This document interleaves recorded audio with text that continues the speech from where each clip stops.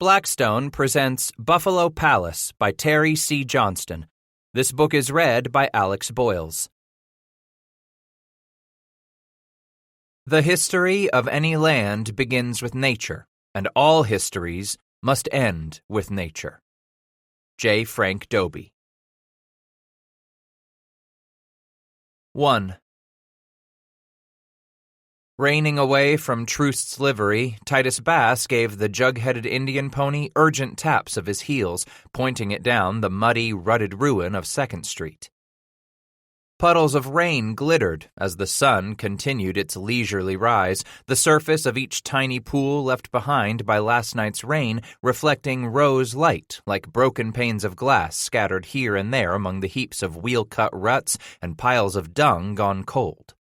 Shadows still cloaked nearly all of St. Louis, save for the tallest rooftops gently steaming as they warmed. Instead of heading directly north, he hurried south out of town, downriver some 4 miles, until he reached the shady glen, far from the clutter of settlement and folk. Far from the clatter of man's comings and goings, someplace far from being underfoot. After all this time, Titus was again gratified at the utter peace he sensed there as he halted, dismounted, and tied the 2 animals off to one of the trees ringing the glade. Plodding quietly in his thick-soled boots across the grassy carpet grown lush already this early spring, he had no trouble locating the mound. Stopping a few feet away, he took it in, finding many of the wildflowers he had transplanted nearly a year before budding once again with renewed life here above the old trapper's resting place. Down in this grove, the shadows lingered long of a morning, and the damp mist clung in among the trees, wispy among the climbing ivy and grape. Eventually, Titus inched forward, stopping at the foot of the grave. "Isaac, it's me, Titus," he said barely above a whisper, the way a man might first address someone he found sleeping. "I come here to tell you my fare these, Isaac. I'm bound away, for where the 2 of us was counting on going together. Out yonder into them prairies and far mountains you told me of again and again." Then he realized and suddenly snatched the floppy felt hat from his head, dropping his eyes as if in apology for his discourteous oversight. "Wish you was going along," Bass continued. "Probably asking yourself why I ain't gone already, ain't you? So let me tell you that you being here, dead and buried, that's the onliest reason I ain't gone afore now. There I was, planning all the time on tagging along with you, then you go and get yourself kilt. That was... hell, it felt just like one of them old broodmares I was shoeing for Troost gone and kicked me right in the gut." He dropped the hat onto the foot of the grave there among the profusion of newly emerging wildflowers and slowly went to his knees. Placing one palm flat on the grave, Titus continued. "Took me some time to get over your dying, Isaac Washburn. Pained me like few other things ever pained me afore in my life. I was counting on something so hard. Then you go and act the idiot and you're gone along with my dreams of ever getting to them shining mountains you seen with your own eyes." He felt that first sting of tears burn and swiped at his eyes with a single cold finger as a ray of sun burst through the canopy overhead, the first to streak into the glade. "Took me a long time to get over the loss of you and my dreams both, Isaac.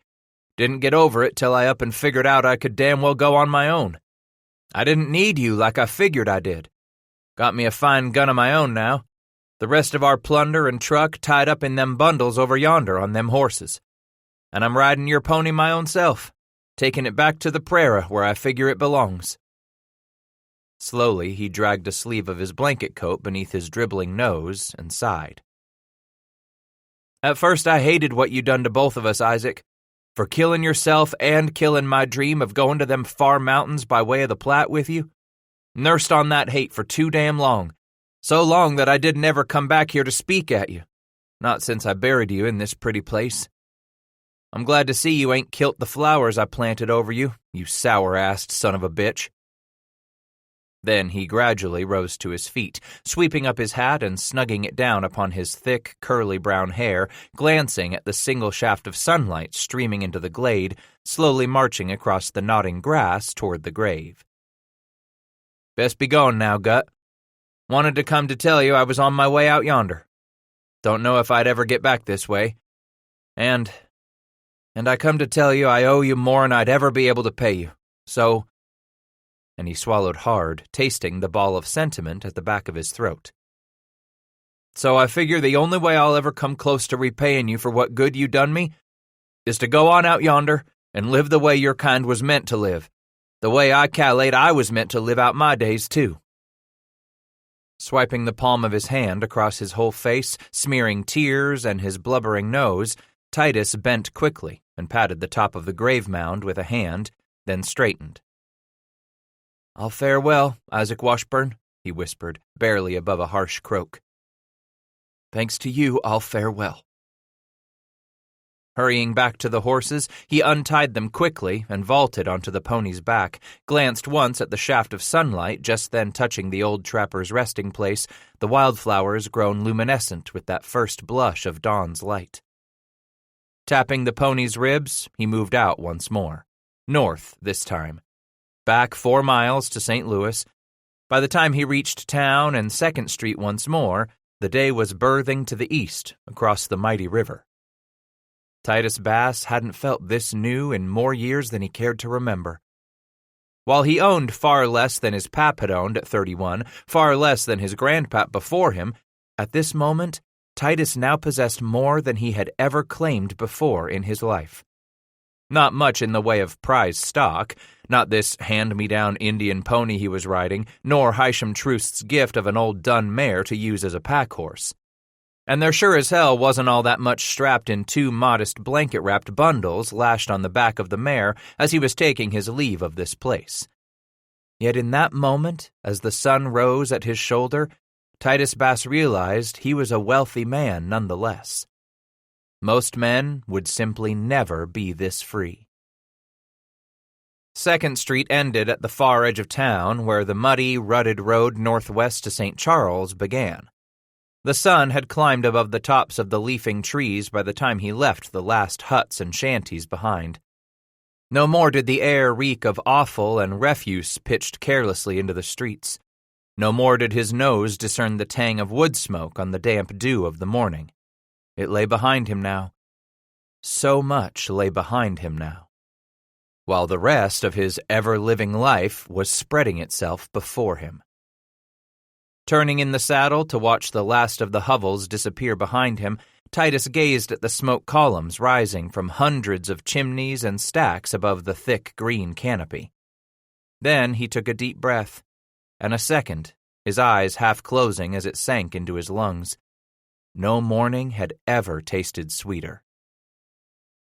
That early spring morn, in the year of 1825, Titus Bass was barely 31. Not a youngster, by any means. He'd been broke to harness more than once. Time and again in his life he had come to know the value of hard work. And, too, Titus realized he was near twice the age of a few of those fellows who had been hiring out to the fur companies, pushing their keels up the muddy Missouri River low these past 4 odd years.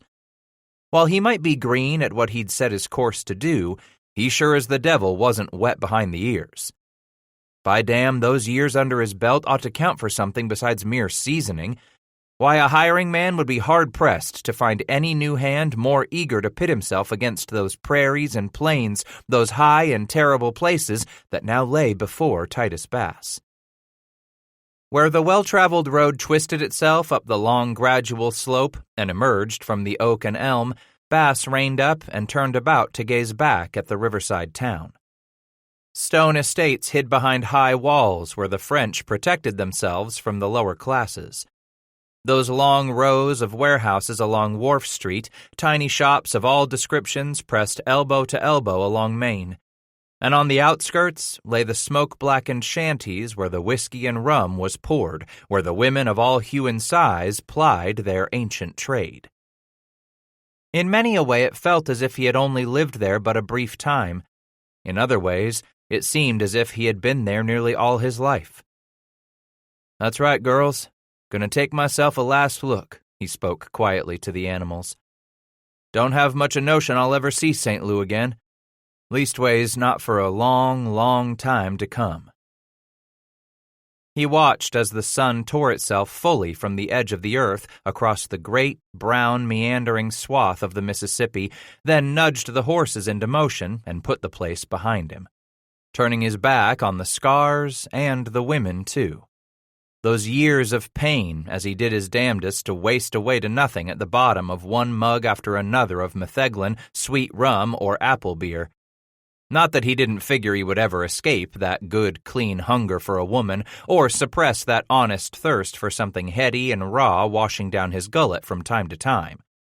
Just that Titus realized that out where he was heading, such hungers and thirsts might not trouble a man the way they did with so many folks living damn well on top of one another, breathing the same air. Out where away he was bound, there would surely be other lures. He drank in another long draught of morning cold as he pointed his nose toward St. Charles and the Missouri. Yes, sirree, a whole new batch of temptations waited out there to dangle themselves before a man. By the time he felt the sun strike his back, warming the long, unkempt curls that spilled across his shoulders, Titus suddenly thought of Eli Gamble, a tall, lanky backwoodsman who had been traveling down the Ohio on his journey to St. Louis and beyond some 15 summers before. Those long, warm days of the Long Hunter Fair, when the hill folk gathered to celebrate another planting season, peruse the cart vendors' and drummers' wares, drink and dance, and compete in tests of skill. "Wonder if you'd beat me if we had us a shooting match today," Titus asked out loud, surprised at the sound of his voice after so many miles of virtual silence put behind him. That summer of 1810, he had been a green 16-year-old youth shooting in competition with the menfolk for the first time, pitted in that final relay of the fair against a frontiersman bound away to St. Louis for to join up with the Spaniard Manuel Lisa, trading and trapping for furs on the upper Missouri. While Titus went on to ply the great waters of the Ohio and Mississippi aboard a Kentucky flatboat, Eli Gamble disappeared into the West, determined to go where Lisa was luring frontiersmen eager to see for themselves the tall peaks and open country. Bass wondered if Eli ever made it. And now he regretted never asking Isaac Washburn if he'd ever heard tell of a man called Eli Gamble. Chances were they had to know of one another, what with both of them attached to Manuel Lisa's outfits. But then, maybe Eli never made it upriver with Andrew Henry that season of 1810-11, the same Andrew Henry who, a decade later, led Ashley's brigade overland to the northern rivers. The Bighorn. Titus repeated that magical name as he had so many times across this past year, after Washburn had shown up at Trust's livery to kindle that flame of yondering. One after another, the names of other rivers came rolling out like mystical, even mythical places so far from everything Bass had ever known. The Powder, he sighed this morning, and Tongue, Yallerstone, too. Yet first he had to reach the Platte, and that's when he remembered Hugh Glass. How Washburn and Glass had crossed the Platte River country after they were put afoot by Pawnee, the pair eventually stumbling into Fort Lookout on the Missouri. Glass went one way, back to the mountain country to pit himself against fate once more, and Isaac Washburn turned south to St. Louis to have himself a well-deserved spree. If Gamble weren't up there still, was Glass? Nigh on to 15 years now for Eli, but not anywhere near that long since Hugh Glass turned back to the Rockies, alone. The French and American settlers in St. Charles paid Bass little mind as he entered their village of squat huts and tiny stone houses, many thatched with hay in the old French style, others roofed with cedar shakes split when the sap was down to be sure they did not curl. Smoke whispered up from every chimney here as the day began to age. Smells assaulted his nostrils in this muddy lane leading through town to the Missouri River itself. And the sounds of folk and farm animals grew loud upon his ears. How might total silence feel about him? Even in those forests where he had grown into a man, especially on the mighty rivers, there was always some noise. Wings flapped and birds called out. The wind soughed through the trees. Water lapped against the yellow poplar side of Ebenezer Zane's Broadhorn, Kentucky flatboat as it floated down the great eastern rivers. So naturally, he wondered how it would be to find himself out where Washburn claimed the land went on for days and days beneath an endless blue dome of sky, a distance so immense that it seemed to swallow all sound itself. A piece of country so quiet that a man could hear his own thoughts rattle noisily about inside his head. "I damn well don't believe it," Titus had protested to the cantankerous fur trapper one night as they sat over their brown bottles of sugared rum freighted upriver from New Orleans, brought there on high-masted ships from the islands of the far Indies. "You don't gotta believe me just how quiet it be," Gut Washburn said matter-of-factly. "Hell, Coon, you're gonna find out for yourself one day soon." Here he was, for God's sake, on his way to find out for certain. Had it not been for Washburn showing up at Trust's livery that rainy night a year back, Titus himself might well be dead by now and laying in a pauper's grave. As it turned out, Bass had been the one to lay Isaac to his eternal rest. Now he was heading west, alone. At St. Charles, he had turned southwest with the Missouri. At times, the road lay wide in spots, other times it narrowed. Barely enough room through the trees and brush for a single wagon to pass, slashing its iron rims down into the rich black loam. This was plainly a farmer's land, Titus thought to himself. Good land, this, for a man such as his father, Thaddeus. So it was, he thought, on his mother, back across these many years.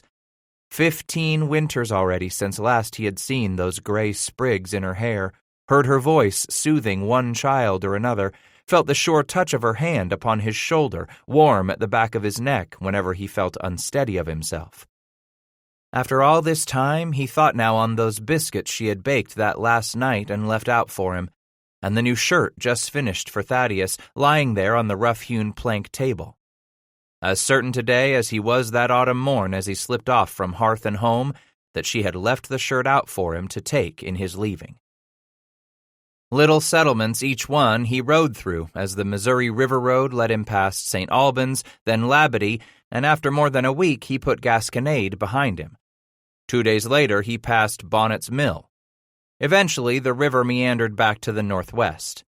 By the time he reached the tiny settlement of Rocheport, Titus found himself growing more comfortable with the long stretches of country wherein he did not lay eyes on another human. Each day becoming content with the Indian pony and the dun mare, with the company of nothing more than the sounds of the hardwood forests where he arose every morning and hurriedly ate what was left of the meat he had cooked for last night's supper. Finding himself content with those night sounds in the timber, calls of owls and all the tiny animals that hid from those wide-winged predators as the sun went down and the stars winked into view overhead through the leafy branches where the smoke from his fire rose and dispersed. Never did he go hungry. In fact, his belly had never been so full with the rich, fat meat of the field. Here in this country of thick timber, he encountered more game than he thought possible. Better hunting was it here than it had ever been for him back in Kentucky. Then he sorted through to the reason for that. Surely there were far fewer people here to stir up the critters, to drive them this way and that, to harry them and deplete their numbers.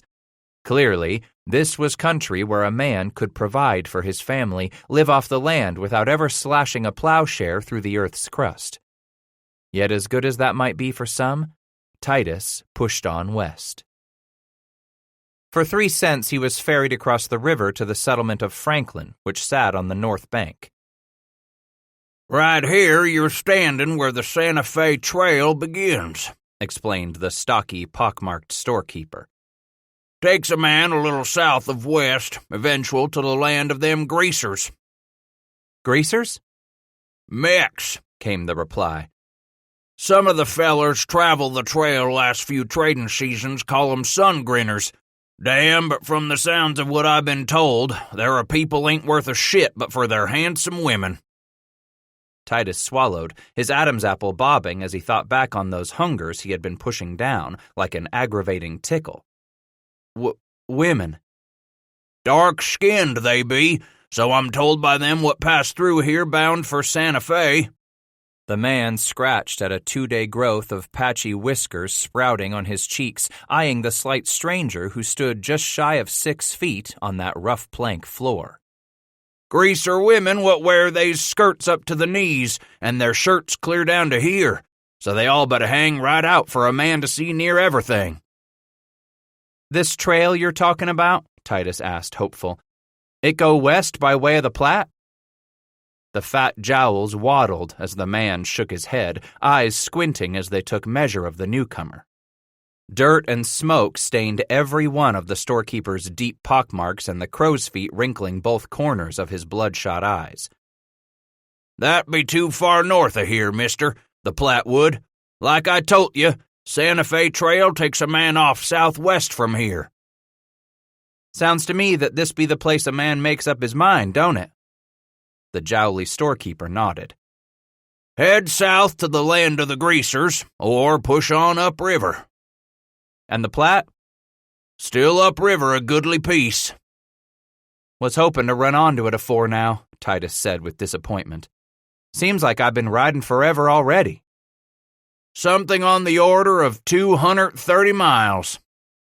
What's 230 miles? The man scratched at his chin absently and replied, That's how far you come from the mouth of the Missouri. Happen to know how long I got to go to reach the Platte? The man considered. That's a handsome piece. Farther'n I come already? Dare say, mister.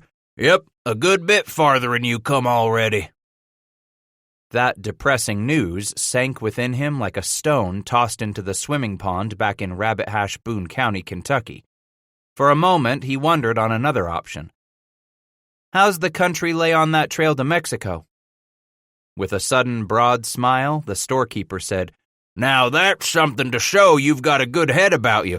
I can outfit you for such a trip right handily. The country. Tell me about the country. Halfway there, I'm told, you'll run onto a desert that lasts near the rest of your journey. A desert?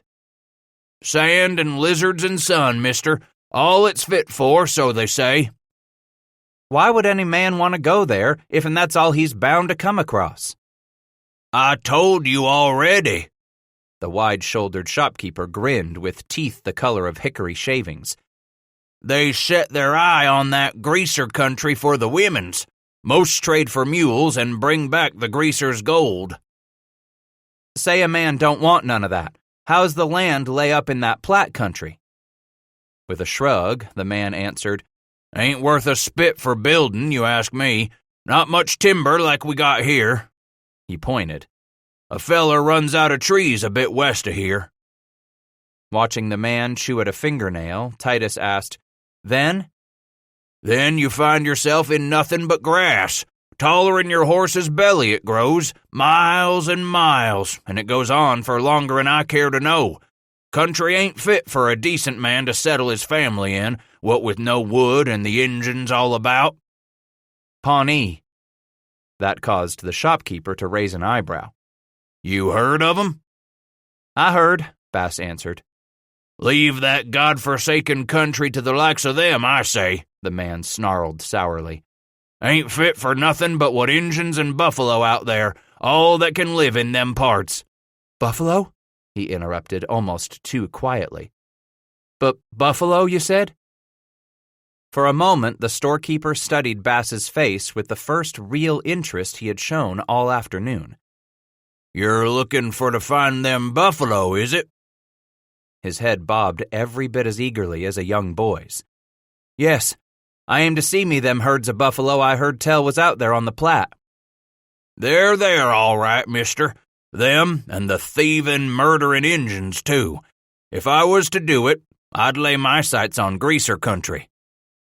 Looks to be I'm pushing on north.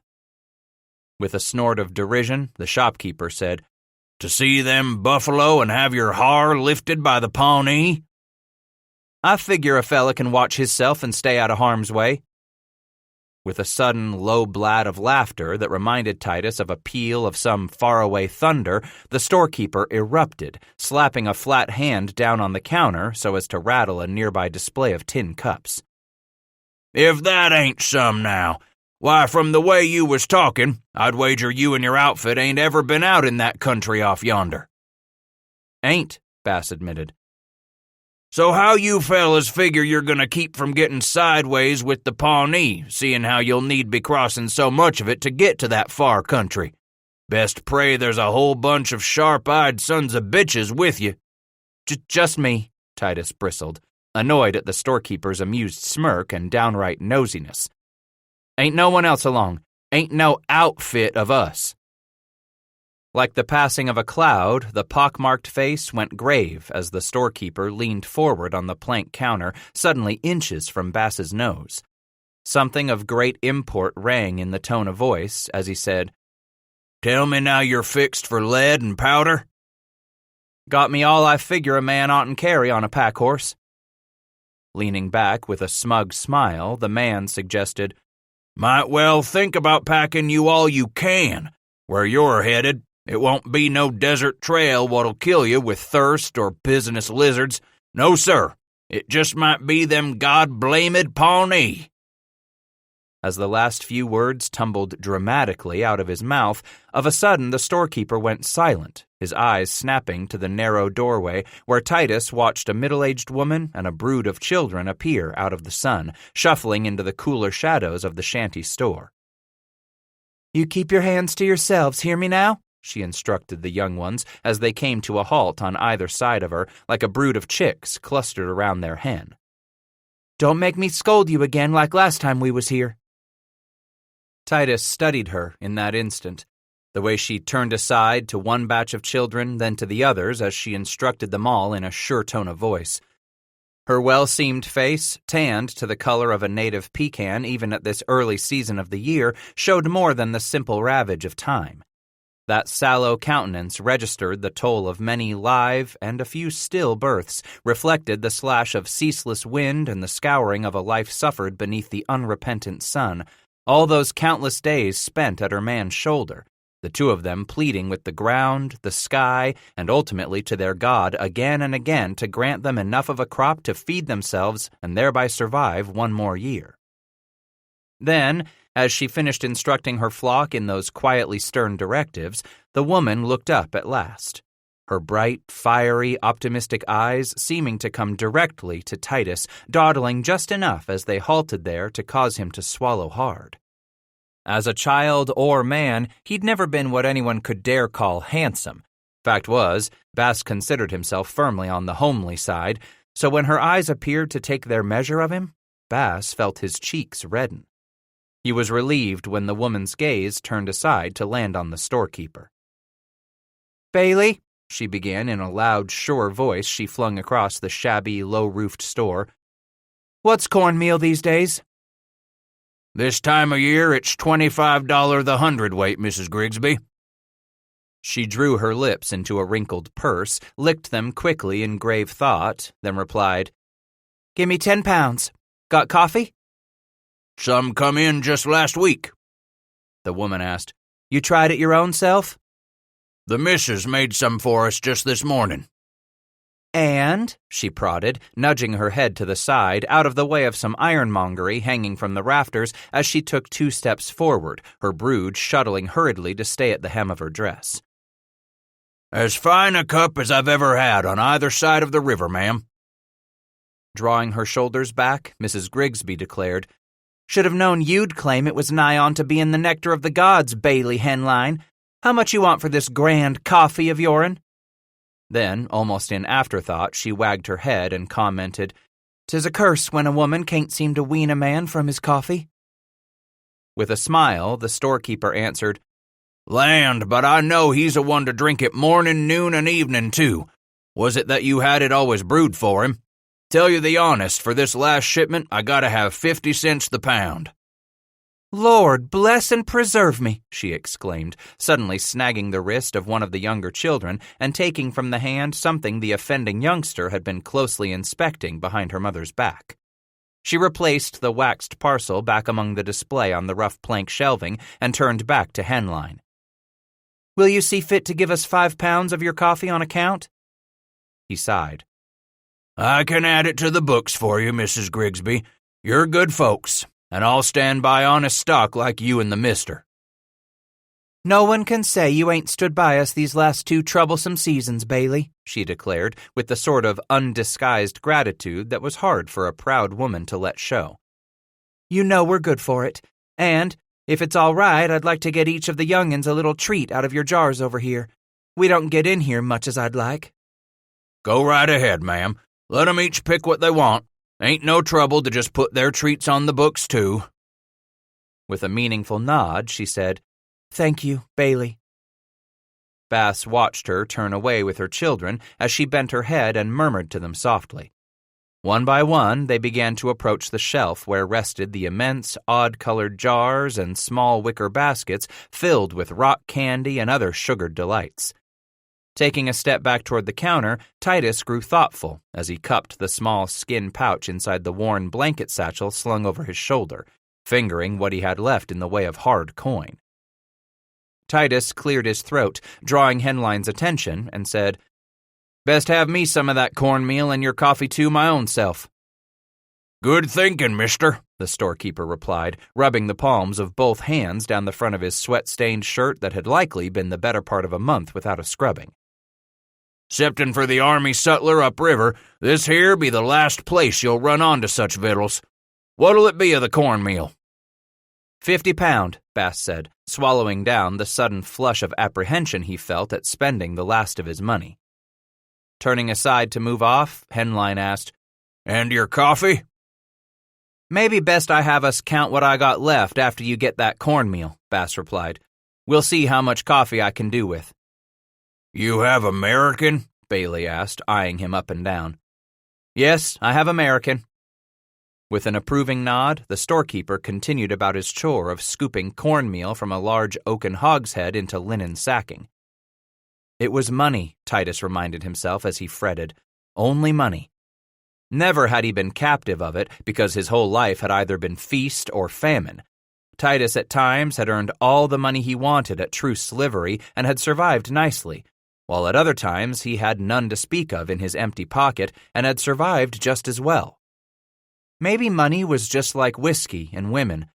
All 3 were the same. When a man had 'em, he best drink up while the drinkin' was good, lay while the women were spreadin' their legs for him, or spend that money before it wore a hole in his britches. Many were the times he'd gotten by without the whiskey or the whores, and more often than not he had survived without coins jangling in his purse. Besides, he suddenly decided, like the storekeeper said, west of here there wasn't but one more goddamned place to spend one's money anyhow. Why would a man want to carry anything west when it weren't going to do him any good out there? Then and there, a candle's flicker of impulse made him suddenly decide to empty his purse. This would be the last in the way of hard currency he figured he would see for many a season to come. While some men buried their money away against some greatly feared lean time like squirrels hoarding their store of nuts for the coming winter, Titus no longer saw any need to have the feel of it stitched up in his waistband the way he and the rest of Kingsbury's boatmen had carted their gold specie north from New Orleans on up the Natchez Trace. And he was surely not the sort who had ever needed the reassuring jangle of coins at his side, the feel of specie caressing his palm. Money was to be used, he had come to believe with certainty, not something to be hoarded. And where he was going, money sure as hell was something a man could not use. This was, he realized of that moment, the very edge of the world as he had known it, the border between all that he had been and all that he wanted his life to be. Money, like so many other things, was clearly a part of the world he was leaving behind. Best to leave here what little money he had left. Leave it behind with all the rest of his old life he would no longer need take with him.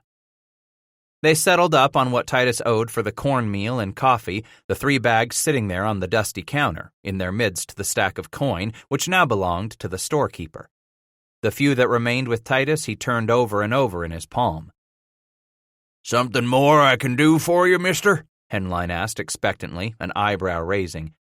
He licked his lips, gazing down at the few coins left him. What you got in the way of tobacco?" The fleshy eyes studied the whipcord lean wayfarer again, as one might regard a person of questionable sanity. "Don't want you no powder or lead? Don't need you no axes or knives?" Shaking his head, Titus declared, "That tobacco there," and he pointed to the large cedar crate on the plank counter, the top of which had been pried off to expose the dark carrot twists of dried tobacco leaf. "How much is the asking?" "You a chewin' man, are you?" "I am at times. What's the toll for a plug?" "10 for $1. "That's steep." "It's American, and it's come a fur distance, mister. Kentucky, I'm told. Freighted down the Ohio, then up the Missouri." Henline scratched at a fleshy jowl again as he eyed the coins Titus set one by one down on the meal-dusted counter. "Tell you what I'll do. With what you got left there, I can make you a good trade. 15 for the $1. "How much baccy that gimme?" he asked suspiciously. With his beefy hands, Henline began to pull out the carrots, counting out loud as two of the women's children inched close, intently studying the process, their eyes just above counter level. When he was done, the storekeeper again rubbed his hands down the front of his dirty pullover shirt and said, 60 of them twists. Makes for $4 worth. So that should just about use up the last of what you got left there." Instead of agreeing immediately, Titus regarded the immense pile of dark twists of fragrant burley. Taking one from the stack, he brought it to his nose and sniffed in appraisal. "Kentucky, you said?" "So I'm told. Fine smokin'. Even finer a chew, if I do say so my own self." "And this here 60 twists will finish me off?" "Lessen you got more money hid on you," Henline replied, a fat paw beginning to sweep the last of Bass's coins toward his side of the counter. "There ain't no more you can spend."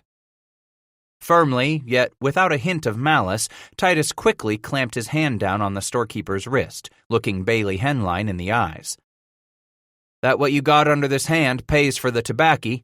"I done said that," Henline interrupted with irritation that mottled his cheeks in anger. "And," Bass continued, "pays off all the candy for them young'uns there." Titus nodded once toward the far end of the counter where the woman and the children stood watching like a gaggle of wide-eyed geese frozen for the moment beside the colored jars of sugared treats. Immediately shaking his head, Henline uttered the first sounds of protest, but they were squeezed off as Titus clenched the wrist all the harder.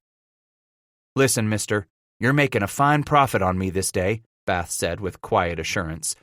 "Enough a profit you can give these here young'uns their treat 'thout it weighing down this woman's account." For a long moment, the shopkeeper looked down at the hand holding his wrist prisoner, then glanced over at the woman. Reluctantly, he nodded. "All right. The treats is on you, mister." Taking his hand off the storekeeper, Titus glanced quickly to the side, not sure if he read gratitude in the woman's eyes or scorn because she wanted none of his pity. "This here's American, all right," Henline declared as he finished sweeping up all the coins together and shoving them deep within the side pocket on his drop-front button breeches. "Can't ever be too sure out here in this country. What's good money and what's not? Guineas, pistoles." "My money was always good, Mr. Henline. Worked hard for it, and I was always one to give a man my sweat for a day's pay." "Franklin's damn well the last place on the road you chose to take," the shopkeeper emphasized with a roll of his eyes in that direction. "On west of here is Fort Osage. Only other place yonder in that is Fort Atkinson. At Osage, the river changes course, runs north from there up to Atkinson, you see." The name pricked him. Titus leaned in a little to ask, "Ain't that the place, the fort you just said, the one they built at the mouth of the Platte?" "That's right, mister.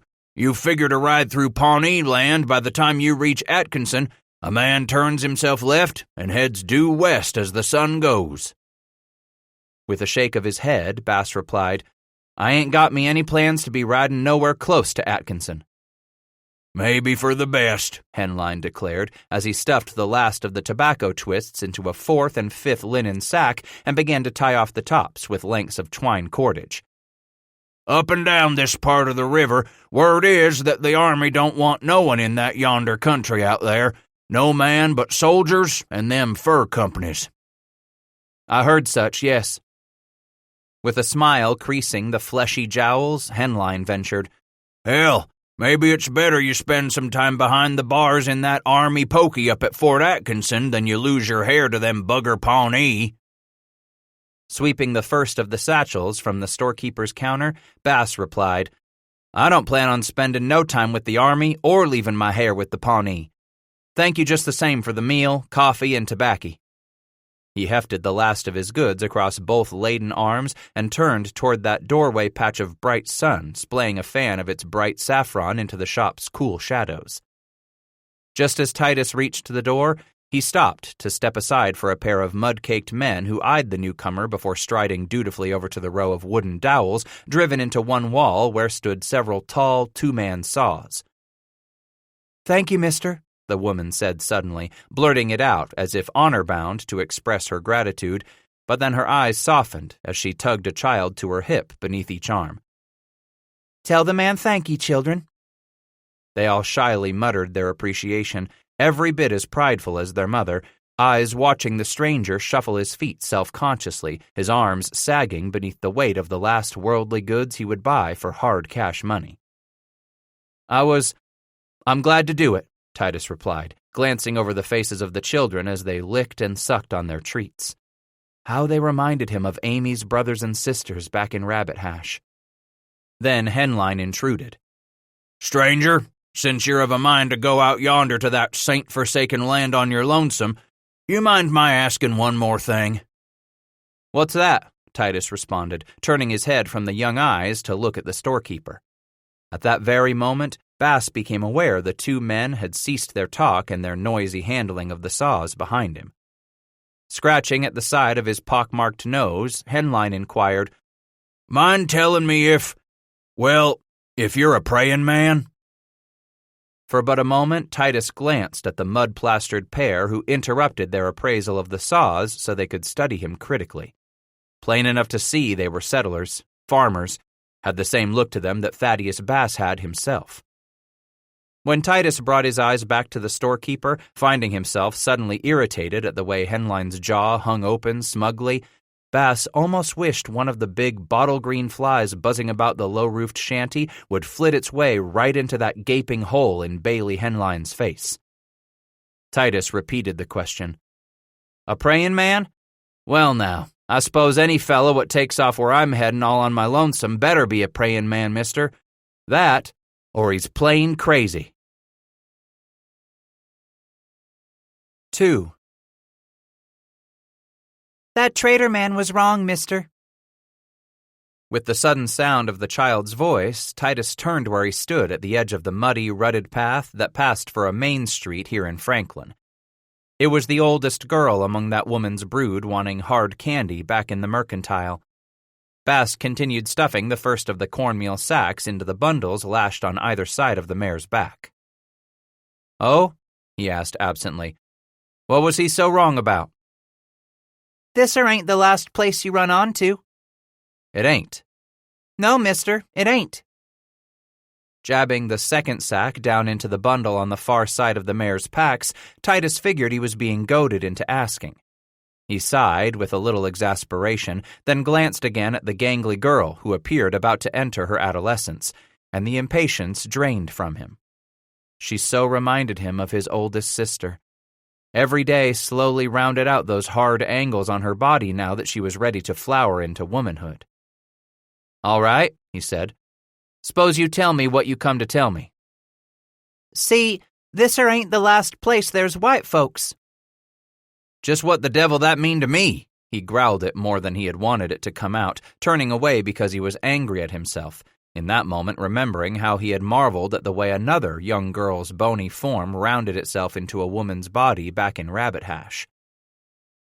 Means there's white folks on yonder, the girl declared, then pointed, turning away with a gesture to the north. Mama said for me to come tell you that. His fingers stopped their tying of the canvas lashes. Your mama in there? She told you come tell me that? With a nod, the girl replied, Our place is up to Boone's Lick.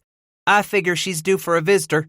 Ever since my dad took sick and died sudden like late last summer, we ain't had all that much in the way of company. Mama ain't much of a talker, but I knows she tires of us'ns." "Your father died?"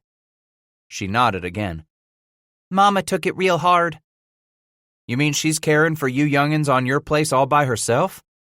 "No, we got my uncle and his wife with us, but Mama works out to the fields like Dad used to, and my auntie cares to us cheerin' in the meals." He stared off to the north. "Just up to Boone's Lick, you say?" "Yes, mister." "That a town?" "Not likely it ain't. Just a bunch of folks settled nearby to one another and give the place a name years back." "After Dan'l Boone, I'll wager." "Truth be, I dunno." "Likely they done so, girl," he replied as he yanked on the last knot. "Same Boone what they named the county for whereat I was born and raised up." "Where's that?"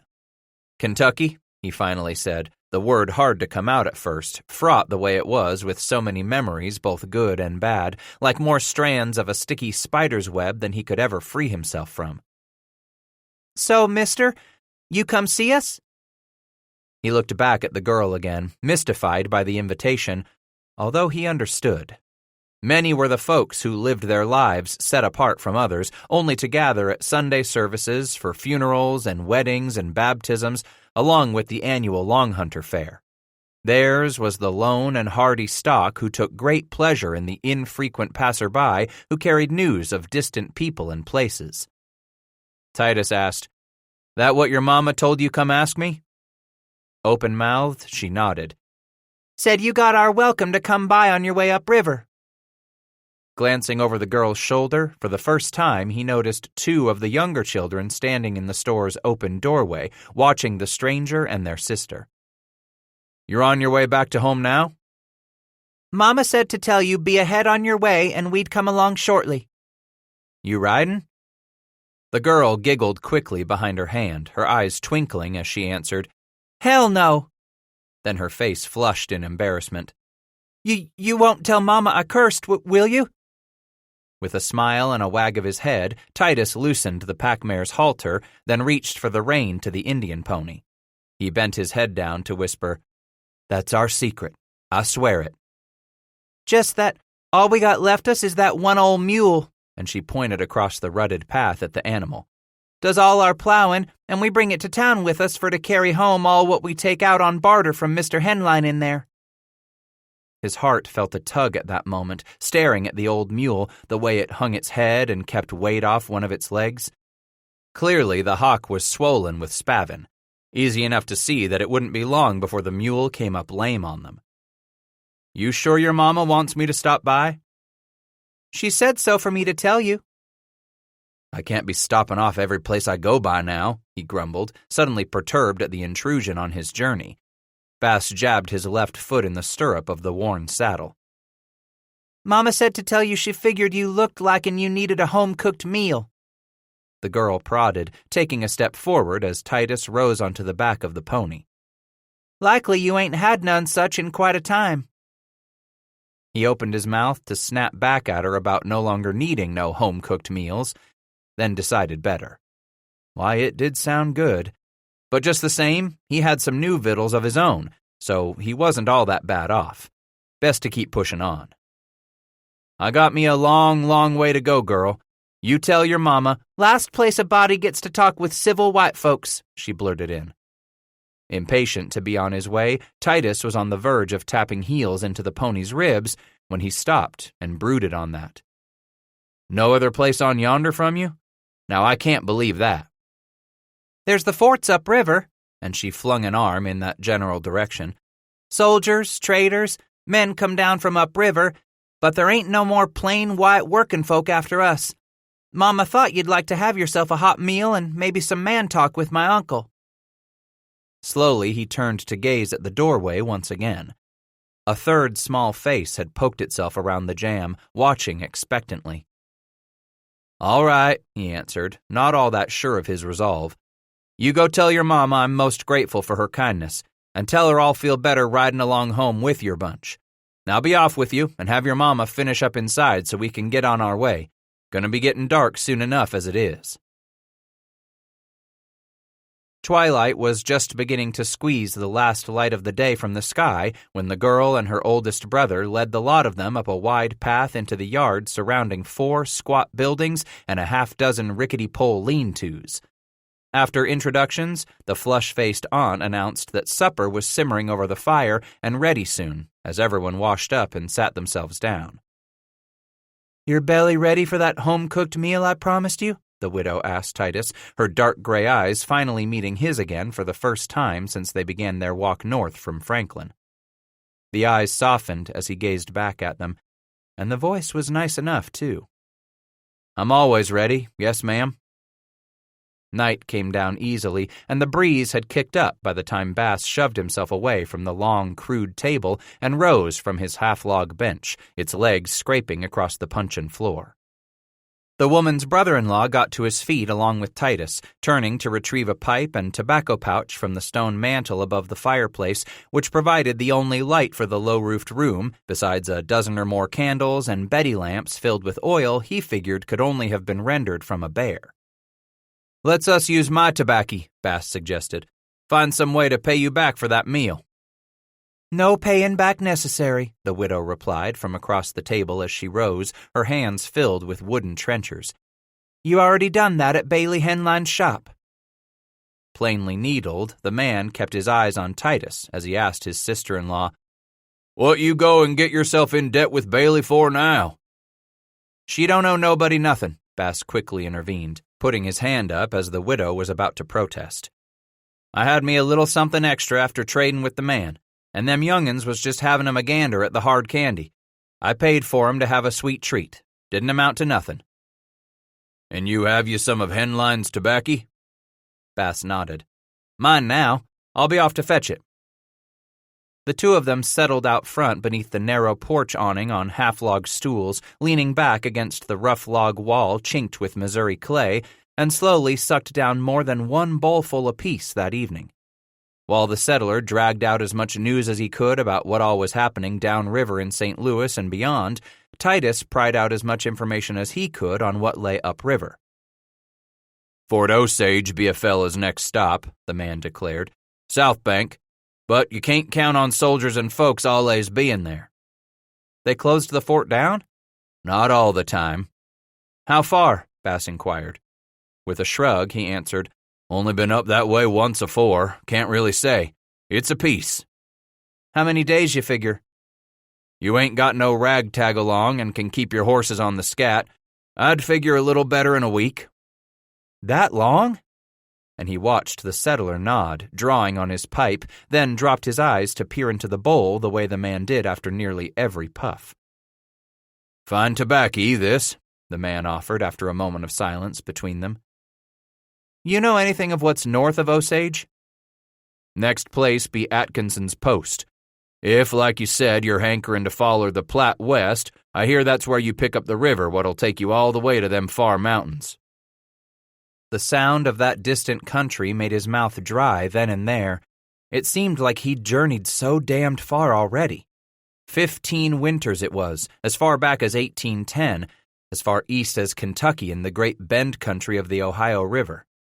And lately it seemed everyone he ran into was telling him he'd only begun his journey. From what he'd seen, maybe so those folks were right. Back east on the Ohio and the Great Mississippi, in those forests and along the trails and traces, things weren't really all that spread out and far apart. Even in traveling the wilderness along the Natchez Trace, a man knew he would come across a stand, a wayside inn, with some frequency. But from what he had seen out here already, not only was a man running out of folks and settlements, it was as if the land itself damn well seemed to be growing all the bigger on him the farther west he set his feet down. While the sky domed overhead, endlessly stretching to the western horizon, the country itself he was crossing appeared to swell with every mile he put behind him. And more than once he had come near scaring himself to the marrow just to think that by some underhanded jigger-pokey magic the land puffed itself up beneath him like a lister, making it so those far mountains arose farther and farther away the faster he rode to find them, the harder he yearned to have that first glimpse of them. "Yes," Titus finally answered the settler and stared down into the bowl of his pipe.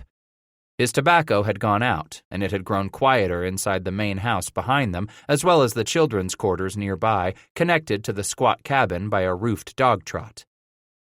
With a sigh, the settler rocked forward and knocked his pipe against the side of his nankeen breeches, slick and shiny with age and wear. A small black dollop dropped from his clay pipe bowl.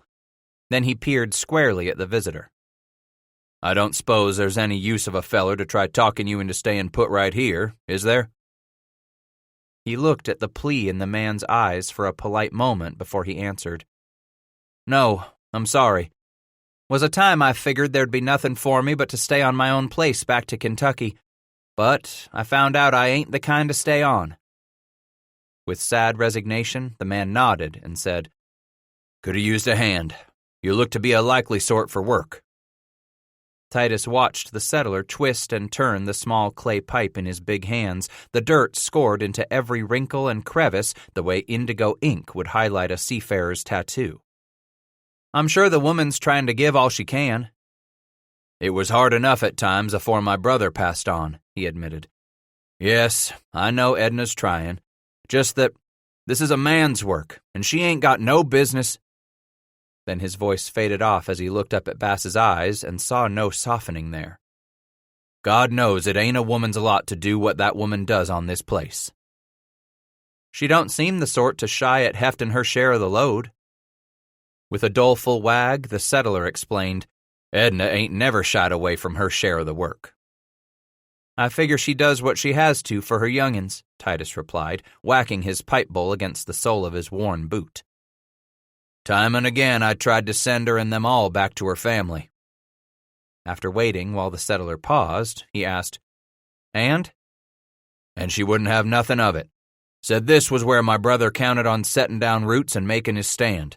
Said that's why she was staying. Said she would stay close by where he was planted, right out yonder we laid him, and she wanted to be planted right next to him come her time to pass on to the great by and by." "How long's it been?" "Last summer," he answered quietly. Then he wagged his head and stared at the tiny pipe in his big, rough hands. "She stayed with him all those days till the end, while my woman saw to the young'uns. Then of a early morning when Heber died, just afore sunup, Edna cleaned him, put some fresh clothes on him while I dug his grave, and we buried him that very day. But what got to me was the way she shuffled the kids off to the house here when we was walking back from the grave. Told them to go with their auntie and mind her. Said she had work to be doing out with me." "That when she went to work with you in the fields yonder?" "The very afternoon we buried my brother. She went in and put on a old pair of his breeches, cinched 'em up with some twine, and told me we had us work to be doing out to the fields. And she ain't grieved a bit since then, what I know of." "She ain't cried none?" "Not since she walked away from Heber's grave." "That's a strong woman," Titus ventured, not sure if it were strength or not that kept a body from grieving. "Thought so my own self at first," the man replied eventually. "But now, I just wonder if she ain't in trouble." "What you mean, trouble?" Rocking forward on his half-log stool again, the settler rose to his feet and kneaded the back of one thigh before he spoke. "A body's gotta grieve the loss of a love, Mr. Bass. Edna ain't yet grieved proper. She holds it all in. No tellin' how it'll eat away at her." At last, Titus quietly offered, "A strong woman like that? One what helps you to the fields and pulls her own weight, never askin' for any slack in the rope? She'll come through her grievin' in her own way, and she'll be fine." He looked at Bass a moment, then replied, "I ain't got no choice but to trust in just that, mister. Hope is that Edna will grieve in her own way, and not keep it all tied up inside her like a bag full of knots." Titus watched the man turn and move off, stopping at the doorway. The settler asked, "You'll make do over there at the lean-to you picked out for yourself?" "I'll be fine, thank you much." "I'm up afore light, Mr. Bass, so I'll see we have coffee together afore you pull out." "I'll look forward to it." For several minutes, Titus waited there on the porch, listening to the soft sounds of people moving quietly about inside the main cabin, thinking he might have himself another bowl of that tobacco. Then the place got quiet, and he decided to be off to quiet himself. He slowly rocked himself up off the stool and stood to regard the stars dusting the sky above him, just beyond the edge of the slightly sagging porch roof. The last Titus remembered was that he had crossed the rutted, hoof-pocked yard and squatted in the dim starlight below the slant of his log and brush lean-to, yanked off his boots, then kicked the blankets over himself and laid his head atop his coat he had folded over his old saddle. Closing his eyes, he faded off to sleep, thinking about that far land where the mountains scraped the sky and the buffalo blackened the earth. "Shh," the voice whispered to him in his dream. "Let me in there with you. It's cold out here."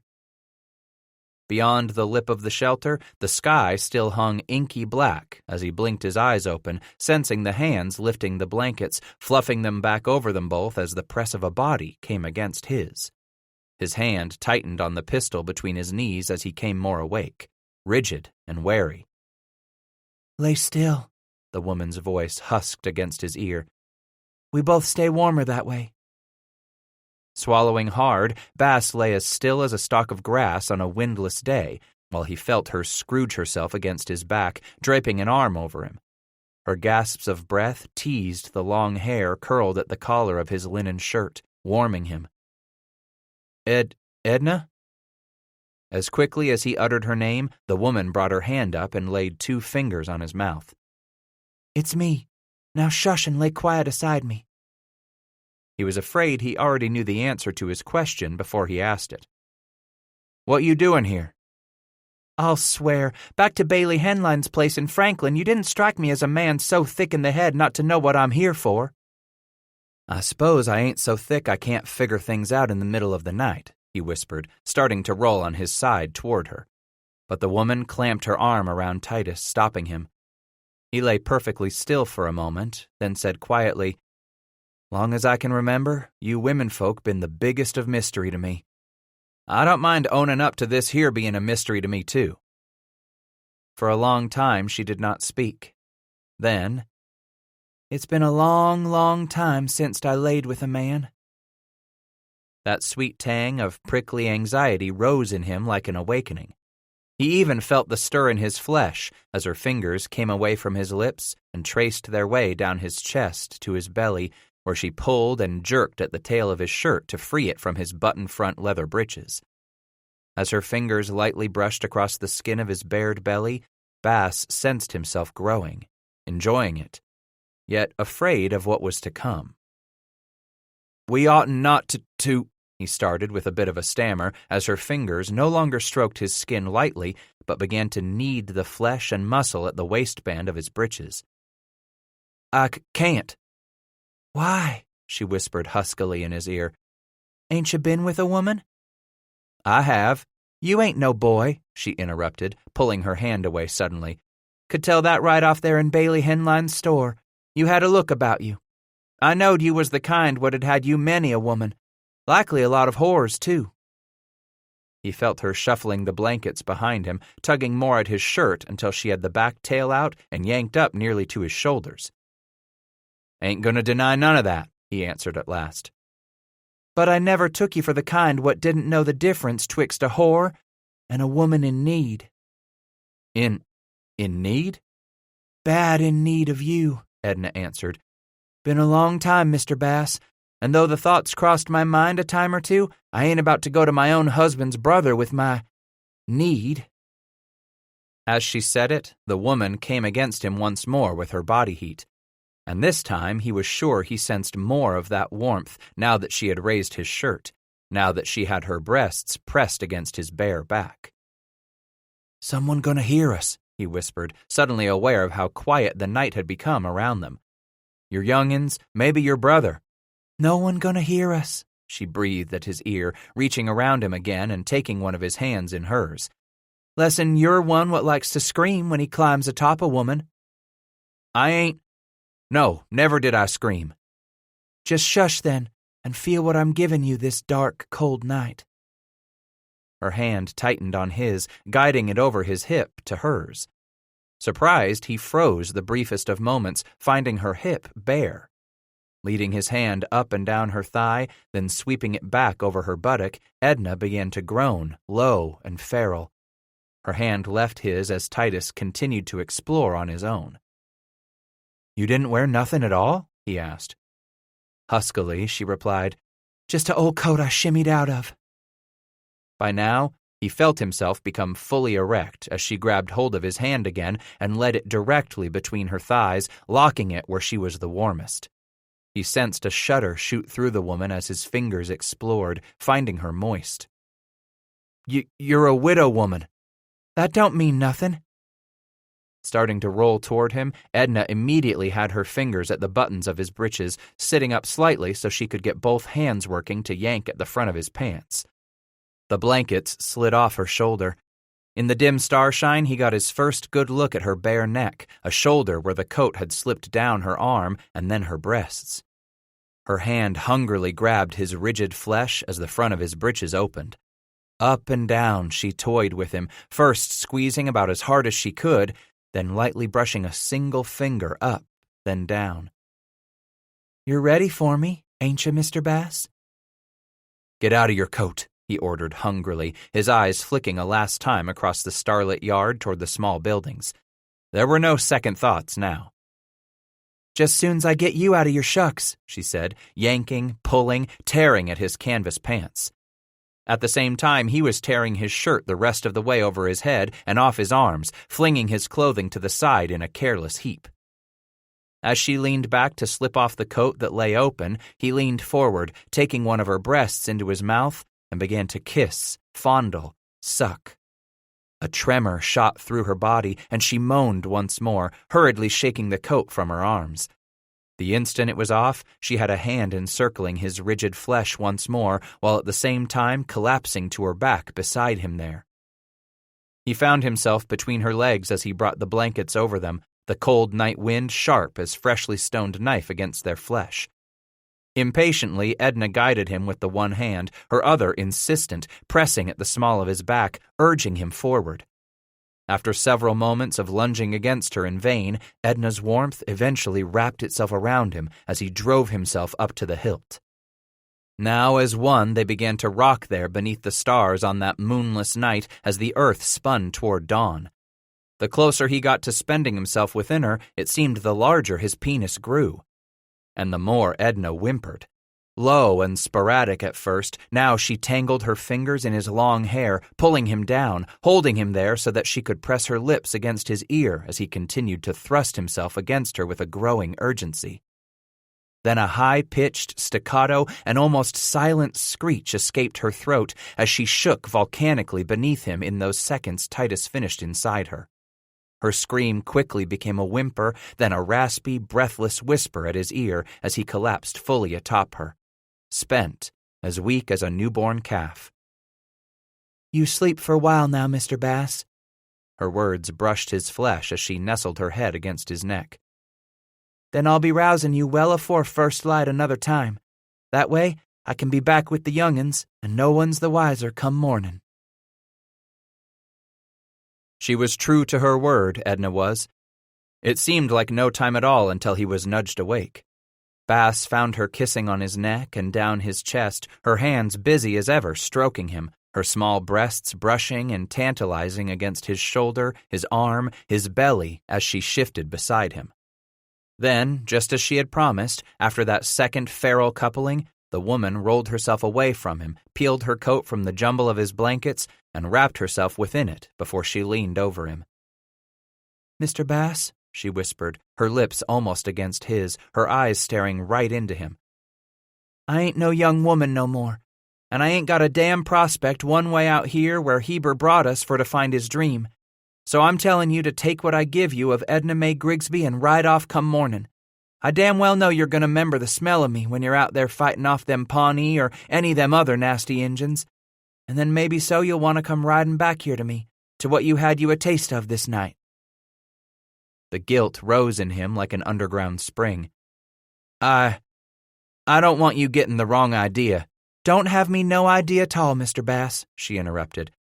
"Fact is, you'll likely not ever be back.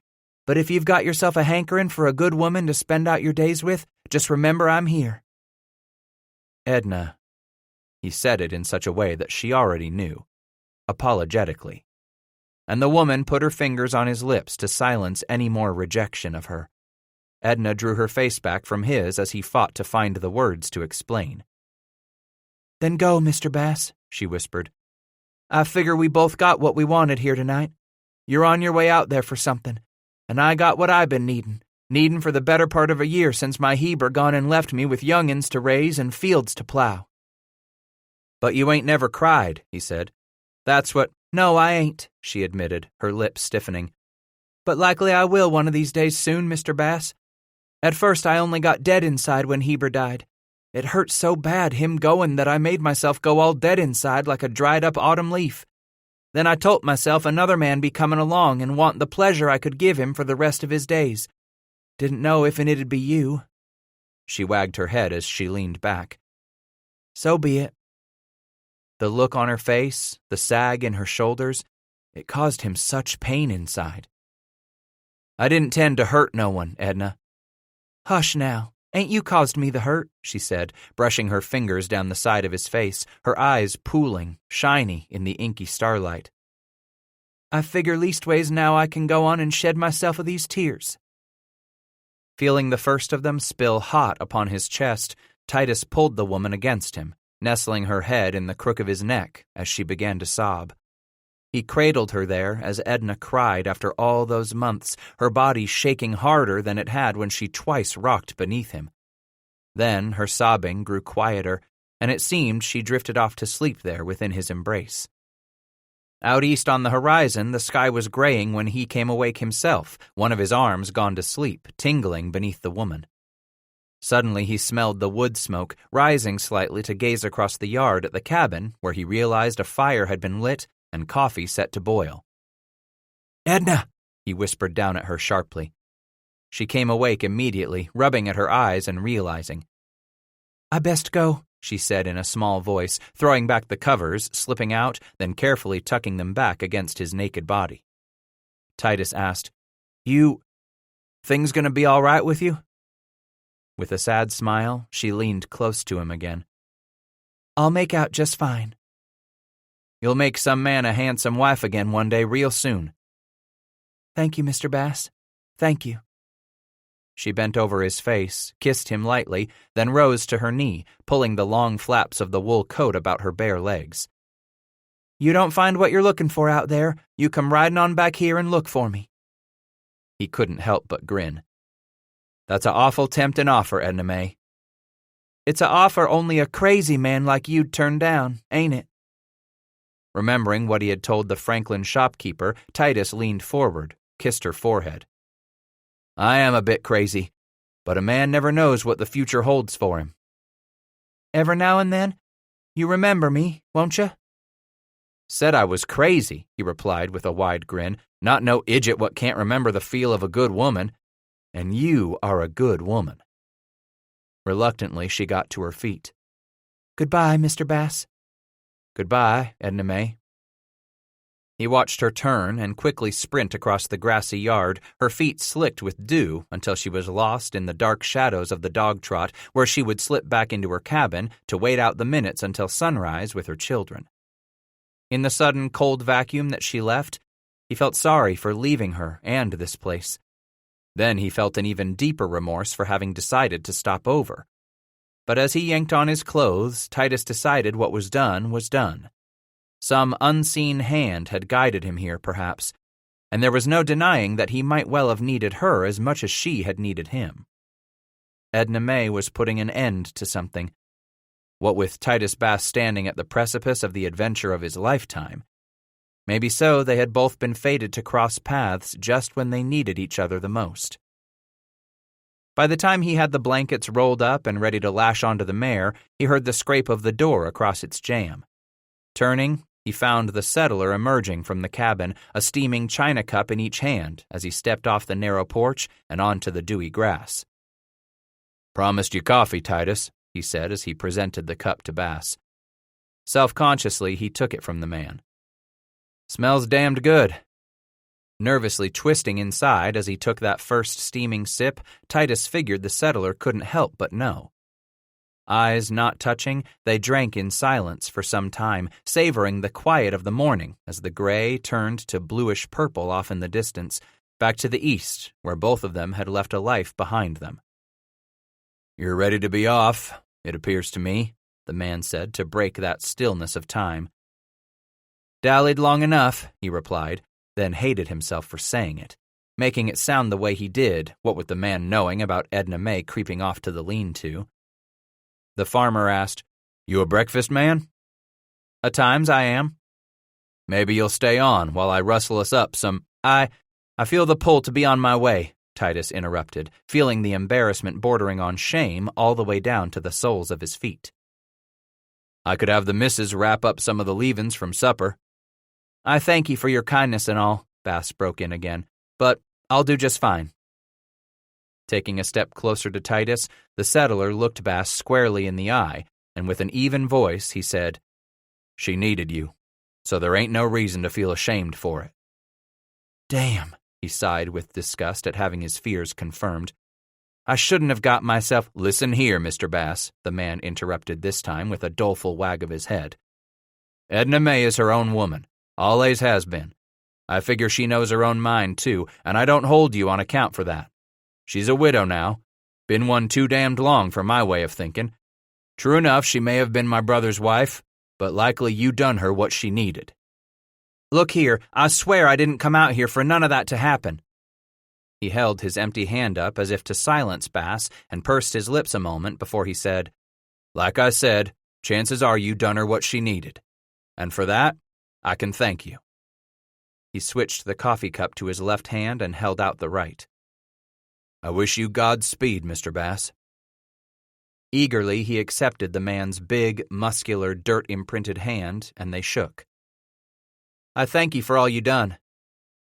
As he accepted the empty cup from Titus, the settler asked, "You'll be careful out yonder now." Taking up the rein to the Indian pony, Bass turned and stuffed a foot into the stirrup. "Didn't get near this old without watching out for my own hide." He rose to saddle, settled, and said, "Time was I didn't figure I'd see my 30th year. But," and he leaned back with a sigh, "look at me now. Here I've put that 30th year behind me, and I'm on my way to the Rocky Mountains." "Likely so it's the right time for you." "Believe it is," Titus responded, then nodded toward the cabin where he was sure he saw at least 2 small faces pressed against the smudged isinglass panes on that solitary window. "You'll tell Edna May I took leave of here wishing her all the best fortune to come her way." "I will do that." "You tell her again I ain't got a fear one she ain't gonna find a good man to care for her and the young'uns." "I'll tell her." And he took a step back, flinging the coffee from his own cup, then looping both cup handles over the fingers of one hand as he shoved some unruly hair back from his eyes. "You're the kind to take care of all of 'em, ain't you?" The man gazed up at Bass. "If that's what the Lord calls upon me to do." With a smile, Titus replied, "Then you're just the sort like my own kin, my own pap. I'm glad all of them here got you to depend on." And before the settler could utter another word, Bass tapped his heels into the pony's ribs and yanked sharply on the mare's lead rope, moving off in a hurry with the newborn sun rising at his back. He didn't see a human or smell fire smoke for something close to another 200 river miles. Then, of a sudden, on the warming midday breeze, he drew up, catching that first whiff of burning wood. As much as he strained his eyes to see beyond the thick timber clustered along the hillside, Titus could not make out a puff, much less a column of smoke. The thick, stinging gorge rose in his throat, remembering so many years before having been caught flat-footed along the Mississippi by a Chickasaw hunting party. It would not happen again, he swore under his breath. Quickly, he urged the animals toward a thick copse of leafy green and hurled himself out of the saddle, landing as quietly as he could upon the thick carpet of spring grass. Lashing the horses to a low-hanging limb, Titus retrieved his rifle and crept toward the side of a low hill a quarter of a mile ahead of him. Hugging the shadows offered by the thick hardwood timber that bordered this southern bank of the Missouri, Bass carefully picked his way around the brow of the knoll. For all he knew, he had made it to Pawnee country and had blundered smack dab into them, just about the way he had bumped into those Chickasaw warriors while out hunting for Ebenezer Zane's boat crew. Dropping to his knees as the wind came full into his face, rank with the sharp tang of wood smoke grown strong in his nostrils, Titus crept forward, parting the brush with the muzzle of the full-stock flintlock rifle. Yard by yard he pressed until he stopped, hearing the familiar call of birds in the distance, followed by the roll of at least one woodpecker thundering its echo within a nearby glen. Were it an Indian camp, he figured, there sure as hell wouldn't be such routine noise from the forest creatures. Swallowing down the dry lump clogging his throat, Bass again parted the branches of the brush and pushed his way forward until he sat at the edge of the clearing. Ahead of him bobbed waves of tall grass that seemed to stretch all the way to the sharp-cut north bank of the Missouri. He dared to raise his head a little higher, catching a glimpse of the river at the foot of that north bank, still not all that certain he wouldn't see a cluster of Indian wickiups. Across the river to the south, the spring sky was sullied with but a single thin trail of smoke rising from a solitary stone chimney that protruded over the top of a stockade wall. The double gate stood open just wide enough to easily admit a wagon, almost as if expecting visitors. Quickly glancing left down the south bank, then north, Bass thought it curious he did not lay eyes on any humans. Then he spotted a pair of draft horses picketed just outside the stockade wall, contentedly grazing on the spring grass. He craned his neck to see more of that western side of the stockade. Beyond the pair grazed 3 more horses. After all these days without sign of another human, just possibly there was life here. At first, the open gate and no sight of folks had unnerved him, causing him to fear the place had been attacked, its inhabitants killed, and the fort left empty. But it just didn't figure that Injuns would leave good horseflesh behind. A voice called out from the woods beyond the fort, surprising him. Bass craned his neck to the east to watch a figure emerge from the line of trees, an axe over one shoulder and his shirt carelessly draped over the other. Again he called back to the timber, and almost immediately 2 other men burst from the woods to join the first. The heaviest of them, also naked to the waist, tugged at leather braces, slipping them over both arms, then adjusting the belt line of his drop-front breeches below his more than ample belly. That one mopped his face with a bright yellow bandana, then stuffed it into the back of his pants. As he tried to study the trio, Titus could hear their talk, 3 distinct voices, but could not make out any words at this distance across the muddy, runoff-swollen river. As the 3 turned the northeast corner of the stockade, Bass realized they all wore the same pants and ankle-high square-toed boots. Soldiers. Both dust and sweat stained the light blue wool of those breeches as the men turned through the open gate and disappeared from view. Almost as quickly, the fat man reappeared, dragging behind him a small 2-wheeled cart with a long double tree attached to the front. It bounced and rumbled across the rutted, pocked ground as he turned the corner of the stockade, headed back toward the timber where the trio had emerged just minutes before. For some time, Titus sat there thinking on it, wondering if these 3 might well try to keep him from pushing on west to the mountains. At least that's what Isaac Washburn had proclaimed last year when each night they had laid their plans for their journey to the Rockies. From the Missouri River country on west across the plains, Gut had explained, a man must either be a dragoon stationed at one of the riverside posts, or he had to belong to a licensed fur brigade sent upriver by one of the big companies being outfitted and setting off every spring from St. Louis these past few years.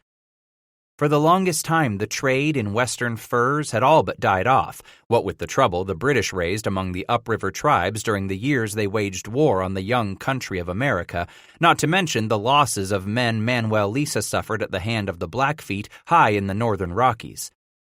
Wary at best, the St. Louis merchants had pulled in their horns, licked their wounds, and confined themselves to doing what trading they could with the Sauk, Fox, Omaha, and the other more peaceable tribes along the lower river. Then 3 years ago, the Americans, recruited by Ashley and Henry, again flung themselves at the upper river against the distant and hostile tribes, against that fabled land so rich in thick, prime fur. But Titus Bass wasn't about to join the army, not going to cut wood or dig slip-trench latrines at one of these river posts. Hell no, he wouldn't do that and be forced to gaze out longingly at all that expanse of open wilderness he would never get to see as long as he was a soldier. And he sure as hell wasn't the sort to be a joiner either. Not about to sign on with one of those brigades that promised each man a rifle, traps, and 2 meals a day, and in return each dumb brute must promise the muscles of his back, his arms, and legs for the grueling labor of warping and cordelling laden keelboats against the fickle Missouri's mighty current. No, sir. All that talk he overheard in the St. Louis watering holes and knocking shops sure didn't sound like much of a life to him. Taking commands from some smooth-faced army officer or from a slick-tongued fur trader bound to grow rich off the labors of others. Perhaps if he rested right here in the brush and tall grass, watching the small post across the river for a while longer, he might learn for sure if more than those 3 were quartered at the fort. After all, there were 5 horses grazing outside the stockade walls. And then he chuckled, imagining the sight of that big-bellied one bouncing along at an ungainly gallop upon one of those horses. A moment more, and Bass slapped his knee, wagging his head for his short-sighted stupidity. As well as he knew horses, Titus chided himself for not seeing it earlier. Those sure as hell weren't dragoon animals meant to be ridden. They were wagon stock, thick-hipped and high-backed, which meant this place was peopled with foot soldiers. It wasn't long before the thin trail of smoke from that lone chimney became a thick column. One of those soldiers had punched life back into their fire. That's when Titus noticed the angle of the shadows and looked into the west to measure the descent of the sun. Those soldiers were done with their fatigue for the day and were preparing their supper. Just thinking of it made his stomach grumble. More than a week and a half ago, he had left Boone's Lick and Arrow Rock behind. He remembered now the last meal cooked by the hand of a woman. She had warmed his belly that evening and, in the darkness of that same night, come to warm his blankets. How he wished Edna May well in her search for a husband, a man for her bed, and a father for her children. Then he gazed at the river, studying the far landing constructed of thick poplar and oak pilings buried into the bank where river travelers would tie up their craft. To one of the pilings were lashed 3 crude pirogues carved out of thick-trunked trees, each of them bobbing against the wharf and each other with a rhythmic, dull clunk as the Missouri pushed on past.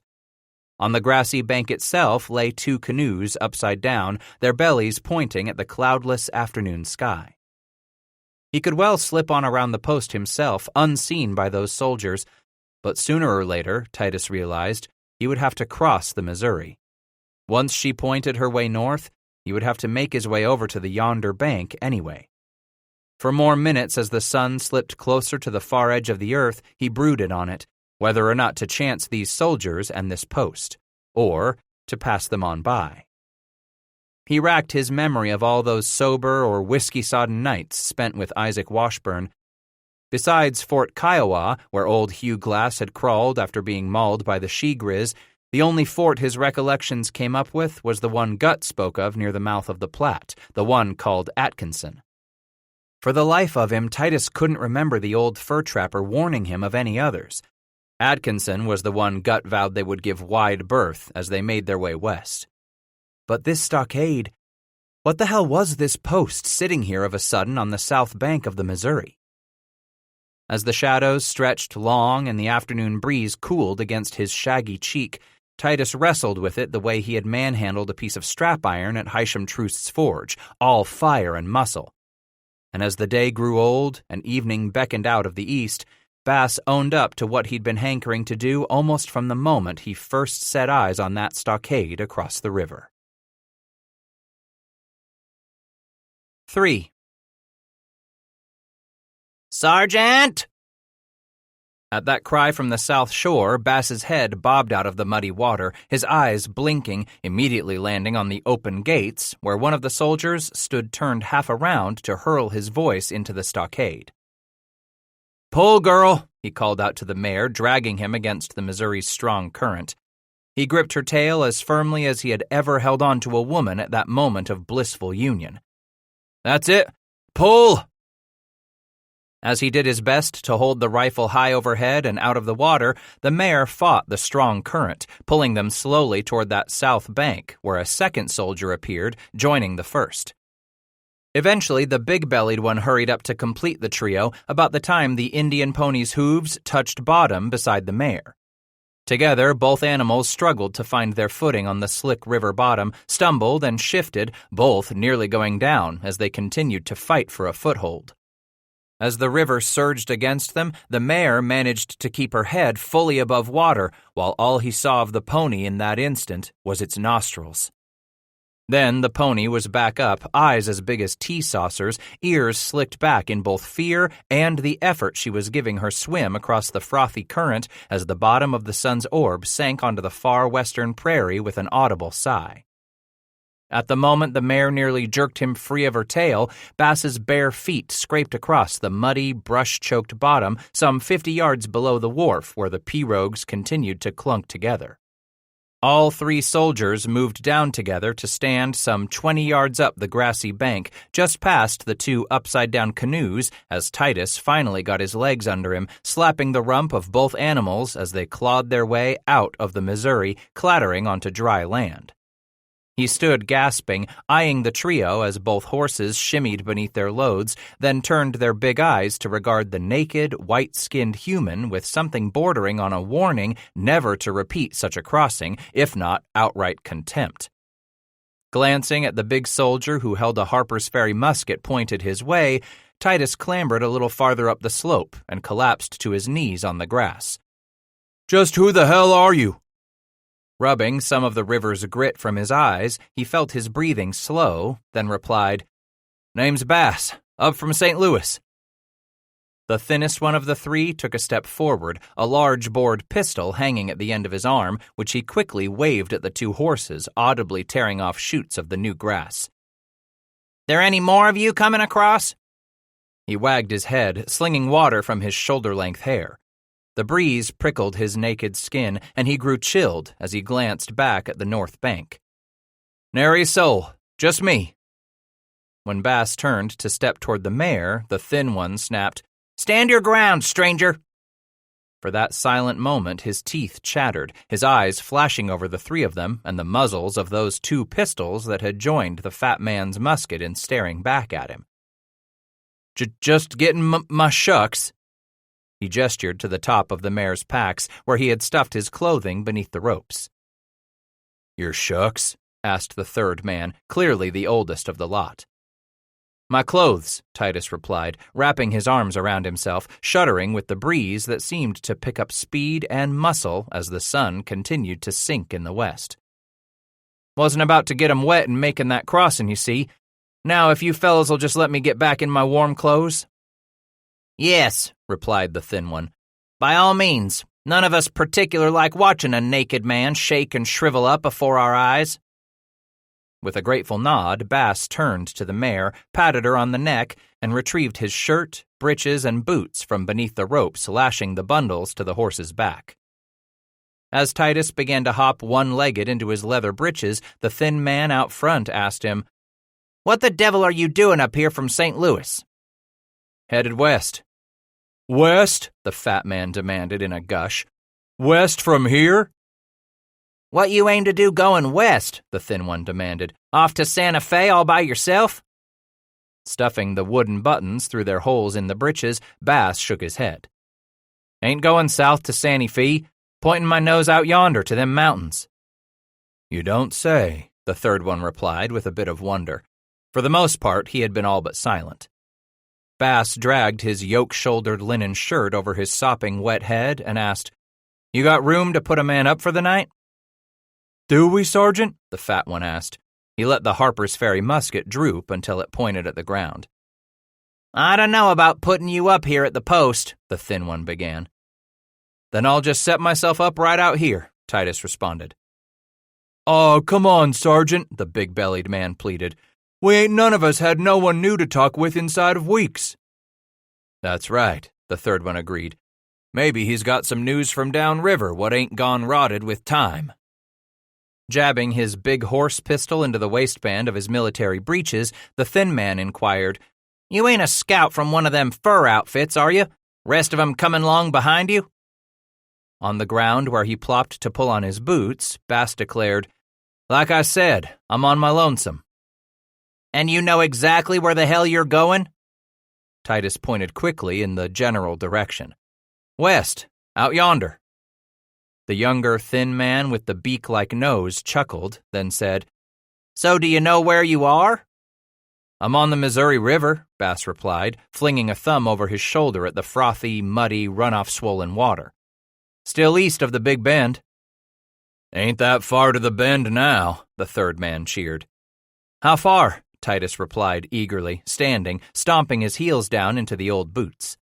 With a shrug, the older man said, "Not far. I never was one to measure things out exact."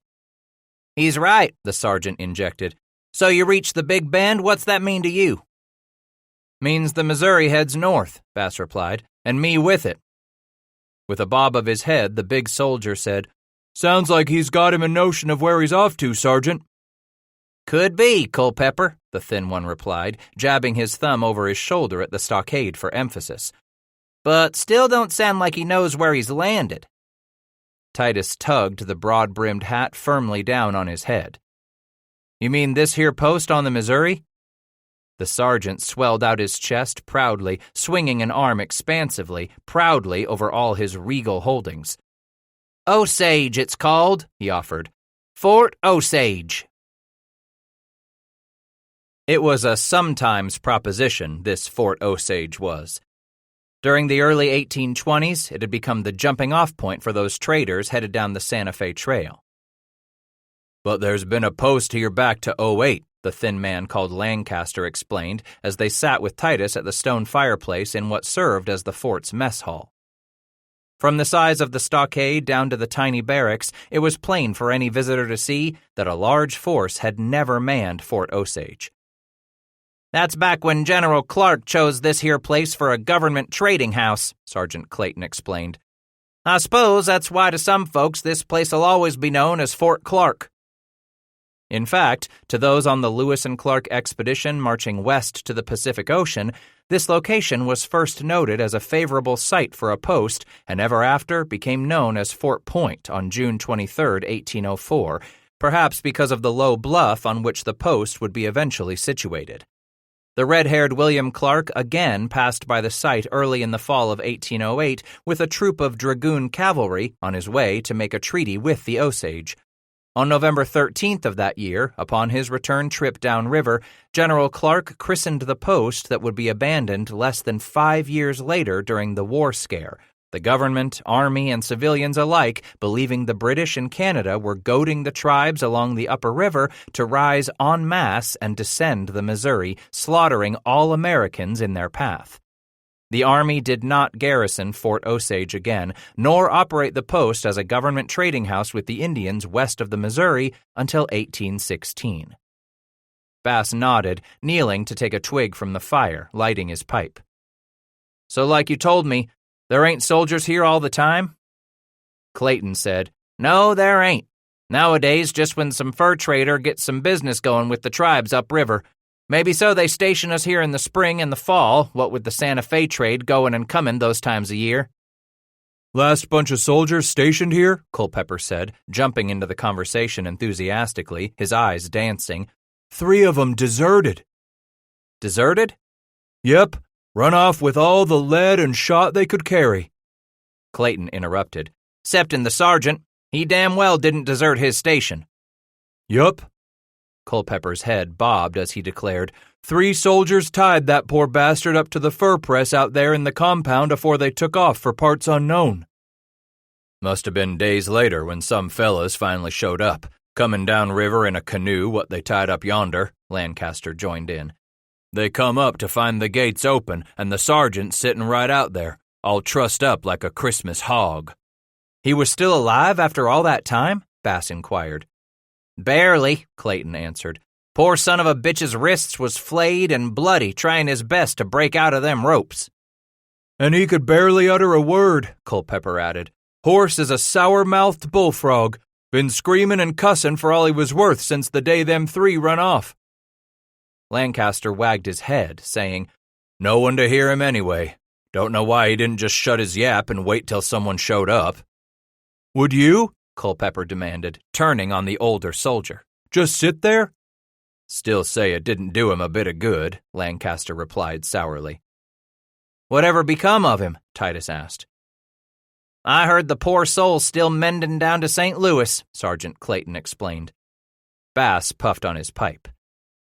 "Army decided to send up some more men, even after them others run off?" "These are good men," Clayton replied, nodding at the others. "Both of them hard workers, and they're loyal, too." "Not like them last three," Culpepper spouted. Nearby, Fire Prairie Creek meandered out of the timber toward the bluff where the stockade stood and eventually spilled into the Missouri. Many years before William Clark had ever chosen the site, Fire Prairie had acquired its name among the local tribes when 4 Osage warriors were killed by a large band of attacking Pawnee who surrounded their enemies, then burned them alive, setting fire to the dry grass in a nearby meadow. To the peaceful bands situated in that Big Bend country of the Missouri River, the Army's post and government factory had long been commonly known as Fire Prairie Fort. "We had to drive off 4 sons of bitches when we got here," Culpepper boasted. "Interlopers," Sergeant Clayton explained. "Civilian interlopers, likely taking squatters' rights here to conduct some illegal whiskey trade with the peaceable bands in the country hereabouts." "They sure didn't put up much of an argument," Culpepper added. "Likely they figured we was just the advance of a whole big outfit." "So they skedaddled?" Titus asked, "Where'd they go?" Clayton shrugged. "Who knows? Last we saw of 'em, they was heading west toward the bend. Ain't none of my concern now." Bass gazed around the small, low-roofed room again, then asked, "They take anything you know of?" "Not the way they was packing up in a hurry under our eyes," Lancaster said. "For sure they was a snaky-looking lot, the sort what'd trade whiskey with the Injuns and be slick-handed at it, too." As the first drops of rain hit the plank and sod roof overhead, Bass looked at the sergeant, asking, "You hear tell of anyone trading whiskey with them Pawnee up on the Platte?" Shaking his head, Clayton said, "Not lately. Them soldiers quartered up at Atkinson's see to it none of that slips by 'em." "Whiskey makes an Injun mean," Culpepper instructed, as if he were spouting gospel. "You seen Injuns before, ain't you?" the sergeant asked of Bass. "I seen my share of Chickasaw, years ago now." "No," Lancaster joined in. "Did you ever see any of these Injuns hereabouts?" "River Injuns," Culpepper commented with self-satisfaction. "The ones what are still wild." "I seen a few come through St. Louis," Bass admitted, "but I suppose I ain't seen a real wild Injun in many a year." The wind gusted, rain battering against the small mullioned panes of glass on the 2 windows that looked out on the compound where a torch sputtered in the sudden downpour. Titus got to his feet and left the warm Corona near the fireplace to go to the door. He opened it and stared out at the heavy rain drowning the countryside as the torch outside flickered, then hissed, snuffed out and throwing the stockade's compound into utter blackness. It sent a chill down his spine like a drop of January ice water. "Close that son of a bitch," Culpepper ordered. "Damn, but you let in all that cold so to make my bones ache." Slowly shoving the iron-hinged door back into its jamb, Bass returned to the half-log benches, where he rejoined the others. After a long period of silence as the sergeant continued to stare at the flames, Clayton finally asked, "What you figure to see out yonder to the west what's so all-fired important?" "First off, I want to see me some buffalo." "Buffalo?" Culpepper exclaimed. "That's right. I've been hankering on seeing them big beasts for about as long as I can remember." The sergeant prodded for more. "'Sides the buffalo, what else?" "Them mountains," Bass added. "I've heard my stories." "Me too," Culpepper interrupted enthusiastically. "The way some fellas talk about them mountains being so this and so that, why, I figure what with all that unlordly talk, them fellas is full of shit right up to the bung." "I knowed me one what ought to know," Titus explained. "He was a fur trapper in that up country, on the likes of the Bighorn and the Yallerstone." "Bighorn," Clayton repeated wistfully. "Yallerstone too?" So what did he have to say for himself? Culpepper demanded. Yeah, Lancaster joined in. What did he tell you about that country? I figure them mountains gonna be something for a man to see. Lancaster leaned forward now, elbows on his knees. Ain't you seen mountains before, Bass? If what Washburn told me was true, then all the mountains I've seen till now back east be nothing but foothills to them what lay out yonder. Where you're dead set on going, Clayton observed solemnly. Titus finally owned up. I don't figure I can rest till I do. A doubtful Lancaster prodded. Once you do, what then? If and I like 'em, I plan to stay on. Doing what? Culpepper asked. Trapping beaver. So you're for sure a fur man, are you? Clayton inquired. We hear most of them fur men what go upriver don't ever come back down, leastwise with their hair still on. Them I hear what does come back got 'em lots of ghosty stories to tell of that country and the Injuns running things out there. Rising to his feet again, Titus bristled at the challenge. He boasted, I ain't scared of them mountains, not the Injuns neither, and I damn well don't believe in no man's ghosty stories. I've heard my share of windbags and Sunday blowers to know what to lay stock in and what not. Can't think of a damned thing gonna turn me aside from what I've been fixin' on doing for a long time now. Where are you headed? Clayton inquired as the civilian turned away from the trio. Grumpily, he said, Off to my blankets. But the night's still early, Bass, Culpepper cheered. Titus stopped and turned to explain. Not when I've got more miles to put under me tomorrow. If it's all the same to you fellas, I'll make my bed right over here where I dropped my truck. Anywhere you lay your head be fine by me, Clayton declared, just as long as you don't settle down on the spot there in the corner where you see I laid me my tick and blankets. No matter that there were only 4 of them in that whole fort, Titus Bass still felt cramped. By the time the sky grayed, he was already wide-eyed and awake, anxious to be gone from this place, to go at last where he would be troubled by no man, rubbed against and questioned. Maybe so to leave white folks behind wouldn't be all that bad for a while. Then Bass worked hard to think back on the last time he had been truly on his own. More than a decade it had been since the Mississippi flatboat crew had set him afoot on the west bank of the river where he had taken off north to St. Louis, alone until he came across Abel Guthrie's barn and that warm, inviting hay where he lay his weary self down. Even longer still since he had run off from home and spent those first nights in the woods on his own, alone and growing all the hungrier until he presented himself at Ebenezer Zane's night fire, joining the pilot's Kentucky boatman. 2 of the soldiers snored close by in the thinning darkness, each of them grumbling, gurgling, snorting at times. This fort room smelled damp with the seepage from last night's rain, the timbers grown sodden and dank. How well he knew places like this took on a rank smell after man had been there too long. Titus sat up quietly and pulled aside his blankets. After dragging on his old boots, he slipped from the door, leaving it partially open rather than make more noise in closing it. From side to side, he dodged the patchwork of puddles in the open compound left by last night's rain, then passed by the tall, forlorn fur press when he saw the Indian pony turn at the sound of his approach. The mare raised her head and stomped a hoof expectantly as well. A swirl with moisture, the air felt heavy to breathe here in the moments just before dawn. Light drops fell to prick the surface of each puddle and rut as he untied both horses from their hitching rings and moved off toward the gate. There he dragged aside the heavy wooden hasp and heaved back on one side of the gate until it swung open wide enough to let him slip out with the animals. The goat-suckers were still out in the graying light, winging this way and that over the tall grass that stretched endlessly toward the timber on 3 sides of the stockade. Several different species of birds that fed on moths and gnats, whippoorwills and nighthawks mostly, all swooping, diving, and feeding here in the cold, damp dawn. Following a well-worn footpath, Titus led the 2 horses away from the walls toward the timber south of the fort. After 200 yards, he found the spring Lancaster had described. He released the animals and went to his knees, rocking forward over the surface of the water where he could lap its cold with his tongue. Renewed and anxious to be done with his leaving, Titus stood and waited for the horses to finish. Sergeant Clayton had Lancaster working corn mush into cakes by the time Bass returned. Culpepper sat by the fireplace, feeding the flames and heating a skillet in which he was melting bear lard to fry their breakfast. "You wasn't about to run off without something in your belly, was you?" Lancaster asked, dragging his fingers down into a wooden bowl and emerging with more of the soggy cornmeal he began to pat between his palms. "What's for breakfast?"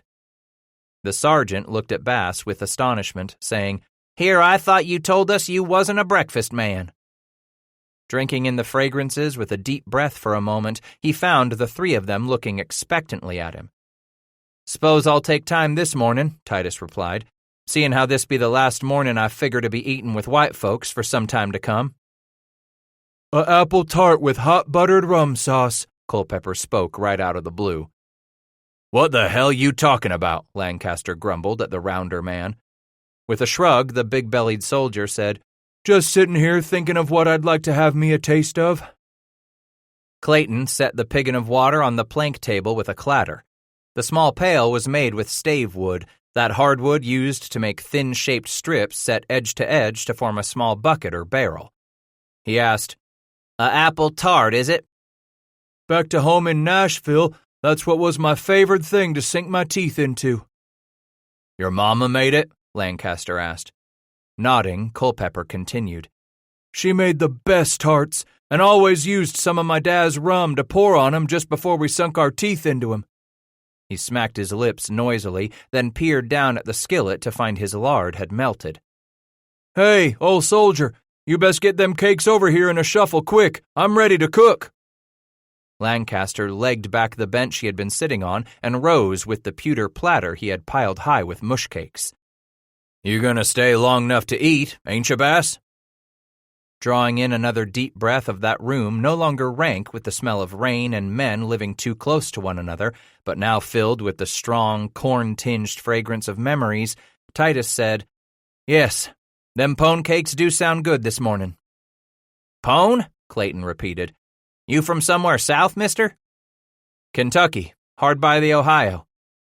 At the fire, Lancaster slipped a fourth cake into the heated oil in the skillet. "Ain't heard these are called pone in a spell." "My," and he struggled to get the rest out without his voice cracking in remembrance. "My mam most times made all us young'uns pone cakes of a cold autumn mornin'." "I growed up callin' 'em hoe cakes," Culpepper declared as he jabbed at the frying mush with a long iron fork. "Maybe so they're nothing more'n Johnny cakes," Clayton said, turning away from Bass as if he appeared to recognize something familiar in the look on the older man's face. Titus was grateful the young sergeant had turned away as his eyes began to mist up, and he troubled his Adam's apple up and down repeatedly, trying to swallow the sour gob of sentiment that threatened to choke him. His damp leather breeches and wool coat began to steam there in the heat of the mess hall, arousing a long-ago memory all of its own. The smells of frying oil, the crackling of the wood beneath the heady fragrance of the crisping corn. He remembered those long years gone by, how his grandmother always used cont in baking some sweet treats, that spice made from powdered china briar she would mix into her corn fritters fried in bear's oil, then sweetened with honey. At the side of the fire, the steaming coffee pot began to boil, and as quickly Sergeant Clayton tossed in 2 handfuls of the coarse coffee grounds, then tugged on the bale to move the pot off the dancing flames and onto the coals at the stone hearth. Blinking his eyes with those tears of remembrance, Titus savored the earthy perfume of that frying-pan bread. Corn. His father's crop. What his grandpap before him had grown in that rich bottomland of the canebrakes they cleared of every stone and tree, season after season slowly enlarging their fields. Corn. It not only fed Thaddeus Bass's family, but the stalks and tops of the harvested crop fed their horses and milch cows. Corn had fattened their hogs, which meant lard for their lamps during those long winter nights there near the frozen Ohio in Boone County. And what corn was left over after the family and the stock were properly cared for, after some had been sold and shipped south to New Orleans on the flatboats, then Thaddeus, like his father before him, would boil down into whiskey mash for proper occasions like birthing, marrying, or funerals, time when a man was planted back in that very ground where he had spent his life in toil. "Don't ever let me catch you spitting in my fireplace again," his mam had scolded him that first time Titus so proudly attempted to show off his new skill at the ripe old age of 5.5. "Your mama uses them ashes," his pap had explained, sharply yanking the youngster to his knee. "Uses 'em to make her prized hominy, Titus, so don't ever let either of us catch you spitting in the fireplace. Go on outside with that sort of thing." How he fondly recalled her frumenty, their wooden bowls heaped with boiled grains of wheat served with a topping of hot milk and sugar. Not at all like the rye mush a working man had to settle for in the tippling houses along the banks of the Ohio back there in St. Louis. Nothing more than meal, salt, and water brought to a boil before it was set before him. Nothing more than animal fodder to fill his belly until a midday meal. And oh, his mam's crackling bread! How his mouth began to water with the remembrance as he settled on a half-log bench across from Lancaster, right beside the fireplace where Culpepper tended to the hoe cakes. Crackling bread, made tasty with a crisp crust, flavored with generous handfuls of leaf-hard hog cracklings turned into the batter just before baking in the Dutch oven. On his tongue this cold, wet morning rested the remembered taste of those meals he had not recalled in far too many years since leaving home that autumn of 1810. Only 16 back then, but certain sure he was man enough to make out on his own. And so he had, for nearly 15 years now. Yet the memories came all the more into focus on mornings like this, when he missed most the Johnny cakes smeared with butter and dripping with his mam's preserves. Or all those evenings spent remembering how as a skinny child he had climbed up to sit astraddle the top rail of the snake-lined fence his pap had thrown up around their fields, patiently watching the western fall of the sun and wondering on those yonder places his grandpap spoke so dearly of, munching on the crackling, earthy taste of parched corn there at the end of the day. How the coming quiet of each evening allowed him to listen to familiar sounds of the forest softly roll across the dark, plowed ground to reach his ears, the mournful tootle of the whippoorwill calling out to its sweetheart, often interrupted by the abusive cry of a strident catbird. Homespun memories were all he was left with now, especially now that he had chosen a purpose to be without a home of his own. "The Missouri makes her bend to the north little more'n 10 leagues upriver from here," Sergeant Clayton reminded him later when the time had come. He had shaken hands with Culpepper and Lancaster there that drizzly morning as the rain became more insistent, and now Titus grasped the young sergeant's. "You've made me welcome, and for that I am in your debt." "Think nothing by it," Clayton said. "Those tales you spun of your whoring back to St. Louis and them wild windies that old feller Washburn told you of the far wilderness, why, they made your layover with us a genuine pleasure, Mr. Bass."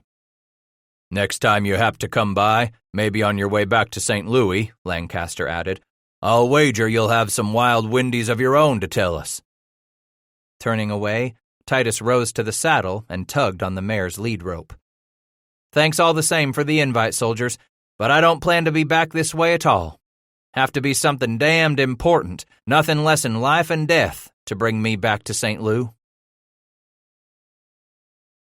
As the river meandered, Titus had to cross more than 30 more miles before he reached the big bend of the Missouri, its roiling surface seeming to grow muddier with every hour he put behind him that first long day after leaving Fort Osage. Before the sun had climbed all that high that following morning, Titus realized the river had changed directions for good and no longer flowed out of the west.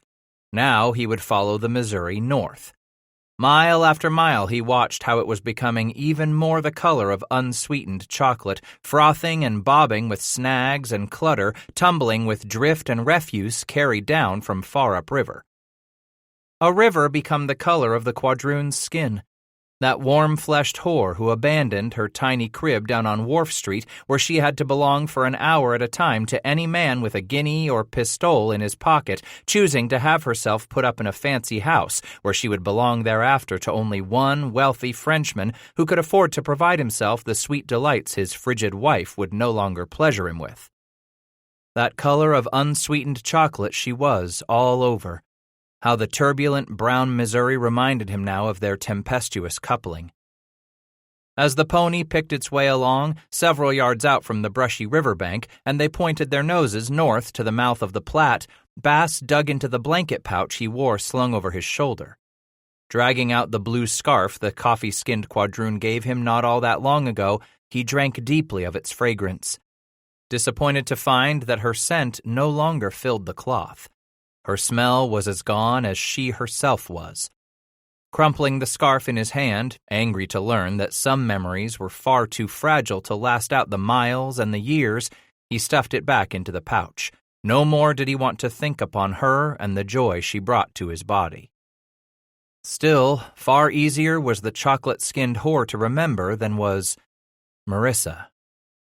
There beneath the breaking clouds, Titus squeezed down hard to expel the sudden appearance of Abel Guthrie's daughter at the horizon of his memories. The soft, sweaty, sticky feel of her heated flesh against his as they lay that summer in her father's barn. The dusty fragrance of hay and the pungent scent of the animals rising from the stalls below them. Oh, for so long how he had done his best to hold her image at bay, to prevent it from nibbling away at the edges of his certainty that he had done the right thing by leaving. Opening his eyes to the spring sun, Bass scratched at the back of his neck, there beneath the brown curls at the collar of the warm shirt he had put on that morning at Fort Osage, square armholed, drop-shouldered, sewn from flax and wool, hoping he had not taken on tiny varmints during his brief layover among the soldiers. He should have known better, he scolded himself. Such places had the reputation of sharing lice, mites, and fleas with all visitors. All it took was but one man to bring them in. As it had been on Ebenezer Zane's Kentucky flatboat. By the time Hames Kingsbury got the dead pilot's load of hemp, ironmongery, flour, and tobacco down to New Orleans, even Titus found himself cursed with what the boatman affectionately called the Scotch-Irish itch. Few, if any, of those men who made the rivers their life ever bathed in the waters of the Ohio or the Mississippi. Much less did they patronize the public baths in New Orleans' swamp at Journey's End. Simply put, most Kentucky boatmen of the era shunned anything that remotely resembled soap and water. Pretty sure of it he was, what with the way such vermin bit and burrowed, that he might well have himself a case of them already. At least one tormentor back there, and maybe as many as a handful. With a fingertip, he tried to find one there at his collar, remembering how many a boatman would remove his colorful crimson bandana to expose his neck made raw and red itself from a row of lice all lined up on the irritated flesh like a string of pearlish beads. He brought his hand up before his eyes, staring at the louse he had captured between thumb and forefinger, then crushed it between his nails and flung it aside as the recognizable border of trees came in sight. Reining up among the brush on the bank minutes later, Bass peered across the river flowing in from the west, dumping its clear flow into the muddy Missouri. "What the hell you figure that be?" he asked, almost in a whisper, as he patted the Indian pony on the side of the neck. Bass straightened, peering to the north and west, stretching some saddle kinks out of his back. Eventually, he admitted to the two horses, "I suppose it don't matter. This here's the Missouri, and to follow it, a man's got to cross this'n. Get up!" With his heels, he urged the pony into motion, moving along the brush, tugging on the lead rope to the mare. In no more than a half-mile, Bass found what he figured was a suitable place to make his crossing. Down the grassy bank and into the sparkling water, loosening up on the reins to give the pony its head, allowing it to find its own footing as it slowly took its rider deeper, step by step toward the middle of the river. Cold wicked up his boots, flowed over the top to bite at his calves, then billowed over his knees. Spring runoff soaked his thighs, saddle, and blanket by the time the pony began swimming at midstream. With every yard the horse carried him, Titus was compelled to raise his rifle all the higher until he held it high overhead.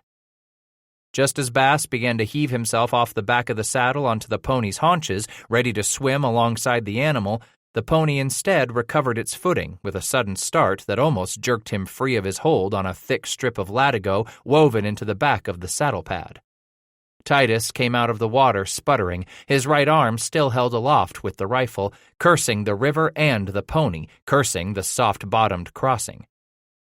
On the north side, the pony and mare lurched up the muddy, grassy bank as he slid off the wet saddle, ultimately cursing himself for not yanking off his shucks before plunging into the river.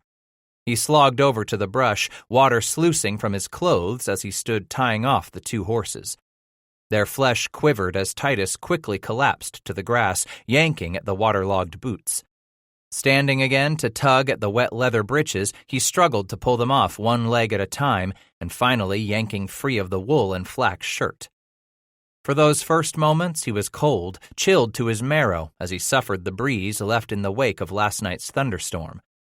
But it wasn't long before the climbing sun began to work its eternal magic, caressing his goose-pimpled skin with its warmth.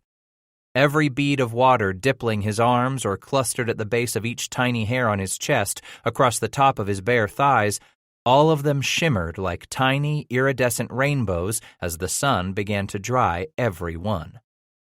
Raising his face toward the sky, eyes closed, "Thank you," he said quietly. Surprised that he had, not knowing what had come over him of that moment, causing him to offer his gratitude right out loud. Out of the corner of one eye, Titus glanced quickly at the sky, self-consciously regarding that great tumble of white and gray clouds dabbed against the pale blue dome. With the rustle of the wind through newly leafed brush, he suddenly felt the presence of something greater than himself, something so immense here across the wide Missouri that it was almost impossible to comprehend. At that moment, he looked around him, certain that he was standing shamelessly naked within the sight of someone. But try as he might, he could not see, nor did he hear another being, save for the two horses gently tearing off the green shoots at their feet as they dripped and dried in the sun, now spearing bright shafts through the breaking clouds. This was as good a place as any, he decided.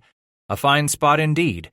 So, from his shooting pouch, he retrieved a small tin the size of his palm, then laid it among some stones, where he figured he would build his fire. Titus began to scrounge among the brush for dry kindling. After the showers of the last 2 days, it was not all that easy to find dry wood, but eventually he had all in readiness.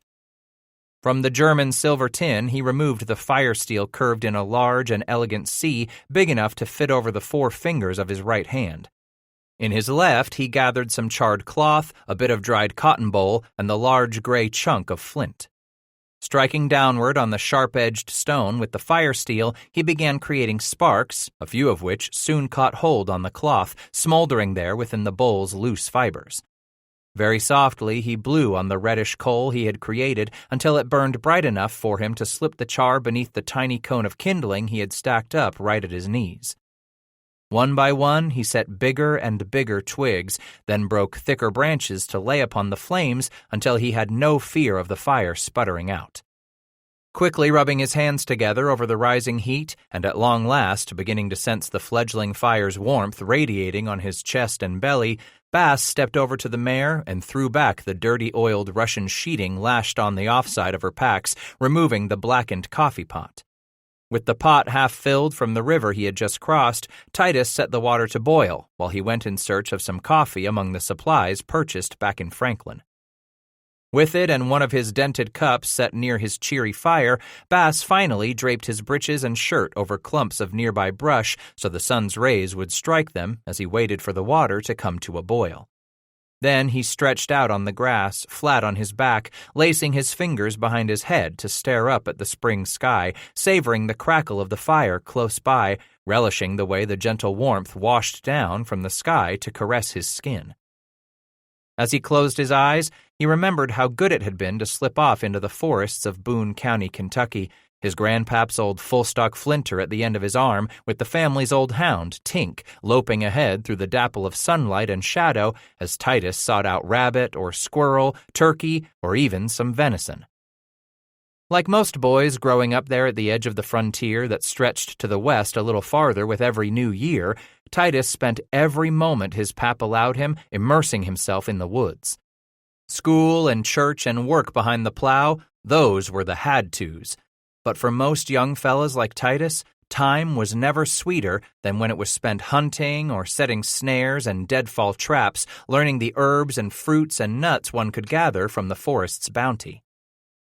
Most children learned early what it took to read game trails or the moss on the trees, the whorl of certain flowering plants or the caliber of the wind, All those things they must remember so they would never become lost or put themselves in danger of being hurt, alone and far from the family ground. When he and the other boys his age gathered at one farm or another, there would of course always be a tall tree to shinny up, there to lie along its wide branches and gaze down on the world below. Or the boys plunged deep into that band of thick timber and limestone bordering the Ohio River itself, where they explored sinkholes, caves, and rock houses, imagining themselves to be river pirates or the flat boatmen who would repel any such bloody and vicious attack. Of course, there was always the swimming hole. He smiled, remembering how he and the others had knotted an old rope to a high limb so they could swing out over the surface of the water, shaded by that same tree, flinging themselves naked out through the summer air, crackling with the buzz and drone of flies and mosquitoes, letting go of that rope at just the right moment so they could sail for those deliciously brief seconds totally free before they hurled downward into the cold, green swimming hole. Come a time in a young man's life, it was only the boys who went to the pool they had dammed up for swimming. As a girl's body began to change and bloom, she would no longer join her brothers and their friends. Through his reverie, Titus could hear the faint tumble of the water's first turn to a boil, and likewise felt the tingle of his own flesh stir with the memory of Amy Whistler. How fully had she bloomed in those weeks and months before they had consummated their young passion there on a summer night beside the moonlit swimming pond. So full and soft were the curves of her, the roundness to the feel of her gliding up to him in the water, there beneath him where he laid her back on the grass beside the great boulders. But with that aching physical memory of the exquisite pleasure Amy brought him came also a flashpoint of anger at the coquette in her that had attempted to possess and corral him before he was ready to have his wings clipped, ready to be put in the wire cage the way a woman had done to his grandpap, the way his very own mother had imprisoned his pap. Amy, or Marissa, oh, the wiles women used to snare men from the beginning of time, roping them down with pleasures of the flesh, then later with the coming of children, and finally snaring them to stay on the land, plowed land, land where a man walked behind an ox or mule, lashed and laboring as surely as did his beasts. The boiling water hissed and tumbled, calling him from his reverie. From the small pouch of pounded coffee beans, Titus took a handful and flung the grounds into the pot, then carefully hooked a finger within the wire bail and dragged the pot from the edge of his fire. As the water continued to turn, Bass stood and moved off to test his wet clothing. Dry enough they were. Into the still damp breeches he stuffed his legs, then slipped his arms into the warmth of his shirt. Around his waist he finally drew the wide belt and tightened it before kneeling at the fire, pouring himself a cup, then rocking back on his haunches to first draw in the savory fragrance of the coffee. Only then did he sip at the steaming brew. Because the wool shirt itched when it became damp, he thought he might change back to the linen shirt. He smiled, recalling how river boatmen like Hames Kingsbury and the rest were really no different from other men on the razor's edge of the frontier. They would wear one set of clothes until it fairly rotted off, then they promptly rooted around for something new to wear out completely in its time. Not so very different was that from his own childhood, he mused as he sipped on the coffee there in the sun's spring light. Most young'uns had no more than one change of clothing, their everyday wear, along with those clothes saved for Sunday morning meeting, as well as those rare special celebrations of life, the marryings, birthings, and the funerals of friends and family.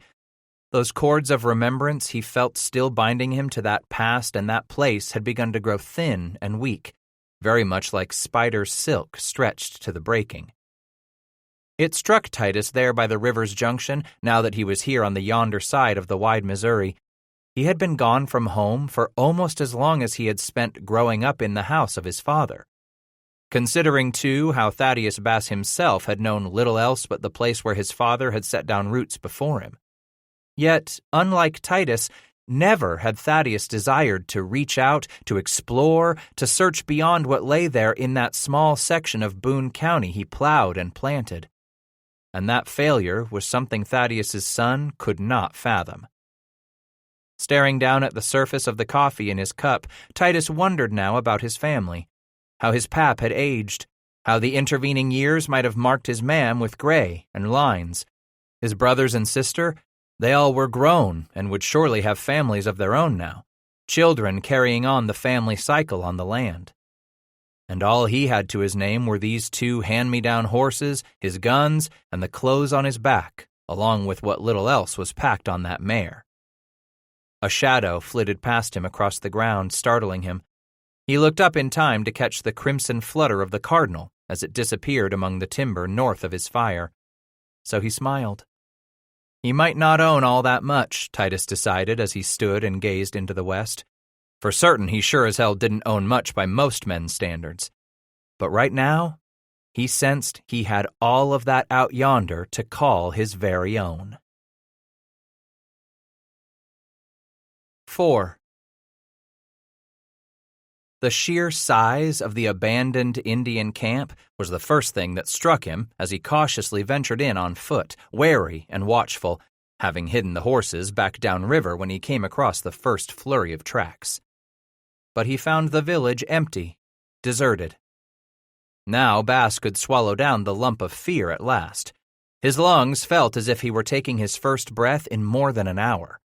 Titus forced his heart back down and finally emerged from the brush at the river's edge to stare across the Platte at what some band of Pawnee had left behind. Then quickly he decided he'd best backtrack and fetch up the animals. No sense swimming the river on his own.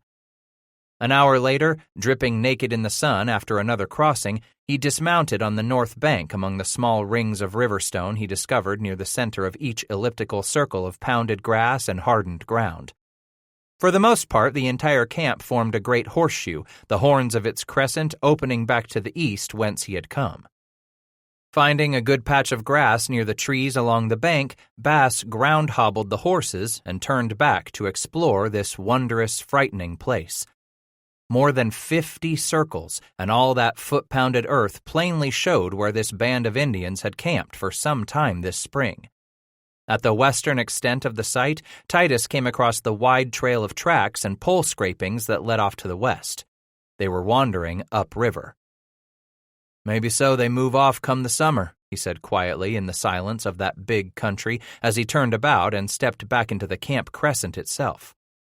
Here, the land lay painfully silent, as quiet as anything he had ever experienced in those eastern forests growing as thick as quills on a porcupine's back, as those forests he had come to know flatboating down the great waters of the Ohio and Mississippi or walking north along the Natchez Trace. More than 2 weeks had passed now since he had given wide berth to the dragoons and their Fort Atkinson. The day before he came in sight of the distant stockade, Bass had run across more and more signs of man's passing. Shod hoofprints, the heel stamp of soldiers' boots, the crude cut of a wagon's iron tires slashing down into the fragile earth. Trail and scent and sign that warned he was drawing close enough to that cluster of white mankind. Turning abruptly, Titus had pointed his nose to the west, intending to ride 2, maybe 3 days at the most in a roundabout to give himself plenty of room around the soldier post. But late that second day, after cautiously leaving the Missouri behind and striking out overland, he was surprised when his westward path brought him right into a great wide loop in the Platte River itself before it eventually gentled him back to the north. Surprised was he to discover as well that so shallow a river could enjoy such a formidable reputation among those frontiersmen who returned to St. Louis, men like Isaac Washburn. Had the old trapper been yanking on his leg with all his bawdy tales of everything being bigger or faster or just plain wilder out here in the great beyond? Or dare he consider that he had not yet reached the Platte, that this was some minor river? Yet something innate within him told Titus he could not be mistaken on it. Fact was that the big dragoon's post did lay at the mouth of the Platte. Shallow indeed, yet every bit as wide here as Washburn had claimed. So, for the first time that afternoon, Titus had looked off to the west, gazing toward the river's far source away yonder among the distant yet unseen mountains that gave birth to these waters. On the south bank he had knelt in the mud and grass beside the river, cupped his hands, and pulled forth a little of that mountain water. Bass looked down into it with something bordering on reverence, then brought it prayerfully to his lips. As silt-laden as it was, How much sweeter did it taste knowing he was that much closer to those high mountain snows giving birth to these waters?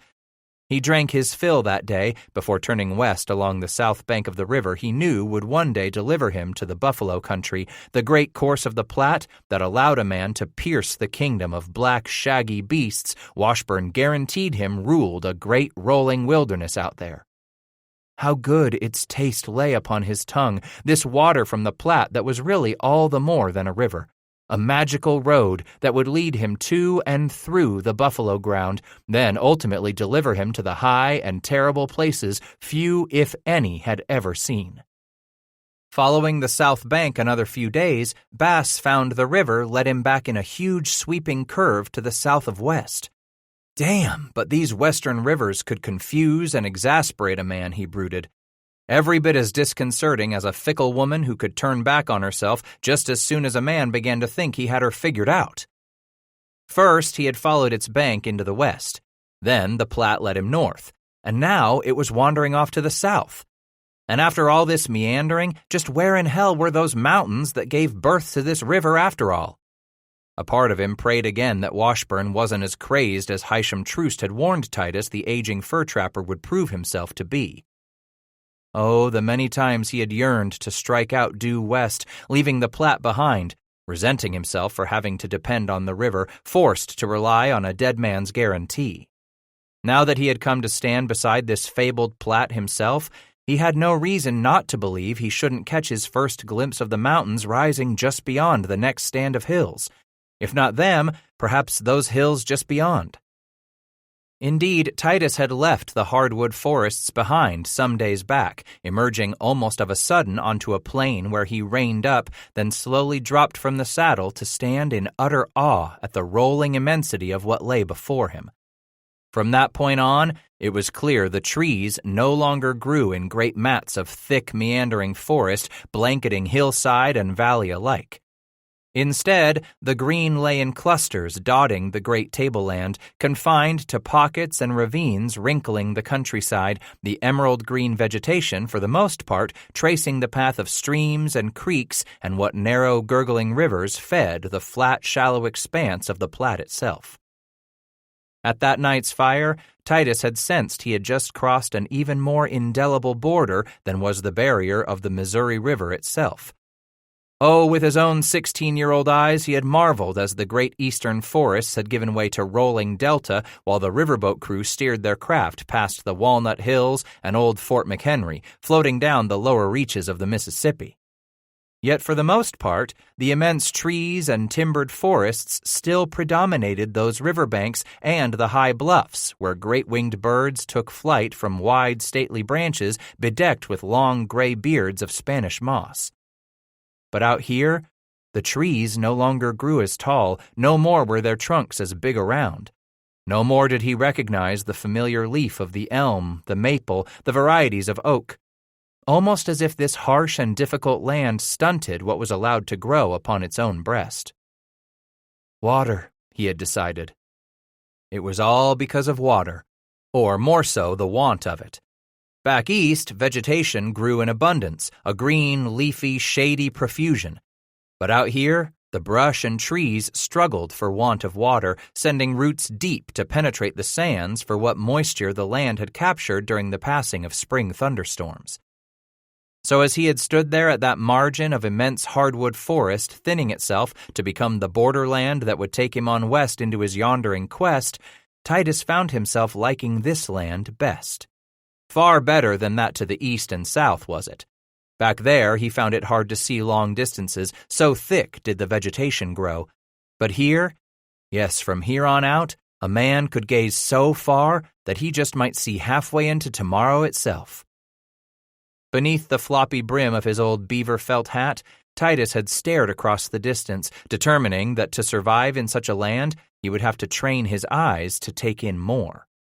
A man back east, why, he didn't have to concern himself with more than a few rods of open ground, the distance across a glen or meadow before he plunged back into the tangle of thick and verdant forest.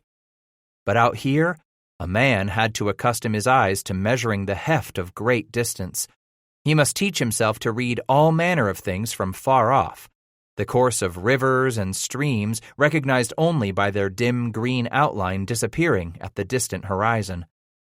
2, a man had to better read the game he would pursue across great distances, startling the whitetail out of the brush and across the open ground, the turkey and quail that roosted where they found shade and protection along the watercourses. And he reminded himself he must make certain his eyes always moved from one point of the compass to the next, constantly, for there were other men who traveled this wild, open country too, seeking game, horses, plunder, and scalps. Readily did he see that in a land such as this, a man must be vigilant in assuring that he did not stand out against the horizon, against the country itself. Then it had struck him. How did he ever come to know such a startling fact of life and death? That core of him that had been honed, ground to a fine edge in the eastern forests of his youth, then all but ignored, laying fallow and forgotten there in St. Louis beside the Mississippi all those years, he sensed that core of him had been pricked, aroused, enlivened anew in his arrival at the edge of such a vast wilderness. Again, something within him gave thanks to that same force that traced out the course of rivers, the comings and goings of the wild animals with each season, the force that strummed some nerve with a responsive chord, awakening something buried within him after so long a time of mute deafness. In looking about him, then, as if to weigh the presence of that force far greater than mere man would ever be, Titus squinted, studying distance, hefting the sheer meaninglessness of time out here in all that abundance of space, realizing that he feared, knowing that his fear was the self-same as that of the wild things. Indeed, his instincts told him this was a far more dangerous place than that eastern land of the Shawnee, Mingo, and Chickasaw, for here there might be no place for a man to hide. At the root of him, a tiny part of Titus had yearned for the protection of those thick forests, those great bulking shoulders of gray limestone jutting from the red earth where one might take cover, there to lie in wait for game or man. And he remembered the smell of that country, damp enough that a woodsman could come to know the scent of saltpeter caves, homing in on them with nothing more than his nose, there to gather some of that mineral for making his own gunpowder. Bass had trembled slightly, staring out at this vastness he did not know, a space and wilderness that he did not understand. Back there, in those eastern forests, he had grown up learning what it took to live well. He knew which was the chestnut oak a man gathered for its tan bark, that wood containing the yellowish tannin he could use in curing the hides of the creatures he shot and skinned.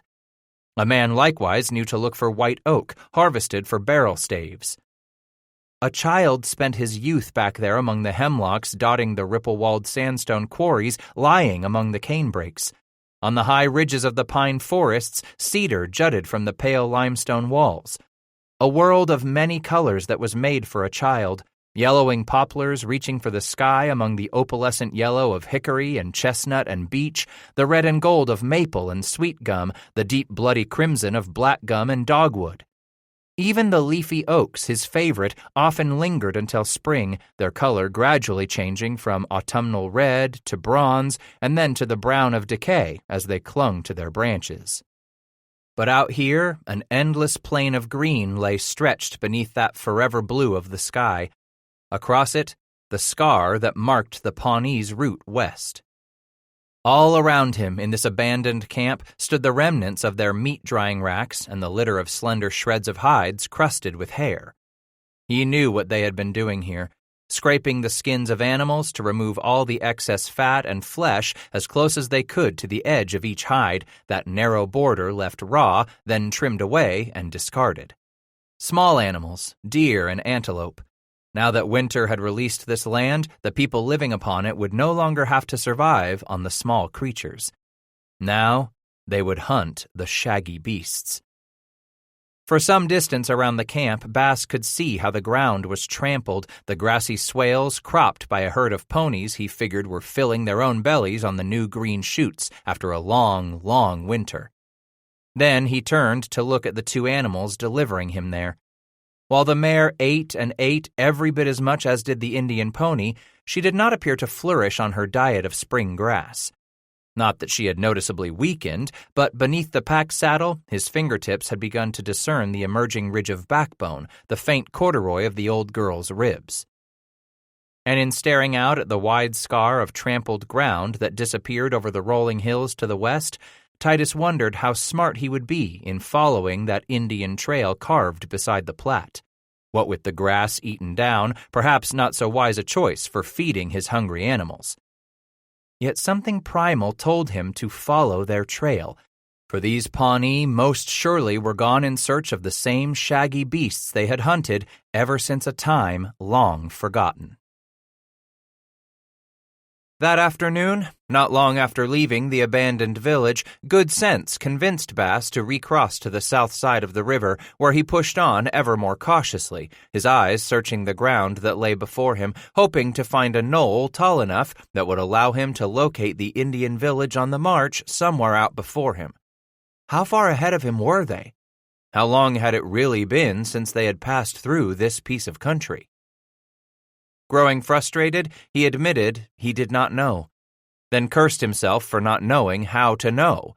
Surely there must be some means by which a man would tell from the age of the hoof prints on that wide trail, from the dryness of the limbs used to build their meat-drying racks, from the depth and age and texture of the ashes in those 100 fire pits lying at the center of those rings of trampled ground. There must be some way to learn. There had to be, before a man was forced to learn his lessons all too late. The way he had learned about Chickasaw warriors all too well back in his 16th summer, learning all he had ever wanted to know. But he was nearly twice as old now, and that angered him. What had he learned in those intervening years that was of any good to him now? How to get a Kentucky flatboat and its crew of randy, hardy men down the great Mississippi with its cargo, which could be sold for a rich man's ransom in the bustling, multi-hued seaport of New Orleans? How to love a woman who warned him not to, a woman who one day left without warning, without a word of explanation? How to build a barn, from cutting down the trees for lumber to seating the pegs a man used instead of iron nails on the frontier? All that and a little something of the black art of fire and iron, of sweat and muscle. Perhaps that most of all. From Abel Guthrie and Hysham Troost, he had come to know how to bend metal to his will, fashion it to the task at hand. Yet in the end, Titus had learned best just how deeply satisfied a man could become in a job done well. For its own sake. Not for the faint, fleeting praise of others, but the true value of his toil, his effort, his devotion to the task. Out here, he realized, there were no others to judge him. As well, there were no others to depend upon. Very simply, if he was to make it was up to him alone to feed, clothe, and protect himself from the elements, from the savage men who roamed this savage wilderness. With his realization, Bass sensed his own personal power grow as he put mile after mile behind him, as the East and everything of it fell farther and farther at his back. But in this great test of solitude and oneness with himself, he knew he had to come to terms with and control the loneliness. There were, after all, times in his life when he could recall wanting company so badly that it hurt more than he cared to remember.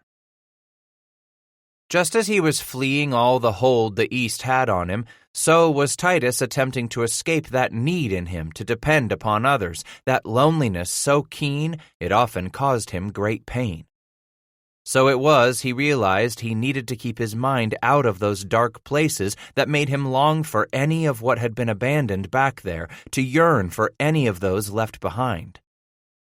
Those days seeped one into the next like the spring storms that he watched approaching out of the west, clouds tumbling one over the other as they drew nigh, clouds gone white to gray and gray to black.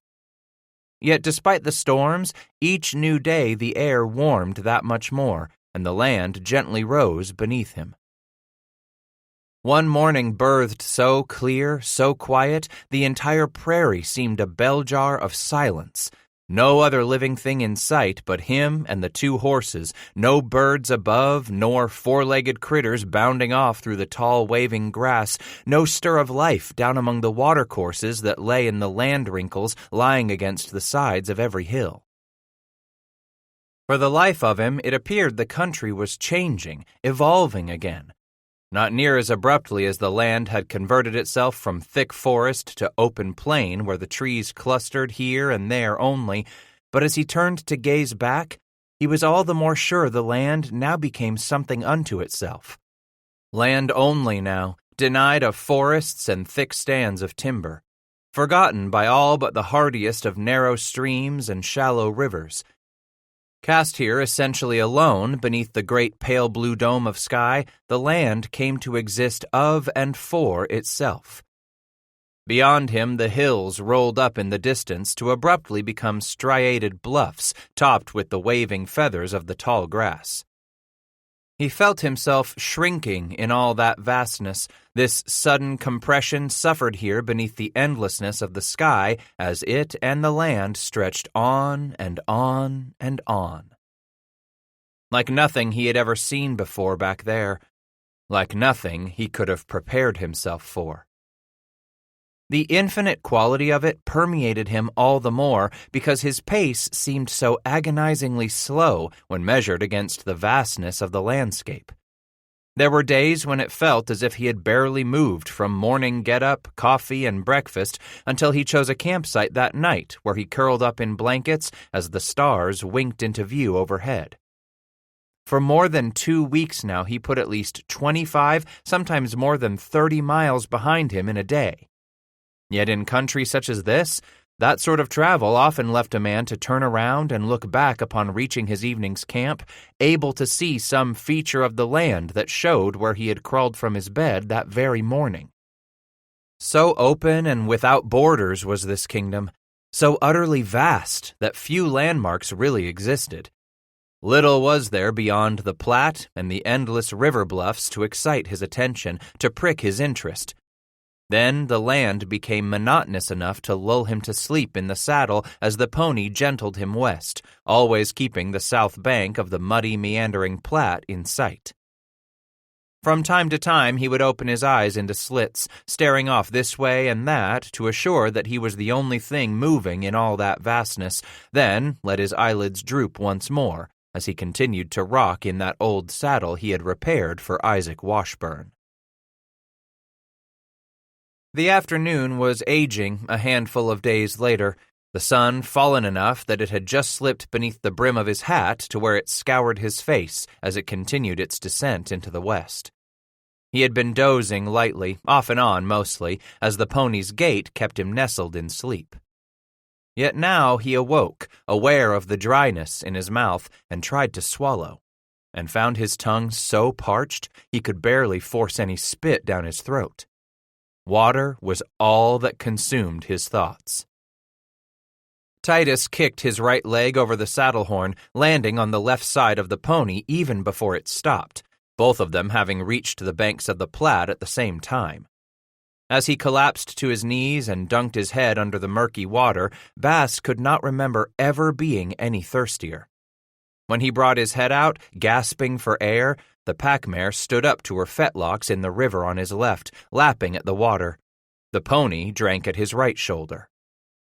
Stuffing his face back into the Platte, Titus drank until his belly ached, then plopped back on his rump there in the water, surveying what lay around him. A horse on either side, the animals lapped their fill, stirring the murky bottom. As he squinted into the late afternoon sun, he spotted it. For a moment, Titus just stared at the bleached skeleton lying akimbo on the nearby riverbank upstream, stared at the way the sun slanted through the huge prison bars of its ribcage, the sheer bulk of its massive backbone. What had to have been a monstrous creature of immense weight. Finally, he convinced himself to move from that spot, almost afraid the skeleton would prove to be nothing more than some heat mirage that would disappear should he attempt to move in its direction. Slowly rising from the cool water of the Platte, Bass stood and slogged upstream more than 10 yards, his eyes locked hypnotically on the skeleton. The closer he got, the more he could see of the length of it. Surely the creature had fallen here a long, long time ago. So white, so sun-bleached were its bones. Its final resting place lay far enough up the sharp bank of the river that the Platte had not been able to claim that fallen creature, nor its skeleton, even with the capricious spring floods. So here it had lain just inches above the river's surface, now only an arm's length away as he came to a stop. As the Platte continued to lap around his knees, Bass reached out a hand. His breathing became shallow, his heart hammering as he took in the sheer size of the skull, the immense span between the horn tips. Oh, he had seen oxen before that might well have a wider spread of horn from tip to tip, but never had Titus laid eyes on a skull so large. Great gaping eye sockets, one of which stared blankly back at him from its riverbank grave. From the back of that skull, his eyes marveled at the vast sweep of the backbone, then slowly traced the immense amalgamation of vertebrae that began to diminish in size over the rear flanks and finally into the tail root. It was then he discovered his mouth had gone dry again, and he found himself trembling. At the bank he squatted beside the bones, touching, running his fingers over the huge plates of skull, tracing the horn core, down the snout, then back over the rise and fall of its massive backbone. Could this be? And he looked up at the far bank, finally staring off in the direction both he and the sun were headed that afternoon. Were they out there, somewhere close at hand?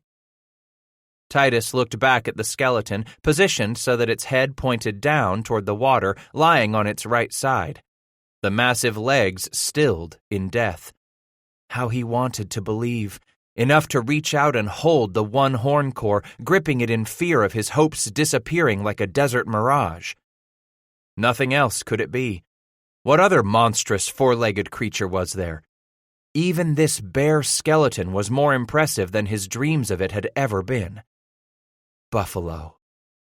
At one time, they had been right here, Titus told himself, right where he sat, stilled to utter wonder. Perhaps he would find they had been driven farther west now by the creeping advance of white settlement. Oh, how he cursed those in places like Franklin. It was just as he had always feared. To lay eyes on the buffalo would mean a man had to travel far toward the setting sun. But at least they had been here of a time past. He sat there in the grass and mud long enough that the Indian pony and mare slogged up to stand near him as the Platte continued its relentless march past them all, past the skeleton of a creature and time long gone by. Eventually he stood, reluctantly, and touched the bleaching skeleton one last time before sweeping up the rein, stuffing his soaked boot into the stirrup, and mounting. It was a long time before he grew aware of his leather breeches, how they began to chafe as they dried. So long had he been riding, thinking, dwelling on that skeleton and nothing else as the pony carried him west while the sun disappeared and the air grew cool, the mosquitoes rising like vapors along the riverbank where he eventually decided to stop for the night. That evening, when he finally closed his eyes beside his small fire and pulled the blankets up over his shoulders, Titus could not remember for sure if he had eaten an evening meal or what had consumed his time that night, only that his thoughts were on the unshakable beyond that lay just past the next hill, on the far side of the next bend in the Great Platte River, on yonder through that country he had to endure until he ultimately discovered where the buffalo would be found. More than myth, more than mere skeleton, where they were flesh and bone, hide and horn. How many more days, how many more weeks of riding would it take until he had put the last vestiges of white man's forts and settlements and civilization far enough behind him, all the distance it would take before he discovered his first living, breathing buffalo? How well had he come to understand that the forts and outlying settlements, the white man himself, all were the greatest enemies to the wild creature he sought? But it had been so long now, he ruminated as he eventually drifted off to sleep that night. So many weeks and countless miles since he had left the Missouri and the last bastions of white civilization all behind. When would he ever possess the answers to those questions he had carried inside him for more than half his lifetime? When would his mortal prayers finally be answered? Late of the morning 2 days later, he sensed the breeze come up, relishing its cooling touch across his cheek as it swept beneath the wide brim of the low-crowned hat that for the most part protected his face from the unforgiving sun in this open country. Hell, it was about all the shade to be found out here. For the past 2 days, there hadn't been trees big enough for a man to squat under and get out of the sun. What shade there was, the three of them were making for themselves, right below the horses' bellies and right below his hat's floppy brim. The pony snorted, jostling him awake with a start. Jehoshaphat! Hadn't it been a good dream, too? His nose nestled down between the quadroon's breasts where the sweat pooled, and he could taste the salty earthiness of her coffee-skinned body as he crawled atop the woman in that ramshackle Wharf Street house of pleasure built crib upon tiny crib. Immediately his hand tightened reflexively around the rifle laid upon his thighs, his eyes blinking as they came open in the late morning light. Turning his head to the south, he quickly scanned the distant horizon, then turned to the right, studying the abrupt low bluffs that bordered the river near at hand. "What the hell you wake me for?" he demanded of the Indian pony as he loosened his white-knuckle grip on the rifle's stock, slipped the reins into his right hand along with the weapon, then patted the horse along the neck. "I suppose you caught yourself falling asleep too. That it, girl?" She seemed to roll her eyes back at him. "Yeah, I know. Hot as hell, ain't it? And the way I figure it, this country gonna get hotter afore we get higher and cooler." As he said it, Titus cocked his head, peering up from beneath the wide brim of his dark brown hat to find the offending yellow orb warming him to sleep at the same time it made him more thirsty than he had ever been in his life. Licking his dry, cracked lips, he mentally cursed the sun and its incessant heat, then blinked again and turned away from it, praying for more of that cooling wisp of breeze. It was then that he saw them, far off in the distance, black specks swirling across the blue sky off to the north and west of him. As the ponies plodded on, he watched, becoming almost hypnotized by the way the flock swooped and dived, then wheeled about and rose in the sky once more. Black specks diverging for but a moment, scattering like water striders on the surface of a Kentucky pond, then suddenly congealing in an ever darker mass as they came down in a loud fluttering of wings, all of them disappearing from view. His throat went even drier. That was the first great flock of birds he had seen like that. They must be tiny, for they had no real form at this distance.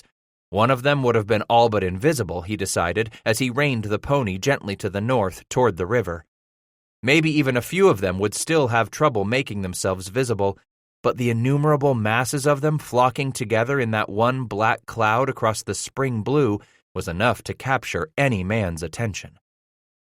As he reached the water's edge and halted the animals, Bass saw the faint puffing of dust rise beyond the bluff, a dirty smudging of the blue horizon far beyond his line of sight. "Shit," he grumbled. Angry at himself, Titus sat there a moment in the saddle, watching those birds rise again, swoop to the north, climb ever higher to the cloudless sky, then sweep back to the south before settling once more behind the bluff. What stirred that dust? What caused those birds to take to flight like they did? Spooked, perhaps, then descending to roost once again? Heart thumping, afraid he had made the last mistake of his life? Yes, Bass was angry with himself for all but bumping into the rear of the Indian village after so many days, weeks now of taking such pains to avoid the Pawnee. So damned many miles during which he had been so very careful that if he had a fire, he built it beneath one of the rare leafy trees where the branches would disperse the smoke, or beneath an overhanging shelf of a ravine where he could again hide himself, the glow of his fire, and his camp for another night. Just enough fire dug down in a hole to boil some coffee. Still, there had been those nights when something in his gut told him he'd best make it a cold camp, lying up with the horses close enough that he could swing atop the pony and make a run for it if fate dictated that he would be discovered there in the dark beneath the prairie stars. Suspicious enough, even afraid enough too there at times, that he only traveled at night for more than 8 days, back there along the Platte after first running across the village site. Those teepee rings and meat racks and the size of that trail had been enough to scare him. Hell, just such a sight was enough to pucker any thinking man's bunghole. He'd seen for himself how the Chickasaws stole in to work over their enemies, night creatures that they were, sneaking on board that flatboat as Ebenezer Zane's men lay tied up on the far side of the Mississippi. Yes, Titus had seen with his own eyes just how bloody ruthless Indians could be. And from Isaac Washburn's accounts of his own cross-country trek with Hugh Glass last year, these River Pawnee might well be all the worse than those Mississippi Chickasaw. There was simply no taking chances. A younger man might, and lose his hair in the bargain. Hell, who was he kidding anyway? If he was dumb enough to pull a stunt like heading out to the far mountains on his own, then he just might be stupid enough to get himself in some big trouble. Damn, he muttered in exasperation, slamming a palm down on the saddle horn as he stared at that rising, swirling dust cloud. That's what had happened, he decided. No doubt about it. He had run right up on the rear of that village, moseying upriver on the north bank as the season warmed, likely searching for new hunting grounds. And here he was, traipsing right along behind that village until he'd run right smack into them. Was it run or turn back?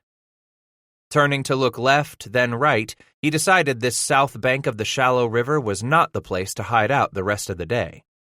Over there, across the Platte, the bluffs rose, cut by sharp-sided ravines where he might find a place for himself and the animals until nightfall.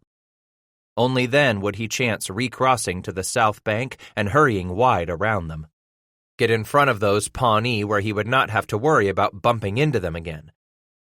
It sounded as good as any idea he'd ever had as he got down from the saddle, threw up the stirrup fender, and slipped his fingers beneath the cinch. Tugging, he figured it was tight enough still. Likewise, he checked the cinch and straps on the mare's pack saddle. When he had stripped off his clothes and stuffed them under the pack saddle's ropes, Titus figured he had them all ready for another crossing and remounted. Nudging the pony upstream, Bass soon found a wide, sandy slope pocked with hundreds of huge prints. It was there he stopped, the horse's hooves just barely in the water, as he studied the route across the river to the far bluffs more than 200 yards beyond. Again he looked down at the damp hoof prints embedded in the moist sand, then again out to the river, studying that brush emerging from sandbars and islands in the middle of the Platte, brush that barely poked its head above the turbulent flow at this season of mountain runoff far to the west. "All right," he said quietly to them. "Let's go." Just get across before anyone spotted them there among the brush and stunted trees on the bank. They hadn't gone but a third of the way across when the pony suddenly volved its head around and tried to peer back at its rider, eyes wide as clay mug bottoms. On all sides around the three of them, the water seemed to boil, alive with silt and stinging sand. Then the pony stumbled on the shifting bottom, going down. It re-emerged from the water with its rider, both of them snorting water, muddy silt gushing from its muzzle. Bass coughed, spitting sand, his eyes gritty. Then the horse got its footing with a jerk and fought hard at the reins to whirl about in that moment, straining to head back to the south bank rather than to push on any farther, any deeper. "God damn it," he growled, yanking to snub up the rein, sawing on it with all his might as the pony fought against him, twisting nose around into the current. Water immediately swept over the pony's head once more. In the next heartbeat, it felt as if the bottom came out from under them as the animal lost its footing on the roiling river bottom, legs clawing desperately at nothing but murky water, head bobbing frantically into the muddy current that rushed into its eyes and nostrils, streaming over Titus with a persistent tug that threatened to shove him loose, to unhorse him in the middle of that great river. As he continued to cuss and grumble, spit and spew, one hand on the rein and the other on the rifle held over his head, Bass's gut tightened on reflex. He was frightened, not knowing what to do about all that was going on beneath him, around him, unable to do a damned thing for the animal he rode as it fought the bit and refused his commands. Now it became all he could do to hang on to the pony as the water swept him backward off the cantle of the saddle. As the animal lunged forward into the murky water, the rifle went under as he clung desperately, that solitary arm straining against the muscular neck as the pony thrashed its head from side to side, fighting to free itself from the watery prison, from this strong eddy that forced the animal ever farther into the muddy current as they sidestepped deeper and deeper into the heart of the river, all while the wild-eyed mare whinnied and neighed behind them, her head bobbing barely above the froth as the Platte's force heaved against her two great packs, tugging her farther and farther downstream from him. Sideways in the stream, he clung to the Indian pony with one arm around its neck, the long, thick lead rope to the pack mare burning that bare hand as the current tugged and hurtled the mare away from him. Stretched across the surface of the mighty Platte, he felt himself swallow more and more of the gritty water, drowning his cries of terror. God, how he hated deep water. He had to let go of one or the other. Then the decision was made for him as the river's force pulled his desperate grip from the Indian pony's mane. He let go the mare's lead rope next, sensing the relief in his rope-burned hand, his strength failing as he desperately hugged the rifle to his chest, locked within both arms. His head just above water, Titus spun around slowly in the current, capturing one last glimpse of the pack animal as she bobbed out of the brown, frothy current, then went down again as she was wheeled in a tight circle beneath her heavy packs. "Damn you now!" He twisted his head to shout at the Indian pony behind him as it clawed for a moment at the air with its two forelegs. He just might make it to the pony if he could stroke with one arm, try swimming toward the horse, get hold of the animal's neck. Then he was spun about again, felt something beneath one foot that must surely be the bottom, but as quickly it fell away again, and he slid under the water with the heavy rifle still gripped in his hand like life itself. Another man's words he remembered now as the water took him and the rifle, closing in over him, grit forcing him to clench his eyes tight as he tried again to yell out in numbing terror. Finding he could only sputter with a mouthful of murky, silt-laden water, Washburn had told him about this shirting bottom, warned him about the quicksands that could spell danger to any man crossing the Platte. "Try, goddammit!" The words echoed in his memory, recalling how his pap had hollered to him as a small, skinny youngster that summer afternoon Titus had jumped into a riverside pool too deep for him. Remembering how he caught fleeting glimpses of his father and the others on the Ohio riverbank as Titus bobbed up and down, arms flailing as he fought for air, struggled to stay on the surface. "You gotta try, goddammit!" He was crying now, the burn of memory hot in his eyes, knowing his pap was not there to dive in and drag him out of the Platte as he had been that fateful spring day so many, many years before. The last glimpse Titus had of his pap, watching his father yanking off his big boots and jerking down the galluses from his shoulders as he shucked out of his heavy canvas breeches before leaping in after his eldest son. "Do it your own self, Titus." With the one arm he began to stroke, wanting to open his eyes, daring not as the swirling sand slapped and scratched his face. "I'm coming, boy. I'm coming for you."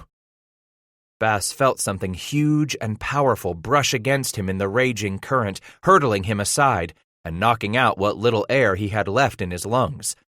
Titus rolled over in the water there just below the surface, but he kept on swinging with that one free arm, feeling his tired muscles grown so damned heavy, weighing him down, dragging at him from that shifting, sandy, murky bottom where the darkness gathered and the mud conspired to bury him.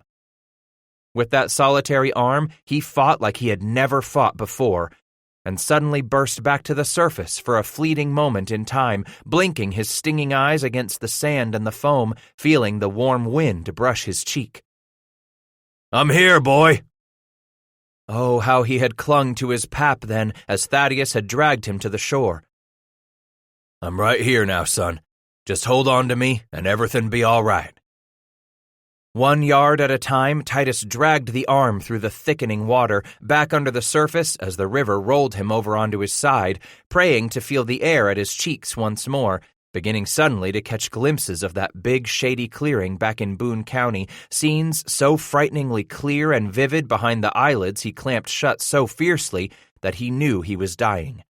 Quick little vignettes of his old hound, Tink, the copper-muzzled mule his pap used to pull stumps, those elusive gray squirrels he hunted whenever he dared run away, the dark, deep grave where they laid his grandpap to the old man's final rest.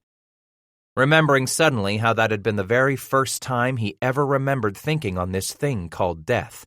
So afraid of it then, as a youngster. So terrified that it finally had him now.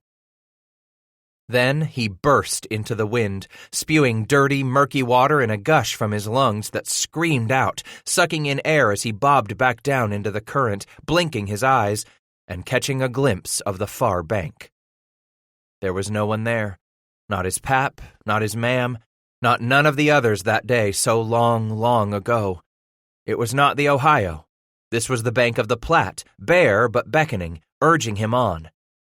Clumsily switching the rifle to his left hand below the surface, Titus began to stroke with the right arm, by far his stronger, pulling himself yard by yard toward the north bank, shoved relentlessly downriver until he felt the sandy bottom drag beneath his toes. With that first attempt to stand on the slowly shifting bottom, he slipped and nearly went under again. But on his second try, he managed to lunge up on his hands and knees, suddenly heaving forward, vomiting dirty water. Again and again. Then at last he emptied his belly, coughed painfully with that gritty sting at his throat, and struggled to his feet, something beyond him compelling Titus to slog the rest of the way out of the churning Platte all crouched over, his stomach in spasms, chest gasping still, coughing up even more of the river's grit. At the edge of the water, Titus collapsed, clutching the rifle against him as he slowly regained his breath. As he rolled over on his side, his stomach brought up a last heave of the bile and sand. Dragging a hand across his messy, bearded chin, Titus caught sight of the pack-mare's head far downstream as she fought her way within the grasp of the river, bobbing now and then in the roiling current. Pushing himself up from the sandy, grassy bank, his elbow slipped as he struggled to rise, spilling down on his knees again. Bass grumbled a curse as he hauled himself back up, coughing and spitting as he used the rifle as a crutch to stand. His legs felt so weary they almost did not respond to his commands as he swung his bare arms, hacking away at the brush, fighting his way through the tangle of undergrowth to struggle up the side of the bank, where he immediately turned to hobble downstream. Desperation pulled him onward when his muscles threatened to fail. From time to time, he caught a brief glimpse of the mare through the maze of leafy brush as the current drew her closer and closer to the north bank, swimming with all her might against the river that pushed downstream faster than she was making any headway toward the north bank. For only a moment did he stop, parting the brush with a hand and the long full-stock rifle, peering upstream and down for some glimpse of the Indian pony. Squinting against the harsh sunlight glittering from the frothy, muddy surface, Bass could not find a clue to what happened to the horse. Then he heard the distant whinny. His attention snapped back to the pack-mare far, far downstream now. Through the brush that clawed at his face and the backs of his hands, raking his bare white flesh, in and out of the thick, soggy mud that relentlessly pulled at each one of his feet, dragging each foot out with a sucking sound as he struggled on, Titus hurried, despite the straining wheeze in his chest, the terrible fiery pain in his weakening legs. He heard the pack-mare cry out again. No more could he see her, desperately fearing she had whinnied that one last time before the river had conquered her final shred of strength and pulled her under. All that weight in those packs, and she already so old. But perhaps he could, dare he hope, trusting to nothing but luck? Maybe he would find her carcass snagged on some river debris downstream and from the packs take what he needed to somehow survive in this open, endless, unforgiving land. He pushed on through the brush that clawed bloody welts along every inch of his flesh, downriver, downriver. When at last he spotted her, the mare lay with her rump still in the river. One side of her packs had torn loose, the ropes floating on the Platte's surface like leafless grapevine. Sensing the coming of even greater despair, Titus told himself that at least he had some of his plunder. No animals, but he wouldn't be entirely naked, completely destitute here in the wilderness. It was cheering enough to help him lunge through the brush onto the sandy bank. To get his hands on what he had left, now things would not be all so bad. She lifted her head wearily and stared at him with one big eye a moment, causing him to jerk to a sudden halt there on the sand. As he watched, the mare struggled to drag her rear legs beneath her and strained forward, then back, grueling work to rise on her forelegs. In utter shock he stood, frozen, staring down the sharp-cut bank at the horse, unable to speak, as the tears welled up in his eyes and streaked the mud on his cheeks as they tumbled into his sand-caked beard and mustache. How she had survived. Hell, how he had survived. Erupting into action, he heaved himself off the grassy bank to the muddy sand where she fought to stand on the uneven, soggy ground. Titus snatched hold of the lead rope, tugging on it, calling out to her, offering what encouragement he could. Then he burst back along her side to heave against the last of the two packs that had to be weighing her down. Wearily, she got the hind legs under her and stood, shuddered in sheer fatigue, then obediently plodded up the bank, leaving Bass behind to stand in wonder at her. To that moment he had considered her nothing more than an aging plodder, a good and gentle horse for children to ride, perhaps for nothing more strenuous than a slow carriage through the countryside surrounding St. Louis. But now he marveled at her strength and resolve, how she turned slowly at the top of the bank to look back at him there with the Platte River lapping at his ankles, mud splattered from his toes to his armpits. There she shuddered again and tossed her head from side to side, flinging muddy phlegm from her nostrils and shaking gritty water from her coat and the one pack clinging to her back that made her stand off balance. As soon as he joined the mare on the sunny bank, Bass looped an arm over her neck, patting the great, graceful animal he had given up for lost beneath her burden as the river seized them all. "You suppose we lost the Injun pony?" he whispered near the mare's ear. Then he sighed and turned away slightly, the pain of it all threatening to overwhelm him. "Maybe so. We oughtn't go have ourselves a look to be certain." Wearily, he shifted the one pack so that it sat more squarely atop her broad back, then took up the lead rope as she turned about to plod back downstream behind Bass. After something on the order of 2 miles, he found the carcass. The Indian pony lay snagged in a quiet pool the Platte had formed near its northern bank after the spring runoff had laid up a tangled dam of drift timber and snags. After tying off the mare, Titus plunged into the shallow water, coming to a halt by the pony's head, still hopeful that the pony would somehow be alive just as he had found the mare. Slowly, he dragged the head around so he could look into its eyes, and lost all hope when he found them already glazing in death. Crying out with a low sob now that the horse's death was real, vivid, and immediate, Bass carefully slid from beneath the pony's muzzle and dragged his muddy legs under him. At the animal's side, he struggled with the twisted, mud-caked cinch in frustration until he finally freed the strap. After several attempts, Titus finally succeeded in tugging the saddle from the dead horse's back. Followed by the heavy, soggy blanket, he dragged both up the bank and flung down in utter exhaustion. As if she somehow understood the fate of the pony, the mare tossed her head, then inched closer to lower her nose, sniffing at the saddle. She snorted and turned away, returning to browse among the leafy brush. Again he heaved the wet saddle and blanket, dropping them farther up the bank near his rifle, then collapsed himself to the damp grass in the bright midday light. He sat there for a long time, barely able to move, until he realized his skin was beginning to burn. With agonizing slowness, he went to the mare and found only his shirt had survived the tug and pull of the river. No leather breeches, nor his boots. In exasperation, he yanked loose the ropes and let the last heavy pack drop to the ground, where he fell upon it, tearing it apart until he found his old pair of wool breeches and 3 pair of Isaac Washburn's moccasins. Then he remembered. The dust. The Pawnee close at hand. Scrambling through the packs, he found the tin of powder kept dry in the river crossing. In another pouch, he found Washburn's pair of old pistols. Tearing rags from his patching material, Bass hurriedly began pulling the loads in his heavy weapons. Dragging out the heavy lead balls with sheer muscle and a rifleman's screw he set in the end of his ramrod, replacing powder too after carefully drying the pans and re-oiling the barrels.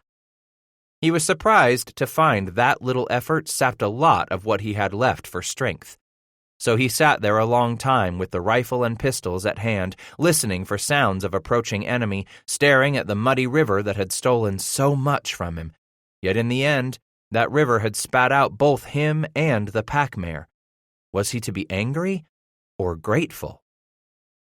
Remembering those memories of drowning, sensing the same tug of warring feelings for the man who had fathered him, pulled him from the Ohio, resentful of both Thaddeus and the Platte. Yet finding himself so grateful that in the end both had spat him free to carry on as he alone chose to carry on. It was some time later, as the sun slipped out of mid-sky, when he became aware of the swooping, noisy flock of birds once more. Perhaps they had always been there at the corner of his vision, and he just did not pay heed and notice them.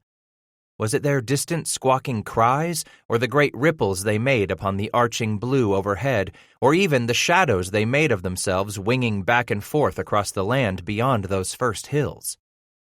Whatever it was, he watched now, aware that time had slipped past him as he sat regarding the river like time itself. There, then suddenly here at hand right before him, but gone immediately. "Come here, girl," he called out as he wearily rose to his feet. Dragging up the saddle blanket, he wrung it out best he could, kneeling to knead what water he could from it before flinging it atop the mare's pack saddle. With a lot of effort, he redistributed what he had left into 2 small packs and lashed them to the horse's back. Finally, Bass nestled the old saddle down into the V between the packs and untied the long lead rope from the willow. "Let's go." Through the tall grass he led the mare, their hooves and moccasins dragging against the thick, sturdy stalks. Heading upstream once more. This time on the north bank, angling a bit into the first line of hills, from time to time adjusting his course as he kept himself between the Platte and a line where he would intersect those flocks of tiny black birds. The sun had nearly dried his clothes, and no longer did they chafe him that late afternoon as he trudged through the low hills, beginning to think on making camp in some ravine out of sight of any wandering Pawnee, beginning to dwell too much on his empty belly and curling up for the night in what must still be damp blankets lashed back there on the pack mare. The slope was long as he ascended the sandy hillside, casting a long shadow behind him, hoping from the top he would spot some likely campsite, perhaps in the brush beside a narrow creek that fed the mighty Platte. There he could hide and sleep. With just a matter of another 2 steps to the top of the rise, he prepared to catch his breath and blow the same way horses blew after an exhausting climb. He blinked into the falling sun, missing his hat even more already, and waited those few seconds for the mare to come up behind him. With the sun's bright glare, he blinked some more as the ground in the mid-distance seemed to undulate, quiver, just the way of Tink's skin would ripple when you gave her a particularly good scratching. For a moment more he stared, not sure, not taking a breath, not even daring to. The great flocks of tiny black birds swept from right to left, then south back to north, all but directly overhead now. He became suddenly aware of their incessant racket, those tiny throats and flapping wings, whereas it had seemed so deathly silent for so long. Then heard the snorting and bellowing, the lowing of huge animals. Slowly, Titus Bass became aware of the great humpbacked beasts that blackened the endless miles of what rolling prairie lay before him. 5. Titus hadn't moved for the longest time the rest of that afternoon, watching the knotted herd of buffalo below him as the pack mare contentedly cropped at the grassy hillside nearby. For what must have been hours, he did nothing more than sit and watch how the great beasts moseyed this way then that before ambling off in a different direction just as slow as you'd please, flowing together like coagulate, then gradually splitting apart as individuals and small bunches went their own way in grazing the hillsides and prairie floor. He was content to do nothing more than watch the great humpbacked creatures, all the while trying to control the hammering of his heart, trying desperately to remember to breathe in his excitement. As the sun began to fall into the western hills, Bass got to his feet and gathered up the long lead rope, taking the pack mare from the crest of the knoll where he had remained mesmerized for so long. Angling to the south, he kept to the far fringes of the herd until he found a suitable ravine deep enough for him to make camp for the night. By the time he had pulled the mare into the upper reaches of the ravine, the sky had begun to dim, and shadows had grown as long as they would ever be. After freeing the two smaller packs and dropping them into the tall grass one at a time, Bass slapped the mare on the rump and sent her off to have herself a roll. Next came the task of spreading the still damp blankets over the nearby brush to finish drying while he gathered up what dead limbs he could find.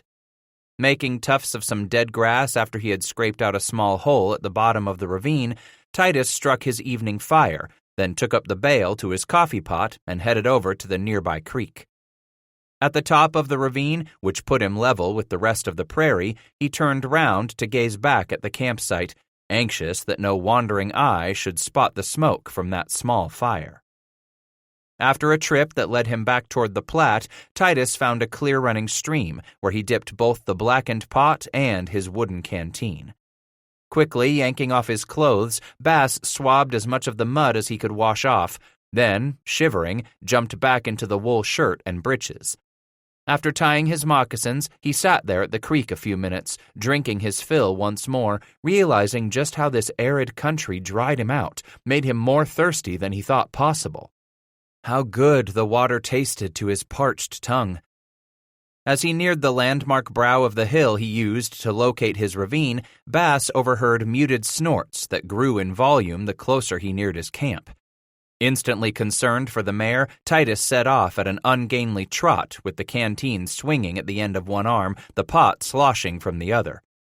Reaching the top of the ravine, he skidded to a halt, staring down to find the mare grazing contentedly at the mouth of the ravine, no more than 15 yards away from where one of the dark-skinned beasts rooted about in a circle, slowly hobbling round and round, clearly in some sort of distress.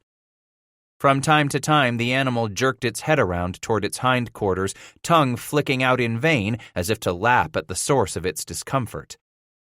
From his vantage point, Bass glanced at the other buffalo grazing nearby, none of which paid any attention to the commotion. Instead, some went on grazing, while at this time of the day, most had already found themselves a suitable patch of ground, where they collapsed to their bellies and began to chew their cud with great self-satisfaction. "Just like Pap's damned cows," he muttered, then remembered how he never got all that good at coaxing milk from an udder. "They never was my cows anyhow," he said, as he settled to the grass to watch the scene at the mouth of the ravine. The short-horned beast continued to paw at the ground, nostrils snorting in short bursts, then lolled its tongue in a pant, interspersed with rapid-fire bellows as it nosed round and round on all fours. Then, without any ceremony or warning, the creature stopped dead in its tracks and let out a long, guttural cry as it shuddered the entire length of its body.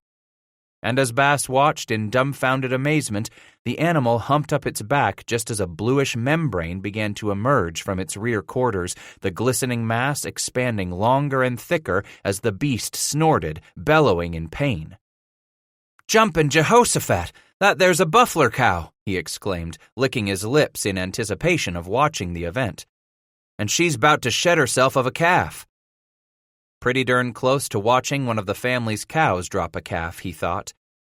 The newborn buffalo had dropped close to halfway out when the cow's quivering hindquarters weakened and she collapsed, sprawling on the ground there at the mouth of Bass's ravine, fully in the seizure of labor. It was characteristic of the buffalo cow to seek out a site all her own when she was due to give birth, forsaking all companionship with other cows, much less the bulls. The entire birth process usually took close to 2 hours after the onset of the first contraction. Here at this late stage, Bass watched the cow squirming on her side, at times raising her uppermost hind leg in an attempt to ease the birth process as she jerked her neck backward in spasms of pain. From time to time, she thrashed that hind leg as more of the grayish-blue sack continued to slither onto the grassy prairie. From the end of that fetal sack, Titus watched a tiny hoof thrash, suddenly poking its way free, tearing the membrane near its own hindquarters. Then the leg lay completely still. Fearing that the calf was stillborn, Bass rocked up on his knees, expectant. After the cow huffed through those final moments of her exertion, she began to roll onto her legs, pulling herself away from the fetal sack that lay still upon the grass, slowly clambering to her feet before she turned about to sniff at what had just issued from her. After inspecting the sack from top to bottom, the cow began to chew at the several holes torn in the membrane, appearing to rip at the sack, enlarging the holes through which Bass caught glimpses of the shiny, dark hide of the newborn calf tucked inside. Slowly, mouthful by mouthful, and beginning not at the head but at that hind hoof that protruded from the glistening membrane, the cow went about steadily devouring that slimy sack crusted with grass and dirt at the mouth of the ravine. Cautiously, the pack mare began to advance, her nose on the wind as she picked up more of the birthing scent. But she did not approach all that close before the cow caught sight of the horse and whirled on the mare, snorting, bellowing her warning with a long-tongued bawl. It was evident the mare understood that most primitive of warnings, turning away with a whinny of her own. Likely she had given birth to colts her own self, Titus brooded. In her own primal way, she would understand just how protective the cow would choose to be at just such a moment. Returning to her calf, the cow continued tearing at the membrane, devouring every shred of it from the newborn's shiny, slick body, eventually eating the last of it plastered around the calf's head.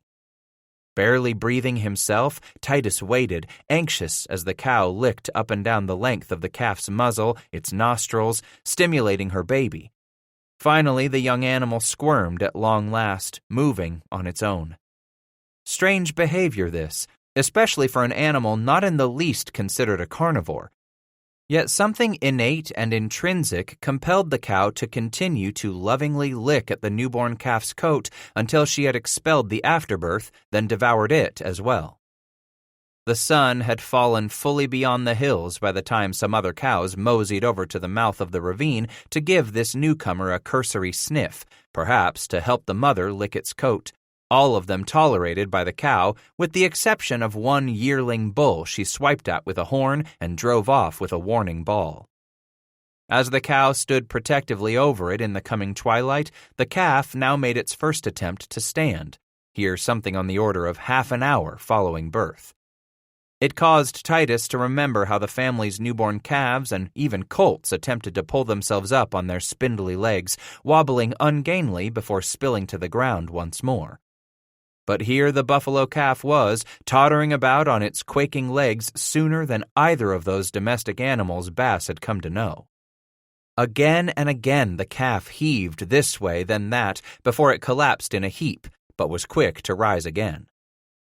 Each time the calf managed to stay up long enough to careen about in a crazy circle and finally locate its mother nearby, tottering over to jab its wet nose beneath the cow's front legs where it probed with its pink tongue and very little luck.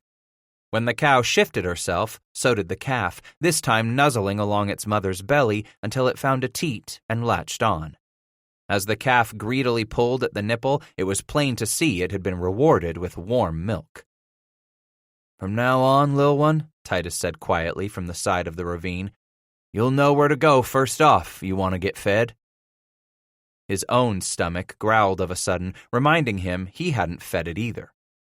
Glancing into the west, he got to his feet, sweeping up the bale to the pot and the leather strap nailed to the canteen, saying, "Be dark soon, won't it, Titus?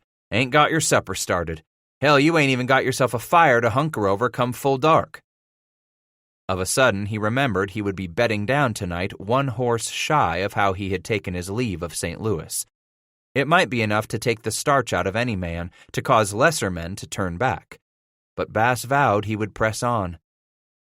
Reaching the end of the ravine, he squatted next to the burned-out remnants of his fire and dragged his pouch over, pulling flint and steel from it once more.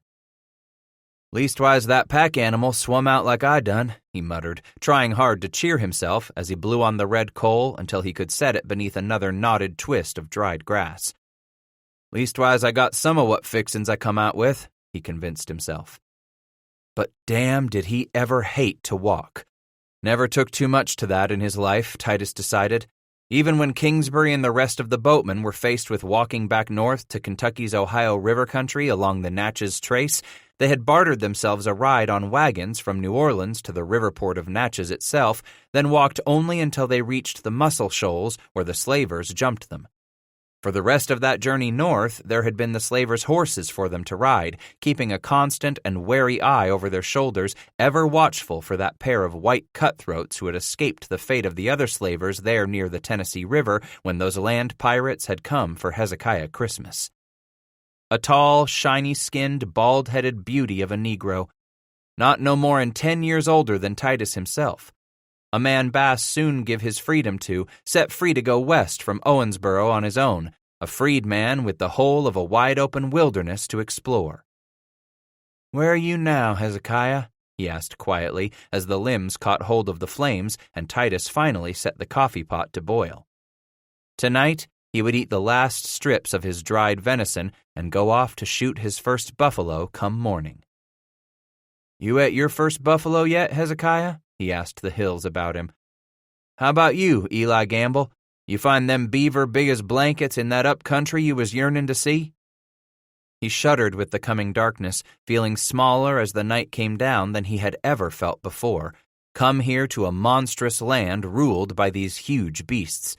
Never had he felt so small, nor so alone. Gazing at the stars just peeking into view overhead, Titus asked, "Are you alone, Eli? Like me?" Then Titus stared at the fire as the night sounds of the nearby herd drifted in to him. "Nah, I don't suppose a man like you would ever be alone, Eli Gamble. Not nowhere near as lonely as men like Hezekiah Christmas. Sure as hell not nowhere like Titus Bass his own self right now." Plopped down here in the middle of everything he had ever wanted, but without another single living soul to share in the glory of it. Although he had been awake long before the sun rose, Titus wasn't ready to go in search of a buffalo to kill until sometime after first light. For most of the night he had tossed in his blankets.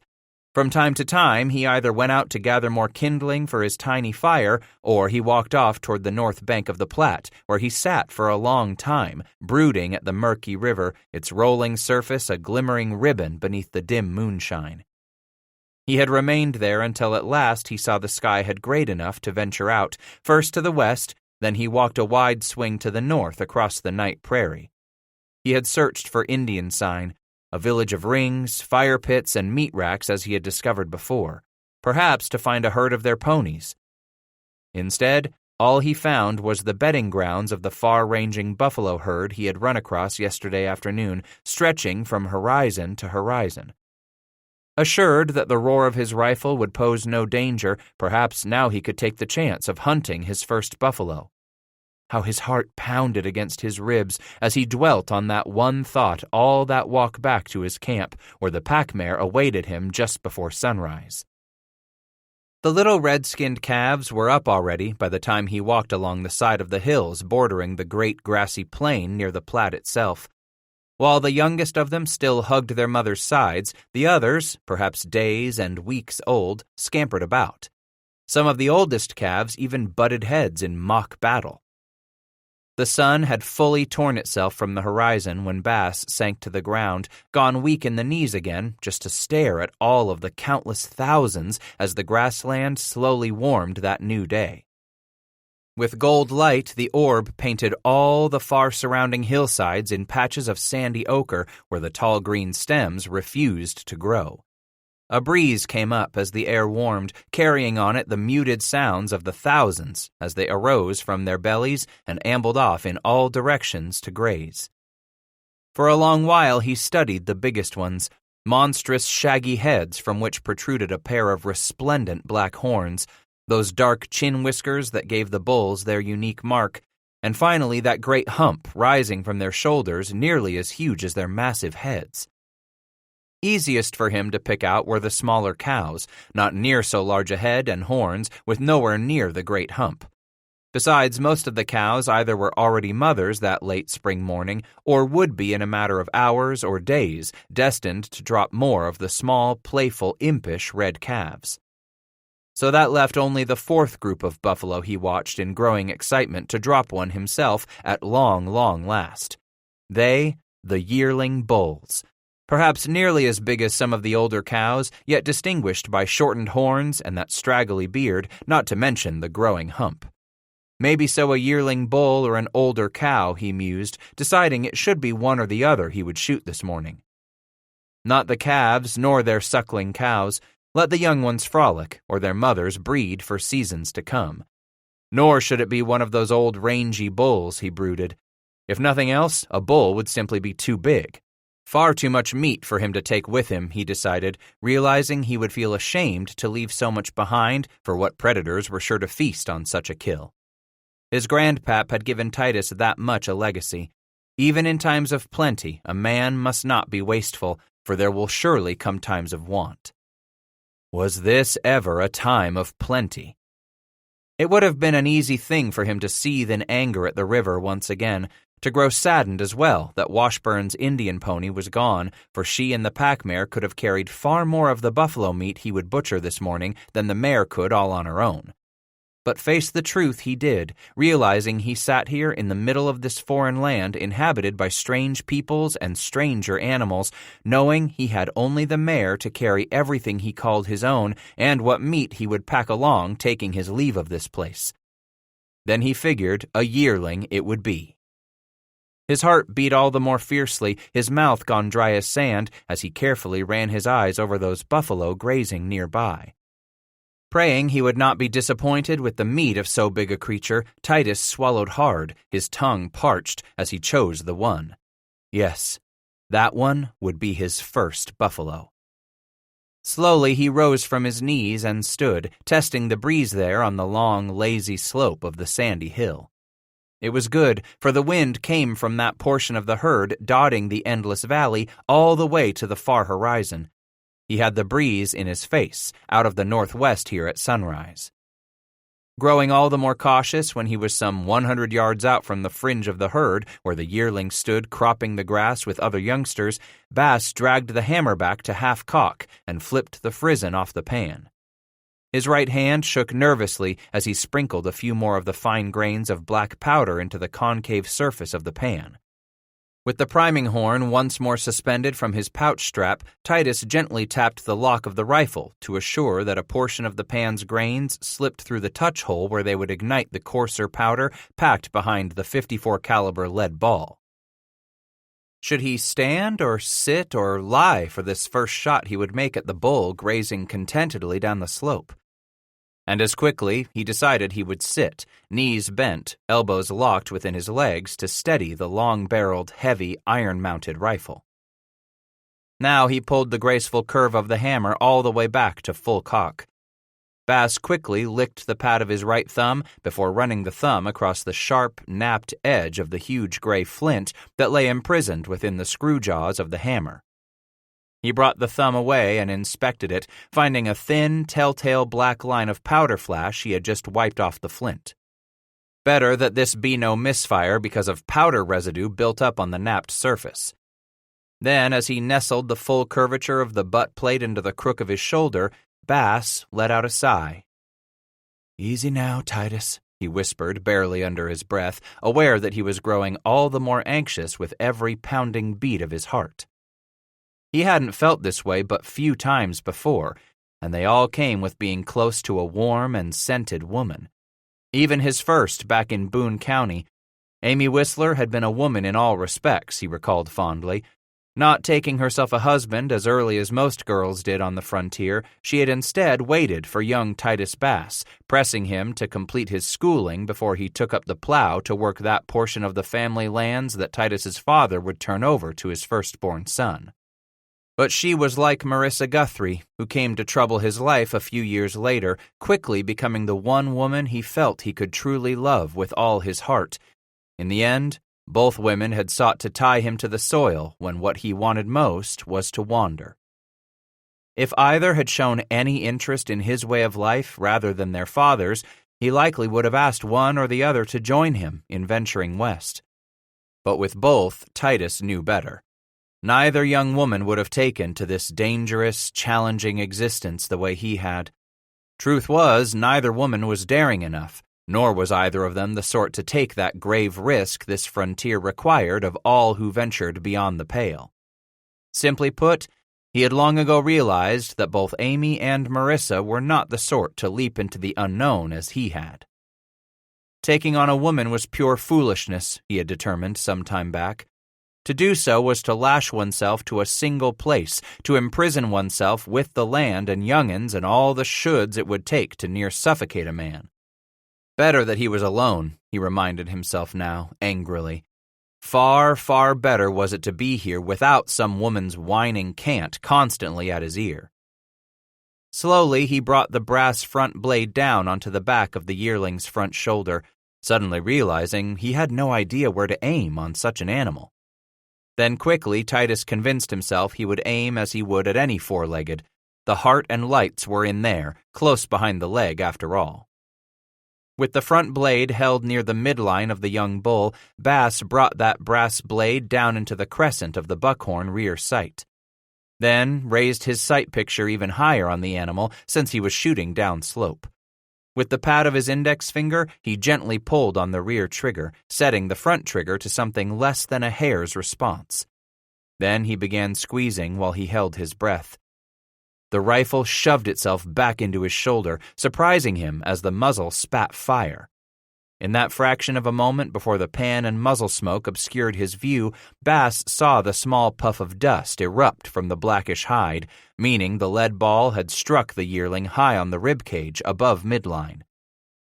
Quickly he rolled onto his knees, yanking the rifle's muzzle to his lips to blow down the long barrel as he watched the animal sidestep and thrash its head a few times.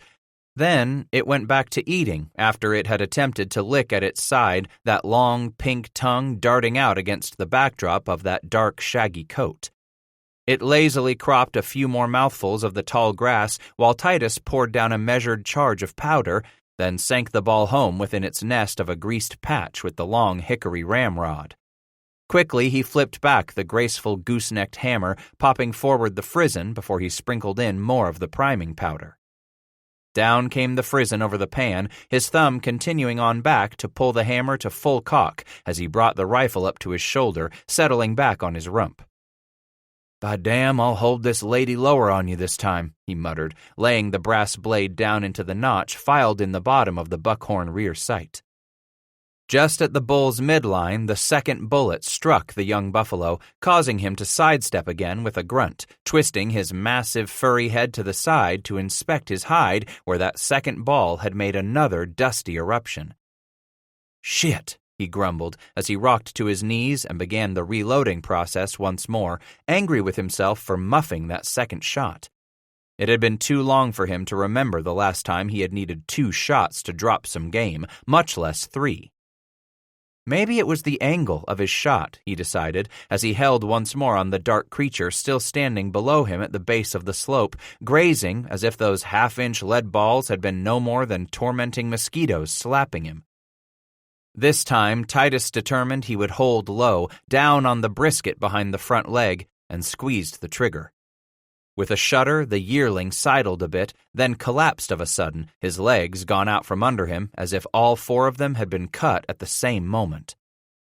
"Damn you anyway," Titus mumbled as he rocked back onto his knees, reloading quickly, keeping his eyes on the fallen beast while he did so.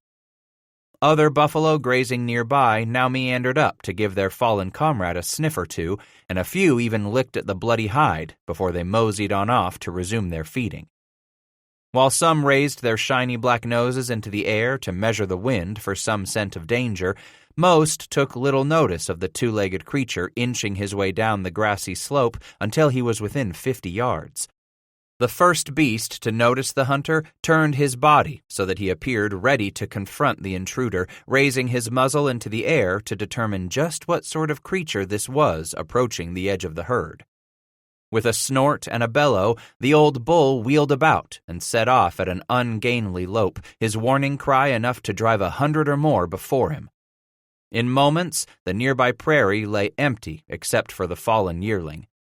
Then, as suddenly as they had bolted into action, the rest of the thousands rolled to a halt half a mile away and resumed their grazing, their numbers darkening the rounded hills in places, blanketing the prairie with solid black in others. The air was growing hotter when Bass reached the carcass, cautiously approaching it, his rifle leveled at the yearling, expecting it just might leap up any moment.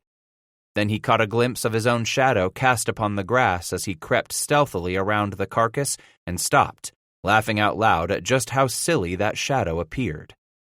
When he quit laughing at himself, Titus inched forward carefully and jabbed at the buffalo with the muzzle of the rifle.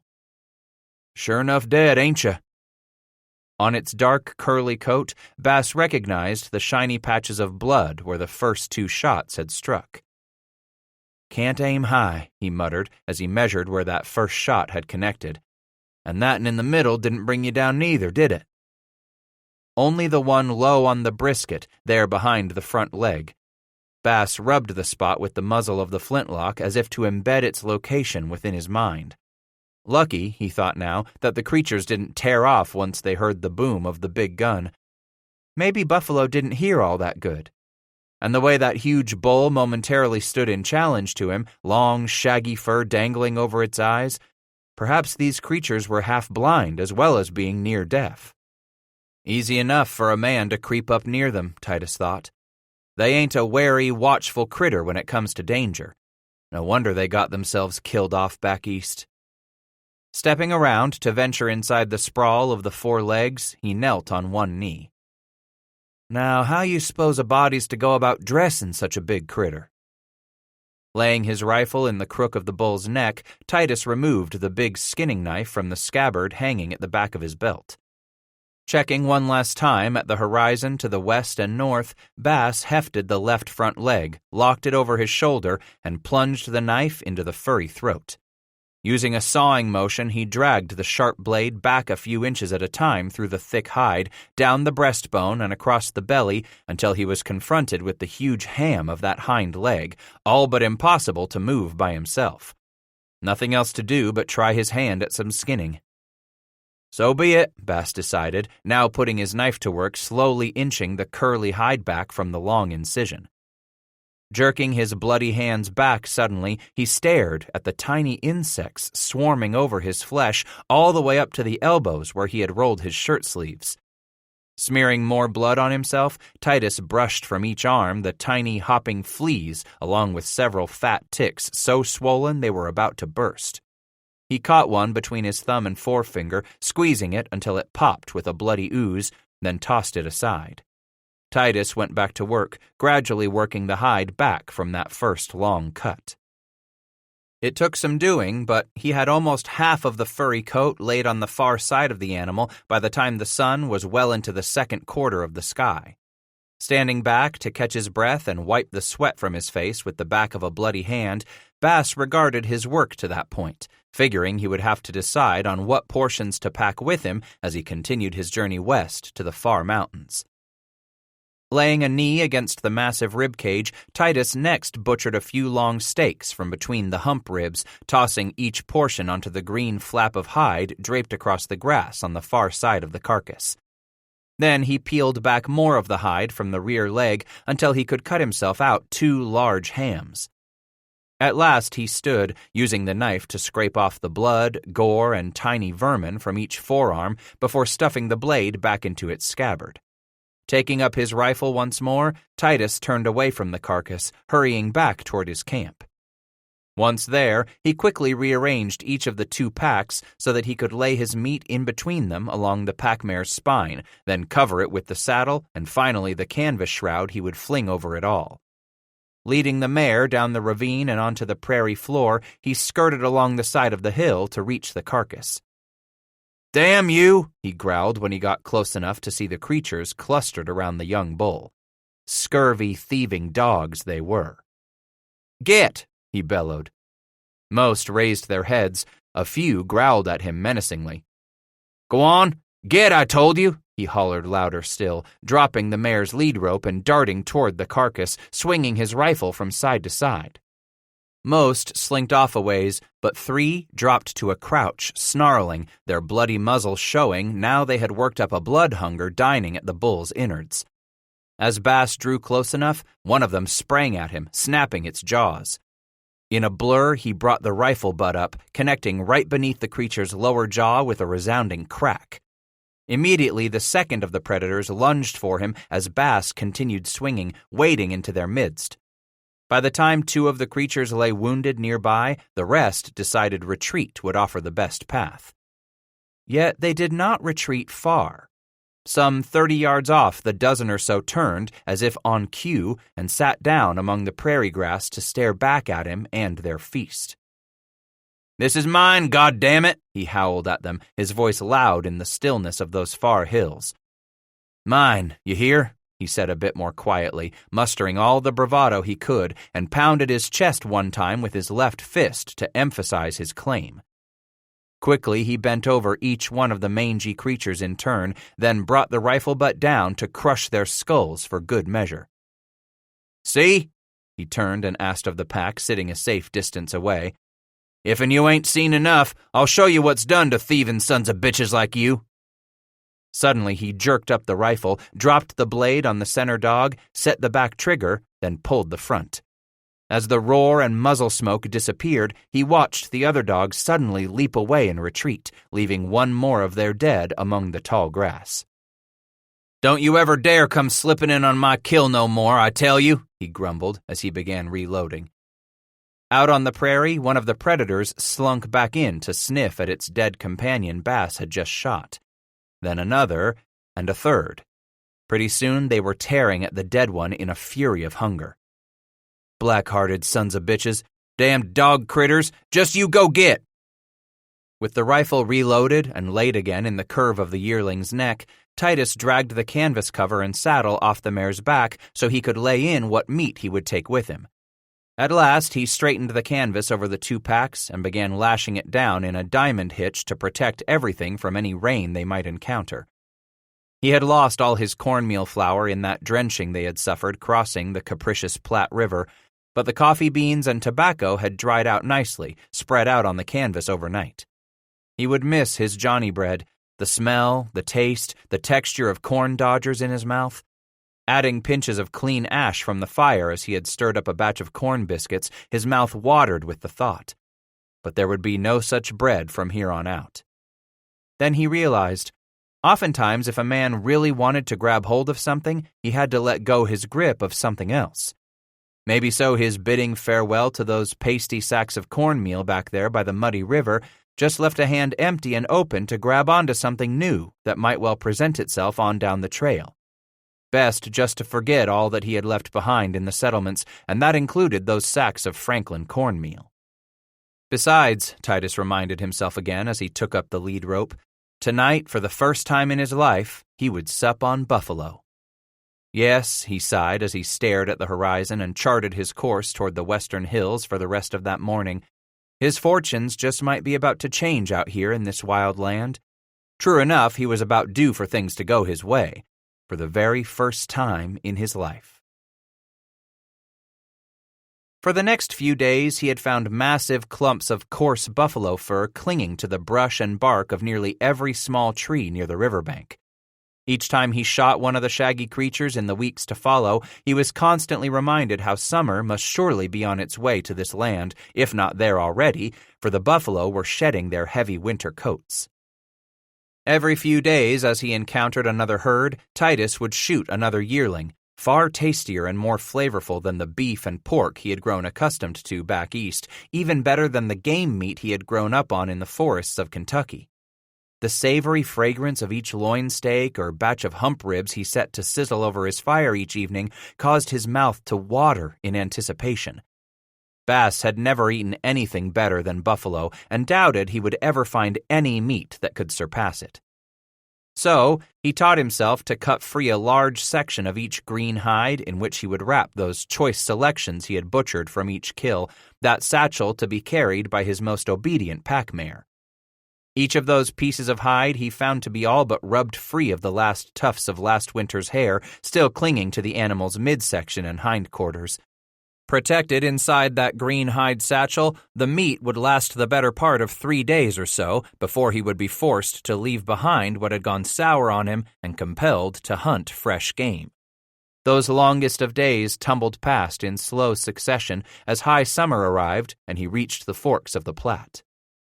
"Damn if Isaac Washburn didn't tell me none of this," he grumbled in confusion, bordering on exasperation, the afternoon he reached that union of the North and South Forks. But as frustrated as he was, in the end, Titus decided to stay with the northernmost.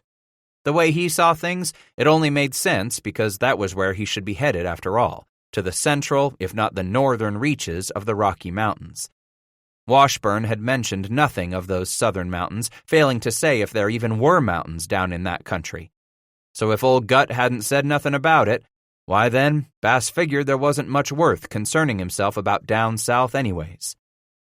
Sure enough, the old trapper had been right on target with most everything he had told Titus before he got himself killed back there in St. Louis. Right about everything except that warning about the Pawnee who lived along the Platte. There had been plenty enough chance to bump right into them all along, yet except for running across sign of that village migrating along the Great River before its trail started moseying its way off to the north away from the Platte, Titus hadn't seen a feather or war pony either one. Nothing more in pure dumb luck, he had muttered to himself more than once in all those weeks since, thinking back how consumed with caution and cold camps he had been. Dumb luck, which meant he walked straight on through Pawnee country without a single run-in. Far better luck than old Gut and Hugh Glass had themselves when they had headed east to St. Louis, deviled by the Pawnee near the whole way. Days past those forks, the country started to evolve once more as he pushed ever westward, leading that pack mare day after day, wearing down the soles of his first pair of Washburn's moccasins and starting on the second. As the ground beneath his feet was crusting into a flaky hardpan, Titus worried so much about walking himself out of his last 2 pairs of moccasins that he took to cutting pieces of green buffalo hide he could lash around the soles of his thinning footwear. Now the hills became more sharply defined, and all the creeks and streams slashed their way down through the land to form sharp-sided bluffs and buttes, each one striated over centuries of constant erosion by water and wind. Here he found more timber, willow, and brush flourishing along each watercourse he came across. It was clear he had passed out of the rolling tableland, where the buffalo ruled as undisputed monarchs, entering a country where he no longer had the herds of those shaggy beasts constantly in sight as he plodded west on foot. He found this to be a country populated by varieties of deer, some surprisingly larger than others. He hunted them down in the brushy bottoms where they spent their days, or waited for them near the creeks and streams where the creatures came to water early of every morning or late of the evenings before scampering off to their beds. Most of the males were already coming into velvet, their antlers covered with that thin, moss-like covering that at times hung in tatters all about their faces. And there were other creatures he spotted from a distance, the sharp-snouted badger and wolverine, and those wild turkey, which roosted in the low branches of the trees very much the same as their cousins did back east, not to mention what he took to be tiny prairie gophers he encountered, animals that barked at him just like dogs in those huge colonies where they lived together for mutual protection against the great winged birds who hunted with claw and beak, sweeping over the towns pocked with burrows. Most every day he had to pass through one such community, he and the mare assaulted by the yip-yipping of so many tiny, angry voices. At times he even caught sight of a brown or a reddish-coated bear, animals that whirled and loped away at the first sight of him and the horse.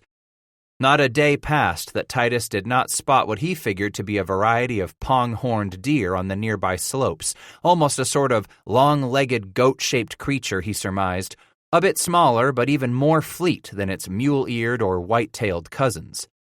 And most every night he went to sleep serenaded with the distant crooning of those song dogs crying out from the surrounding hillsides as if to announce his presence to others of their kind.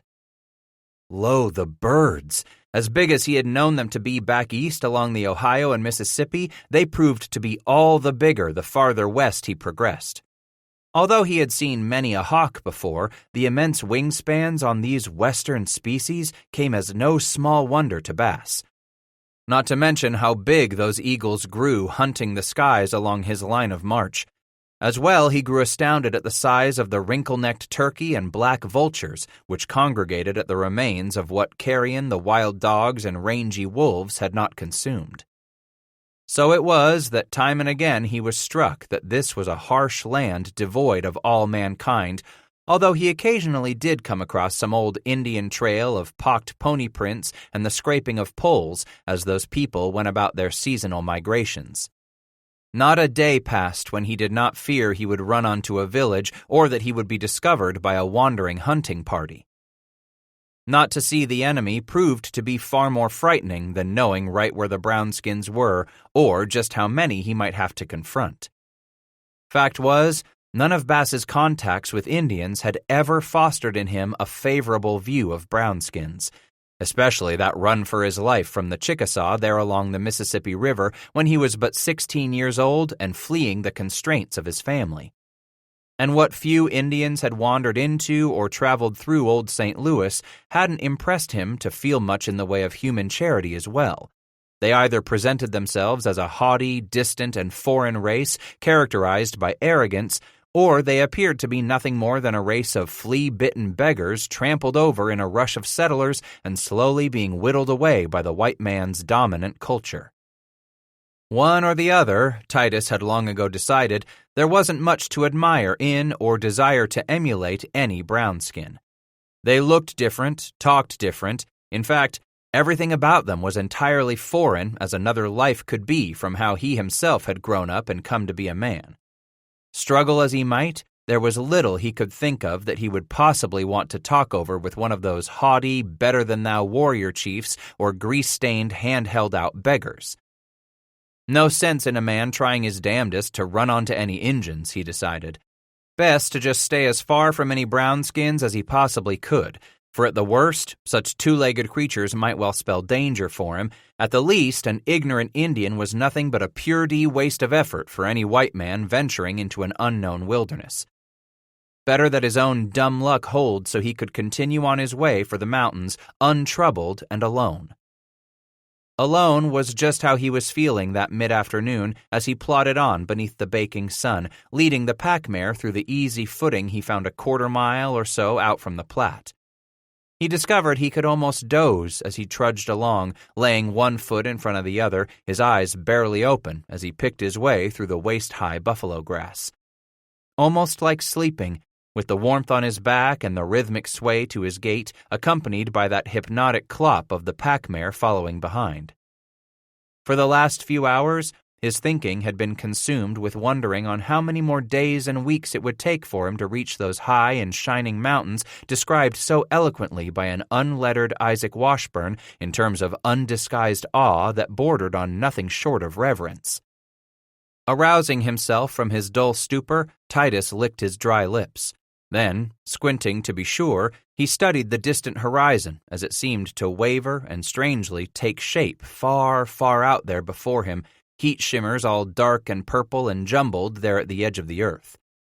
For a moment he glanced up at the sun, hung ahead him nearly at the 3/4 mark of its path across the sky, then quickly back to stare at that shifting, shimmering horizon. "Damnation.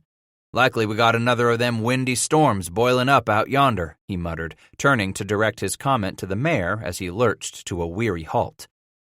"Mayhap we should find us a place to make camp before that rain rolls over us like some of 'em have." Quickly he scanned the southwest, then took himself a measure of the land off to the northwest, seeking something that might hold promise in the way of fording up against the bluster of a bullying storm replete with horrific wind, rain, and ofttimes hail. Already he had come to expect a brief thunderstorm most every afternoon out here along the upper reaches of the Platte, but damn did he hate the hail. Those icy shards hurt each time they came hurtling out of a particularly angry patch of blue-black clouds overhead. Hurt the mare so bad she cried out in something close to human-like pain as he scampered to take shelter under her belly and those packs she carried atop her ribby sides, the only cover there often was for miles around. "We ain't gonna be caught this day, no we're not, girl," he promised the mare. "There yonder, I see some big trees not too far off. We'll skedaddle down there now till that storm blows on over." Off to the side of the bluffs he hurried the horse, down from the ridgetop where he first spotted the dim outline of the storm's approach. Among an extensive grove of cottonwood, Titus prepared for the bad weather by dropping the packs from the mare's back, tying her rope to one of the trees where she should have adequate shelter against the pelting hail. Then he went over to settle down between the two small packs himself, dragging the canvas over the packs and his head, too. Breathing a sigh of satisfaction that he was at last prepared for the impending onslaught, Titus listened expectantly for telltale sounds of the storm's approach. Squatting there, he waited and listened. At times, Bass caught himself dozing off, and waited some more. But through it all he did not hear the wind whipping itself into a fury, driving the rain and hail before it. The longer he listened, the more he grew suspicious, thinking the storm had taken a different track to the north or south around them. "Let's go have ourselves a look-see," he told the mare as he threw back his canvas shelter, stood and untied her long rope.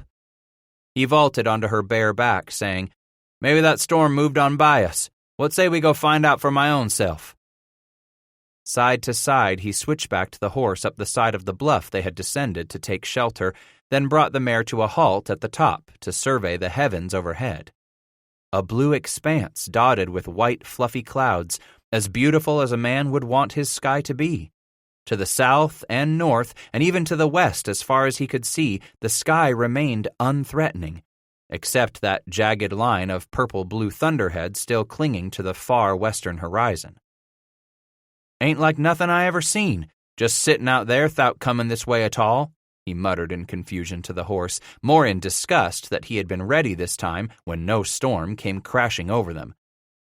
Yet as he continued to stare at the distant smoked glass horizon, it slowly dawned on him. Perhaps, yes, there might be a reason this truly wasn't like any storm he had ever seen, especially now that he had himself a good long gander at it, because maybe, just maybe, that wasn't a jagged, roiling, rumbling thunderstorm gathering on the far horizon after all. "Do you think?" he asked himself aloud, leaning forward to speak into the mare's ear. "Could it be them far, far mountains?" To see them at long, long last for the first time, sitting atop that steady old horse there on that rocky bluff of pale ochre, the gentle summer breeze strong in his face, perhaps a wind bringing him the scent of those far-off and terrible places. No, not clouds at all hulking way off yonder at the end of his mortal sight, but the God-blamed Rocky Mountains. "Jumpin' Jehoshaphat!" he shrieked in a sudden gust of realization at the same moment he began to hammer the mare's ribs with his heels. She gamely shot away, obediently rolling into a trot. "Wahoo!" Into a lope she finally took herself, then eased up into a gallop as he hugged close to her neck, one hand double-wrapped with that lead rope, the other hand tangled in her mane as they raced west toward that thin purple-blue border of jagged landscape. Down the far end of the bluff they tore together, right onto the rolling, rugged valley, ever westward. "By damn, we're gonna make it to them Rocky Mountains, old girl," he whooped in ecstasy, then bellowed again at the top of his lungs as the mare surged ahead with all the speed she could muster for her rider. "Wahoo!" It had taken so many weeks and months, too, just to leave that hardwood country behind, then suddenly to find himself pitched into a monotonously bare and rolling tableland when through all his waiting, Titus had figured the country would become increasingly more hilly the closer he got to those distant shining mountains. But instead, the world around him had only become flatter, ideal for the numberless buffalo that grazed on the land's rich bounty of grass. "Glory, glory, glory," he repeated in a wild screech as the hot breeze whipped tears from his eyes. So long had he waited to see them with his own eyes, each night along the way remembering just how he had let his imagination paint such vivid pictures in his mind, while Isaac Washburn had told him this and told him that about the far places of the West the old man had himself seen. Night after night of imagining and dreaming on them, it seemed those mountains had grown all the larger, loomed all the bigger, until here he was at last, suddenly struck with disappointment that what lay before him was not as tall, nowhere near as grand, nor jagged, nor threatening, nor ultimately challenging as Washburn had made them out to be. Nowhere near the majestic mountain ranges his very own rich and fertile and ready imagination had been making them out to be all these months. So, in no small measure of disappointment, he began to pull back on the rope, slowing the mare out of her surging run to the west. For well over a year, Titus had been preparing for this moment, yet here he was, of a sudden trying to make sense of it, to reconcile Gut's description of the Rocky Mountains with what undramatic and uneven outline lay there against the far horizon. At last, he brought the horse to a halt. Bass slid to the ground, but continued to stare until he kicked a toe at a clump of bunch grass. "Damn, if I ain't got a head filled with stupids," he roared, feeling the fool of a sudden. "It ain't that them mountains is puny, girl, just that they be too damned far away for us to see 'em proper." He sat there some more, soaking in that distant vista before slowly turning the mare about to retrace their path. And from time to time he glanced back over his shoulder at the far, jagged line. "Gonna take us a few days afore we get there," he consoled himself. "Leastways, now we see where it is we've been headin' all this time. Out there, why, that be the end of our journey, girl." Like everything else in his life, he decided, this was to be only a matter of keeping one foot landing in front of the other, hard times or slick. He'd come this far by putting his head down and not giving up, no matter if the water was bad or the game was scarce, no matter that there'd been cold camps for lack of firewood or the possibility of scalp hunters out and afoot. But no matter any of that, Titus Bass was here at the brink of the Rocky Mountains, where he could look out there and see them for the first time in all his born days. And so it was that after he had repacked the mule and set forth once again, Bass vowed that he would never stray too far from those distant mountains ever again. Once he arrived, he promised never to leave them, never to wander so far away that he could no longer see them at the edge of his sight, just as they were right then. They were to be his compass, his lodestone, the very anchor for his life from there on out. The way some men back east dared never to wander too far from the rivers where they plied their trade and lived out their lives, Titus swore these mountains would from that day forth be the marrow of his world, swore that on a mighty oath for what would be the rest of his natural days. Late that afternoon, after pushing farther west, Titus brought down one of those prong-horned goat creatures he found were almost too curious for their own good. He skinned back the tan and white hide, butchered off the steaks and 2 hams he wanted from the rear flanks, then moved on west to scare up a good camp for the night. Not until the sun had disappeared behind the jagged wall of peaks far beyond did Titus discover just what he wanted. It was a shady nook at the side of a hill that offered good water from a stream coming in from the south, plenty of firewood, and enough trees that his smoke would be dispersed among the branches, in the event any brownskins were lurking about. But most of all, the campsite sat just so, positioned in a way where he could gaze into the west as the meat broiled on sticks hung over the fire and the coffee began to boil. After stuffing himself, with great care he loaded his old briar pipe with tobacco as twilight sank around him. How he enjoyed the utter silence of the night as it came stealing over the land, broken only by an occasional call from the wild dogs populating the nearby hills. Like a gentle nudge, something caused him to turn and look back to the east where it had already grown dark as pitch, the sky flecked with the first stars. Back yonder, to what he had left behind, to what he had chosen to abandon. Funny, he thought, but he could not see anything back there that reminded him of what was left behind. Nothing there to show him what he had abandoned, yet right here in this spot, he could look upon his goal. So Titus turned back to gaze into the west once more. The mountains were there, limned in indigo light by the long-ago falling of the sun. They were reachable and real, no longer something of legend and myth. Indeed, he told himself, after all these days and the many, many miles, he had come so far that he no longer could see what had been, could no longer see who he had been.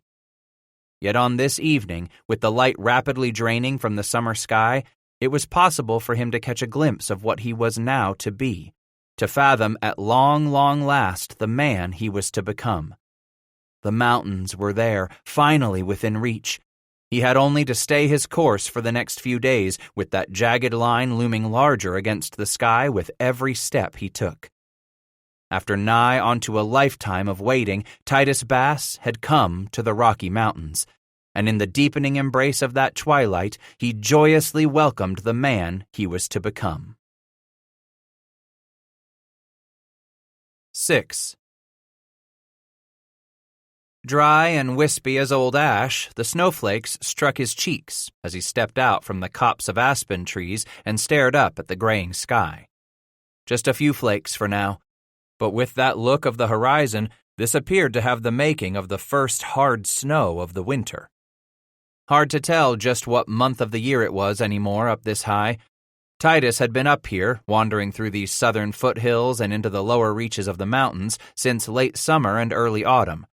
Some time back, he'd given up trying to sort things out like keeping track of months, deciding that none of it really mattered out here no more anyway. Long ago, back to late spring as he'd pushed west along the Platte River, he had decided that keeping track of days at this or days at that was a fool's errand, and though he might well be accused of being a fool on other counts, he vowed not to be a counting fool. All that falderall about numbers and ciphering their meaning was merely one thing more to be shed of and left behind back there where he had lived another life. With that sort of thing at his back, Titus had moved through the summer not in the least worrying what month it must surely be. June wasn't all that hard to sort out. It had already been June before he'd first spotted his Rocky Mountains off in the distance.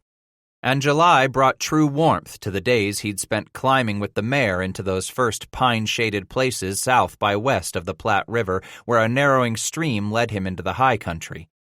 From there he could look all the farther to the west and the northwest, seeing for the first time how the snow lingered on those distant peaks.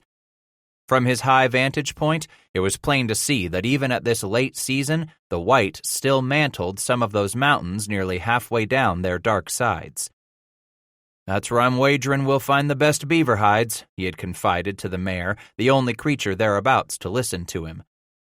More and more of late he had taken to talking out loud to her, if for no other reason than to hear the sound of his own voice. Likely it was the only human voice for hundreds of miles around, he told himself. Bass had tried setting Washburn's traps in that cold stream leading him up through that first high ground, at times in those feeder creeks that spilled into it too. Each time he did just as Isaac had instructed him back in St. Louis, with the bait stick and the trap shelf and the float stick too. But for all his effort, only a half-dozen scrawny muskrats had been curious enough to get themselves caught. Titus hadn't even thought enough of them to skin them. Why, compared to the beaver hides he had seen congregate in huge packs on the wharfs at St. Louis from the upriver country, those half-dozen puny skins weren't worth the trouble it would take to bloody his skinning knife. "Weather's bound to be a lot more the sort that makes a flat-tailed critter put on a heavy hide up there," he commented to the mare as they moseyed on west toward the distant white-capped peaks. "Snow means cold, and cold means thick fur, seems to me, girl." That sort of reasoning made sense to him, it did, especially after he had managed to trap 4 unwary beaver in that small range of high mountains off to the southwest. Just 4, After all those days, he went out to his labors among the streams and those aspen that quaked with the slightest breeze on the hillsides above him. And now that he had wandered down from those unproductive mountains in bitter resignation, striking out for the northwest, yearning to reach that range where the snow looked to lay all the heavier at those upper elevations, even as summer was lost to the first signs of autumn. Into those foothills he had led the mare as the seasons began to turn and the days grew imperceptibly shorter, climbing ever higher, trying this stream, then that. A bit more luck had he, but not near as much as Bass had hoped when he'd moved into the southern reaches of this extensive mountain range. For some days now, the Quakies had begun to turn gold. There had been 2 quick dustings of snow already, weeks ago. Both had melted by the following day, the air steaming in the shafts of golden light piercing the leafy branches of the trees. Then of late the weather turned downright warm again as Indian summer set in.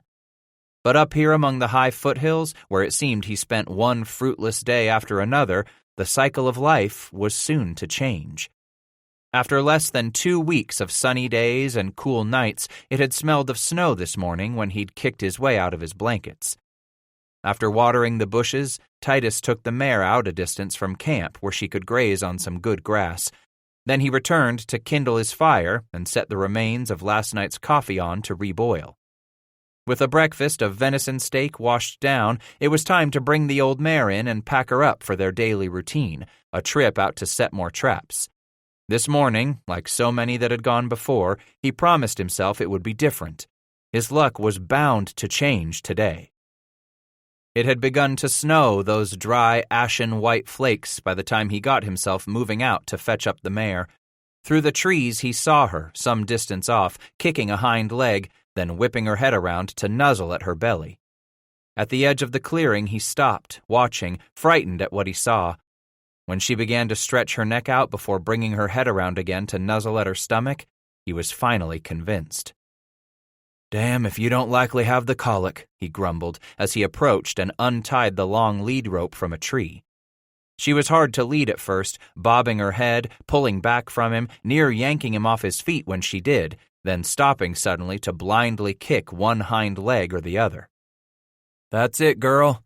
He tried to soothe best he could, knowing how a horse with the colic sensed the growing pain in its belly, suffered the bloating swell and the unrelieved pressure, kicking their legs, stretching out their necks, nosing their own bellies in some frantic, dull-witted desire to release that pent-up pressure. "Troost always walked the colic off," he told her as he tried to draw close to her head. But she stretched out her neck again, then nearly knocked him to the ground as she suddenly whipped around to try nuzzling her belly once more. "Come on, we're going to walk it off," he told her with a tug on the rope that got her moving slowly. "Always worked before." And he hoped it would work again. Hysham Troost had called it the sand colic, what a horse got when it ate a bunch of sand mixed in with its feed, so much sand that it collected in every one of those low bends and twists of the horse's gut until it was nearly impossible for any of the animal's feed to make it on through their system. That's when the real trouble with sand colic started, when the mare got bloated up with all that unrelieved pressure that would have to be eased or else. Or else. For more than an hour, he led the mare around and around that small clearing, with the horse meandering more and more slowly each time they made the circle. Finally, he admitted that with the way she was acting so poorly, they would not be venturing out that morning to set more traps. If nothing else, it was a relief just to get the mare back to camp, where he could water her and keep her close at hand while the colic worked itself out of her system. Tossing some more limbs onto his fire, Bass slid the coffee pot over to the edge of the flames to rewarm what was left from 2 heatings. Then he turned to grab up one of the big, heavy woolen blankets he intended to wrap around himself as he sat by the fire, when he heard her go down. As Titus wheeled around, a big part of him was already praying that he hadn't heard the animal collapse. Any horseman knew the chances were somewhere between slim and damn poor for a horse that went down. If you could keep them on their feet, you had yourself a chance. But once an animal went down... He felt like swearing as he flung the blanket off his shoulders among the rest and lunged toward her as the big neck and head were the last to hit the forest floor, covered with a thick carpet of pine needles. But swearing wouldn't help, as much as he wanted to curse someone, something, to keep from cursing his own self. Down on his knees, Titus slid the last few feet to slowly reach under her head, bringing it gently into his lap. Her eyes were wild, glazed with pain, her sides heaving as she thrashed that upper hind leg. Something noxious and foul gushed from her hind end. Then she seemed to lie still, nostrils flaring, eyes still rolling. From time to time, they even seemed to come to a rest looking at him, pleading perhaps, then moved on. "Maybe that means you got it on out of your system," he pleaded with the mare quietly, figuring the gush had been just that, the way a man might get himself the green apple quick-step and with all that pressure built up inside him from the unripe fruit, might well make himself feel right pert once he had himself a decent shit. "Let's hope that'll fix you." Then she thrashed her head a little as he held her, vainly trying to raise it enough to reach back to nuzzle her belly. At the same time, that top rear leg began to fling about again. And he knew she hadn't found any relief by ridding herself of whatever foul substance had gushed from her hind end. He didn't know how long he stayed there, cradling the mare's head that morning, but realized the coffee pot boiled again, smelling it, downwind of the fire as he was. Over time, his fire burned down to nothing but thin wisps of smoke, then slowly went out as he watched, and waited, and tried to think of what more Hysham Troost would be doing for a horse suffering the sand colic. He didn't realize he'd fallen asleep right there with the mare's head in his lap the way it was, until he came awake with something tapping on the sole of his boot and a voice booming in his ears. "I'll be go to hell," the deep voice cried. "It be a white nigger for sure." Bass jerked up, his eyes squinting, blinking, straining to see through the veil of trees and gently falling snow as the dark form moved back from him and brought up a rifle to point at his belly. Bass sat frozen, his bowels run cold, come awake suddenly to stare up, then down the immense figure before him. The man was dressed in a blanket coat, hood pulled over his head, with a black beard that reached to mid-chest and a belt around his waist where several long black scalps hung near his knife scabbard. From the greasy, muddy bottom of his coat extended his legs, stuffed within two faded red wool blanket tubes, fringe gently swaying at their outer seam above thick winter moccasins. How Titus wished now that he'd brought the rifle close. "What? Just who the hell are you?" "Injuns! By damn, we're Injuns!" a new voice shrieked from the timber, drawing Bass's attention as another figure leaped into the camp clearing, dressed completely as an Indian like the first, the fringe on his leather war shirt whirling round and round as he danced toward Titus, whooping and hollering, rhythmically clapping his hand over his mouth, woo-wooing and stomping round and round in some ungainly imitation of a scalp dance. Suddenly, that figure whirled up beside the first man and stopped, asking, "What you figure him to be doing just a-squatting there by that horse, Silas?" Titus set his eyes again on the tall, dimly lit figure in the hooded coat standing over him in that gentle fall of early snow, his face hidden in shadow. The tall figure said, "Shit, stupid son of a bitch appears to be rocking that goddamned horse to sleep, don't he, Billy?" Then a third voice laughed along with the two standing there in front of Bass. From the shadows, that new voice shouted, "Injuns!" And a third, long-haired Indian look-alike came stomping and whirling and woo-woo-woo-wooing into the clearing, shrill and sounding every bit like a savage warrior bent on taking a scalp. Damn! Titus swallowed hard, watching the third hairy, bearded man dance up, watched how the second joined in the dance and chanting, watched with growing uneasiness the way the first figure continued to stare right down at him, his face hidden within the hood of his blanket coat. "No," Bass told himself, "I don't want to fear no man, red nor white." "You're a wolf bait now for sure, Pilgrim," cried the second man. Then he let out a blood-curdling scream, dragging his knife from its scabbard and shaking it in Bass's face. Titus's eyes quickly shot to where his rifle stood against a tree and where the pistol lay beyond it. These had to be white men, he told himself as he ran his tongue around the inside of his dry mouth, suddenly surprised that it had the texture of sand. After all, they spoke his tongue, didn't they? Then it struck him. Why, he hadn't heard the sound of a human voice other than his in a damned long time. Damn, but why was these white fellas in Injun clothes? Howdy, fellas. Why'n all of you gwan over there by my fire and have yourselves a sit? He called out in a croak, the words emerging squeaky from that dry throat.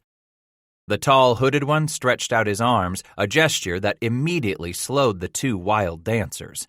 With a booming voice, he said, "By damn, boys, 'pears we got us an invite to help that son of a bitch rock his horse to sleep." "You sure he ain't no dangerous Injun killer, Silas?" the third voice finally asked. The second man's face lit up with mirth as he asked, "How the bejesus can this pilgrim be a Injun killer when he ain't got him no gun?" Again, Bass glanced at his weapons across the small clearing there among his bedding. All he had here at hand was the belt knife. "He won't do us no harm," the nearest one said inside the shadow of his hood. Suddenly there was the face of the man who had spoken. Bass jerked his head up, watching the figure step closer, yanking back on the hood to his blanket coat then and there in the murky shadows as snow fell into the camp clearing. Damn near as tall as any man he'd ever seen, damn near as big as Hezekiah Christmas, and Hezekiah was the biggest man he'd ever laid his mortal eyes on. "Don't figure we need to cover him no more, eh?" the second man said as he stepped out of the shadows no more than 20 feet away. Then some needles snapped behind Titus. He twisted his head around to watch the third man advance into the camp clearing. "He ain't got a gun on him," this third one said. "Don't figure he's about to kill none of us by accident." The big man in the center came a step closer. Titus studied the way he carried his rifle captured in the crook of his left arm and a pistol ready there in his right hand. Now the tall one began to wave that pistol at the second man. "Billy, punch that fire so I can warm my ass."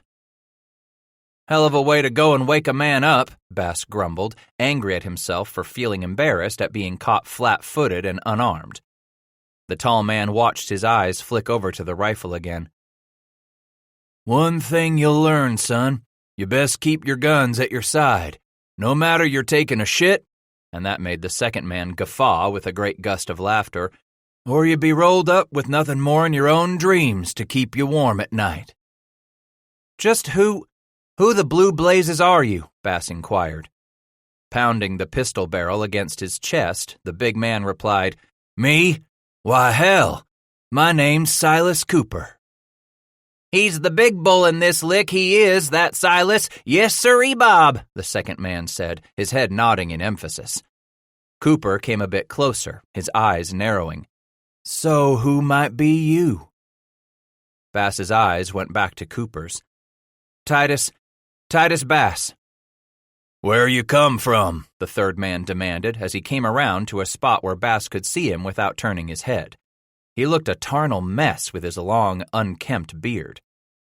"St. Louis," he answered with that croaky voice. "This here's Bud Tuttle," Cooper introduced the third man, pointing at him with his pistol. "Ain't my first name, but everyone calls me Bud." "'Cause he don't like Hiram none," the second man gushed with a wild giggle. "That's right," Tuttle replied. "My name's Bud." Just as Titus began to nod his head to the third man, ready to ask the last man his name, Cooper began to move off to the right, stuffing his pistol into the wide, colorful sash he had tied about his waist. The tall man asked, "How long you been up here in these parts, Titus Bass?" "Since end of summer." "That long, eh?" Cooper asked as he neared the mare's rear flanks, sniffing, wrinkling his nose up at the strong stench. "Ain't had you much luck trapping, have you?" the second man asked. "Was going out this morning, when the horse here was took with sand colic," Bass explained. "Damnation," Cooper said with a sigh as he settled some distance back from the horse's tail and studied the ground around the mare's hind end. "What is it, Silas?" Tuttle asked. "Go on now, Billy," and he looked up at the second man.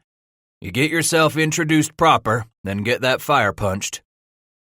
With an open-faced grin, that second man snagged the fur cap off his head and bowed slightly from the waist, showing that he kept his long hair tied back in a long queue.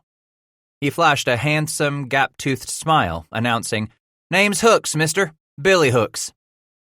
"So now you know us all.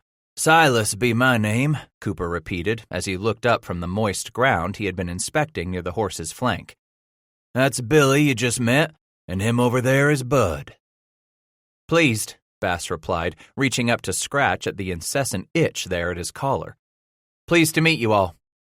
"Bet you are," Cooper growled. "Better us than some half-starved red niggers out for hare or coo." "Coo?"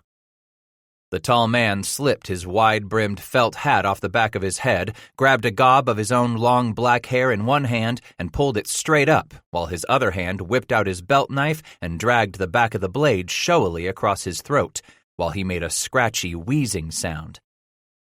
"Meanin' the red belly's gonna slit your goddamned pilgrim idjit pork-eater throat, the sons of bitches would," Silas grumbled, stuffing the knife away and pulling the hat back over his head. I don't eat no pork," Titus explained, sheep-faced. "Don't eat no more Ned." "Then you have the makings of a good man, Titus Bass," Cooper declared with a sudden smile. "There be enough God-blamed Frenchy pork-eaters in these here mountains already."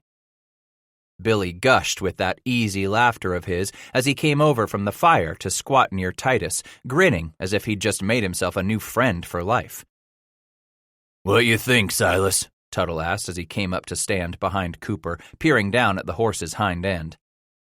"Black water. Ain't no two ways about it," Silas clucked, then shook his head one time for emphasis. "But black water?" Titus repeated. "No, she's just got her a little case of colic. Likely it be the sand colic."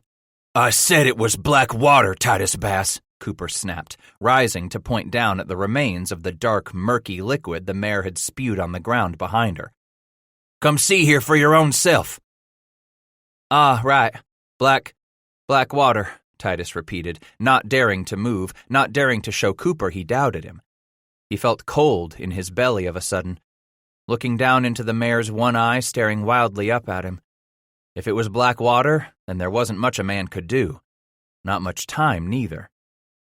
"I was hoping it was the colic." "Bet you walked her, didn't you?" Cooper asked. How helpless he felt, maybe having a hand in killing his only horse. "Yes, well, I thought it was the colic." "It's all right, son," Silas said, suddenly sounding almost fatherly so soon after he had been downright snarly. "Most folks don't know how to tell the black water until it's too late." "Too late?" "Listen, Titus Bass," Cooper said as he came over to kneel beside Titus. "This critter's in some terrible pain. And when a body's in pain, it's allays best to put it right out of its misery, ain't it?" Lord, he fought not to sob, especially when Cooper leaned over to put an arm around his shoulder, just the way his grandpap used to do. Bass could feel the tears sting as they started to well in his eyes. "You'll get along just fine, won't he, Bud?" Silas offered. "That's right, Titus," Tuttle replied, pushing some of his long, sandy blonde hair back out of his eyes. "Where's your other horses?" Other horses?" Bass asked dumbly. Cooper asked, "You got mules?" "I ain't got no other uns." Billy shrieked with sudden, unrestrained belly laughter, clamping a hand over his mouth when Cooper shot him a stern, disapproving look. Then Silas was tugging Titus up. "Bud, give me a hand getting Titus up on his feet. Here, son. That's it, Titus. You don't want to go down like your only horse there now, do you?" As much as Titus tried to think of speaking, of what to say, of what the hell to do, his mouth just wagged wordlessly. "You mean to bald-face tell me you come out here to the mountains with one horse only?" Cooper inquired. "Started off with 2 from St. Louis." Tuttle asked, "So what happened to the other one?" "Lost it, crossing the Platte." "Spring flood?" Billy asked, that big grin brightening his face. With a shake of his head, Titus shrugged and replied, "Don't know. Bottom just gone out from under us, and this mare and me, we barely swum ourselves out." "You ever find the other horse?" He looked at Cooper and nodded. "Dragged the saddle off'n it. Was a Injun pony."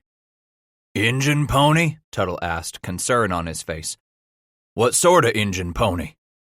Don't rightly know, just that it come down from Fort Kiowa with a friend of mine. Friend? Billy asked. Isaac Washburn. The Injun pony was his. And this here mare's yours? Silas said. Bass looked down at the horse. She flailed that rear leg about again, only this time with a much more feeble movement. She was give me by a man in St. Louis. Cooper flung his long arm around Titus's shoulder, saying, A good horse this was, Titus Bass, weren't it? She got me here, all the way here. Then he felt what Cooper suddenly pressed into his belly. Slowly, he looked down and saw the pistol pushed against his blanket coat. Fear knotted cold in his gut. Take it, Titus Bass, Cooper demanded. Finish off the God-blamed animal, you idiot. Can't you see she's in some awful pain? Finish? Shoot her, Billy cried. She's dying anyways, so shoot her now. Ain't there nothing can be done? He begged of Cooper, turning toward the tall man, trying to push away the pistol the tall man shoved into his belly. Not when a critter's gone and got black water, Cooper said quietly, his big, beautiful eyes gone sad and limpid. Once a horse goes down with black water, that critter ain't never getting up on his legs again. You can't be squampious about it. Time for you to do the decent thing, Titus Bass. I can't shoot her, he pleaded. Don't have me no other horse. This here's the only one. Give me the goddamned pistol, you weasel-stoned pup, Cooper growled angrily as he yanked the weapon from Bass's hand and dragged back the hammer. No, Titus bellowed, hurling himself at the man's long, powerful arm. No, don't you see if it's to be done, I'm the one gotta do it? Cooper looked down at him with those long-lashed, limpid eyes of his that Bass was sure could hypnotize lesser men. That's right, Titus Bass. Now you're showing a lick of good sense. See that you're the one what's gotta do it, if'n you're man enough. The nigger ain't man enough, Billy cried, sidestepping a little jig in eager anticipation. Ain't man enough. Shut up, Billy, Tuttle ordered. Leave him be. With gratitude, Bass glanced at Bud Tuttle and found there in the man's homely face something that said he understood Bass's reluctance, something that said he just plain understood. I'll do it, if'n there's no other way, Bass reluctantly said. Cooper and the others backed away a few steps. Then Silas said, She's been good to you. Now's time for you to return that good, Titus Bass. Take her out of her misery. With two trembling hands, he pulled the hammer back to full cock, brought the muzzle down to aim at a spot behind her ear. You might miss there, Cooper advised. Go up on her head. And he jabbed with one long finger at a spot midway between the eyes, up between the eyes and the ears. Horse got it a little brain. You don't put that ball into it just right, you're going to cause the mare all the more pain, Titus Bass. Still trembling, he moved the muzzle to that new target, trying to hold it on the spot Cooper described. Nah, hold it agin her head, Silas instructed. Now you want one of us to go and do— No, I'll do it, he interrupted, forcing down the stinging bile that gathered at the back of his throat as he brought the muzzle squarely against the mare's forehead. Titus glanced one more time into that one wild, bloodshot, pain-crazed eye, then closed both of his and pulled back on the trigger. The pistol leaped in his hand, and he sensed the immediate splatter of warm blood across his bare flesh as he keeled backward with instant regret, not wanting to look, not daring to open his eyes until he had turned away. Bass held the pistol out at the end of his arm, loosely in his grip, hoping one of them would take it. Cooper swept the weapon out of the hand before it dropped, looping his other arm over Bass's shoulder. He almost cooed, saying, You done good by her, Titus Bass. I always said a man's only as good as he is to his animals, and you done right by your mare. Tough thing you did, but the right thing, Tuttle added.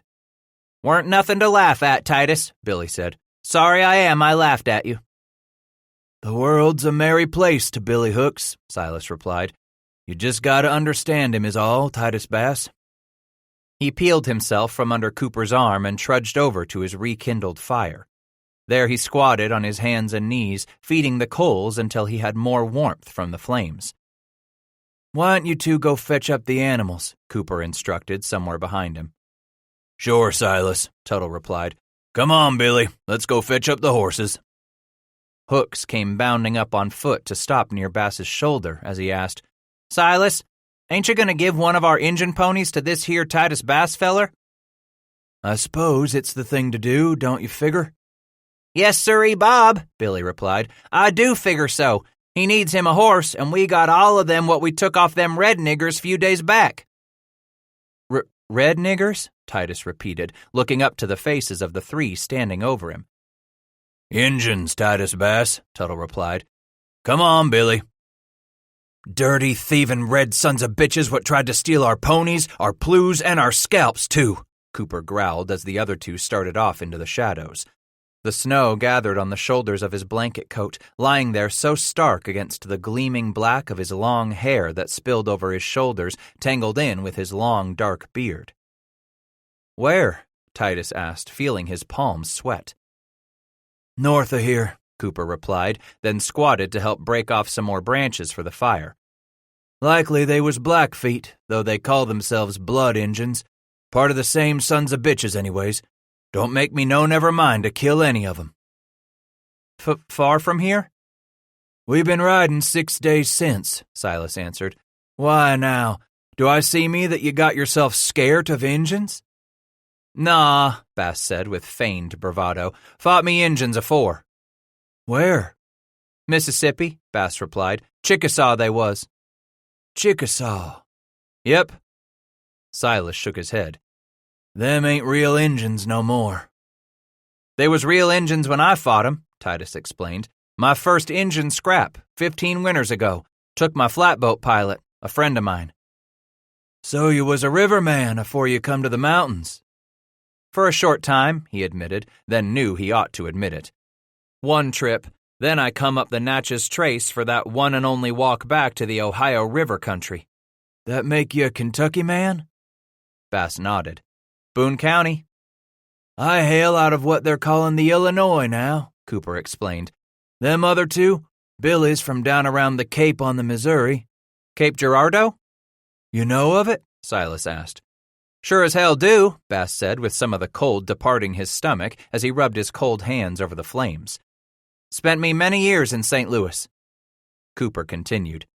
And Bud there, he's a Pennsylvania man. Don't rightly know if he'll ever make a trapper, howsomever. Them Pennsylvania folk are slow on the take-up, leastways every one of 'em I've run onto. Trappin' don't seem to be Tuttle's callin'. Why's he stay out here? Hell, Cooper snorted. He's like the rest of us what stayed on out here after those early days with Lisa. Ain't got much left for us back. Lisa? Titus interrupted, his voice rising, turning suddenly to look at Cooper beside the fire. Manuel, Lisa? You heard of that thieving Spaniard, have you? You mean you fellas worked for him? Damn if he didn't make all of us bust our humps for him, and some of us died for it, too. Then maybe you'll know a man, fella by the name of Eli Gamble? For a moment, there was nothing more than a blank look on Cooper's face. Then the eyes started to crinkle. Oh, Eli. Yes, I remember Gamble, I do. A good man. What become of him? You be a friend of his? Titus shrugged, gazing back down at the fire again, rubbing his hands that refused to get warm as the snowflakes spat into the fire with a hiss. Knowed him once, of a time I shot against him in a rifle match. Just 'bout beat him, too. Squinting one eye in appraisal of Bass, Cooper commented, Always heard Eli was some with a rifle. A man what could shoot straight and hit center, Gamble was. You say you just 'bout beat him? I'd 'a beat him, Titus grumped, but I was young back then. Silas looked Titus up and down with a widening grin. I should say you was young then. That had to be many a summer ago. I was 16, he said proudly, and I beat every other man except Eli Gamble. Then Titus had to snort with a grin. Sly son of a bitch wasn't even from Boone County neither, not like the rest of us shooting that day. Pushin' west, weren't he? Told me he was fixin' to join up with Lisa's brigade, Titus explained. Lisa been crossin' all that country north of the Ohio for to get fellas to sign on. Nodding, Cooper interrupted. We all of us signed on in just such a way. Then all of you know Gamble? Might say we knowed of him, Titus, he answered, his eyes narrowing. He was in that bunch went over to the Three Forks with Major Henry. We was sent off to work other country. Bass itched for an answer. What become of Gamble? Cooper shrugged a shoulder, then turned at the sound of the other's approach. Don't rightly claim to know, Titus Bass. He stood slowly, turning his rump to the fire and rubbing warmth back into it. There was too many a good man we never knowed what become of up there in that Blackfoot country. Blackfoot? Like that bunch you say you run onto a few days back? Billy Hooks burst into the camp clearing on horseback, Tuttle right behind, both of them leading a small herd of horses and mules. As he dismounted, Hooks cried out, Blackfoot be the baddest red niggers you'd ever want to do-si-do with, Titus Bass. There were more than a dozen of the animals altogether. Some immediately winded the dead horse sprawled on the ground and shied away. Others just got wide-eyed, snorting and pawing. Best you get them tied off down in that meadow yonder, Cooper ordered the other two. So is this here Titus Bass going to pick him out a new horse and pack animal this morning, Silas? Hooks asked as he started to step away, pulling on the lead ropes to a half-dozen of the horses. Cooper turned to look steadily at Bass, the black eyes again reflecting nothing more than good human charity. Suppose he will for sure, Billy. But first, he's got to decide if he's going to throw in with us. Over the next few weeks, the frequent snows succeeded in pushing the four of them down the mountainsides a little more with each camp as they trapped their way around the southern reaches of the Wind River Range. At their first camp after leaving the carcass of Bass's mare behind, the three experienced trappers had awakened Titus in the cold, frosty darkness the next morning. Rise and shine, Billy exclaimed, then laughed merrily, his eyes dancing as he tapped at Bass's toes again. Jumpin' Jehoshaphat, Titus grumbled, rubbing some fingers in a gritty eye as he sat upright in his blankets. What the devil are you three doing? It's still dark. Damn right it is, Titus Bass, Silas Cooper replied solemnly. Time we kick off your larnin'. Learnin'? Billy snorted. How to be a trapper, Titus? I'm already a trapper, he groused, more than a little nettled that some man might say he had a lot to learn about trapping, then hawked up some night gather in the back of his throat as he dug at the bothersome itch on the back of his neck. Cooper said, Only thing it 'pears you catched was a few dumb beaver stupid enough to mosey on by your traps. Lucky is all you are. Truth be, lucky we run onto you, yes sirree Bob, Hooks added. Damn good thing we found you afore any red niggers lifted your hair, Tuttle chimed in. Come on now, Silas gonna larn you how it's done. Beneath one irritating armpit, Bass dug with his fingernails as he kicked his blankets off his legs. Then he dug at the other. Varmints, Billy declared to the others. Son of a bitch is rotted with 'em, I'll wager. Come on, Titus, Cooper said, starting to turn away into the darkness. Man what wants to catch hisself some beaver better be up afore the beaver. Bass wanted badly to say something about the fact that he had always risen early, as far back as he could remember on his father's farm, on through his days of work on the wharf at Owensboro and even in truce livery, but as he started to open his mouth, the three of them turned their backs on him and started trudging out of the timber toward the nearby stream. Up before the beaver, my ass, Titus hissed under his breath as he stood and knew he had to pee in the worst way. Quickly, he unbuttoned the front of his worn and patched wool breeches as he stumbled over to a far tree and drained himself with a sigh. The three had disappeared in the dark by the time Bass had on his coat, moccasins, and the wool cap he had fashioned from some blanketing cut from the bottom of his capote. Titus slung the leather trap sack over his shoulder and set off at a trot through the grass and elk cabbage that crackled with frost underfoot with every step. Eventually, he caught up with them, following their muted whispers as the three of them stopped, turned about, and waited for the newcomer to join them. There's the stream, Titus Bass, Cooper declared. What's to do? Set my traps, natural as you please, he said, believing he gave the right answer. Just like that? Billy asked. Bass replied with a nod. Just like that. Nigger, are you ever wrong? Hooks guffawed. Hold your goddamn noise down, Silas snapped. I declare, Billy, you go and run off the beaver with your mouth one more time, I'll cut out your goddamn tongue my own self. Hooks dropped his eyes, contrite and chastened as he pursed his lips into a narrow line of silence. Bass felt sorry for him as he turned back to look at Cooper. All right, suppose you tell me what I do first. Now you're larnin', Titus Bass, Silas said with a faint smile.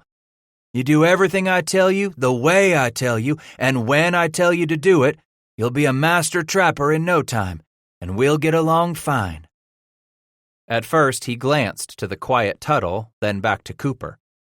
All right, so tell me. The tall leader began to discourse on how a man first inspected a section of stream looking for beaver slides, dams, or lodges built out in the middle of those ponds the efficient rodents had created in engineering their environment to suit themselves, mostly to protect their kind from four-legged, non-swimming predators. As Cooper had done yesterday afternoon before twilight while the others had established camp, he showed them how a man was to determine where best to set his traps. Silas led the other three into the leafless willow right to the stream bank. There, Titus Bass, and he pointed. Show me what to do now. Bass yanked upon the sack's drawstring and pulled one of the square-jawed iron traps from the leather bag. Setting it upright on the ground, he squatted over it, as Washburn had taught him, pushing down on the two jaws with his heels, allowing them to flap down so he could set the pan trigger within the notch filed in the pan arm. What you gonna do with it now, Titus Bass? Hooks asked in a harsh whisper. Set it in the water, Bass replied, hopeful he would get some of this right. Billy wagged his head. Not till you got your set made. Set? Tuttle explained. Where are you gonna lay it, Titus? How? Cooper nudged Hooks forward.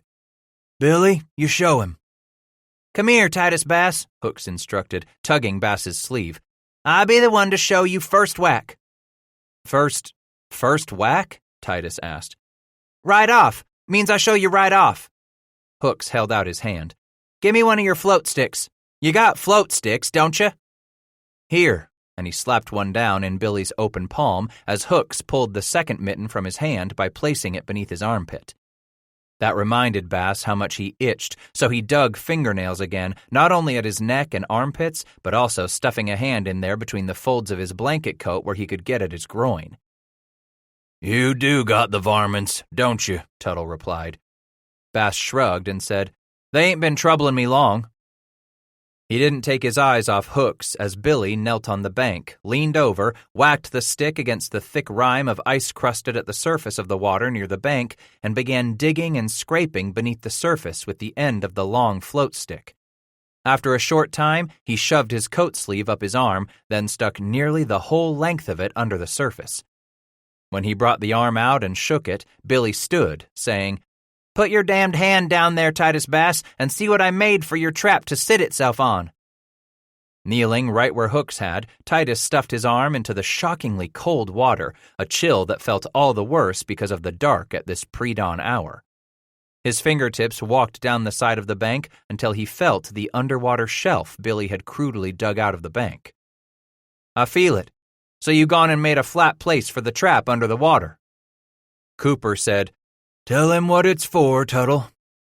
Put your trap down there, under the water, so the goddamned beaver don't see it, you idiot. As he pulled his hand out of the freezing water, Bass turned to ask of Cooper, What good does it do to hide your trap? Beaver ain't too stupid a animal, Titus, Silas explained. They smell your scent. Where you've walked, where you go and spit, they won't come anywhere near. You been a stupid pilgrim to leave your traps on top of the bank afore now? Yeah, I done that. Silas wagged his head. Don't you see that trap got your scent? Maybe so that dead horse's smell on it from packing it out here from St. Louis, Cooper declared. But underwater, the beaver can't pick up no man's scent. And sides, you gotta have bait, Billy added. Tuttle asked, Maybe so you didn't have no bait to set out, did you? But bait? Hell, I ain't fishing, I'm trapping beaver. Hooks and the other two snorted laughter behind their hands to muffle as much of the shrill sound of it as they could, a sound that grated Titus like a coarse file drawn across rusted iron. "You was a lucky nigger," Tuttle reminded him, "to catch a few old beaver 'thout no bait, and your trap sitting right on the bare ground, bold as can be." "I found me a place where there was tracks," Titus protested, "and I caught me some beaver." Billy cheered. "You gotta learn to be sneaky." "How'd you like to learn yourself how to catch least 2 beaver to every 3 traps you set out?" Cooper said. "That's how good Silas here does. Yes, sirree, Bob," Billy declared. 2 beaver for every 3 sets? "And sometimes Silas fills 'em all," Tuttle added. "Damn, but he's so good it puts me to shame." "Maybe you and me just ain't got the knack of it the way Silas do," Hooks cautioned. Standing, Titus measured the tall, black-haired man before him. "You really mean sometimes you fill all your God-blamed traps?" "These here partners of mine speak the truth. I tried to teach 'em the best I could," Cooper said. Then he leaned forward and said in a whisper, "You want to learn how to be as good as me, you'll have to learn from me, Titus." And learn he did. From that morning on, Bass hung on every one of Silas Cooper's words, soaking in all he could, asking questions of all 3, and being sure he was the first to rise in the morning, the last to return to camp in the evenings after checking his sets. And right from that very first morning, Titus got better and better at selecting where he should set the traps, deciding which side of the stream he would use for his set, and figuring how to leave his bait behind on the long willow limbs he jabbed into the frozen ground, the other end daubed in the beaver milk given him by the other 3 until he had caught enough animals to acquire some of the smelly bait for himself. It did not take him long before he was able to surpass Bud Tuttle's catch at each camping site. Then, for weeks, he worked hard to equal the tally of Billy Hooks's beaver. And in the end, as winter set in hard and drove the group down out of the Wind River Mountains south for the southern Rockies, Titus Bass knew he would never be content until he beat Silas Cooper. Just the way he had come oh so close to beating Eli Gamble in that shooting match back to Boone County 15 summers before. "So how old a man are you now, Titus Bass?" Cooper asked one blustery evening as the clouds parted enough to let the moon and some stars shine through not long after twilight. He shivered, knowing it would be a cold one this night. "I turn 32 this coming January." "Won't none of us rightly know when that is," Tuttle advised. "Maybe we go and have us a little celebration anyways," Cooper said, shivering himself. "Time we get down to Park Kayak, we'll likely have to ford up for the winter, as far out of the wind as a man can get hisself." Titus dug up behind an ear, his fingertip feeling for the tiny, hard vermin about the size of a small grain of rice. "Park Kayak?" "Where we plan on wintering," Bud Tuttle said. Hooks pointed at Bass, squealing, "Just throw that grayback in the damn fire." "Your goddamn nits better not come jumping over here on me," Tuttle grumbled. "Titus Bass," Silas started, "'bout time you owned up that you're fixed with the nits." "Rode on him all the way from the settlements, I'd imagine," Tuttle said. "Whores got him. Ever last whore I knowed," Billy said. "That and the pox, too. Man takes his poison from a whore in small doses, but damn, I hate the Irish itch the way you got it." Bass's scalp crawled all the more just for the speaking of it. Sheepishly, he dug his fingers along the top of his scalp, searching, feeling more and more of the tiny varmints infesting him. Cooper asked, "Whores, was it?" Wagging his head, Bass replied, "Ain't been with a whore since early last spring." "You itch right after?" Tuttle inquired. "Not till I was out 'long the Platte." Silas roared, "Say, boys, any Pawnee would have raised that varmint's scalp, they'd get the grayback nits for all their trouble." The 3 of them laughed heartily, generously at Bass's incessant torment. It had gotten worse since meeting up with the trio, if only because one or the other would always comment about his all but non-stop itching. When Titus was alone, at least there hadn't been anyone around to remind him he played host to a troublesome infestation. But looking back at this moment, he decided it had to be that he took on those vermin from the damned soldiers at Fort Osage, that or from the widow woman up north of Franklin. Chances were good it were soldiers, he declared, not wanting to mention Edna Grigsby as he dug at the back of his neck, pulling a louse free and pitching it into the coals where it popped and hissed as it was quickly consumed. Soldiers? Cooper demanded. Whereabouts you run onto 'em out on the Platte? Hooks asked. Wasn't there, Titus replied. Back to Fort Osage. Oh, Tuttle said with relief crossing his face. Good thing they didn't just make you a soldier with them. They do that, you know. They can press you into service if they take a mind to. Bass defended. These were good fellas. Damn 'em all, Hooks interrupted. Soldiers is just like them graybacks, serve for no good. Cooper leaned over and slapped a big hand on Bass's knee to ask, You been anywhere else but that soldier post where you'd take on a herd of nits? A bit embarrassed at telling of his encounter with the widow, Bass looked down, away from the prying eyes, to stare at the fire. It was as good as admitting to it. Where, Titus? Tuttle demanded. A woman. Tell us now, Billy roared, clapping his hands twice. Billy loves him stories of the women's, he surely does, Cooper declared. So tell us your woman's story, Bass, and make it a good 'un. We all been without for too long, and likely be some weeks afore we winter up with some friendly Injun gals. Injun gals, Hooks repeated with enthusiasm, rubbing his crotch and humping his hand. Good poontang, them Injun gals, for Billy Hooks. Best part of living in the mountains for the man, Silas said.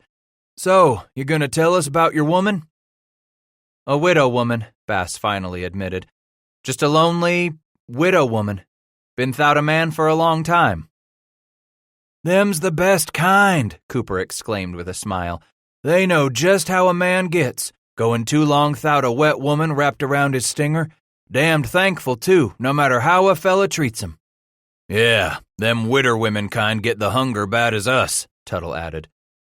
So, Cooper announced in a loud voice suddenly, before Titus Bass here spins his tale of the widder woman and how she give him the grayback nits, I believe it be time we give our new partner here a new name. The new name? Bass stammered. Billy chimed right in. Yes, a new name. You got something in mind? Tuttle asked of Cooper. Silas shrugged. S'pose I do, bud. Just look for yourself. Looky what he's got hisself doing for days on end now. Itching, Tuttle replied as he stared at Bass. He's scratching all over hisself. Damn, but he's got him a passel of them nits and bad. Scratching is what he's doing, Silas said. So, I say let's give him a new name what's fittin' for all them nits he's been digging at. We gonna call him Nit? Hooks asked with a silly grin. Nah, Cooper growled as he stood and stepped over behind Bass with his warm tin cup of coffee in hand, which he slowly began to pour on Titus's head. When Bass started to jerk aside to get away, Cooper's empty hand came down to clamp on one of his shoulders as he continued to pour the warm coffee on the newcomer's long brown hair. His head and shoulders steamed in the cold, frosty air, just like their coffee tins. Then Cooper flung his cup aside and spread a hand over the crown of Bass's head, raising his eyes to the black of that winter night, his voice booming in declaration. Henceforth, and for yonder time, let all men know this here pilgrim nigger no longer be called Titus Bass Greenhorn, but from now on, he be the free trapper we gonna know as Scratch. 7. There ain't no use to pushin' on, Silas Cooper announced to the other three that late afternoon as the wind and snow battered them with such force that it nearly wore a man out. We'll hunker down to camp here. Don't figure we can make it? Bud Tuttle asked before he swung out of the saddle right behind Cooper in the deep swirling snow they had been slogging their way through. Sun's fallen, Silas explained, looking off to the west, then looked up ahead of them. Clouds dropped on that pass up yonder. Ain't no way we're gonna make it over and back down to timber afore dark, no way. Titus watched them both anxiously. In the last few weeks, he had come to trust their judgment on just about everything. And now the four of them had just passed timberline into the open where the wind battered and bruised them without respite. The animals were beginning to bog down in ever deeper snow. All around them, the soft white flakes kept on falling, gusting, swirling in what was close to becoming a whiteout. "We gonna get ourselves snowed in here, Silas," Billy Hooks whined. "What about game?" Titus asked, anxious, his belly growling. "Game?" Bass continued. "How we gonna eat?" "There'll be game, Scratch. Don't you fret yourself about that." "And if there ain't, for ball's sake?" Tuttle demanded, slogging up through the snow that reached to their knees. "Then we'll eat our damned horses," Cooper replied, glaring at Bud. "Beginning with yours." For a moment, the two men stared at one another, shoulders loose, hands encased in those crude blanket mittens ready to snatch up a belt pistol or knife if the other jumped. "Come on, boys," Hooks finally cooed. "Let's go on back down there some to that last big patch of trees where we can ford up." Without taking his eyes off Tuttle, Cooper said, "Plumb center ID you got, Billy. Let's camp, boys." Until Silas and Billy yanked their horses and mules around and started back down the slope on foot, followed a moment later by Bud Tuttle, Bass didn't realize he had been gripping the butt of the big pistol he carried stuffed in the wide belt at his waist. There was something deadly about Silas Cooper, something always there right under the surface, something that he figured could strike with the quickness of a cottonmouth while the man was still smiling at you, talking to you, giving you no warning of the danger. In his 31 years, Titus had learned that some men were easy to steer clear of because you had a clear sense of who they were and the danger they posed. And then there were a few like Cooper. They were the scariest of all. The sort who could turn on you in the blink of an eye when you had no idea it was coming. Down the gentle slope, the four men slid and skidded, plunging between the sparse, wind-tortured scrub cedar until they reached the copse of stunted pine Hooks had suggested. Here, at least, Titus thought as they crowded into the cluster of trees, they would be out of most of that wind driving the snow into thick, wavering banners of ground blizzard, a wind that this high could cut through a man like a hot pewter knife would slide right through Marissa Guthrie's freshly churned butter. And Bass worked hard to keep his teeth from chattering in the cold. "I ain't never been this goddamned high afore." Tuttle turned his head to regard the leaden sky, the clouds no more than 50, maybe as much as 100 feet at the most over their heads. "You best watch your swearing, Scratch. We're up high enough on these mountains a man might just run hisself into a angel or two." Hooks laughed easily with that. "Long as them angels is women's, I don't mind running onto 'em at all, yes sirree, Bob. Been dreaming more and more about soft breasties and a woman humping up and down on my stinger. I'd take me a angel right about now, right here in the snow." Tuttle wagged his head, looking at Bass to say, "Billy and his women's. Always got a passel of 'em on the brain." "Been thinking on women my own self," Titus admitted. Tuttle smiled. "Ain't hard to figure, Scratch. Not when a man's been doing so long without." "Sounds like you think on the women's too, Bud." Tuttle stopped his horse, turned toward it to throw up the stirrup and grab the cinch. "I'm a man, like any else, I suppose." "You think back on a special girl?" Titus inquired. "Just remember women. First one of 'em to come into my head. I ain't never been particular when it comes to poking a woman's center, so why should I be particular when it comes to thinking about 'em?" "I remember this one gal back along the Ohio," Titus began to explain. "She weren't my first, but she was a whore, so she was the first what showed me how much fun poking could be with a woman." "You remember her name?" Bud asked as he dragged the saddle and blanket from his horse. "Abigail. Mincemeat was her given name." "There been others, ain't there?" "A few. Sweet farmer's daughter and a mess of dark-skinned backwater whores." "And don't forget that widow woman what give you them passel of grayback nits." "Even thought on her a time or two, I have," Bass admitted. "All them lonely nights I camped along the Platte, even after I got out here to these mountains." "Sometimes all the quiet out here can make a man's mind turn to such things as women folk, the women a man left him back there," Tuttle suggested as he turned away to gaze at the rest of their pack stock Cooper and Hooks were driving into the trees. Only natural, ain't it?" The loud shriek of the mule interrupted the two of them. In the copse of stunted pine, there, amid the jostling mass of pack animals and horses, Bass could see Cooper lunging about, swinging a long tree limb, and each time he connected with a sound audible over the crying wind, one of the mules bawled in a painful bray. Titus began to step in Silas's direction. "What the devil do you think?" But Tuttle leaped out, grabbing Bass's sleeve, snagging it, and stopping Titus in his tracks. "For balls' sake, don't! It ain't none of your business, Scratch." "Any man beating his animals, that is my business," he said, as he whipped his arm free of Tuttle's grip.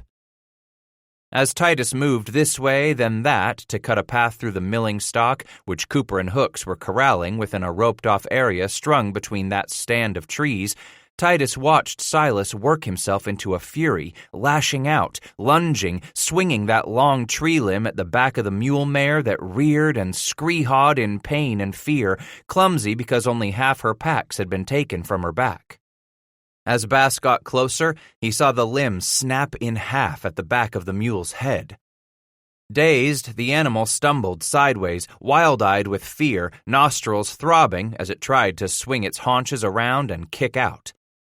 Cooper swung once more with the short half of the limb he clutched like a war club in both hands, but didn't make contact as the mule lunged aside. His rage boiling over, Silas hurled the limb down into the skiff of snow, where he fought a moment for footing, then dragged his big smooth-bore horse pistol from the wide sash that held his blanket coat closed. As the weapon came up, Cooper was cursing above the bawl of the mule and the cry of the wind, dragging the hammer back 2 clicks to full cock, then pointed the muzzle directly at the mule's head, little more than an arm's length from the frightened eyes that stared at the human, the beast not knowing its next breath would be its last. Leaping and shoving his way through the anxious, milling, frightened animals, Titus landed next to Cooper, grabbing Silas's left wrist, and clamped down with all the strength he could muster. All he could remember was how the pack-mare's eye stared up at him as he pulled the trigger. "You weasel-stoned son of a bitch!" Cooper growled as he jerked around to stare right into Bass's face. "Let go of me!" "Put it away!" Titus snapped, feeling the big man's arm tremble in fury. "Gonna shoot you first!" Struggling to keep the oak-thick arm down and the pistol pointed at the ground, Bass pleaded, "Don't shoot that mule! Damn, please don't shoot it!" Cooper's eyes narrowed, and he immediately quit trying to thrash his arm loose of Bass's 2-handed grip. "The mule? The mule, is it?" "Don't kill her." "That mare ain't been nothing but trouble since we took her on," Cooper said, his eyes still seething. "Time I got rid of what makes trouble for me. Now you just let go of me and stand back. I got work to finish." "I ain't letting go," Bass said resolutely, watching how his words startled the bigger man. "You can't go and kill her for no good reason." "No good reason?" Cooper shrieked. "I got good reason, Titus Bass, and for nothing more in the hell of it if'n I wanna." Desperate not to watch another animal die with a lead ball in its brain, Titus blurted, Let me have her." Something came across Silas's face in that next moment as he stared down at Titus Bass, standing there toe-to-toe, only inches between them. You say you want this cantankerous pile of mule shit for yourself?" "Just let me have her, and you won't have to waste your time no more on the mule." Silas wagged his head. "But I already give you a mule to use for packing your truck and plues." Titus nodded, sensing his arms growing weary as he continued to grip Cooper's wrist. "I'll trade you. That's what we'll do." "A trade?" Finally, Silas nodded, then gazed at where Bass held his wrist. "All right, we'll work us a fair trade. Now you best let go of me, Titus." He immediately released Cooper's arm. "You give me that mule, and I'll give you back the one you give me that first day you run onto me." Cooper rubbed the wrist Bass had held imprisoned for those long, terrifying moments. "Hold on there. It ain't so easy to trade pack stock. You're just a dumb pilgrim when it comes to trading, ain't you, Scratch? You see, You made the mistake of letting the other man find out just how willin' you was to be trading. Showed me plain just how much you wanted what I got to trade." "We're just swapping the mules, one for t'other," Bass said.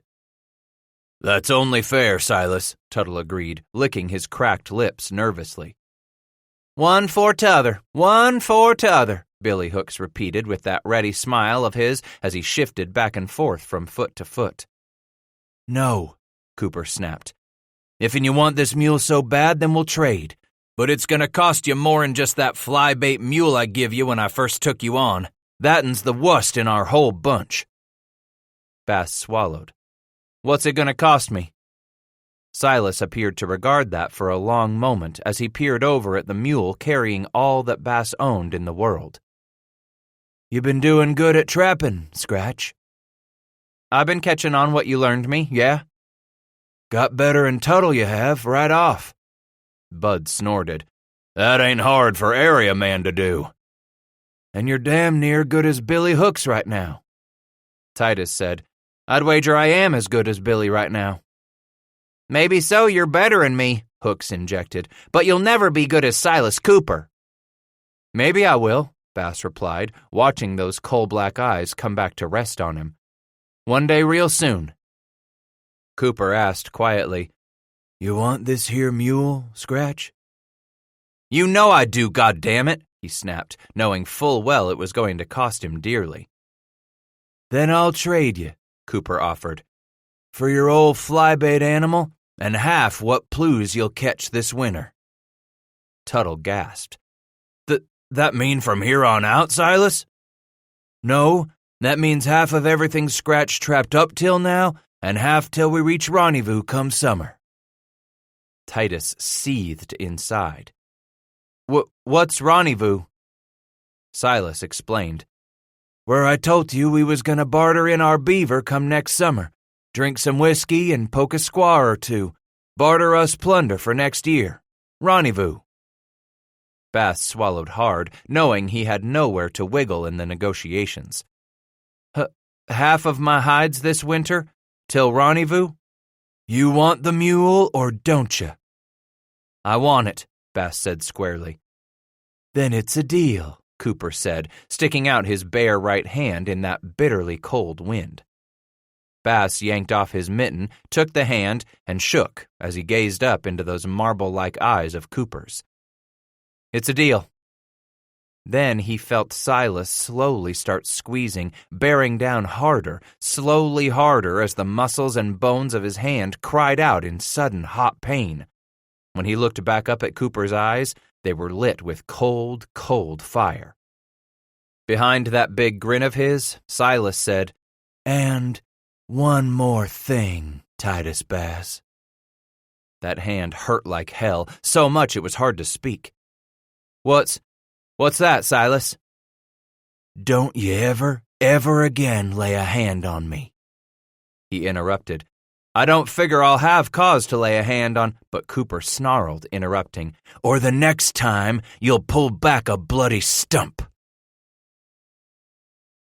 That mule for beaver bargain had been nothing short of mountain thievery. And for certain there had been times since that very first day when Titus Bass wished he'd let Silas Cooper go right on ahead and put a lead ball in that mule's head. But for all the trouble she'd give him in those days and weeks that would come to pass, besides the pain of having to trade off that half of his beaver plues to boot, Scratch remained steadfastly hopeful that the sorrel mule would one day come around and behave like a decent, docile, and obedient animal, the sort that would prove herself to be a true partner to a man, just like those mules that had faithfully plowed the ground for his pap back in Boone County. Why, Titus had even named the stubborn, stiff-backed mule, something new for him. Bass had never before named a horse or mule ever, but feeling this time that to give her a name might not only make it seem she was just that much more special to him, but she might well come to know the sound of her own name, learn to recognize it, and might thereby figure she was pretty damned special to him. "Hannah," he had told her aloud the third morning of that storm, after sitting and studying her for the longest time, watching the sorrel's big eyes study him in turn as she worked on a patch of ground he had cleared of snow. "I've always favored that name, For a wife of my own, thought maybe so for my daughter. So I'd like you to have it. Hannah. As hard as he was to work in the weeks to come, hoping that the mule might just one day come around to his way of thinking and try a little to be his friend, well, trouble was, the two of them were still a long, long way off from that glorious day. The early winter storm on the pass had indeed continued another 3 days and nights, dumping an icy snow without stop. In their sheltering ring of trees, the four men chopped what firewood they needed from the limbs and branches of that copse of stunted pine. A part of each morning they used their time to scrape and chisel down through the new snow to reach some bare ground for the horses and mules grown weary of digging for themselves with bloody hooves. Most afternoons, two of the men ventured out to hunt in relay, going as far off as they would dare, every one of them aware how a man could easily get himself turned around in the endless white blur of a blizzard.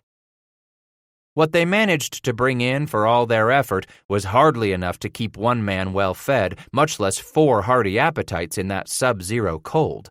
A few snowshoe hares, a handful of blue grouse, and a fat marmot, one more than Titus ever wanted to see again in his life. Nevertheless, that poor fare, along with the one bony Indian pony they sacrificed, kept those men alive enough so that after 5 more days, when the weather cleared, they were strong enough to urge their animals on up past timberline, across the loose, shifting talus and shale of that treacherous saddle, then down the far side of the eastern slopes into the trees, where they would surely have more luck hunting what game had been driven down, ever down to lower elevations by the winter storms. "That back there be Buffalo Pass," Cooper announced near twilight of that 9th day as they reached a meadow where the snow had blown clear on the lee side. "You been up there afore?" Titus asked. "We have," Tuttle answered, flicking a glance at Cooper. "But we ain't ever come this way." Turning to Cooper, Titus inquired, "How'd you know what the pass is called?" "Only know 'cause I just named it," Silas admitted. "Look for yourself."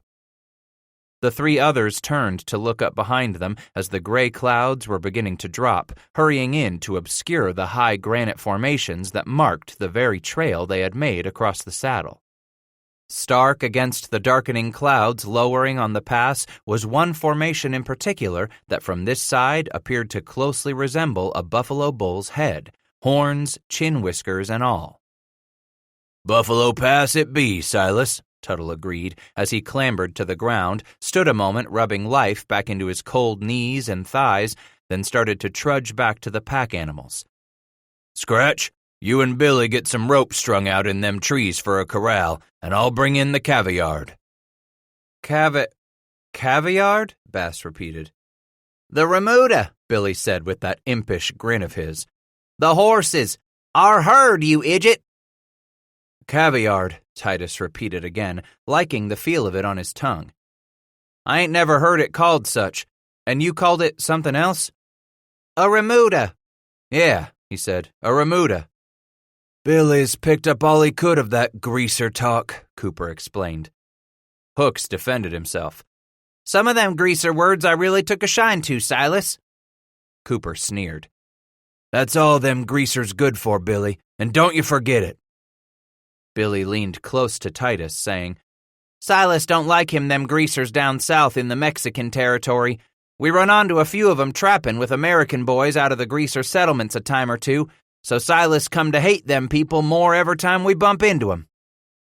As he walked past with a horse at the end of each arm trailing behind him, Tuttle said, "Maybe so that's why this is about as far south as we ever go nowadays, don't you figure, Billy?" "Silas's medicine tells him we best stay in the country, somewheres between the Blackfoots and the Greasers," Hooks continued as Titus tied off one end of a long rope to one of the trees, then began to play out the rope to another tree. As he wrapped the weathered hemp rope around the tree once, then moved off for the next, Bass inquired, "What's up there in that north country make a man want to get troubled by them Blackfoots anyway, Billy?" "Beaver," Hooks replied. "For balls' sake, big beaver," Tuttle added as he finished tying off the second horse to the first section of their rope corral. Cooper moved past with 2 horses and said, "The biggest beaver a man ever lay his eyes on." "That's it?" Titus asked. Stopping, Silas regarded Bass a moment, then added, "Beaver big enough? Ever last one of 'em seal fat and sleek, so fine that a man might damn well risk his own hair just to lay down his traps in that country." "Three Forks, my," Hooks commented with a cluck of his tongue. "Fine country," Tuttle agreed. "Country just crawlin' with Blackfoot niggers, yes sirree Bob," Hooks replied. On his way past Titus to fetch another pair of the animals, Cooper slapped Bass on the back of the shoulders. "Maybe so, that's where we'll take Scratch here come next winter." "Blackfoot country?" Titus repeated. How the name of that land ignited images of a forbidden land. "Beaver pelts nigh big as blankets," Tuttle said. "Just big enough to bury a man in when those red niggers lift his hair." "Bud's a mite squamptious, you understand," Cooper declared. "He ain't much a trapper, so it don't seem worthwhile to go up to that country and stick his neck out for the prime beaver." "Prime beaver," Billy repeated in a shrill voice. "Beaver just callin' out, yoo-hoo! Come and get me, Bud Tuttle." Then another beaver across the stream hollers out, "No, Bud Tuttle, come and get me." Pretty soon all them beavers is scraping and fighting so hard to be the one what gets catched in Bud's trap that the poor nigger never does catch him very many. "Sometimes, Billy Hooks," Tuttle growled, his face flushing with anger, "you're nothing more'n lucky. A lucky son of a bitch for what little brains you got left, what little ain't already poured out your bunghole."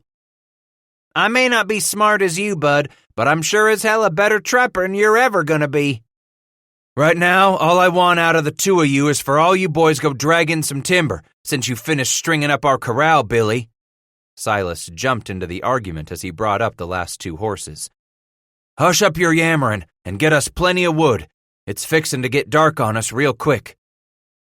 Tuttle strode up with the last of the mules in tow, asking, "How long you figure afore we'll make it down to Park Kayak, Silas?" "The North Park? Why, looky down there, Bud, and the rest of you. There it lay, Park Kayak." Hook wheeled about on his heel, his smile broadening. "Kayak? Down yonder's where we'll winter up with the Utas?" Cooper nodded. "That's right, Billy. You know what that means, don't you?" Leaping into the air with a wild, whirling, primal dance, Hooks shook and trembled like an old dog whose master had just returned home from a long, long journey. "Means women's, and more women's." That night, Titus tossed in his blankets, unable to warm himself enough to escape the deliciously tempting dreams that flitted about the broken pieces of what shattered sleep he could capture. Everywhere he looked, it was black, up, down, and in all directions. Then he realized he was floating in the water as black as the sky, stretching far, far to the horizon, where it touched the black sky and they became one. Only when Titus moved his arms to keep himself afloat did the starshine ripple across the surface of the water. Then she was there. Amy slowly pushed her way toward him across the black starlit water, rippling in front of her as she slowly flung her arms out to stroke. As she drew ever closer, he could even see her bare feet break the surface now and again as her long legs kicked and paddled. Her shoulders bare and glistening with the water, her white neck so long and her dark hair strung out behind her. Then he saw a hint of the flesh at the tops of her breasts as they broke the surface, side to side with each stroke as she came closer, closer.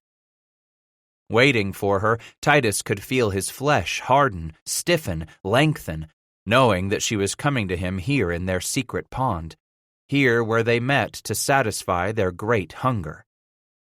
Anxious, he reached out his arms to Amy, ready to draw her to him, to lift her up, then urge her down on the throbbing flesh between his legs. But as he strained to reach for her, she took a breath and disappeared beneath the surface. "Titus?" A gentle voice called out to him over his shoulder, so close he could almost feel the woman's breath on his skin. "Titus Bass?" He turned from the ripples where Amy had disappeared to watch Marissa Guthrie drawing close, stopping there on the edge of the bank, stalks and flecks of hay cluttering her hair the way it always had when they had savagely coupled in the loft of her father's barn there south of St. Louis. "Oh, Marissa, it is you," he heard himself exclaim, heart hammering, beginning to paddle for her. "Come to me, Titus. I'll give you children and this land, give you everything a man could ever want. Just come to me." How quickly she threw off her dress, naked beneath, then dived into the water. He felt almost ready to agree with anything Marissa asked as he reached her, her head coming out of the water right in front of him. Titus grabbed her naked shoulders in his 2 hands and lifted her hungrily out of the water to catch a glimpse of her breasts. How he had loved kissing them, sucking them, fondling them as it drove her wild with desire for him.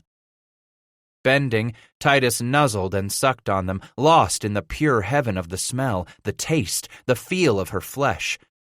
Then he brought his face up, planting his mouth over hers and opening her lips as he drew her breath into his lungs. She tasted of cornmeal and hard cider, the tang of old smoke, and that morning's hog sausage gone stale on her breath. Marissa had never smelled quite like that before. Titus drew his head back in wonder to ask her why now did she smell so, when he found he was holding the widow. She smiled, her eyes filled as they tearfully uttered their thanks. Then she pulled his head down between her breasts once more, pressing him close, close, so close he could not breathe anything but the scent of her ravenous sex as she reached out and took hold of his hardened flesh, beginning to stroke it rapidly, urgently, savagely. How he wanted in her before he exploded, and oh, how he begged the woman to place him there, but just as he began to murmur to her, the first great waves of relief washed over him. How miraculous it felt to have her hand sliding up and down the length of him as he rocked against her, his face buried between her breasts as he groaned in sheer happiness. Moments later, as he finished, Titus suddenly realized the water had disappeared, and with it the black sky overhead. Yet worst of all was the startling cold where his cheek lay. Instead of the widow woman's breasts, his face lay against the old, scarred, unforgiving leather of his saddle. And instead of her hand wrapped around his hardened flesh, Bass realized it was his own. Just as it was his loneliness for a woman, any woman, that troubled him with these dreams most every night now. How he prayed each time he awoke that it was not Amy nor Marissa, not even the widow woman the dreams were telling him he should join himself to. Praying it was nothing more than the woman hunger Tuttle spoke of, the sort of appetite every man in the mountains must endure for long periods of drought before he can dance and revel in the land of plenty with brown-skinned squaws who are every bit as hungry to have a man between their legs as a man is ravenous in his appetites to have himself planted in their moist heat. Lying there, Titus found the night so quiet that he could hear the flames lick along the length of some of the limbs in their fire. Raising his head, Titus looked round at the other 3, all 4 of them radiating out from the fire like spokes of a wheel. He dragged his cracked, thin-soled moccasins back under the layer of thick blankets and covered his head once more. Warmer was it to breathe here in the dark, he thought. And closing his eyes again, brooding on how his own stark white flesh might well look pressed against the dark thigh or gently rounded belly of an Injun woman, Bass put himself back to sleep. Behind his eyes, the white and brown flesh rubbed together so fast and with such savage fury that he wasn't sure any longer if he really was master to his fate in coming here to this far, foreign, and frightening place, or in the end, had he only discovered that he was nothing more than a slave to his hungers. She smelled of smoke and grease. Her clothing, which lay discarded at the far side of this tiny lodge, smelled strongly of her woman scent mixed in with the fire smoke and the spatter of cooking grease. Even her skin and hair, spread there beneath his nose and across his chest like black, glossy tendrils as she lay sleeping, all of it smelled of smoke and grease and the shocking cold of winter forest. Tui Ruasi. Fawn, she was called. Coals still glowed in the fire pit, and it was warm with her under the buffalo robes and heavy wool blankets. Morning would be a long time getting here in the heart of winter, here nestled in the marrow of the mountains. At long last, now he could luxuriate in not having to rise before sunup to check a trap line. Weary, Titus closed his eyes again, letting the blackness ooze over him once more. No longer did he worry about where the others were or what became of them. Silas, Bud, and Billy were all three likely out cold right about then, noisily sawing lumber the way they snored, having danced themselves silly in the ballet of that beast with two backs. Hooks was a hungry, voracious man with a sexual appetite that drove him to couple repeatedly with any woman, wife or daughter, young or middling, who either had her the slightest inclination to bed him or was graciously turned over to the white man as a gift from a good host. And Bass figured Tuttle and Cooper weren't the sort to lag far behind Hooks in the hunger department. Most days in winter camp, the four white men gathered to do nothing more than did the Ute men in winter camp: sit, eat, smoke, and swap their stories of past battles or their exploits in killing a bear or capturing an eagle for its feathers. Over the past weeks, Titus came to understand the rudiments of that talk Silas, Bud, and Billy had with the Ute, slowly learning that universal language of the fingers, hand, and arm moving in a graceful dance of silent expression. Then each night, from the Ute widow who had taken Titus into her lodge, he learned a little more of the tribe's spoken tongue. Not that she was all that much to feast your eyes on, but he could tell right off that second day after they reached the Utes' winter camp that she was good of heart. Besides, she knew just how to pleasure him in the blankets, and what she cooked over her lodge fires he could eat with relish. Although it had taken him some to get used to her boiling all them organs. In fact, their first night together, she had fed him elk heart, turned slimy and gelatinous, simmering there in the kettle for what must surely have been the better part of the past 3 days. "The old man here," Cooper had explained that first afternoon, telling Titus the results of a long exchange of sign language, some dutiful handshaking, and loud elocutions in both Ute and white tongues. "He's the gal's uncle." "Whose uncle?" Bass had inquired, his eyes searching the crowd of women and children who had gathered behind their men in welcoming the white men into their midst when the four had burst out of the timber into the bottomland, whooping and hollering to beat the band, firing their rifles into the air to greet the young warriors who had hurried out to meet them, their dark, brazen frowns turned quickly to happy smiles all round. Indeed, Titus could readily see why Tuttle had repeatedly emphasized that the Ute were a good people to hunker down with for the winter. "Why," Silas replied, "the woman who said she'd take you in, Scratch." "To take me in?" he echoed, then immediately grew particular. "She be young or old?" "You grown particular?" And Cooper flashed him a disapproving look. "It don't matter, do it." With a shrug, Bass glanced over the female faces and said, "Long as it's a place to sleep, I suppose it don't." Cooper slapped a hand on Bass's shoulder. "Leastways, she's old enough to be a widder woman." "A widder woman?" Billy shrieked. "Aha! Scratch is gonna fork him a widder woman for winter." "Just like the widder woman what give him the nits," Tuttle had gushed with laughter, too. Enough laughter that it made Bass's cheeks burn in embarrassment and his stomach churn with a sudden angry seizure. Maybe he had no business expecting anything better, what with his being the greenest among them, but to be made the butt of their jokes once again, after all this time and after so many jokes played on him, now that galled him all the more. "A widow woman," Titus repeated, the words tasting sour. He swallowed hard, forcing down the bitter tang of them as he was of a sudden reminded of the widow Grigsby. Then he jutted out his chin. "By damn, you niggers, at least that squaw'll be no stranger to gathering firewood." He whirled on black-haired Billy to say right to the man's face, "And I'll wager she knows her way around a kettle pot too, Billy Hooks, better'n I can say for you." Cooper banged Tuttle on the back, roaring with good-natured laughter, throwing his head back and letting his voice rise to the winter sky. "Why, if the greenhorn here ain't got him a bit of har after all." Bass continued. "So if'n it's here we're to plop down for the winter, by Jehoshaphat I figure to stay warm and keep my belly full at that widder woman's fire." Tuttle slapped a hand on Hooks's shoulder, the both of them sniggering uncontrollably. Bud said, I'll bet that widder woman knows her way round under a buffalo robe too, Titus Bass." Silas Cooper roared again at that, his Adam's apple bouncing up and down between the thick, muscular cords in his neck, then told his three companions, "Good for us it be that all this hilarity come at just the time when these here Ute bucks is all smilin' and actin' good-natured themselves." "Wouldn't be for us to be laughin' at that old chief's gift of his niece, would it now?" Tuttle observed, winking at Bass. "Boys, looks to be we got us as prime a place to hunker down for the next few weeks as there be in the mountains," Silas repeated later, as the crowd began to disperse and the 4 chosen women remained behind in the bright afternoon light to take home their white lodge guests. "Empty your packs and keep your plunder at your side this first night.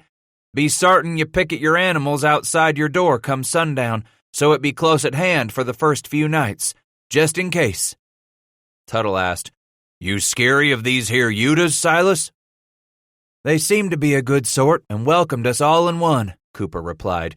"But it don't ever pay to let down your guard with red niggers. Now do it." "When we get together again, Silas?" Tuttle inquired, some consternation crossing his face as the 4 women began to inch away to their own lodges, each one signaling for her guest to follow. Cooper smiled within his dark beard, his eyes dancing like a bull elk about to rut. "I don't see me any reason to gather back up till morning, boys, when we're damn good and ready to roll out of the she-women's warm blankets," he said, looping his long arm over the shoulder of the sharp-nosed woman who was taking Cooper in. Titus gave the 3 other women a quick study and decided his must surely be the oldest among them. Yet she had the kindest face. In his book, such an attribute went a long, long way to making him feel content enough to leave the company of the others and follow her home. That first day he had looked back once, watching the others splitting up, leading their horses and pack animals away in 4 different directions. Then she had pulled on his elbow, motioning wordlessly, and pointed to a small smoke-blackened lodge off at the edge of the village circle near a copse of bare-limbed aspens. For sure he had decided right then and there. It was one thing to saddle up and push west all on one's own, totally alone. Such solitude was something Titus had no problem enduring. Indeed, he had welcomed that longed-for aloneness. But that evening, for those first few hours there in the Ute camp, he found himself feeling something altogether different. Sensing most a bit of despair and frustration at being brought here and handed off to stay among a foreign people, not knowing their language nor their customs, all that mingled with his own excitable male anxiety at again being set adrift with a woman, almost exactly the same feeling he had experienced when the riverboat pilot Ebenezer Zane had arranged it so that for an entire night a very young Titus Bass was to be alone and undisturbed with an Ohio river whore named Mincemeat. Many things that first awkward night with the Ute widow made him fondly recall his nervousness and self-doubt with the skinny chicken-winged whore. But, like Mincemeat, this squaw with the young child slung in a blanket at her back certainly did her best to make the white stranger feel welcome, at home, and very much wanted. It came as no surprise when she openly nursed the child in front of him after she had rekindled the fire, brought in some water from the frozen creek nearby, then put on a kettle to continue boiling that elk heart. Once the child had fallen asleep at her breast, the woman had nested the young boy back among the buffalo robes at the side of the lodge, pulled back on her own hide coat, and ducked out the lodge door. In minutes she was back, but only to fetch up her crude, rusted camp axe. Again she left the lodge, but as soon as he heard her chopping at wood with the axe, Titus pulled on his blanket coat and went out to help her. Inside once again, with the woodpile replenished to the left of the door, they shed their coats, and the woman took some dried greens from a round rawhide container, dropping them into the boiling water where the elk heart rolled and tumbled in its gelatinous juices, slowly cooking. She poured him a tin cup of water from a small skin she had hung from a rope that went from pole to pole, wrapped about each one inside that small lodge. As he sipped slowly, Titus silently inspected how there was a separate section of hides suspended from that rope so that they formed an inner liner tied some 5 feet high from ground to rope. A portion of that liner was even lashed across the doorway so that it now formed a double inner barrier against winter's cold, holding within even more of the small fire's warmth. That proved to be no problem, keeping enough of the fire's radiant heat. He soon discovered a small fire was quite enough to warm such an insulated lodge. Many were the early mornings when he routinely awoke in the gray pre-dawn cold, or those evenings as he drifted off to sleep with her already snoring softly beside him, or on each of those dark nights when he slowly came awake for no good reason he could fathom, listening to the night sounds in the camp around him, staring up at the black scrap of sky between the two large flaps of buffalo hide that surrounded the smoke hole, helping direct and pull the fire's smoke from the lodge. It was up there where the poles came together in their unique spiral, the collection of poles rising slowly, gently, even beautifully, rising in a swirl as smoke itself would spiral slowly on its way to the heavens. So warm had it been some of the past winter days that the woman would pull back the liner flap and push aside the door, leaving the entrance open, allowing a breeze to slip into the lodge and rise up through the smoke hole, creating a cool current of air that pleased him. If the day was a sunny one and the others were not dragging him off to check on their trap lines, the 4 white men would join the warriors old and young sitting in the sun. There, the trappers each had a chance to practice more of their spoken Ute, and the Indians practiced their English. Still, because most of their conversations could not be expressed aloud, there were many hours that winter for Titus to practice his sign language. For the longest time, he continued to speak aloud the words his moving hands formed, and soon discovered that some of the warriors, like the widow, did their best to mimic his English for certain objects, actions, or feelings. Like the routine he had learned on his father's farm, or that daily ritual he grew accustomed to on Ebenezer Zane's Kentucky flatboat as it floated downriver to New Orleans in the autumn of 1810, this easy rhythm of a trapper's winter life as a man went about the pre-dawn setting of the traps and the twilight harvest of his beaver, this too was a satisfying existence of routine and regularity. Somewhere in the darkness, out beyond the nearby fringe of lodgepole pine, Bass heard a dog bark now. Easy enough to tell it was a camp dog, not one of those wild dogs Billy explained were called coyotes. No, this one barked in the gray light of dawn coming, reminding him a bit of how old Tink had bayed back in Boone County, not with the yip-yipping howl of the coyotes that stayed back among the hills or warily crossed the prairie lands. The sun would still be some time before making an appearance this morning, yet there was enough gray light seeping down from the smoke hole above him for Titus to begin to make out the shapes of things in the lodge, where his rifle stood close at hand, the small mound of blankets and buffalo robes where the woman's child slept, the boy breathing softly. And he could even make out where he hung his buckskin shirt and the 2 tube leggings the woman had sewn for him. That first night in the Ute camp, she had wasted no time in attempting to explain that he needed to throw out the worn, grease-slickened wool clothing he was then wearing. By pinching her nose and pointing at his breeches, jabbing a finger inside the folds of his blanket coat at his linsey-woolsey shirt, it became abundantly clear what she thought of his smelly, frayed, and worn apparel. And the widow hadn't put up with her guest's poor hygiene for long at all either. It was only the second morning when he awoke to find her beating on his shirt spread out atop a large flat stone, a small stone gripped in her hand as she repeatedly pounded his smoke and sweat-blackened clothing. "What the devil are you doing?" he shrieked at her, lunging out to wrench his shirt from her as he sat up, completely naked in the buffalo robe and blanket bed. Just as promptly, Fawn had grabbed the shirt back, holding it up before him to show the collar, pointing out the mashed bodies of the lice he had hosted for some time. I see, Titus had told her sheepishly, pantomiming for her to continue her killing of the varmints, hammering his fist down on the big rock. "Go head on, woman.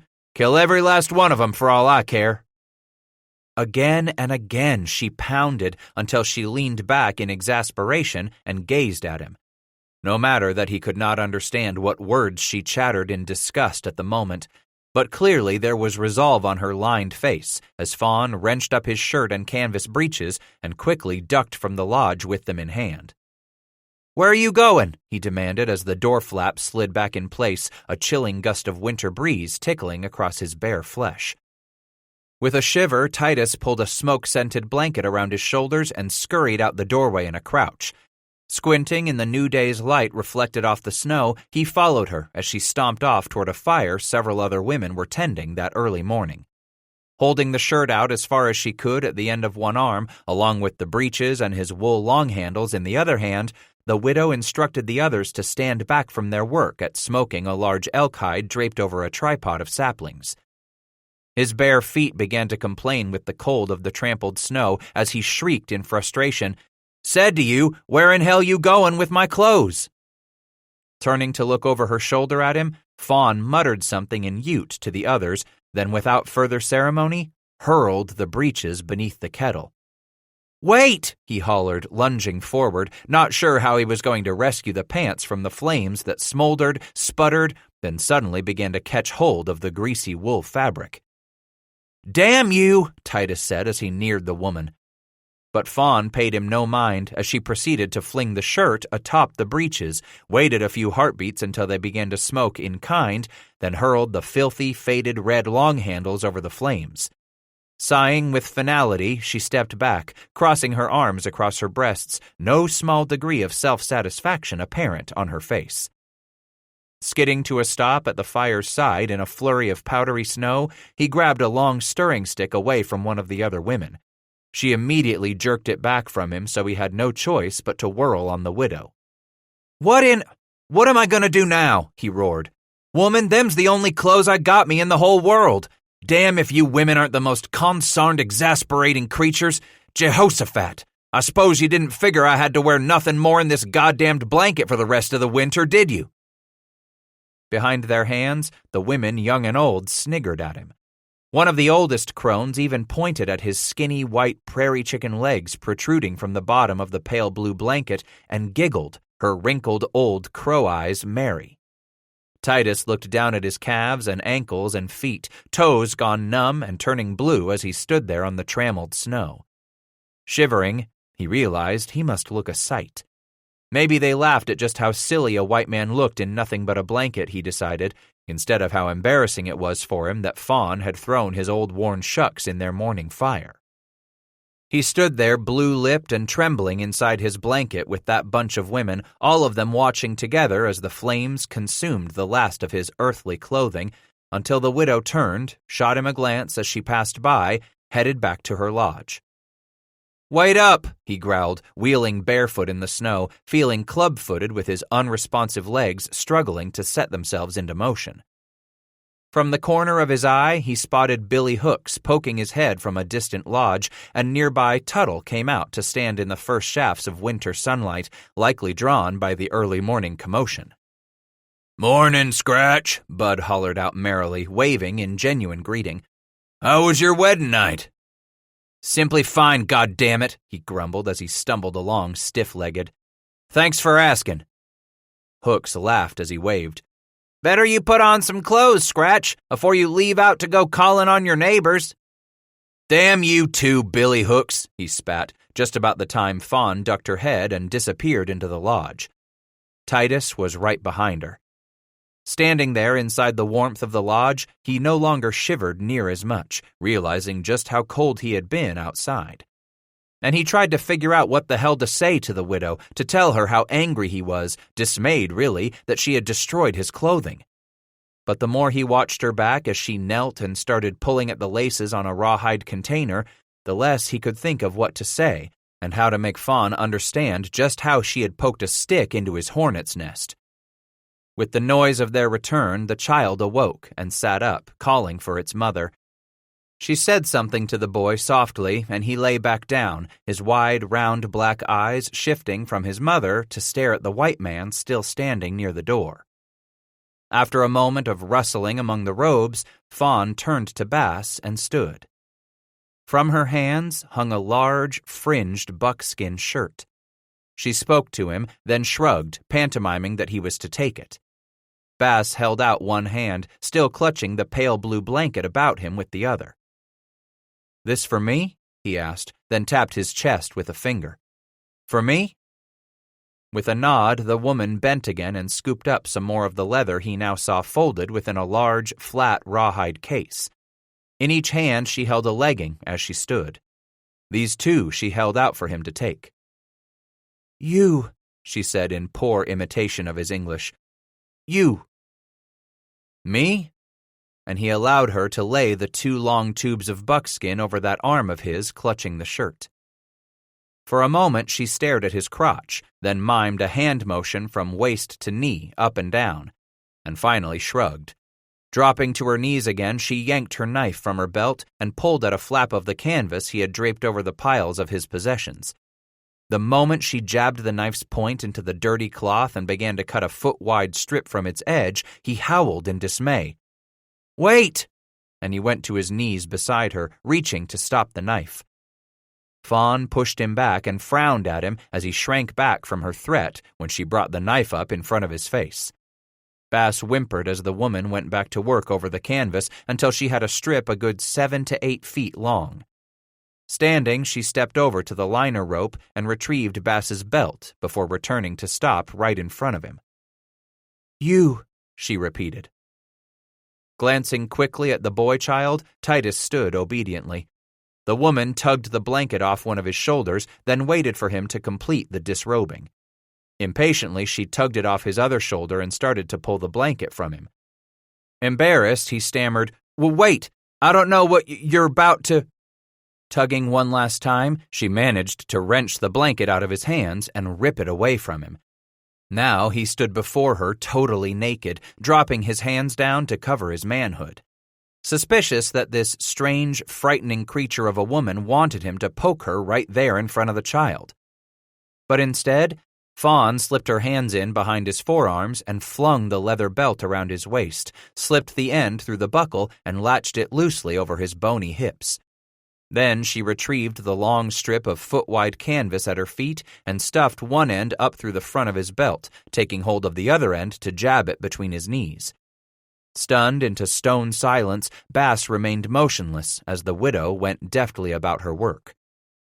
Looking over his shoulders, he watched as Fawn pulled the canvas up between his thighs, stuffed it up through the belt at the small of his back, then tugged it down until the end almost reached the back of his knees. Quickly, she stepped in front of him and tugged on that end of the cloth until it too hung just at his knees. Only then did she step back and swiftly admire her work. Fawn was soon back in motion. She took the buckskin shirt from where it hung over his arm and spread it over her hands so that she exposed the wide neck hole trimmed with red wool. Quietly, she said, "You." He nodded and quietly murmured, "Yeah, me." Bass dipped his head forward for her to slip the shirt over his hair, then brought his 2 arms up to poke them into the long fringed sleeves. Pulling down on the long bottom of the garment, the widow smoothed the shirt out, stood back a moment, then went to his right arm. There she rolled up the long sleeve into a cuff to shorten it. As she began to work the same alteration on the left arm, Titus said, "I suppose your husband was a bigger man than me." That was plain to see from the way Bass swam in the sheer size of the shirt. The width of it draped across his bony shoulders, the length of the sleeves she had to cuff to shorten for him, and the immense girth of the shirt festooned with ermine skins and finished off with wide strips of colorful decoration. As she bent to retrieve one of the leggings from the floor of the lodge, Titus tapped a finger against one of the strips of decoration. "What's this?" he asked. Instead of answering, the widow knelt before him, tugging at his foot until he grabbed hold of a lodgepole to steady himself and raised the cold foot. She shoved the legging up his leg, pulled his foot down, then pushed up the bottom of the shirt so that she could tie the 2 straps at the top of the legging in a loop over his belt. With the second legging knotted, the widow brought forth a few pair of moccasins.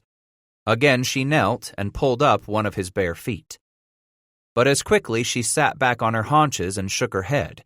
It was plain to see that the white man's feet were much too small for the moccasins. She flung them back onto the rawhide container, then appraised her work thoughtfully. With his old pair of moccasins and that canvas breechclout, the dead warrior's clothing would do him for now. Then she turned from Titus, sat, and pulled the boy from his blankets as she tugged at the open side of her hide dress to expose a full breast. Bass swallowed uncomfortably and sat, trying not to look at the breast. His heart hammered again in his chest as it had last night as he'd tossed and turned, thinking of the woman lying just a matter of feet away in the lodge, yet not knowing the ways of these people, how to approach an Indian woman with any suggestion of their coupling. So here she was, again exposing that soft, round breast to him as she began softly humming to the child cradled across her lap in the rumpled blankets as she rocked him while he had his warm breakfast. "Titus," he said finally, quietly, standing there above them. She did not look up immediately when he spoke to her from the other side of the small lodge that he feared she hadn't heard. "Titus." When he repeated it, she raised her head and smiled. Bass tapped his chest. "Titus." "Titus." He nodded. "Me." "Titus, you." "Yepper, Titus, me." It grew quiet in the lodge once more as his cold, frozen feet warmed by the fire. Then he asked, "You?" and pointed at her. "You, Titus." "No," he replied and shook his head, then scooted a little closer to them, just near enough to lean forward and touch the top of her arm where the boy's head was cradled. "You." Her eyes grew all the wider, round and black as berries thick on the hop vines back in Boone County, hard by the Ohio. With them, she softly peered at the white man, looking into him. Then the tip of her pink tongue licked at her lips before she spoke. "Tui ruasi." "Titus, me. You, Tui ruasi." She nodded, smiling at him with more genuine happiness than he had seen on her face since coming to her lodge the day before yesterday. It was a smile that made him forgive her for burning his clothes, made him forgive the 3 trappers for bringing him here to such a foreign and frightening place, made him forgive himself for wanting another man's widow so badly. "Tui ruasi," Fawn repeated. Then her eyes dropped behind those lashes as she said his name softer than he could ever remember hearing it spoken. "Titus." 8. Every few days during the heart of that winter when the weather tempered, the 4 of them left the village with some of the Ute warriors for a few days of hunting. Not only did they seek game to take back to the hungry mouths awaiting them in the winter camp, but the Brownskins also surveyed the countryside for pony tracks, for fire smoke, for any sign of their enemies. "Rapaho?" Titus repeated Tuttle's admonition as the white men came to a halt at the tree line bordering a clearing where the advance warriors had just come across some hoofprints. "That's what these niggers say they was," Billy Hooks responded instead. "Rapaho. Good-sized war party of 'em, too." As the last of the group halted, most of the warriors dropped to the ground to inspect the tracks. Silas Cooper agreed. "More red bellies, out looking for ponies, har, and coo." "How they so sure what band it were?" Titus asked, intrigued. With a shrug, Cooper explained, "Maybe so they figure to tell us they know the difference between Rapaho and Shion, but I'll be damned if I can. Come on over here with me, fellers, and let's have us a look-see." The 3 dismounted to join Cooper, dispersing among the Ute, who were carefully moving up and down within the many foot and hoof prints, each blanket-coated warrior bent over, closely studying the enemy's spoor. The winter breeze tousled the feathers tied to loose, flowing hair, or to those animal skins the warriors had pulled over their heads in the fashion of caps, each one tied with a rawhide string beneath a bare brown chin. "That one," Cooper announced, pointing to one of the warriors. "He says that spot be where one of 'em got off his pony to look at a bad hoof." Silas bent over and studied the snowy, crusted ground himself. "Yep, I can see it plain my own self, too. There be that nigger's pony prints, and there be where the nigger clumb down afoot." Tuttle commented, "Then you're telling us these Utahs know what sort of red nigger made them tracks just from the moccasin prints?" "That be the how of it," Cooper replied. "Nah, them could have been Shion, Silas," Billy Hooks protested. Them niggers are in this country all the time, too. Kissin' cousins to them Rapaho, yes sirree, Bob.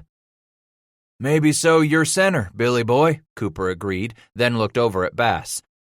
Them Shions do keep close company with the Rapaho anyways.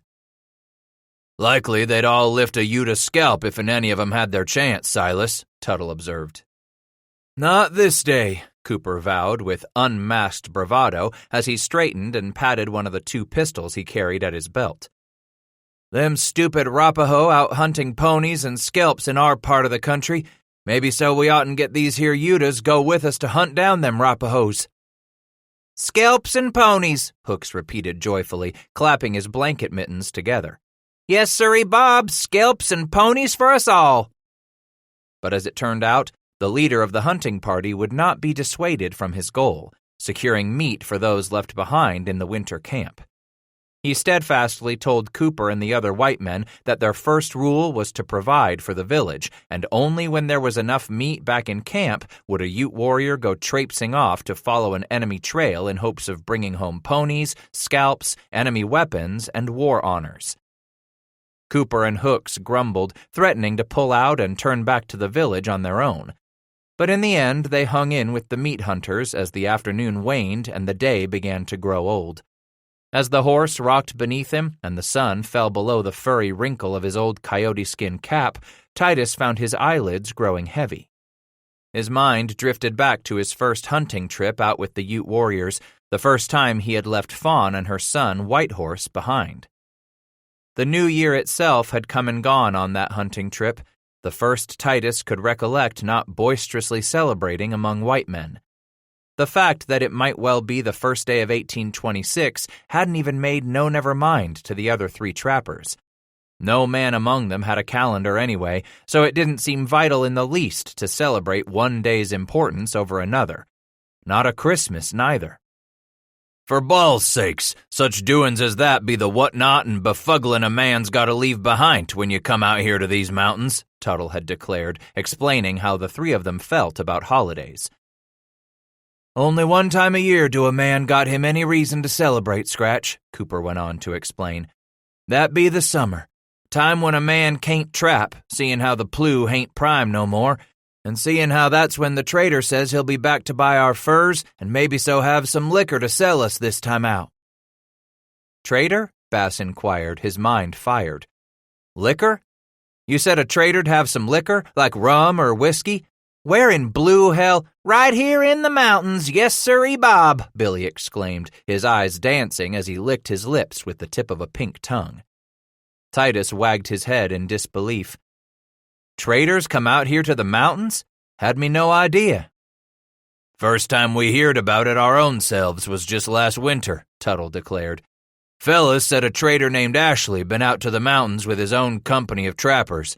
Word was Ashley wanted the news spread all over that he was coming back the next summer with trade goods and liquor, not just for them fellers what come west with him in the seasons afore, but for all niggers like us, what could allays use more powder and glean lead, coffee and sugar, all such. I heard of Ashley, I have, Titus declared. He was the high pockets behind a feller named Henry years back, when that Henry feller pushed upriver, the year Hugh Glass got hisself chawed on by a grizzly bear. Tuttle asked, Washburn told you about Glass? Yepper. Cooper said, We heard of this here Glass. Last summer was some doin's, weren't it, fellers? Hooks said with that ready, contagious smile. We was up to those hills where we run onto you, Cooper explained. Run onto a band of Ashley's boys what told us about the plans to rendezvous come that summer. Billy's face grew most expressive as he recalled, Just like they told us to, we moseyed on over to a place called Horse Creek on the Green, where we pitched camp with more trappers than I seed in all my days. More'n 100, Tuttle claimed, and some 3 dozen more added in. Cooper jumped into the recollection. Few days later, some Hudson's Bay come rolling in. There was a bunch of Injuns tagging along with 'em, women and young'uns too. But damn if Ashley wasn't one to keep his trade packs closed till all his men was in. Ceptin' tobaccy, Hooks complained. That was all he traded for till the last of his own moseyed on in. Silas nodded. Still had us a merry time of it, didn't we, Billy? Hooks dragged the back of a blanket mitten across his dry lips, eyes dancing. Eatin', spinning tales, and oh, them women's. Long as it lasted, Tuttle grumbled. Ashley had the beaver out of our packs and into his inside of 2 days afore he was turning back for St. Louis. 2 goddamned days. After all that waiting, Billy chimed in, we wasn't about to sleep through none of it, Scratch. A man stayed awake through it all. Titus asked, So you got yourselves good and drunk? Shit, Ashley didn't have him a drop of liquor, Hooks groaned. Cooper slammed a fist down into his palm. And that son of a honey-fugglin' Bouchouet give the best dollar for beaver to his own boys. $3 the pound he paid 'em, Tuttle exclaimed. Hooks bobbed his head, saying, And for us he give only 2. Said we was free trappers, Silas added, like we was something what didn't belong out here. Told us our kind wasn't bound to no man, so he wasn't bound to give us no more'n what dollar he damn well felt like giving us. You took $2 the pound? Titus asked. Hell if we did, Cooper spouted, his chest puffing. Our packs was filled with prime plue, seal fat and sleek. When he saw what we had to trade, why, that trader's eyes bugged out to see what we brung us into that Horse Creek camp. Ashley give us $4 on some, Tuttle boasted, and on some of Cooper's fur he give Silas $5 the pound. No shit? Scratch gasped, going dry-mouthed to think of what his own winter's catch might bring. $5 the pound? Damn bet he did, Tuttle said. Then we traded for what powder and coffee and sugar we needed to winter up to make it round for next summer, instead of us having to head east to the Missouri to barter our provisions. Trader says he's bound to bring him some liquor out this year, Billy announced. Then this child will have it all, women's and some whiskey. Now you reckon why summer be the only time a mountain trapper got him to celebrate, Scratch? Cooper asked. Rendezvous do surely shine, Tuttle added wistfully himself. Hope that trader be true at his word, coming back this summer. Cooper gazed off wistfully. Ashley took his caravan off to the north, headed down the Bighorn to the Yallerstone, on to Missouri to float home to St. Louis. Tuttle spoke up. Seems a likely way for a man to go what has him a lot of furs, Silas. Cooper nodded, speaking softly, dramatically. Might be at that, bud. Makes all the sense in the world. Titus remembered how he had sensed the leap of tiny wings within his stomach when he asked, We going to rendezvous this summer? Come green up, Silas assured. When the plues stop being prime and sleek, 4 of us take off for Willow Valley, where Ashley promised he's to show up by the middle of summer. You know how to find this Willow Valley? Bass inquired. We'll find it, Cooper claimed. How we know when it gonna be the middle of summer? Titus asked, anxious. Ain't none of us keep no calendar stuffed away in his plunder. Middle of the summer, Scratch, Tuttle declared with a shrug. Simple as that for a man to sort out. Nodding, Silas said, Soon's the high country starts to warm up, it's getting on to be summer down below. I figure that be the time for us to mosey down out of this beaver land and sashay on over to that Bear River for rendezvous. Bear River? Tuttle turned to Bass. Near where them Ashley boys say we'll run on to Willow Valley. With all our plues, Billy exclaimed. Buy us whiskey and women's. But first we gonna trap out what streams there is hereabouts, ain't we, Silas? Titus inquired. You're damn right we will, Cooper replied. The way you're getting the hang of things, why we gonna pull into rendezvous with more plues in our packs than any of them other niggers. Only trouble is, Tuttle advised sourly, we hear us that Ashley has him plans to put higher prices on his trade goods, and he don't figure to be offering top dollar for our fur no more. Hooks moaned. No more $5 for prime plue. Why such? Titus asked. Cooper nudged his horse up close to Bass. You remember that fella Henry we knowed of come upriver with Lisa years ago? Yeah, like I said, here him and Ashley is partners now. Not no more, Tuttle explained, as Bass was the last to clamber aboard his horse, and they all began to move off behind the Ute hunters. Henry figures he's had him enough of the mountains. That can't be true, Bass replied. 'Tain't possible for a man to get him enough of these mountains out here. Cooper said, True it be, for Ashley's took him on a new partner, Jedediah Smith. While Ashley goes back to St. Louis to fetch up for trade goods for rendezvous, Jed Smith has charge of the whole mountains. So what's that mean to us come summer when we go off to sell our plues at rendezvous? Titus asked. Means every man of us got to make his own choice, Cooper said with a shrug.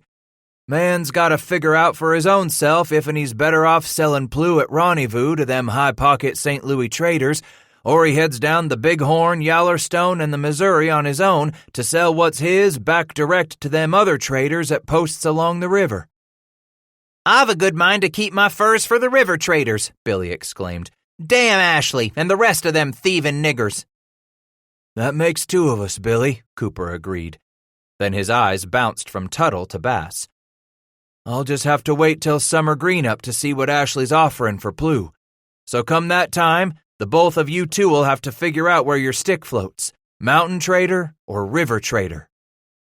Tuttle glanced quickly at Bass and hurriedly replied, I'm in with you, Silas. What works out best for your plues works out best for all our plues, I say. What about you, Scratch? Cooper asked. Back there to that village is my first season's catch, he started. Worked hard for it, but I reckon I wouldn't have near none of it lessen you three come along to show me proper. Titus Bass gonna hang on and ride the whole trail with you, to the river or to Ashley's rendezvous. That shines, Scratch, Cooper cheered, his big teeth showing in his black beard. But this here rendezvous, Bass replied, sure wouldst like to see me one of them one of these days. You will, Scratch, Hook said confidently. Maybe even this summer, right, Silas?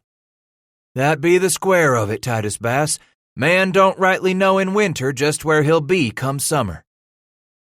Scratch's reverie shattered as a shrill scream split the dry, cold air ahead on the narrow trail, winding its way out of the trees and into an open glade ringed by steep side slopes, a tumble of boulders, and more lodgepole pine than there were bristles on a strop hog's back.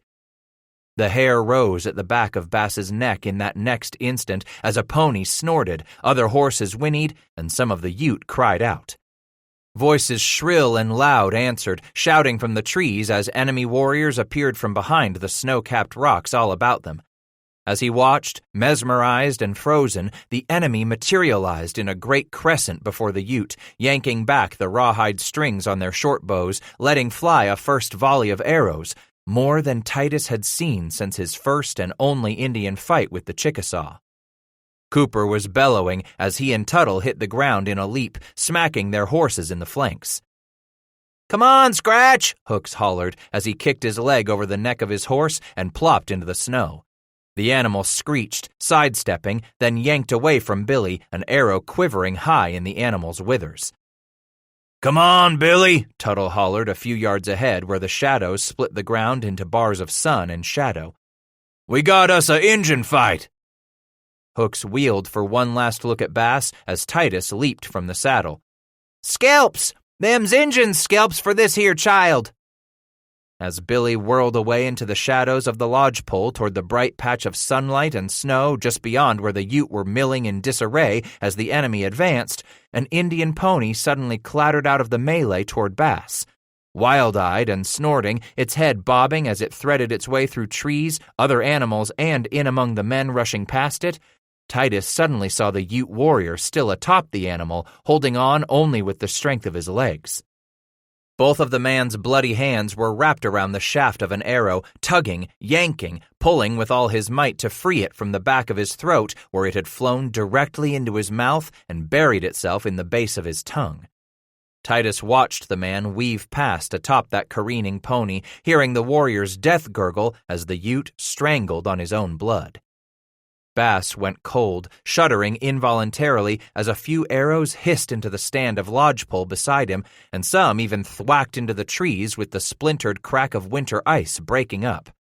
Dropping to his knees, he peered ahead at the confusion of bodies darting this way and that among the shadows and brilliant sunlight.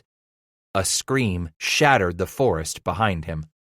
Bass whirled, bringing up the rifle, remembering the fleet-footed warriors who had chased him through the Mississippi River woods all the way back to the rivermen's Kentucky boat. He had no time to think. Barely enough to jerk back the hammer to full cock and pull hard on the set trigger before yanking back on the front trigger. He hadn't aimed. Everything done on feel, impulse, as the enemy, with the top half of his face painted in black, leaped through the shadows across that last 5 yards, a huge club circling over his head, sunlight glinting off the 3 sharp knife blades swinging down from the sky toward Bass's head. For a moment more, the black face screamed, then went silent, contorting as the warrior fell, skidding to his knees. It was as if the lower strings of a marionette had been suddenly cut as the warrior crumpled, yet with that headlong motion, his right arm continued to bring that war club forward, released at the end of his arm, whirling onward with a dull hum, glinting, flashing in the sun. On instinct, Bass brought up his rifle at the last moment, ducking aside as the club tumbled into him. Its long handle struck the rifle with a wooden clunk, and the blades tumbled on past, slicing. He grunted as he fell, rolling onto his shoulder, finding the fall hurt as he spilled onto his belly in the snow. Afraid, remembering that his rifle was empty, Bass rocked onto his knees. Allowing the rifle to fall out of his hands, he turned to find the warrior spilled face down in the snow. Titus yanked the pistol from his sash, cocked, and pointed it, trembling at the fallen enemy. Scratch! Whirling about on his knees in the deep snow, Bass saw Hooks 30 yards away, ramming home a ball, seating it deep against the powder and breech of his rifle. Racing halfway between the 2 white men, a warrior came to a halt in a spray of snow, went to one knee, and brought the string back on his bow as it came up to his cheek in one smooth, swift, blurred arc of motion. Instead of firing, Bass dropped onto his shoulder, his mind suddenly iced with hot nausea as he rolled, then came back up on his hip and brought the pistol up, aimed at the warrior moving in a blur to pull a second arrow from the same hand that clutched the bow. Jerking back on the pistol's trigger, he felt the weapon jump in his hand. A great gray puff of smoke issued from the short muzzle as Bass swapped the pistol to his left hand and with his right pulled the last weapon he could use for his defense. With the knife held out before him, he leaped upon the bowman who clutched his upper arm. A red, glistening ooze seeped between his fingers as his face showed surprise the moment the white man collided with him. Titus seized a hunk of the Indian's hair in his left hand, drew the skinning knife back at the end of his fully extended right arm, and slashed downward with all the fury he could muster. It hurt so to feel the warrior wrenching away from his left arm. Then suddenly, his right hand felt warm. Flecks of warmth spat against Bass's face as the blood gushed. No longer able to hold the struggling warrior with his weakened left arm, Titus flung the Indian backward as the enemy quivered and thrashed, his throat slashed so completely that his head keeled to the side, nearly severed from his body. "That's the way to shine, nigger!" Bass jerked up with a feral growl, finding Silas Cooper scuttling toward him out of the shadows. Behind the tall man, there were muffled shouts and the whinny of horses. Cooper went to his knees beside Titus. "That red nigger's scalp is yours, Scratch," he cried out in exultation, slapping Bass on the back. Wincing in pain, Titus grunted as icy shards filled the base of his skull, sent shooting stars exploding behind his eyelids as he struggled to maintain consciousness. "Damn nigger," Cooper's voice called out above him. "Scratch is hurt, Billy." For some time, Titus struggled to keep from losing his breakfast, then remembered they hadn't really stopped for a noonday meal. Only a little yellow bile spilled up as his empty stomach revolted and he retched on the snow. "You'll be all right," Hooks was saying over him somewhere. Then someone was wiping cold snow on his face. Bass's eyes fluttered half open so that he could look up into Billy's face. Of a sudden, there beside Hooks's hairy face was Tuttle's, both of them staring down at Bass like masks suspended in the air above him. "It's over, Scratch," Bud confided softly. As much as he tried to listen to the silence of that rocky lodgepole clearing, Titus couldn't hear anything. Maybe the silence meant that it really was over. "Looks to be the greenhorn got to his own self," Cooper suddenly bawled in triumph, appearing behind the other two, who continued to stare down at Bass. How's he gonna fare, Billy? Get me his coat off and I can tell you better, Silas.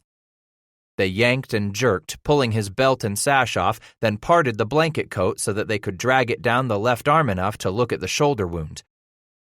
It's deep, Hook said solemnly. But clean enough, Tuttle added. She'll knit up in time. Bass's eyes opened now and then, fluttering in pain as the others prodded and pulled. Then a great pressure was added to the source of his pain. He closed his eyes and wished they would just cut the arm off. It hurt so damned much. Don't you go to sleep on us, Tuttle commanded, about the time Titus felt more cold snow rubbed on his cheeks, across his forehead, some of it spilling against his eyelids. He blinked the cold away, trying to say something, to tell them to leave him sleep, but no words came. Think he wants us get him his scalp, Silas, Billy roared over his shoulder at the tall man. By damn, this here pilgrim's got his first Injun har, this'n does, Cooper bellowed lustily. Then he stuffed his face right in between Hooks's and Tuttle's, saying in a softer voice, Don't you worry none, Scratch. I'll go right off and fetch up them 2 scalps of your'n my own self for you. Silas, Tuttle spoke through that thick, suffocating blackness slipping down over him. I don't think Scratch heard you none. There were pieces of it that came to him from time to time, like the ragged, painful consciousness that brought him awake with startling suddenness, yelping in protest before he would pass out again. Yet thankfully, Bass was able to pass through most of the homebound journey suspended in that blessed blackness where pain will take a man when it becomes more than he can bear. 3 of the injured Ute were dragged back to the village in improvised travois like Scratch. The rest of the wounded stoically rode their ponies back to Park Kayak's southern reaches. 4 of those warriors who had been at the very lead of the hunt that terrible day returned to their people slung over the backs of their ponies. Once again, the Ute had paid an awful price in their ages-old warfare with the Arapaho, who season after season continued to contest any trespass onto land they considered their own, on either side of the great tall mountains scraping the undergut of the winter blue sky. None of the old Ute warriors were ready to give in and move off, leaving the Arapaho the freedom to roam that country. And with this loss of 4 young, healthy men, the entire village was now even more resolved to resist the violent encroachments of a people who had only recently begun to push up from the eastern plains into the fastness of the Rocky Mountains. To the Ute way of thinking, the Arapaho were the interlopers, nothing more than unwanted trespassers, dangerous and deadly newcomers. At the same time, what white men the Ute had run across had posed no danger. After all, the trappers were far too few, showing up infrequently at best, then moving on quickly enough without setting down roots. In short, the pale-skinned beaver hunters posed no real threat to Ute sovereignty of these high mountains, parks, and pine-ringed valleys. But, like the Apache and Navajo to the south, like those Comanche raiding out of the southeast, now the Arapaho and the Cheyenne were threatening along the borders of Ute land from their traditional haunts on the eastern plains. Within days, it would be time for the Ute chiefs to deliberate and argue where best to move their winter camp to another site with better grazing for their ponies, more wood for their fires, a place where the winds did not carry so much of the stench of human offal and rotting carcasses of game brought in to feed the many hungry mouths. But Bass knew none of this. Titus slept fitfully that first night he was dragged through the doorway and deposited upon the widow's blankets. Here at last, he told himself, he could try sleeping through the sharp pain as the edges of his wounds rubbed one another with the manhandling, the crude travois jouncing over uneven ground. To lay in one spot and just sleep. But the male voices were no sooner gone than the woman herself was busy above him. Unable to get his coat off, Fawn did only what she could do. For a few minutes, there he was, somewhat conscious of hearing the heavy blanket wool being cut, sliced, hacked away with her cooking knife. Then it felt as if she were slowly, delicately slashing along the seam of the left arm, down the left side of the shirt she had made for him weeks earlier. Finally, he felt her tugging where the smoked leather of the shirt crossed over his left shoulder. By cutting the shirt half off the left side of his body, Fawn was able to pull it off the right side, for the first time fully exposing the 3 deep gashes, blue and purple and a deep brown against his startling white flesh. So swollen, so oozy were the wounds that she gasped and began to sob. It might have been only the cold, still air or the sudden silence there within the lodge, or it might have been her stifled sobs, but something made Titus open his eyes at that moment, finding it hard to focus in the dim light, the fire's reflection flickering on the lodge skin behind him.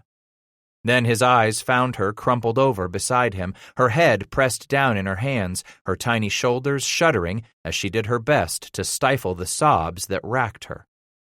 She nearly jumped when his right hand reached out and gently touched her arm. I ain't gonna die," he said in English, forgetting himself, his mouth as dry as it had ever been. Bass watched her eyes pool as she brushed fingers down his hairy cheek. The moment he licked his dry, cracked lips, she understood. Quickly, she dragged over a small kettle of cool water and from it pulled a buffalo horn fashioned into a large spoon, which she used to slowly pour rivulets of life past his parched lips, blessed drops washing across his dry tongue, spilling into his throat. In the end, he had strength enough to nudge the horn spoon aside and turn his face away, closing his eyes once more. How he wanted to do nothing but sleep that night, for a few moments thinking just how sweet it would be to wake up in the dim light of early dawn, finding her naked beside him in the quiet stillness before first light, to awaken and find that all of this was nothing more than a dream. So sweet was it to imagine the feel of that freedom from the pain of his body, so real was it to feel her steamy flesh against his. Scratch nearly came off the buffalo robe bed, his back arching in sudden, unexpected, excruciating pain. "I'm sorry," she cried out to him in Ute. He looked at her in surprise, perhaps some disgust, then peered over at his shoulder. The deepest wound had begun to bleed freely again. When he looked back at her, Bass found in her hands the rough ball of moss-green lichen dripping water and some of his crusted blood in the narrow strip of pounded dirt there between the robe bed and the fire pit. "Damn you, Fawn," he growled in English. "That hurt like hell." "I'm sorry," she repeated again in her tongue. Then it suddenly hurt him that he had lashed out and hurt her. His foggy, pain-crazed mind cleared, like a wind blowing away wisps of thick mist. "You were cleaning me?" Bass inquired in Ute. "Yes. I need to open the wound, to clean it well before I can put my plants in it." "Put plants," he stammered. Just the thought of any more scrubbing on the deep, jagged gashes, the prospect of anyone probing down into that torn, ugly purple muscle was enough to make his head ache and spin as it was. "Plants," she repeated, dragging up a large, soft-skinned bag to lay across her lap as she sat there beside him, her legs tucked to the side in that way of a woman. Holding back the large flap, Fawn pulled several smaller pouches tied at their tops with thongs, then retrieved 2 wooden vials, at the top of which were stuffed wooden stoppers. "You put your plants in my wounds?" She nodded, biting her lip between her crooked teeth as if she knew for certain herself what pain that announcement must cause him. "Your husband? You used your plants for him?" Her eyes immediately dropped to her hands in her lap, shuffling absently some of the pouches and wooden vials. "No, I did not have a chance to try healing my husband. He was dead when they returned his body to our village." How he wished he could trade places with one of the others right now, even simple-minded Billy Hooks.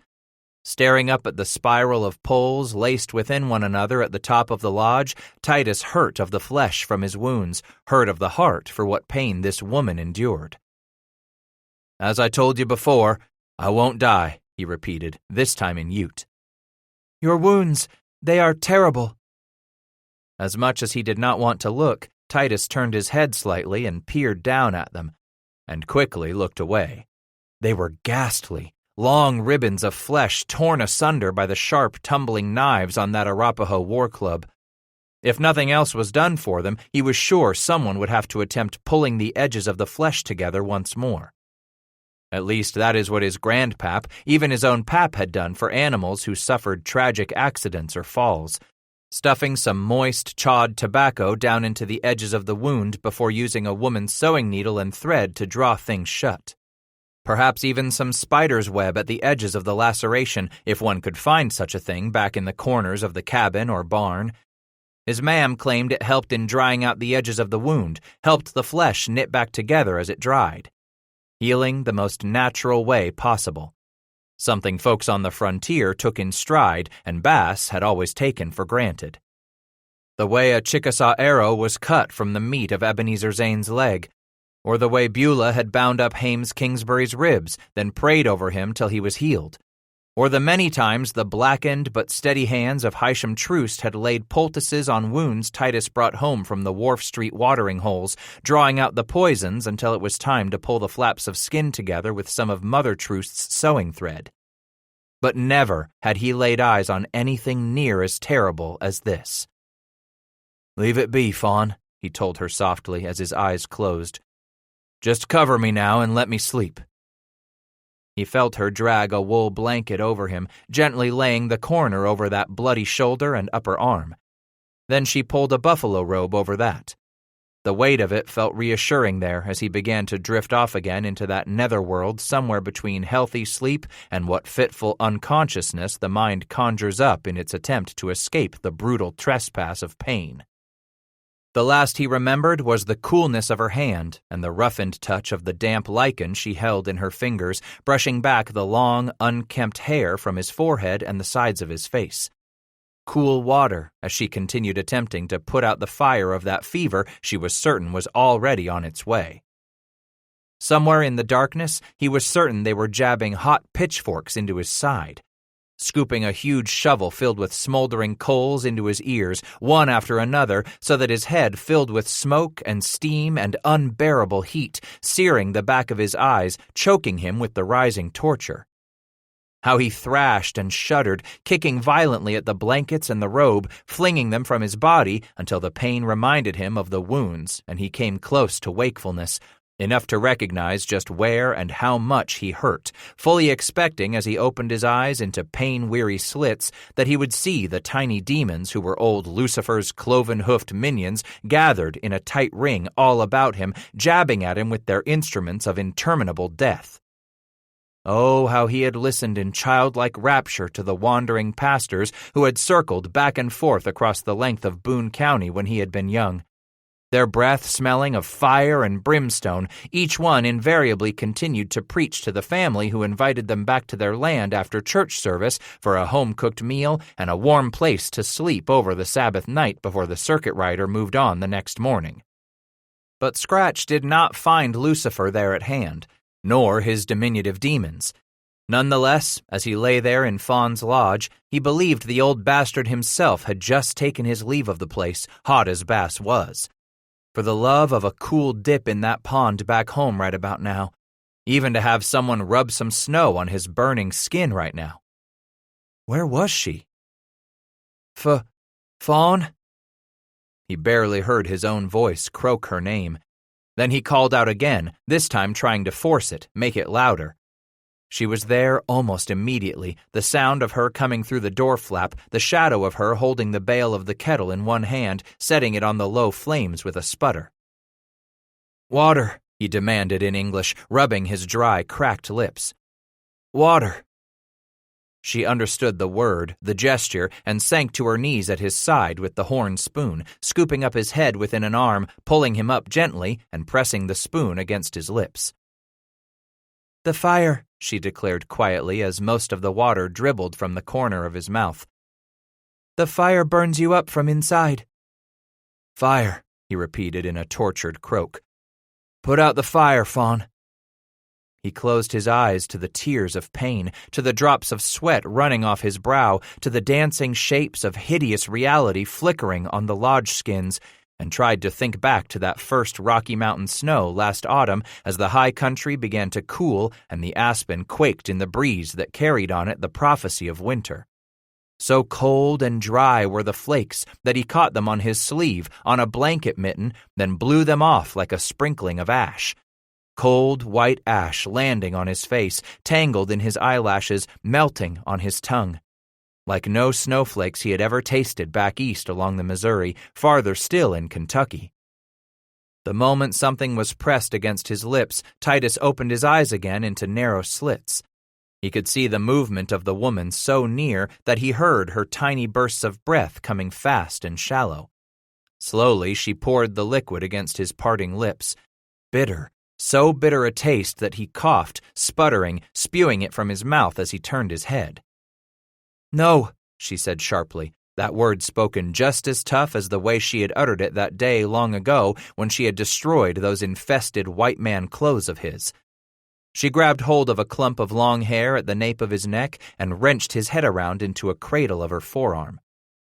"Drink," the woman commanded. "No, tastes like shit," he whimpered in English, nearly a sob as his eyes filled with more stinging salt dripping from his forehead. "Drink," she repeated. "Cold, for the fire inside you. Put out the fire." "Put out the fire," he echoed in Ute. So he drank a sip, physically forcing the foul-tasting bitter liquid back on his tongue down his throat, then pursed his lips to drink a bit more, then more, until she no longer pressed the spoon against his lips. Like sudden freedom, he savored those moments after Fawn laid his head back upon the buffalo robe and withdrew her arm, like stolen, furtive heartbeats he was sure were quickly going to lead him back into the escape of sleep now. But instead, she brushed more of the cool water across his forehead and face, then murmured something to him about a willow stick. Bass felt an object pressed against his lips. Figuring it to be more of the fire-eating liquid, he opened his mouth slightly, his eyes tearing open into slits. But this time, instead of the spoon, the widow pressed between his teeth a thin wand of willow. "Bite on this," she instructed quietly, "when you want to cry out." Cry out? Cry out for what? Nothing could be worse than what she had already put him through. He had no need to cry out now, not now that she had finished pouring that bitter water down his throat. All he needed now was to sleep. So why in the devil would she say he might want to cry out? His back arched, convulsing with the sudden sharp stab of pain at his shoulder, radiating clear to the roof of his head and to the soles of his feet. Sputtering, Bass finally got his tongue to shove the willow wand out from between his teeth and started to growl, spittle dripping from both corners of his mouth. As suddenly he felt big hands on him, sensed the peeled willow wand shoved not so gently against his teeth this time, clearly without the kindness of the widow. Through the tears and drops of sweat pooling in his eyes, Titus tried to make out who was there with Fawn. Who held him down as he struggled against the thunderous pain in his shoulder, the torment shooting down the entire length of his left arm? Bass could not recognize him. Blinking, he wanted to be certain who it was, because Titus swore to kill the bastard once he was healed and strong enough to go searching for the one who had forced him to endure this pain. He shrieked, crying out, then whimpered in his fevered torture, trying his best to thrash back and forth, to arch his back up, throw off the oppressive weight of his handler, to kick free of the one who seemed to sit squarely on top of him. Then, as suddenly, he felt as weak as a newborn calf, his legs gone to butter. Oh, the pain was still there, so he had to save what strength he had left so that he would not die. No more did he have anything to use in fighting this strong one. Maybe it was Cooper. Big enough, strong enough to be. Cooper would be the sort to enjoy this. Maybe even simple-minded Billy Hooks. No, he decided, they would be off whoring with their squaws right now. Days of hunting away from camp meant they would have one thing and one thing only on their minds. So they would be with their women, thrashing about in the robes instead of thrashing about with a fevered friend. Maybe so it was Tuttle. Of the three, he believed he could count on Bud. Tightly, Bass clamped his eyes shut, trying to squeeze all the moisture from them so when he opened his eyes, he could see who had come to help the widow. Into slits, then open wider still, until he peered up at the old, lined face. Skin darker than an old saddle, more seams and wrinkles in it than a cottonwood trunk. eyes old and all-seeing, yet somehow possessed of a deep kindness as they gazed down at him in these last few of the white man's futile, fevered convulsions. She spoke to the old one in hushed tones. He replied in same. Behind them both, the small boy whimpered. Fawn touched Bass's forehead one last time with her cool hand, then turned away and went to the child. Likely to feed the boy, he thought, as he laid his cheek against a damp, cool spot on the buffalo robe beneath him where some of his sweat had collected. How long had it been since he'd had to pee, Titus wondered. He couldn't remember peeing since before they were jumped by the Arapaho, and he wondered if he had done the unthinkable to go and wet himself. Still, he felt wet everywhere on his body, everywhere his fingers touched. Maybe Fawn and this old man would not notice he had wet himself since he was damp all over. Then he realized it might just be all right. He hadn't done the unthinkable. The fever, it had taken every drop of moisture in his body, soaked it up, and poured it out through his skin. There'd been nothing left for him to pee. Funny how a man thought on such things like that when walking up the threshold to death's door. The strong, leathery arm raised his head. Bass felt the hard, smooth texture of the horn spoon pressed against his lips. Yes, he thought, water. The more I drink, maybe I can live. More, his mind echoed, convincing himself. This was sweet and clear, not the bitter water she gave him. More. Bass drank his fill until he could drink no more, and slept. You have been gone a long, long time, the voice said out of the darkness as Bass's eyes fluttered open. His mouth was dry again, his lips so parched he could feel the oozy cracks in them. But his skin no longer felt as tight and drawn as it had when he had been burning up with the fire of that fever. For a moment he struggled to focus, then gazed at the old man's face, watching it withdraw and the widow's replace it right above him, staring down at him with a wide, crooked-toothed smile. You are back from wandering the dark paths, she said, her fingertips lightly touching his brow. For some time now you have not been hot. It is good. Yes, he said in English, recognizing only the Ute word for good. Too hard to try remembering the Ute words now, to say them or understand them. If he ever could remember them again. So sure was he that the fever had burned away a good portion of what little he had in the way of his mind, just as a farmer set his fires to burn away the stalks from last year's crop so that the next spring's planting had that much better a chance. Yes, she repeated in English. Are you hungry? He thought a few moments, then understood, assessing the way he felt there on the robes, and finally answered, No, not right now. Maybe later. He had said it in English, but when he shook his head slightly, she seemed to show some understanding. The Old One came to guide you through the land of darkness, me Titus. He remembered that was what she called him as Fawn signaled to the man. The Old One came close enough for Bass to see once more. You, and then Scratch struggled to remember the Ute words, how to put a few of them together. To help me, no more fire? No more fire, the old man repeated in his native tongue. No more walk on the dark path. No more fire, Bass echoed confidently, remembering only tattered fragments of the fevered convulsions, how hot and wet he had been, how he had thrashed about. Slowly, painfully, he raised his head to look down at himself. Surprised, he found upon his bare chest the smeared and many colors of patches and stripes of earth paint, mystical symbols, potent signs, and farther south on his belly were smeared what appeared to be dry, flaky powders, crude lines raked across his flesh by fingertips in some simplistic pictograph. This? He asked weakly. You are better now, the old man said, then turned to Fawn. Wash off the paint, woman.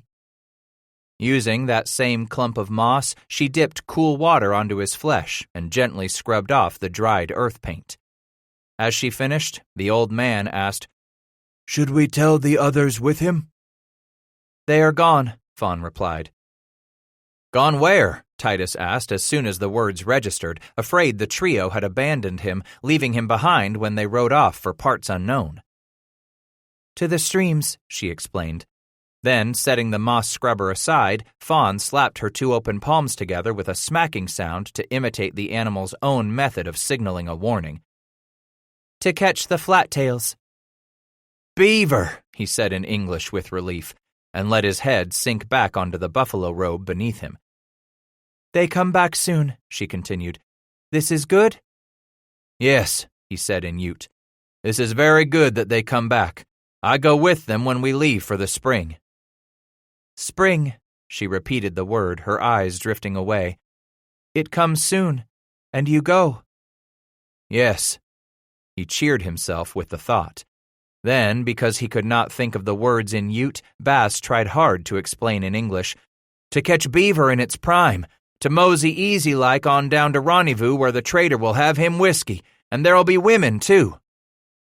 In that next moment, he suddenly realized what he had said. Women for all the men what ain't had a good woman to wrap up in the robes with 'em all winter, Fawn, he tried to apologize in English. Clumsily, he reached out and took hold of one of the woman's hands. Again, he spoke in Ute. You know I leave soon. Come spring. Leave, Fawn. Yes, me, Titus, only a winter guest. Come again maybe next winter. Yes, he said sadly. Maybe next winter. She pulled her hands from his and turned aside as the old man continued to stuff things away in his shoulder pouch. Bass glanced again at his wounds, finding each of them covered with moistened leaves held down with thin strips of cloth. You both help me, Bass declared to them, watching their faces turn so they could look at him. I will not forget. I may leave come spring, but I won't ever forget you both. 9. Imperceptibly at first, the days began to lengthen. It happened that Bass realized it was a little brighter in the lodge those mornings when he awoke. Instead of the gray wash to everything just beginning to announce the coming of the sun, the light was already there to greet him each time he opened his eyes beside her. As well, night was held at abeyance for just a little longer. Twilight seemed to swell about them in that high mountain park, the end of each succeeding day celebrating itself with just a few more heartbeats of gentle glow as the sun eased out of sight. Why, a man would have to be nothing short of blind not to notice that spring was on its way. It was clear to Titus that the other three realized it too, as the snow grew mushy beneath his own thick, fur-lined winter moccasins of buffalo hide. From time to time, yes, snow would fall from those clouds gathered up there near Buffalo Pass, then only from those clouds collared around the peaks to the far north. Eventually, there were no more storms. As the snow retreated into the shadowed places, so the game retreated farther up the mountainsides. The men traveled higher, stayed out longer to supply the camp with meat, and the nearby streams were nearly trapped out. Over the last few days, Silas Cooper had been forced to take his trappers farther and farther still to run onto a creek where they stood a chance of finding beaver what would come to bait. Plain as paint, the time was coming to move on. Where you set us to go? Tuttle asked Cooper of an evening just days ago as they had sat in the last rays of the sun, smoking the bark of the red willow mixed with the pale dogwood. Some time back they had finished off the last of Bass's tobacco. Silas sighed. Yonder to the west. Them mountains we come through to get here? Hooks inquired, digging a fingernail around inside the bowl of his clay pipe. Just then he struck a hot coal, sure enough, and jerked the finger out to suck on it like a child with a precious sliver or some such injury worth nursing. Cooper quickly glanced round at the other three, then stared off to the high peaks bordering the sundown side of Park Kayak. That be the direction a man takes him to mosey off to Rendezvous, ain't it? Surely it is, Bud agreed. Cooper's gaze landed on Bass. What say you then, Scratch? Say me to what? Where away would you lead this bunch if'n it was you callin' the tune? Pulling the cane pipe stem from his mouth slowly, Titus wiped the back of his hand across his lips thoughtfully. Near as I recollect, there was many a stream in that country where a man would be smart to lay down his traps. Yes, sir, Silas, no two ways to it. That's good country yonder for a beaver man. Cooper smiled as big as he had ever smiled, here with his plans given such credence. Damn straight, Scratch. By bloody damn, boys, this here greenhorn pilgrim we come across last fall hain't so wet ahint his ears no more now. But afore we go and tramp off to this here Ashley's rendezvous, Scratch replied, it's plain to me we best be taking our time through that high country. Taking our time? Cooper asked, all but incredulous. Damn, but there's a rendezvous ain't a one of us want to miss, Hooks whined, worry in his eyes. Titus looked at Billy, then at Tuttle. You're cutting a trail through beaver country to reach rendezvous, ain't you? Bud nodded, but Billy glanced at the dark-faced Cooper. Silas said, So, Scratch, what fur you got to rub with me? We're up there anyways, Titus began, so let's set us some traps, catch us some beaver on the tramp. Hooks grinned, then scratched at the side of his face when he asked, What you think of that, Silas? Warily, the way an animal might react as it kept itself from being backed into a corner, Cooper said, If and there's time, area man to be struck with the stupid's what he didn't try to trap what beaver he could. Tuttle picked at a scab on his nose while the light sank out of the sky. For ball's sake, rendezvous's still a far piece off. Take our time gettin'. Hooks nodded amiably, saying, Maybe so, we oughtn't head there straight off. No, Tuttle corrected. Plenty of time till rendezvous, more weeks than I care to count. Billy's shoulders sagged in disappointment. I was hankering for that trader's whiskey, just to talk of rendezvous. Soon enough, Billy, Silas replied, then turned to Bass. Just how full was you fixin' to get your beaver packs? Full as I can, Bass answered. I go through a piece of country what looks to be crawlin' with them flat tails. I say let's drag what critters we can out of the streams on our way. Boys, Cooper brightened of a sudden as he called out in his booming voice, looks to be we took us on a greenhorn last autumn, and now we got us a master trapper as our partner, don't it? Har har, Tuttle exclaimed. Scratch is a damn sight better trapper than me. Wouldn't take much for that, Hooks gushed, belly laughing. Bud frowned. And I'd care to lay a set that he's some better'n you, Billy Hooks. The wide smile was whisked from Billy's face as Hooks looked over at Cooper. Silas said, I dare say Bud might well be dead center, Billy. Scratch already got better'n you. All right, Hooks replied with a single nod of his head. Then you the only one he ain't a better'n, right, Silas? Cooper regarded Bass a moment. For now, Billy. For now, I'm still the best in this here trappin' outfit.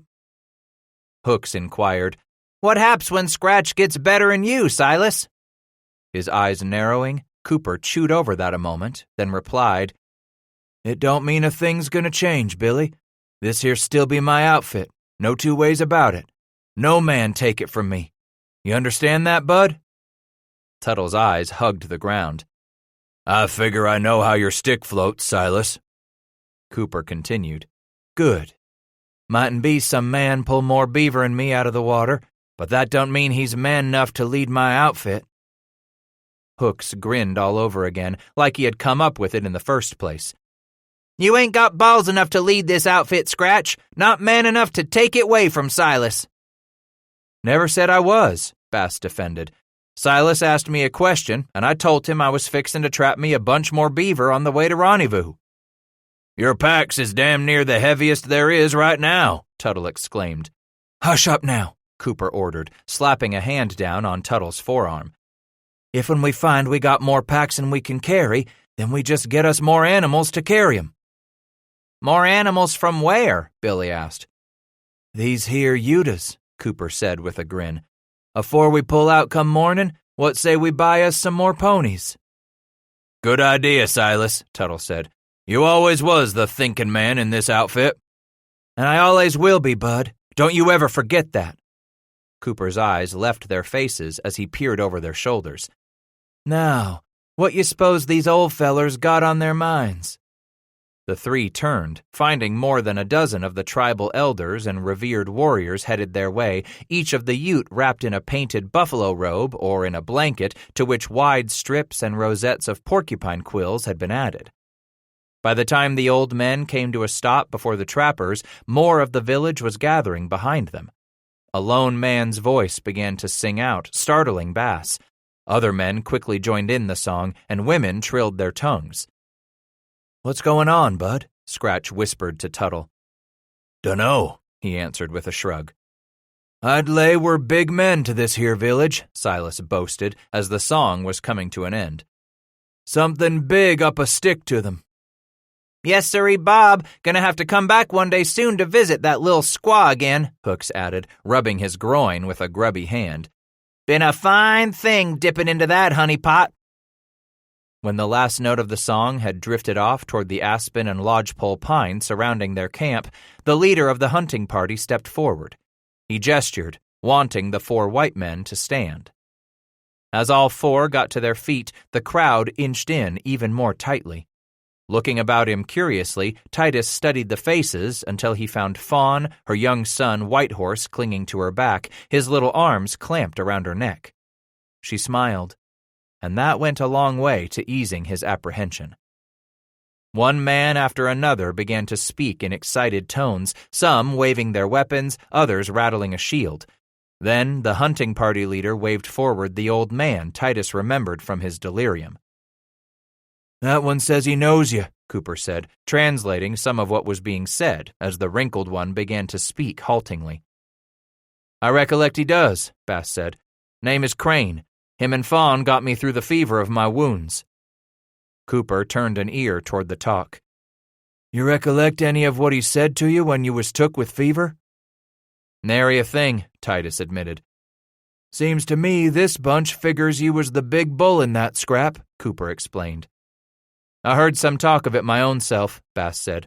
"Understood part of it, but it don't make no sense to me." The old man pointed at Titus, waving him forward. "Go on now, Scratch," Tuttle prodded him with a shove of his hand.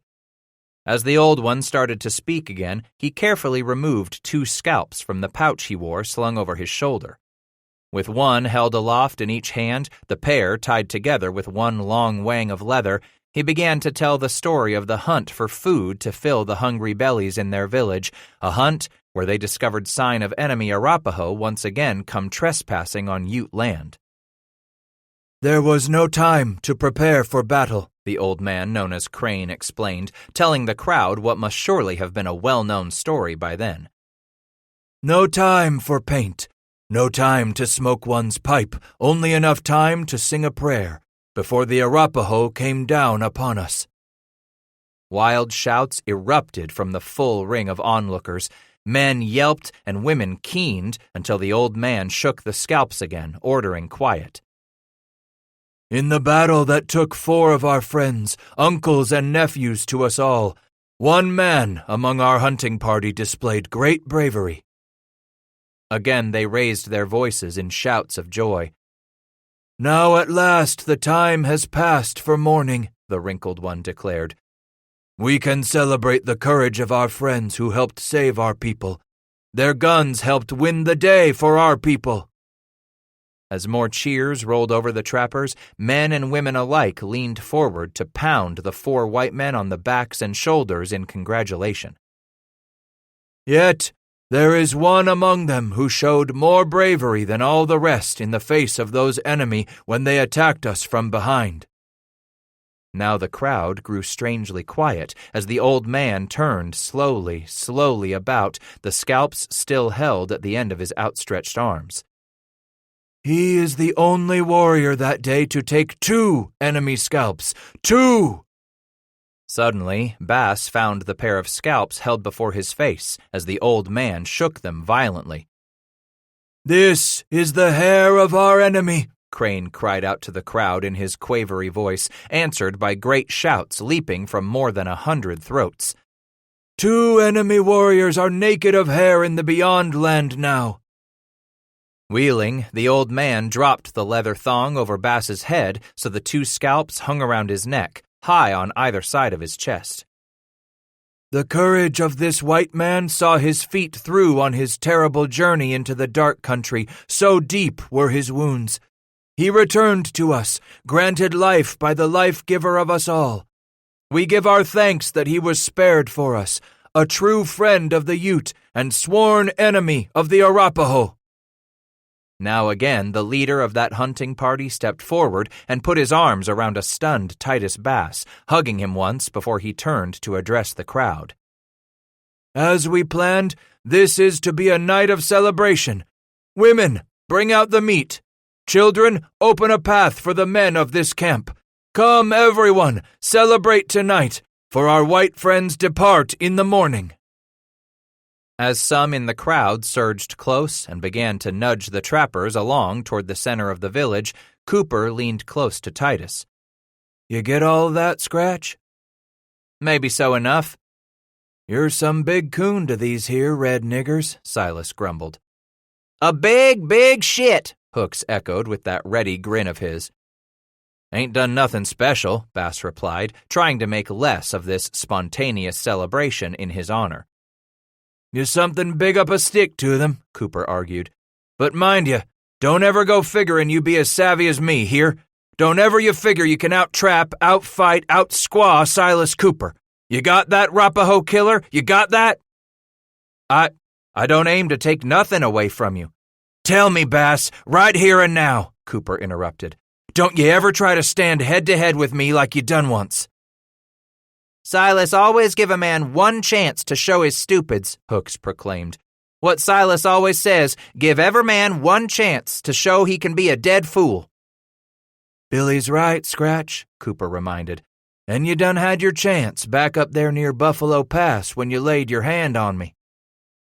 Bass flinched with another look into Cooper's cold black eyes.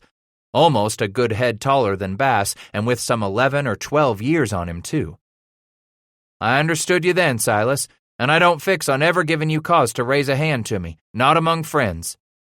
"That's right, Rapaho killer," Cooper roared, flinging his long arm over Titus's shoulder so suddenly that it surprised Bass as they came to a halt at the center of camp with the others. "We're friends, ain't we? Friends always take good care of each other." The tight ring about the trappers loosened as women and men alike began to throw down blankets and robes, seating themselves around the huge fire ring as women came forward bearing rawhide platters heaped with boiled meat and roasted marrow bones, sections of stuffed elk gut and minced slices of raw liver one could dip into tiny bladders filled with tangy yellow gall. Everywhere folks began to talk at once, laugh together, sing out in merriment and exultation. "Well," Cooper demanded, turning on Bass, seizing Titus's shoulders in his big hands and squeezing hard. "I asked you, ain't we friends?" "Yes, Silas," he said, trying not to wince with the pain the big man created in that left shoulder, a hot, deep pain where it had not yet fully healed. At the same time, he was determined not to show Cooper nor the others just how much he hurt. "We're friends." "Always will be?" Bass nodded. "Yes, always will be friends, Silas." "Good man," and Silas pounded Titus on the top of the shoulders. "What say we stuff our gullets full this night, fellas? Then each dog man of us rut area squad dry till morning light when Silas Cooper's outfit pulls out for the high country." "Women's tonight," Hooks cheered. "Aye, and the high country tomorrow." Full as a tick about to burst he was as he waddled back to Fawn's lodge that night long after moonrise. He cradled the boy in his arms on that walk, then laid the sleeping youngster among the blankets where the widow made a warm nest for the child. Titus stood looking down on them both as she tugged up the buffalo robe, then turned and stood before him. There, in the red-hued glow of the dying fire, Fawn freed the sash from her worn blanket coat and flung them both to the far side of the lodge, her eyes never leaving his. Then, with her left hand, She pulled at the ties on her right shoulder, doing the same at her left shoulder, loosening the top of her dress enough to slowly slide the skins down over her arms, tugging the garment on down over her breasts, then down her rounded belly and hips, finally to let it spill off her thighs to lay in a heap around her ankles like that last old snow, withdrawing in a ragged ring around the trunk of every aspen, lodgepole, and patch of sage in the surrounding hills. He found his mouth bone dry as he watched what the dim flicker of the last limbs and glowing coals did to the dark hue of her brown flesh. His eyes savored the roundness to her, the full sway of her breasts as she stepped on out of her dress, the soft, full curve of her hips as they molded back to her full bottom. Just before she moved into him, Bass gazed down at the dark triangle of hair there where her thighs blended into her rounded belly. Then she pressed herself against him, arms encircling his waist, cheek buried against his chest. Pushing her away slightly, Titus hurried out of his coat with a shudder of excitement, then yanked his shirt over his head as she hastened to pull at the buckle, loosening his belt so that breechclout and leggings fell together. She knelt immediately, tugging at his moccasins, eagerly yanking at the leggings in a rush of motion, her eyes crawling up his legs to where his flesh began to throb and grow in anticipation of her. Then she stretched up over him like a big cat, pushing him back upon their bed, finally arching herself out to full length atop him, her mouth finding his. The taste of her, wild with red meat simmered until tender with those dried leaves she harvested last summer. Again, his heart sang with happiness that he had taught her to kiss him back. Their mouths sucking, drawing, savoring one another's as his hands stroked down that concave valley at the small of her back, then rising onto the rounded knoll of her bottom. Fingertips played over the fleshy fullness of her hips only briefly before his hunger drove him to push her off to the side where he could lick and suck on her breasts, running a hand down to that warm delta where she already grew moist. Ready for him on this, their one last night.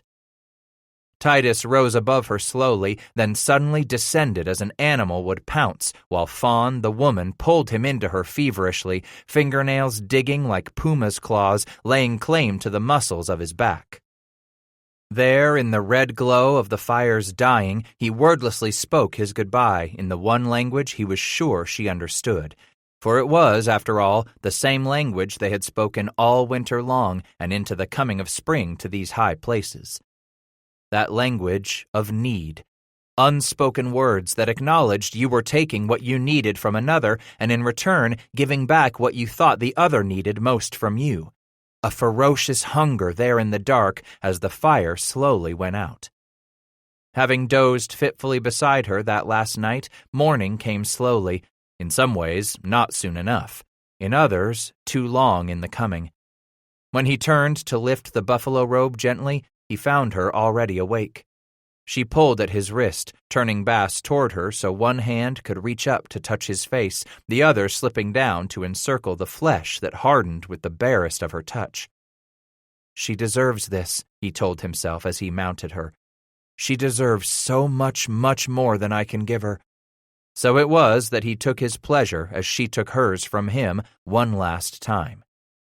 And even before his heartbeat had slowed, he rolled from her and slipped from beneath the buffalo robes. Reaching first for his trade wool breechclout, Titus next pulled on the leggings, then yanked the shirt down over his head. He was aware of how she watched his every move as he bent to tie on his moccasins. "I will miss your shadow in my lodge, me Titus." "Come outside to say goodbye to me," he said, his back to her still, not brave enough to look at her yet, afraid he would too easily respond to the plaintive sound in her voice. "I will dress and bring the boy." After buckling the wide belt around his coat, Titus pushed back the antelope hide Fawn used for a door cover and blinked with the first light of the coming sunrise. From their rope corral he retrieved Hannah, along with his saddle horse and one more pack animal, taking them all to the lodge, where he tied the three to a nearby aspen beginning to show the first signs of budding. Back and forth between the lodge and the mule, Bass hefted what he had left in the way of pack goods, then finally his season's catch, those stiffened, round beaver hides lashed together in hundredweight bales.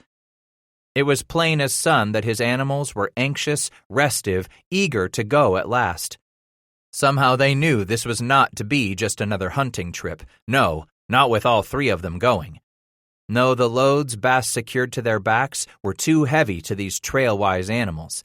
This departure would mean they would not be returning to this place. "Howdy, Titus." Bass turned to find Tuttle walking up in his well-greased dark brown buckskins. Bud pointed behind him at his animals picketed at a nearby lodge. "All loaded, I am."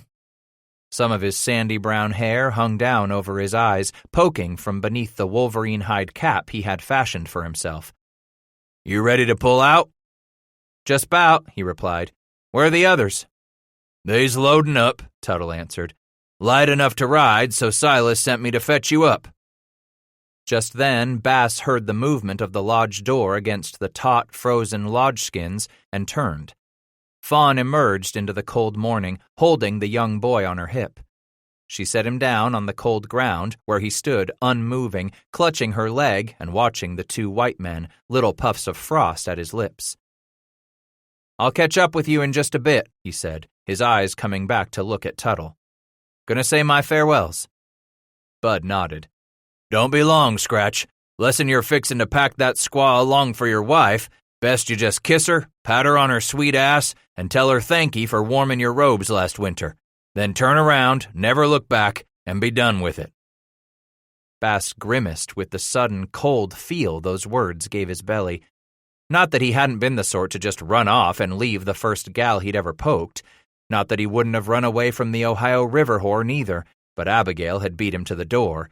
And then there'd been Marissa, the hardest one to leave because he had come to realize that if he didn't run when he did, he'd be there still. No, by Jehoshaphat, Titus Bass was no innocent white-winged angel when it came to running off and hurting folks' feelings bad. But just to hear Tuttle put it all to words the way he had, why, it gave a man pause to look back at the thoughtless things he'd done in the past, the sort of things a real man wouldn't have done. Bristling at Tuttle, angry with himself for more than he cared to admit right about then, Titus snapped, "Said I'd be along, Bud. I won't be no time at all." "'S all right by me," Bud replied with a slight shrug. "Just bear it to mind Silas ain't one to be waitin' on no man." "If'n he's set on leavin' 'thout me, he can go right ahead," Bass said. "I'll be on your back trail shortly." Bass watched Tuttle turn away without another word, heading back to mid-camp, where more and more people gathered in a growing congregation around Cooper and Hooks as the sun's light continued to creep on down the side of the mountain toward the shadowy valley where the village sat. Bass sighed, as if steeling himself before he turned round to look at her for the last time. When he did, Bass found Fawn staring at the ground. Only the boy gazed up at him. So much like Amy's younger brothers and sisters, they reminded him, the wee ones who watched older folk with wide, questioning eyes that bored right through to the core of a person. As he came to her, Fawn raised her face to him, cheeks wet. For a moment, he started to stammer. Then, in frustration, Bass quickly looped his arms about her shoulders and clutched her tight. The feel of her tremble within his grasp was almost more than he could bear. Why the hell hadn't he just saddled up and gone before she ever awoke, he asked himself, like he'd done before. Damned sight easier that way. She quivered against him as she said, "My husband rode away one morning. He never came back." That made him angry, then immediately sorry that his back hairs had bristled. She had every right to speak her heart. "Fawn, I am not your husband." Finally, she admitted, "You are right. You come here for the winter. Now spring winds blow you on down the trail." "You knew when I came." "Yes, I knew," she interrupted, squeezing her arms about his waist. I did not count on letting my heart grow so fond of you." "It is because you are so lonely," Bass explained, gazing down at the child. Whitehorse looked up at the two of them in wonder. Fawn pulled her head back to gaze at him herself. "You were not lonely?" When he did not answer right away, she said, "Tell me that you could spend the winter by yourself, those long nights. If a man had to, I could do— How alone would you be with your terrible wounds? Tell me that. With pursed lips, he finally nodded. Yes, Fawn, you are right. I would have been lonely without you for the winter. She pressed into him again. But you go now. Because you go, it hurts to remember back when my husband went away, and he never came back either. He could feel her quake as she said it, and that almost made his eyes spill. How rotten it made him feel to tell her, But I never promised you I would return. I came to your lodge for the winter. Will I ever see you again? It was hard to speak the truth. I don't know. Chances are I won't ever see you or your people again. Not for a long time. You will always be welcome in my lodge, me Titus, she said, pulling back from him to arm's length. And my robes will always be warm for you. No, Fawn. You will find a husband to warm you in those robes. Titus put a hand out on the boy's head, rubbing it gently. Someone to help this one grow. He needs an uncle, one who can name him when he is ready to be a warrior. Yes, Fawn. This boy will deserve a man's name. He turned slightly to look over his shoulder as the noise grew. The three others had mounted up and had begun to pull out of the village with their pack animals in tow. Men, women, and especially children reached out to touch the horses, the moccasins and legs of the white men taking their leave. Cooper, Hooks, and Tuttle vigorously waved one arm, then another, shouting back at the clamoring crowd surging along with the trappers' horses and mules.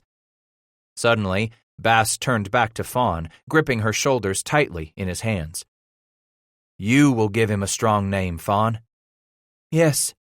Promise me. Yes, I promise. Be sure he remembers my name. Yes, he will remember you. One day we may meet again, him and me. And what of us? Do not watch the horizon for me, Fawn. No one among all of us can say what tomorrow or that horizon will bring, so don't watch the horizon and wait on me. Rising on her toes and lifting her chin, Fawn pulled on the collar to Bass's coat, pressing her mouth against his. She was long and lingering in that kiss. I am glad I taught you how to do that, Titus told her. I like to touch your mouth, she said, as she stepped back from him a ways, parted the fold of the blanket she clutched about her, and pulled a thong over her neck. Quickly, she raised herself on her toes again and dropped it over his head. Looking down, he took the small pouch, some 4 inches long, in his hand. It was nearly empty. What is this? A gift. Among my people, every young man must find his own special medicine that allows him to become a warrior. A woman of his clan usually makes him a pouch in which that young man can put those special things that give him his power. This is my medicine pouch? Fawn nodded. Yes. As his fingers rubbed it together gently, Bass could tell the pouch was all but empty. What have you put in it for me? Some ashes from our last fire together, she said, her eyes misting now. A few petals from the flowers just beginning to bloom in the meadow. You will have to fill it the rest of the way, me Titus. Clutching the pouch in one hand, Bass looped the other arm around her and brought her into a fierce embrace. He kissed her one last time, then kissed the tears streaking her cheeks. She backed from him another 2 steps, putting an arm around the boy to hold him tightly to her side. I will remember the touch of your mouth always. I'll never forget how you and Crane saved my life this winter. The old man's medicine helped, Fawn admitted, but he said it was your power that kept your spirit from flying off to the Star Road. Nearly choking, Bass sobbed. I will remember you, Fawn. Always. Turning on his heel before he tarried any longer, Bass hurried over to untie the lead rope to Hannah and the pack horse, released the lash to the saddle horse, and leaped into the saddle without using the stirrup. In one swift motion, he brought the horse around in a half circle, not daring to look at her again, then immediately gave the animal his heels. Into the middle of that camp he plunged as quickly as he could, the bodies of men, women, and children surging past him and his pony, past the 2 pack animals like water rending itself around a boulder in midstream. Their wishes and prayers and their strong heart songs rocked against his ears as he parted them, slowed to an agonizing walk as the farewell noise grew in volume. At last he reached the outer ring of lodges, pushed on to the willow flats, where he could yank on Hannah's lead rope and jab his heels into the ribs of that saddle horse. Far up ahead on the sunny slope, Bass sighted the others climbing off to the left at an easy angle, beginning their switchback climb out of this great inner mountain valley, reaching ever toward the Buffalo Pass. He would follow without hesitation, for he needed those three far, far more than they would ever need him. And tonight, without her warmth beside him, Titus would need something, anything, even the company of those hard-edged, iron-forged three to hold back the aching loneliness until days, perhaps even weeks from now, he would no longer hurt so keenly as he did at this terrible moment. Into the first patch of sunlight creeping down the western slopes he hurried that morning, wondering if saying farewell ever got any easier. The wild iris, as deep a purple as the Rocky Mountain twilight itself, stood waving in clusters, bobbing beneath the spring breeze that followed Titus across the meadow. Over his shoulder, he lugged the weight of that oiled leather trap sack he himself had sewn up back in Trust's livery. Bass stopped, turned, and squinted behind him in the afternoon light. The three had chosen again to move downstream. At camp after camp on their journey a little west of north, Silas and the others always set their traps downstream, while Titus deemed to take a different path. Up this creek, like the other streams before it, he pushed on through the sawgrass and skirted the leafy willow, past wild blue hyacinth and the brilliant lavender of flowering horse mint, making sure not to step upon the delicate brick-red petals of prairie smoke or those tiny white whorls of red wool saxifrage. Except for the distant, mocking shriek of the Steller's jay or the cheep of the bluethroats singing from the branches of the trees over his head, Scratch marveled at the long stretches of silence when the breeze died. Then it would finger its way back down this narrow valley as the day cooled, soughing through the heavy, tossing branches of blue spruce and hardy fir. Back among the shady places, where a soft bed of rotting pine needles covered the forest floor beneath every evergreen and aspen, poked the sun-yellow centers of the pale blue pasque-flower crocus, straining their saffron faces toward the falling of the sun. It was for these few minutes he had alone, both morning and afternoon, that Titus had come to live. The quiet so deep he could almost hear his own blood surging through his veins. Then the robber jay flashed its gray wings in a low swoop overhead, crying out with its squawk of alarm at the two-legged creature below it. Other birds rustled into flight, called out the general fright, and all grew quiet once more. Nearby, the stream murmured in its gravel bed, talking on, day and night without stop as it started last winter's snowpack on a rushing tumble toward the distant sea. For a long moment he gazed downstream, studying the tiny riffles and widening V's formed behind every small boulder midstream, wondering if that water passing by him right then would eventually boil into the North Platte, joining all the rest of spring's melting runoff to swell the prairie rivers, finally to spill into the muddy Missouri before merging itself with the mighty Mississippi as it lolled its way past St. Louis, down to New Orleans, where the quadroon and many-hued whores plied their trade, where ebony-skinned slaves stood shackled on auction blocks, and the great sheets of canvas strained against the wind on those mighty, three-masted ocean-going vessels come there from far off beyond the very curve of the earth. Hell, right here where he stood, Titus figured he was damn well far beyond the curve of the earth from everything he had ever known before. Even as high as he stood in these mountains, last winter's snowpack barely yards above him, the timberline not all that far beyond that, Bass could not look back and see the mouth of the Platte, not that widow's cabin at Boone's Lick, nor trader's store at Franklin, much less the barn he had helped raise on the Guthrie farm south of St. Louis. As high into the sky as he stood at that moment, why, Titus couldn't even see beyond the jagged tumble of gray granite and emerald green that marked cleft upon cleft as the mountain ranges stood hulking one against the other without apparent end. But he knew these high peaks had to end the farther west he pushed, There, they would allow a man to gently ride back down their sunset side slopes onto the prairie among the burnt orange of the paintbrush and the sego lilies and the upwind sage that always filled a man's nostrils. He had never been there yet, not in all his searching to the west last autumn, nor had Isaac Washburn. But Silas, Bud, and Billy had, by damned, and that's where they were headed in this easy tramp toward rendezvous. They'd seen the end of the mountains and the beginning of the great dry basin that most said was where rivers eventually sank into oblivion and the desert stretched toward the sunset until it finally ran smack up against even more mountains. Beyond that was rumored to be the Great Salt Ocean where Lewis and his friend Clark had dared take their men some 20 years before. And now, here he stood, squarely in that land of fable and myth that had no end until it dropped off suddenly into that salt ocean.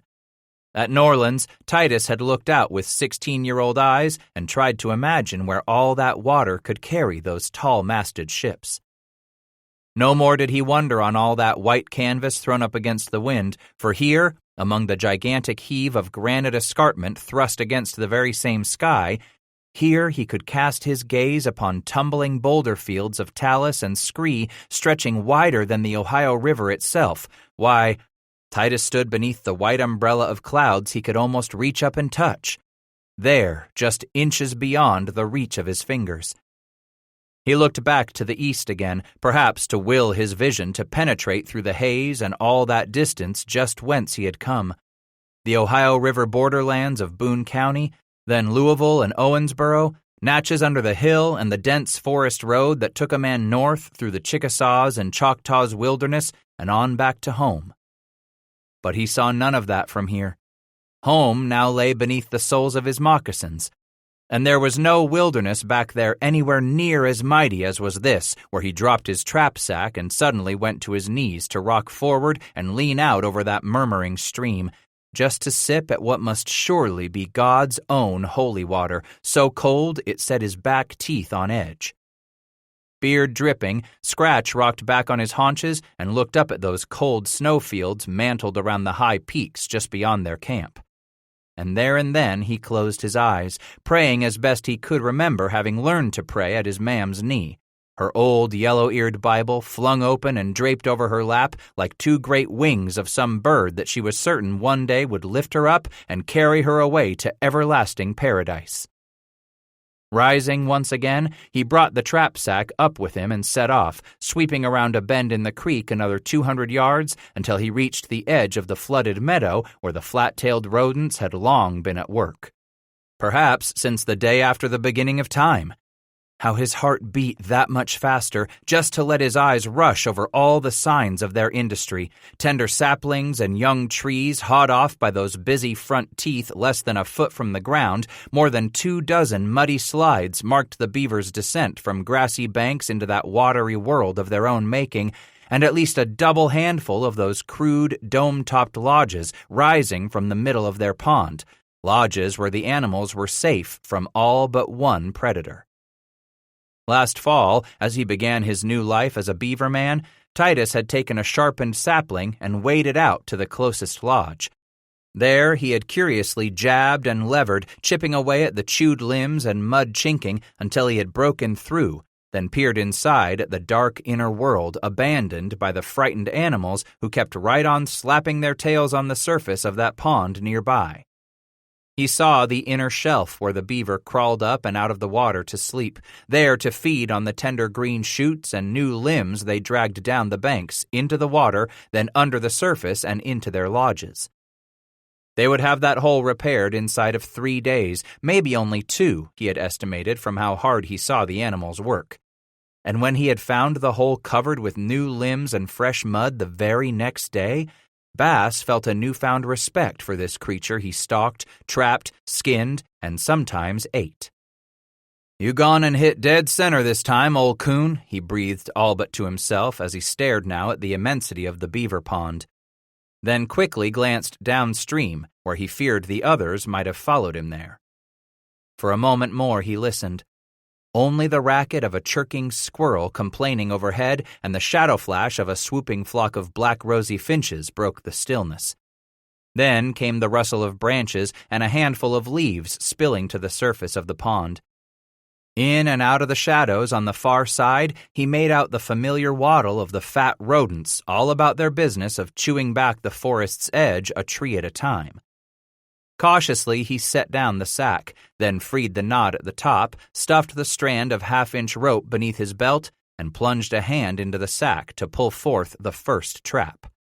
With it set beside him in the grass, hidden there behind the clumps of low, leafy brush, Scratch used his belt knife to saw free a narrow branch, then sharpened the widest end to a point. Standing again, he quietly slipped off downstream to a place where he could enter the water far from the beaver's slides. The first step wasn't the hardest. It was the third or fourth as he inched deeper into the stream, his body past the first startling shock of the cold this water just descended from glacial melt. Now his calves began to ache and his toes disappeared from all feeling. Still, he plodded on, each leaden foot feeling its way forward across the rocky bottom, pressing his way upstream, back toward the flooded meadow. Slowly he moved, keeping to the afternoon shadows as best he could, his eyes and ears alert to those beaver that might discover him as they went about their business on the far side of the pond, and he went about his. At the 9th slide, he figured he had come far enough, nearly halfway around the meadow. It wouldn't do to press his luck beyond here, Titus figured. There, he jabbed the bait stick into the side of the bank so that it hung low over the slide. Titus kept it down to make it all the easier for an unsuspecting animal to get himself a real good sniff of the end of that bait stick where he smeared some castor, that pale milky substance taken from a pair of glands in the beaver's groin. The animal used it to sleek and waterproof its thick hide, but to smell strange castor come to their pond, why that would pique the curiosity of any of these flat-tails hereabouts. Quietly reseating the stopper in the bait bottle that hung from his belt, Scratch crouched forward, bending at the knee, and with one hand began to dig away at the bank there a half-foot below the pond's surface. With a proper shelf excavated, he next worked at squeezing closed both of the tough iron springs on the trap so that the jaws fell open. Only then could he slip the trigger into the notch on the round pan that lay in the center of the open jaws. Carefully, he moved the trap under the water, settling it upon the shelf, then adjusted the end of the bait stick so that it hovered right above the hidden trap. It wouldn't be long before one of the flat-tails came down that slide, winded the scent of a strange beaver, and waddled over to investigate. When it did, chances were almost certain it would end up stepping right on the pan in trying to get itself a good sniff of the bait, when the trigger would release, snapping the smooth iron jaws shut on the beaver's leg. And what the frightened animal did then would be crucial to Scratch having a pelt to scrape and stretch and eventually barter off to a trader. Or it would mean losing a trap somewhere at the muddy, grassy bottom of this forest pond. From the back of his belt, he took a long branch he had selected from a nearby stand of lodgepole. Then he stretched out the trap chain to its full length, one end of which was looped around a trap spring. Slipping the branch through the large eye ring at the other end, Bass drove a sharp end into the bottom of the pond. Once the jaws had slapped shut around the unwary beaver's leg, the animal would instinctively dive for the safety of deep water, paddling frantically for the middle of the pond and its lodge. But on the way, it would be caught at the end of the trap chain that it had unknowingly dragged down the length of the branch, where the trap ring would be snagged beneath a large knot. Reaching deep water near the middle of the pond, the beaver would find it impossible to swim back again to the surface and drown without any damage to its glossy pelt, which would one day be fashioned into a fine top hat for some Eastern gentleman, mayhap even a winter muffler for some gussied-up city gal, all a swirl in yards upon yards of starched crinoline, taffeta, and satin. Slowly, Scratch turned, careful to make as little noise in the water as he could, keeping to the shadows as the sun continued its descent, here where a man grew his coldest in this water just recently given birth by ice fields. But it was here, just below the dripping shelves of snowy cataracts, just beneath the overhang of melting glaciers, that beaver grew their thickest pelts and maintained those winter coats long into the spring. Trap after trap he set that afternoon, returning to his trap sack each time on the same circuitous route through the water so that his scent would not become entangled with the brush or the ground near any one of his sets. 10 bait sticks he cut late that afternoon, and 10 shelves he carved away beneath the water's surface there at the bottom of 10 slides. 10 beaver would he collect come morning light. Those last 2 traps at the bottom of the sack felt as heavy as a small anvil to his weary arms as Scratch finally slogged downstream, taking his leave of the flooded meadow only after the sun had disappeared behind the high peaks looming far overhead. Those 10 beaver would again put him ahead of Cooper's catch, even farther ahead of Billy's, and poor Tuttle wasn't even in the running. Yet Bud made himself useful around camp, scraping hides, whipping together the willow hoops on which the others would stretch their beaver plues into the distinctively round beaver dollars. As poor a trapper as Bud Tuttle was, to Scratch's way of thinking he was a damned good man to have along as a camp keeper and fire tender. His feet heavy and shuddering with the chill of evening coming, Titus plodded back toward that distant flicker of their campfire, signaling like a beacon through the quaking aspens. Coffee and some elk loin would set well on his stomach this night. He vowed to keep the meadow secret until he had pulled his beaver come morning. By damn, this would be the last night Silas Cooper would have to gloat. Now they'd all see just who in tarnation was the master trapper in these parts. 10. That white-headed trader's whiskey tasted good enough, by damn. Nonetheless, Titus still had him a serious hankering for some good old Monongahela rum, generously sweetened with raw cane sugar, the likes of which they served in every watering hole, tippling house, and gunboat brothel on the great rivers back east. Bass licked his lips, savoring the tang of raw tobacco and red pepper on his tongue, the faintest sweetening of strap molasses, then slowly awoke, still running his tongue over his bottom lip, hoping there was more to drink. Rubbing the grit from his eyes, Scratch sat up, finding the others still dead to the world around the coals in their fire pit, none of them more than shapeless mounds buried beneath an inch-thick wet snow. That cold white blanket covered most everything as he reluctantly came awake, feeling as if the cold spring fog had pierced him to his marrow. He peered through the trees, finding the horses still as statues in their rope corral, not bothering to paw at the ground this early. Shuddering, Scratch thought how good it would feel to have Fawn next to him. Maybe so there really would be women down to the trader's rendezvous in a few weeks' time, just as Billy and Silas had been saying over and over again. A man might hold out that long, he considered, working up hope once more. Yes, indeed, a man could get himself through the spring and the autumn, just so he could have him a woman at the height of summer, as long as he had one with him too through the deep of winter. He kicked back the blankets, stood, and tightened the wide belt around his blanket capote. Then he reached into his possibles pouch and pulled out the blue scarf. Holding 2 opposite corners, Scratch whipped it into a thin band he tied around his head to hold the long hair over his ears for warmth. Stuffing his coyote hide hat down on his head, Titus bent over the remnants of last night's elk. He dug among the chunks of the meat they had boiled, then set to cool in a second kettle. What they hadn't eaten now had a dusting of snow upon it. He blew some of the icy crust off each piece as he stuffed it into a large piece of oiled nankeen cloth, then rolled up the square so it would slip down into the shooting pouch he slapped over his right shoulder. With the full-stock rifle in his blanket mitten and still no sign of life from the others, who went right on snoring in their buffalo robe cocoons, Bass crept away into the cold mists of that spring morning in the high country, eager to get the jump on the day and the jump on Silas's boys. He hadn't covered much ground before the calves of his leggings were soaked by the wet, melting snow that clung heavily to everything in his path, frosted to every blade of grass and thick-leafed swamp cabbage, crusted on every willow or aspen leaf. The swirling, thick fog was cold all by itself as it danced and whirled on the ground around his knees, yet it became thicker still the closer he got to the upstream meadow where he had been taking beaver hand over fist for the last 6 days without seeming to put a dent in the rodent's population. and every last one of them was a prime fur.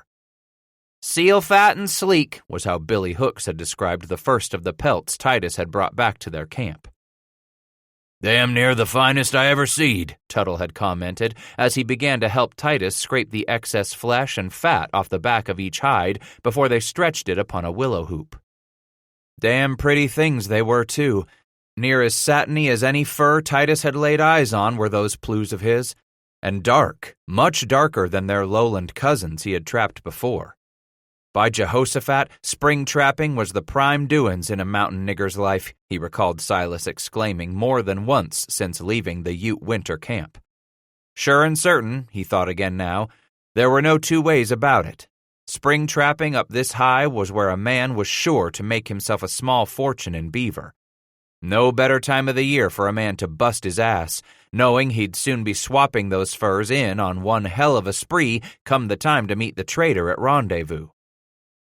It was a life Bass knew he was going to relish. Hell, there wasn't a thing he didn't already love about this life he had decided to wager everything on more than a year ago back in St. Louis. No man to boss him around up here. Why, a man rose or fell by his own efforts, and not those of others. As much affection as he had felt for Hysham Troost, Titus purely savored working on his own hook. Standing the rifle in a crook of some willow near his first set, Scratch stepped sideways off the slippery bank and into the freezing water that steamed into the cold air. Above him, the granite peaks and talus slides were brushed with a golden rose in the coming of the sun as the day's first light touched only the highest places. Down here, life was still nothing but shadow as Bass inched toward the float stick, snagged it with his bare hand, and dragged it over to the bank. At the end of the chain hung the trap, and in its square jaws hung a heavy beaver, slick and dripping as he eased it out of the water. Onto the bank he heaved it, then clambered up after the carcass. Squatting on the two powerful springs, Titus freed the animal's leg, laid the trap aside, and pulled the skinning knife from its scabbard at the back of his belt. Rolling the beaver over onto its back, Scratch started the slit at the anus and worked the knife carefully up in a straight cut toward the lower jaw. That done, he sliced around the legs near the body itself and prepared to remove the precious plume. Now, with the unnecessary legs removed and a quick whirl with the knife to hack off the large scaly tail, Titus laid his finger along the flat top of his skinning knife and began the slow, careful work of separating hide from body, a few inches of connective tissue and fat at a time. Almost like peeling back the robe off Widow Grigsby's shoulders, pulling and slicing a little more as the plume relinquished its hold on the carcass. From the rump end he worked forward, finally peeling the hide from the head itself, right down to the animal's nose. Holding it up, Bass inspected it quickly, as he did with every one, looking first at the flesh side to see that he hadn't been too quick and eager and thereby sloppy, causing his knife to slip and cut through the plume. Then he could admire the thick, damp, oily fur on the opposite side. After resetting the trap and smearing more of the sticky bait on the tip of the willow limb poised over that much-used slide the beaver had carved themselves down the slippery bank, Titus poked a long wang of stiffened rawhide through one of the empty eye sockets and slung the heavy green plume over his shoulder. Snagging the beaver's scaly tail root, he flung the carcass as far as he could into the brush away from the pond. A few feet away, he retrieved his rifle, threaded his way back through the willow, and slogged on to the second set. One after another one, he pulled up a beaver. It had been this way for days, not a single empty trap. 14 more plues by mid-morning when he finished resetting his traps and turned back for camp. Those 14 would make for a full day of fleshing and stretching. As boring as the work was, it remained somewhat joyous work nevertheless, knowing now just what each one of those hides should be worth come the middle of summer when they got on over to the Willow Valley by the Sweet Lake. Through the thin vertical straps of lodgepole shadow and the patches of early sunlight, he saw the gray film of fire smoke and the slow, deliberate movements of the three as he drew close. Cooper was late turning them out this morning. "Ho, the camp!" Bass called out. Billy Hooks turned, his face quickly painted with that ready smile. Ho, Scratch! Then he peered more carefully at Bass as Titus lumbered up with half of his burden at the end of each arm. Will you looky at that, boys? Bass himself turned to find Cooper squatting over a pile of his own beaver hides. Silas rose and set his big hands down on his hips. Pound some powder up my ass and strike fire to my pecker. Looks to me like this here green pilgrim got him a haul of prime plew already today, boys. Titus was proud to boast. 14 of 'em, Silas. 14, Cooper repeated as he came around Scratch's shoulder to have himself a look at the two heavy bundle of green hides.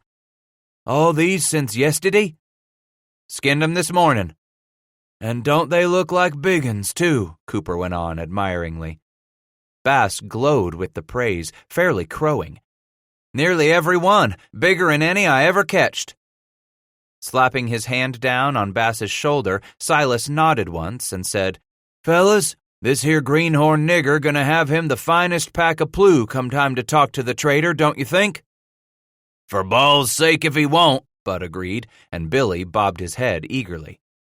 Then Tuttle stepped up to heft both rawhide straps from Titus, flinging the green hides toward the area of camp where they fleshed the skins and lashed them inside willow hoops, where more than 24 of those willow hoops stood propped against trees this morning, their skins drying, hide side up. Come on, you two. We got us a long way to go this morning, Cooper ordered, the slash of a grin on his face. We oughtn't go see if we can catch ourselves some of them prime plew like Scratch here done. Joking good-naturedly among themselves, as they always did, the three gathered up their trap sacks and float sticks, bait and weapons, before easing off downstream, where they had been trapping for the last 6 days with moderate success. But unlike Bass's good fortune, the three had been forced to move farther and farther downstream with each succeeding day. Once he had some more limbs steepled on the fire and the coffee pot set on the flames to boil, Titus turned back to the 14 green hides. One at a time, he slid them off the thick rawhide wang, laid each down, and rolled it up tightly, flesh side in so they would not air dry prematurely. All but the last one he tied up with thin cords of fringe to prevent them from unrolling. On that last one he began work there beside his morning fire as the coffee pot began to spew a thin trail of vapor from its spout. From his leather possibles pouch, where he carried everything a man might require to survive in the wilderness, Scratch took one of those large iron awls he had fashioned for Isaac Washburn and himself back in Trust's St. Louis livery. Stuffing one of its 2 sharpened ends into the hole drilled in a rounded knob of wood that fit his palm, Scratch began to carefully poke holes around the outer circumference of the first plew, grabbing an empty willow hoop from those stacked to lean against some deadfall. When he had selected a long loop of rawhide cord from among those hanging on knots and broken limbs around their campsite, Titus began the process of lashing the hide to the hoop. Leaving himself better than a foot of the rawhide cord free, Scratch shoved the pointed end of the cord through the first hole he punched at the extreme edge of the soft green hide, then looped the cord over the thick willow limb and repeated the process of poking the cord through the next hole, round and round and round, over the willow hoop and through the succeeding holes until he had the beaver plew completely circumscribed. Now began the most time-consuming part of the job at hand, ever so slowly stretching the hide into a large round shape to fit the round hoop. Tugging on loop by rawhide loop, Scratch painstakingly moved around the hoop again, stretching the hide out another fraction of an inch. A little more on the next trip around, then stretched it more and more. Finally, after uncounted trips around that willow hoop, the beaver plew had been worked as taut as the head of an Indian war drum, fashioned into that crude shape the mountain man called his beaver dollar. The coffee had begun to hiss and spew, so he grabbed a short limb and used it to pull on the bale to ease the pot back off the flames. There on the bed of glowing coals it would remain warm for some time to come. Then, oh, how Titus hated what grueling work came next. Fleshing. Yet he figured he should make a start of it before Tuttle came back to finish up the hides, at least flesh this first one. So far this spring, they had them an easy bargain worked out. Titus was far better at lashing the plews within their willow hoops, so he did that for Bud. And Tuttle didn't much mind the fleshing, a chore most beaver men considered squaws' work. Funny thing was that here, as in most camps of fur trappers, there simply weren't any squaws to complete the back-bending, shoulder-sore labor of removing every last bit of flesh, fat, and connective tissue from the backside of the beaver plew once it had been stretched on its frame. Near a stack of empty willow hoops, Scratch found one of the fleshing tools, its half-round wooden handle well darkened with oil from the hands of those who had labored with it. Screwed between the two long halves of the wooden handle was a rounded piece of thin iron, sharpened on its convex side, enough room left in the iron blade so that a man's fingers could slip through the slot and firmly grip the flesher. Flipping the hoop so it laid fur side down, Titus squatted, sighed, then knelt over the plew to begin dragging the sharp edge of the flesher against the grain of the beaver's skin, gradually lifting that excess flesh, thick straps of fatty tissue, and thin strips of connective fascia. Time and again he peeled the sticky residue from his crude flesher and went back to work, until he eventually had the hide scraped to within a thumb's width of the edge of the plew where the rawhide loops secured it to the willow hoop. Slowly volving his shoulders as he rocked back on his haunches, Scratch felt the pull and tightness in his back with the hunched-up work he truly felt was fit only for a squaw. Weary as the work made him, the rest could wait until Tuttle returned, he figured. Then together they could begin to work on the other 13, plus what others Bud would manage to bring back from his own traps that morning. Titus crabbed forward and poured himself half a tin cup of the steaming coffee as more of the sun shot down through the trees in narrow shafts of misting light. He scooted his rump over to lean back against a large trunk of some deadfall, his feet to the fire, and sipped his coffee. Here in the sun, its warm rays creeping up his legs, the heated coffee tin cradled between his hands, Scratch slowly closed his eyes. No doubt was there that the best beaver men moved out of camp before first light, but just as sure was it that a man might reward himself with the luxury of a little nap once he was back in camp with the prior day's catch. Titus sat the coffee tin beside him on the trampled ground, folded his arms, and let his chin whiskers fall to his chest. Startled by the chirk of a squirrel in the branches high overhead, he awoke, sometime later, aware he had indeed been dozing, with no recollection of just how much time had passed. But picking up the cup and taking a sip of the cold coffee gave him some idea of just how long. He flung out the dregs and poured himself another half cup. That was the way he had learned not to waste valuable coffee, drinking only a half cup at a time so that it wouldn't cool prematurely.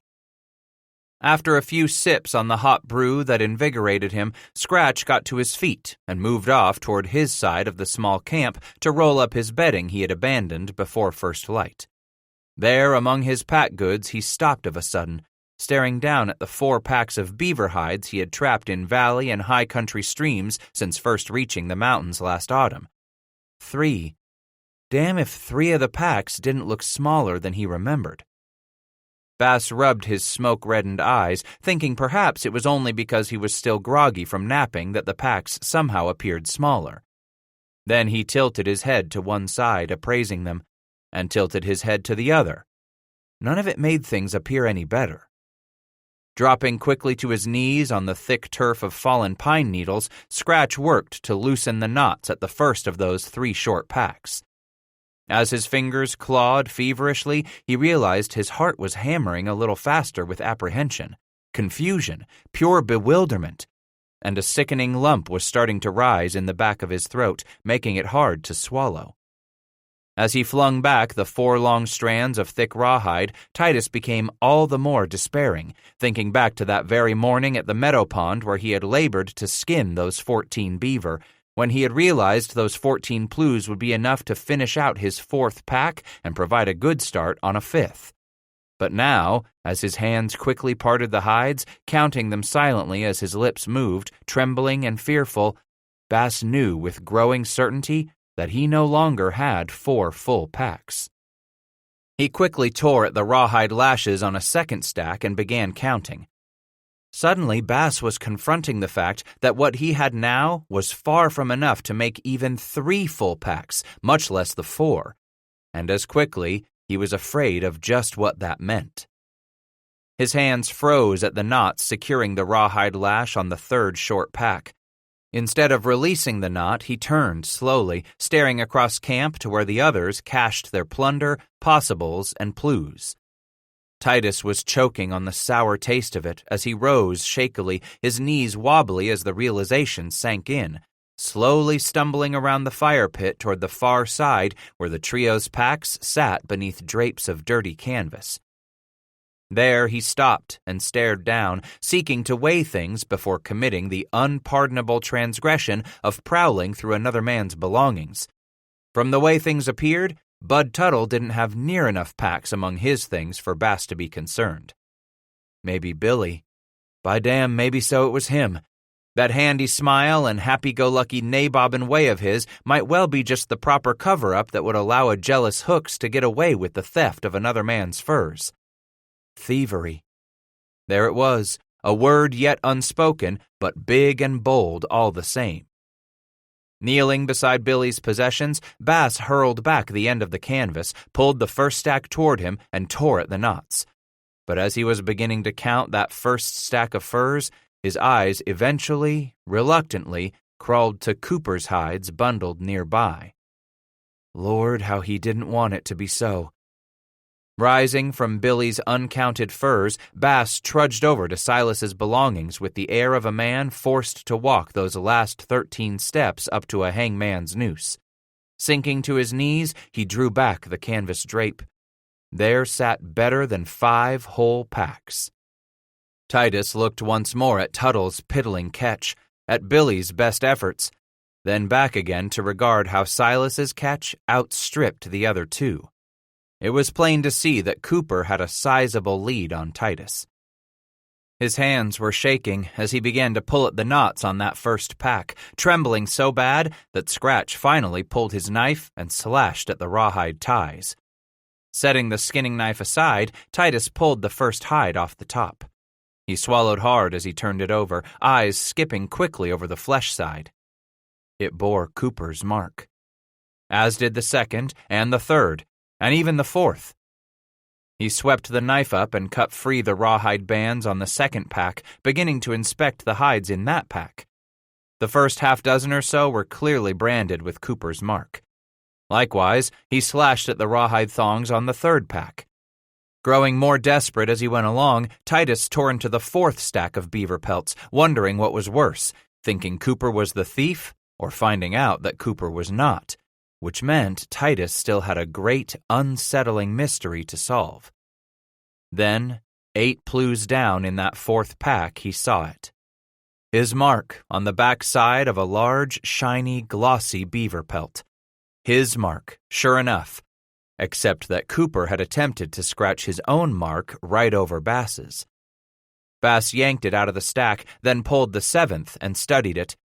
Damn, but the job was good, the way Cooper had carefully scratched a knife tip over the TB on the rough, stiffened, fleshy side of the pelt, turning the T into a careless S and thickening out the B, adding a crude curve to the letter which served to scrawl the C for Cooper.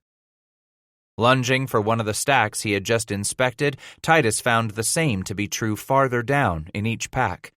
He hadn't looked deep enough, nor well enough. The top 6 or 8 hides were Cooper's in each pack, to be sure, but they laid upon plew after plew that Scratch had trapped, skinned, and fleshed with Tuttle's help. Bass realized he hadn't seen the crude forgery at first, how Cooper's scrawl obscured all Titus's hard work. "What the hell are you doing in my packs, you weasel-stoned nigger?" Bass wheeled at the growl, his hair rising on the back of his neck, skin prickling in fear as he stared at Cooper some 2 rods away. Just behind Silas stood Tuttle and Hooks, looking on, but not in disbelief or shock that Bass would be among Cooper's belongings. Instead, looking at the scene with masks of knowing horror. He realized they knew. Suddenly, the massive Cooper had crossed those last few 10 yards, seizing Bass's coat in one big paw and hurled him to the ground. "You fixin' to steal from me, you tit-sucking son of a bitch?" Steal from you?" Titus's voice crackled as he rolled onto his knees, then arose slowly. He couldn't believe he had been accused of theft by the thief himself. "Looks to me what you're fixin' to do," Cooper spat. His big jaw jutted there in the middle of his wide, sloping shoulders that gave him the look of a man without a neck.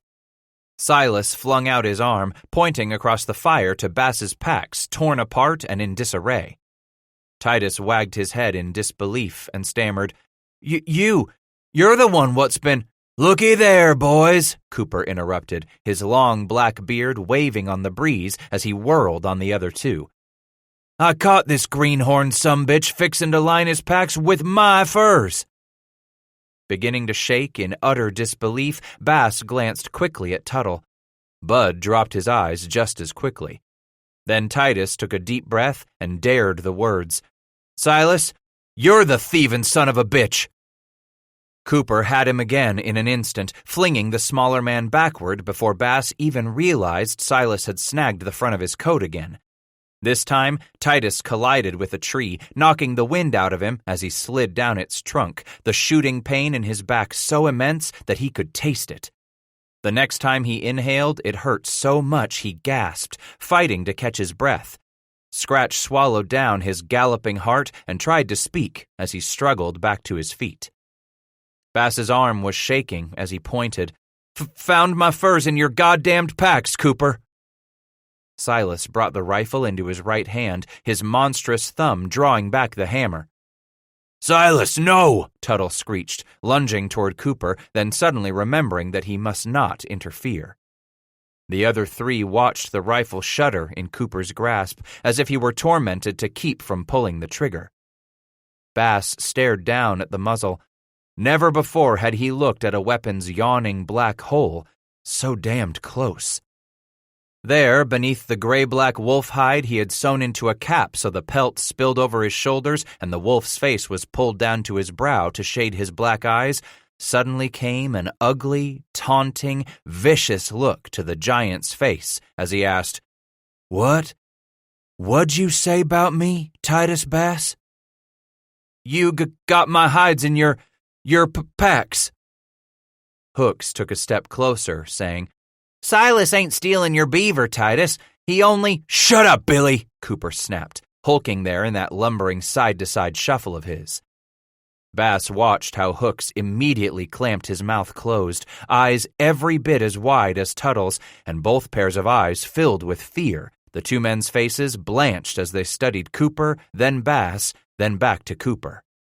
Quietly, Tuttle started, "Maybe Titus don't You shut your yap too, Bud," Silas growled as he flung an arm menacingly in Tuttle's direction. "This here's atween Scratch and me, ain't it, Titus?"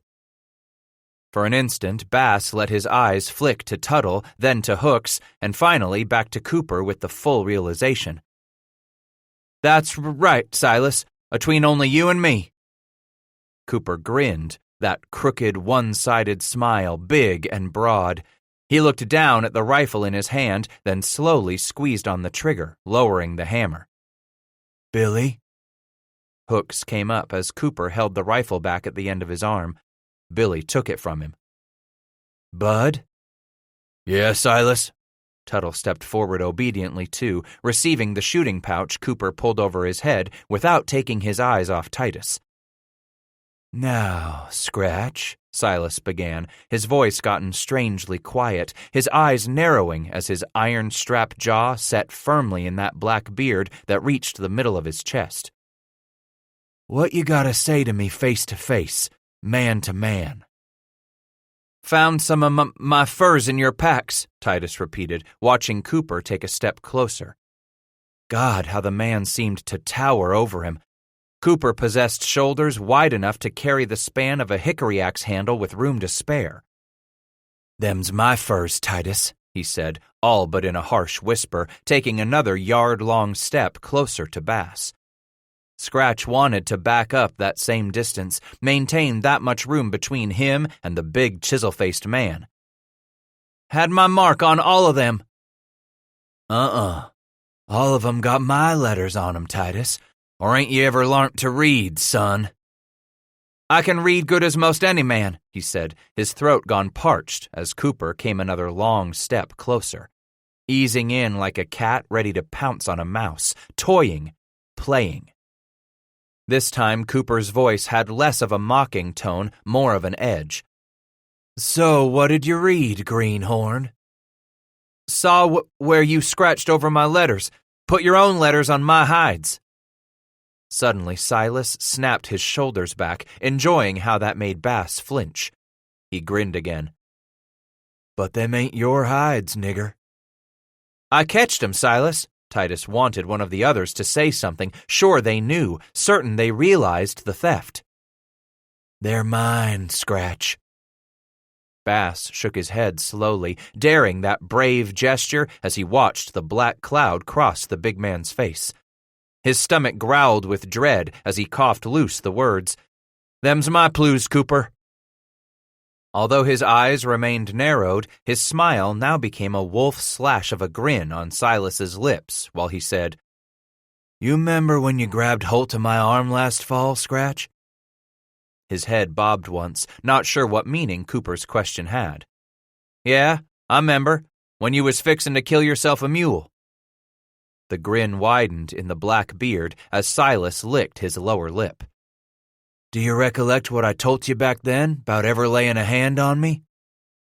"Never forgot that, Silas," he said, the furrow between his own eyes deepening in consternation at the confusing direction things were taking. "But I ain't never laid a hand on you." "You go and put your hands on what belongs to Silas Cooper," he interrupted with a bellow like a buffalo bull in the rut. "You might as well gone and put your hands on Silas Cooper his own self." Without any more warning than that, Bass found himself shrunken in the big man's shadow, seized and flung backward with both powerful arms, smashing against the wide trunk of another old pine. The breath driven out of his lungs a second time, shaking his head free of the mind-numbing stars, Titus remained helpless as Cooper yanked him up, held him out at the end of his left arm, and drew back his right arm. "Silas!" Cooper turned at Tuttle's screech. "Don't hurt him, Silas," Billy pleaded too. "He don't know no better. We can teach him. Swear we'll teach him, Bud and me." But Silas shook his head, looking back at his two partners. "You can teach him, sure you can. I don't doubt that a bit. But only after I've teached him my own self." Hanging there in the giant's grip, Bass flung out a fist, connecting with Cooper's left temple. God, did that ever hurt his knuckles, he thought, watching Silas turn back to look at him now, his marble-like eyes blinking a few times in surprise, then flecking over in reddening anger. "Why, the hairless pup got him some sand after all, boys." And the stars burned a fiery path through Bass's mind as Cooper's fist connected with the side of his head. It felt like he'd been kicked by one of them big draft Morgans. Somewhere off in the distance, Scratch heard men shouting, watched shadows and colors blur and swim before his eyes as he was yanked back up from the ground. This time, Cooper drove a fist savagely into the pit of his belly. He stopped breathing, it hurt so bad.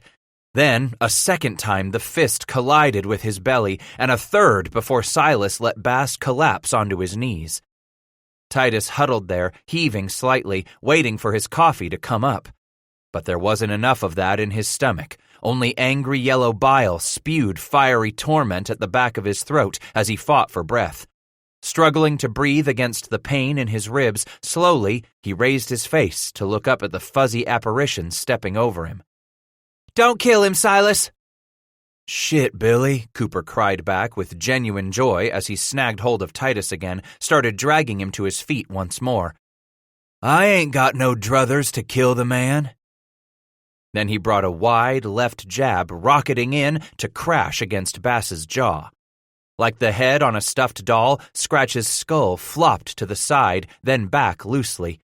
He could feel the teeth loosen and sensed that thick syrup of blood on his tongue. How salty it tasted. "Don't want to kill him," Cooper said as he switched hold of Bass now, drawing back his right arm, cocking it like the hammer on a huge weapon. "Why, this feller be our best trapper, boys. Wouldn't do to kill him, would it?" Titus felt his nose crumple as the fist smashed against his face, blurring his vision, sensing the hot blood oozing from it over his mustache and onto his lips as Cooper let go and he sank to his knees. "Tell him, Silas," Tuttle pleaded, daring to take 2 steps closer to the savage beating where Bass knelt, gobs of blood seeping from nose and mouth. "God damn it, tell him!" "Tell him, bud?" Cooper asked with an innocent sound to it, then suddenly brought the toe of his moccasin up brutally beneath Scratch's bloody and bearded chin, snapping his head backward with such force that it all but drove his body off the ground in an arch as he sailed into Cooper's pacs. Tuttle continued, "Come on, Silas, he didn't know." Cooper wheeled on Bud, his knuckles red, scuffed from the beating he was giving Bass. "Some bitch'll know now, won't he?" "He'll know, Silas," Billy promised, trying that infectious gap-toothed smile of his. But you don't let him be. He can't catch no furs." Cooper stood over Scratch in that next moment, his shadow crossing Bass's face. Titus blinked up, trying to focus, sensing that the blood was pooling at the back of his throat from both nose and jaw, knowing too that if he didn't get off the ground, he might well choke. Then it suddenly didn't matter, because Silas drove his foot right into Bass's belly. Titus doubled up, drawing his legs up reflexively, lying on his side in a fetal lump and coughing up blood on the hard, sharp pine needles that dug into the bloody side of his face. "Maybe so they're right, Scratch," Silas snarled after he knelt right over the bloodied man, putting his face down within inches of Bass's. Vainly, courageously, Titus tried to raise an arm, if only to push the cruel face away. In such utter pain, he found he didn't have any strength and dropped the arm with an agonized gush of air from his puffy, battered lips. As bad as his bones and belly felt, it was his spirit, the very heart of him, that hurt all the worse. Lying there, beaten so badly without giving a good account of himself. Not like it had been back in St. Louis. Oh, for sure he had usually been beaten in those days of wenching and brawling, and beaten real good upon many an occasion. But such thumpings had always come after he had given back just about as good as he was forced to take, able to acquit himself honorably in those wharf-side tippling houses and knocking shops. But this? Bass spit blood out with his swollen tongue, the needles plastered to the sticky side of his face, and his stomach wrenched with more burning bile. This beating he was taking at the hands of the man who had come along to teach him how to trap, how to winter up, the man who had shown up to teach him how to keep his hair in the far mountains, was something altogether different. This hadn't been any test of bloody knuckles between 2 drunken sports full of liquefied bravado simply out to prove one another's mettle. Nor had this been the sort of senseless bloodletting, robbery, and mugging that naturally occurred in the darkened back alleys and narrow lanes of any river town back east. No, indeed. That look on the big man's face, the sheer gleam of it in his eyes, why, the very way Silas had driven his maul-sized fists into the flesh of Titus Bass showed him just how much Cooper had enjoyed handing out that beating. It made Scratch all the sicker as he lay there in the dirt and that bed of decaying pine needles, unable to pick himself up, dust himself off, unable even to crawl back to his own damned blankets, all the sicker to have seen the deep vein of passion ignited in Silas. Titus had just been on the receiving end of something very cruel, very brutal, and ultimately very, very personal. How glad he was when the blurry face and the man's hot breath finally pulled back, and Titus no longer had to stare up through his puffy eyelids at the taunting vision with its pitiless, crooked slash of a smile. But just as Bass was celebrating that tiny flicker of momentary victory, Cooper grabbed a handful of Titus's hair, slowly dragging his head back so that he was again forced to look up at his tormentor. The face loomed close again, so Bass strained to stare instead across the camp as well as he could, unable to focus with the blood seeping in his eyes, yet able at least to see the two standing there, watching Cooper hunker over his fallen victim like a wide-shouldered predatory vulture.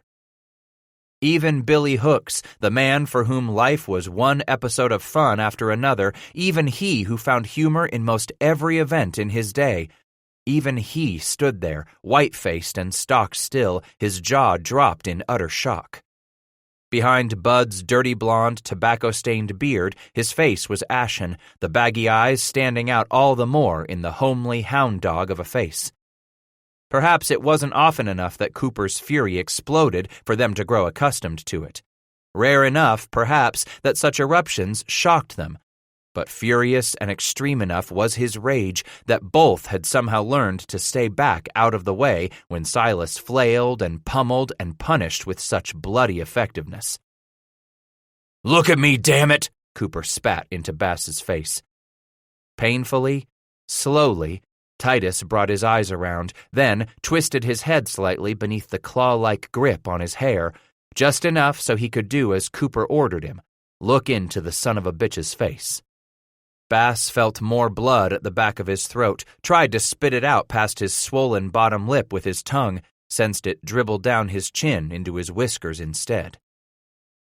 "That's better," Silas said then, the edge to his voice surprisingly gone. "When I say you look at me, you best look at me. Let me tell you, this here beatin's been a long time comin', Scratch. Way I see things, you likely was needin' that for a long, long time. Hope this whoopin' takes, I do. Hope you got out of this beatin' what I want you to larn." Still gripping Bass's hair, Cooper turned slightly to look at the others. "You figure he's larnt what he needs, boys?" Hooks answered first. "Figure so, Silas." "How about you, Bud?" After a moment, Tuttle responded, Yeah, he's the sort what larns fast, Silas." Cooper looked back down at Scratch, smiling. "By damn if you ain't right about that, Bud. Titus Bass do larn fast, be it beaver or be it beatins. He larns fast. But what say I see for my own self if'n he's got him his lessons done for the day?"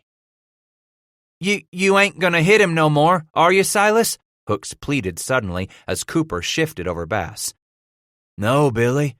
Not if'n he's got the answers to his lessons this day." Cooper leaned close again.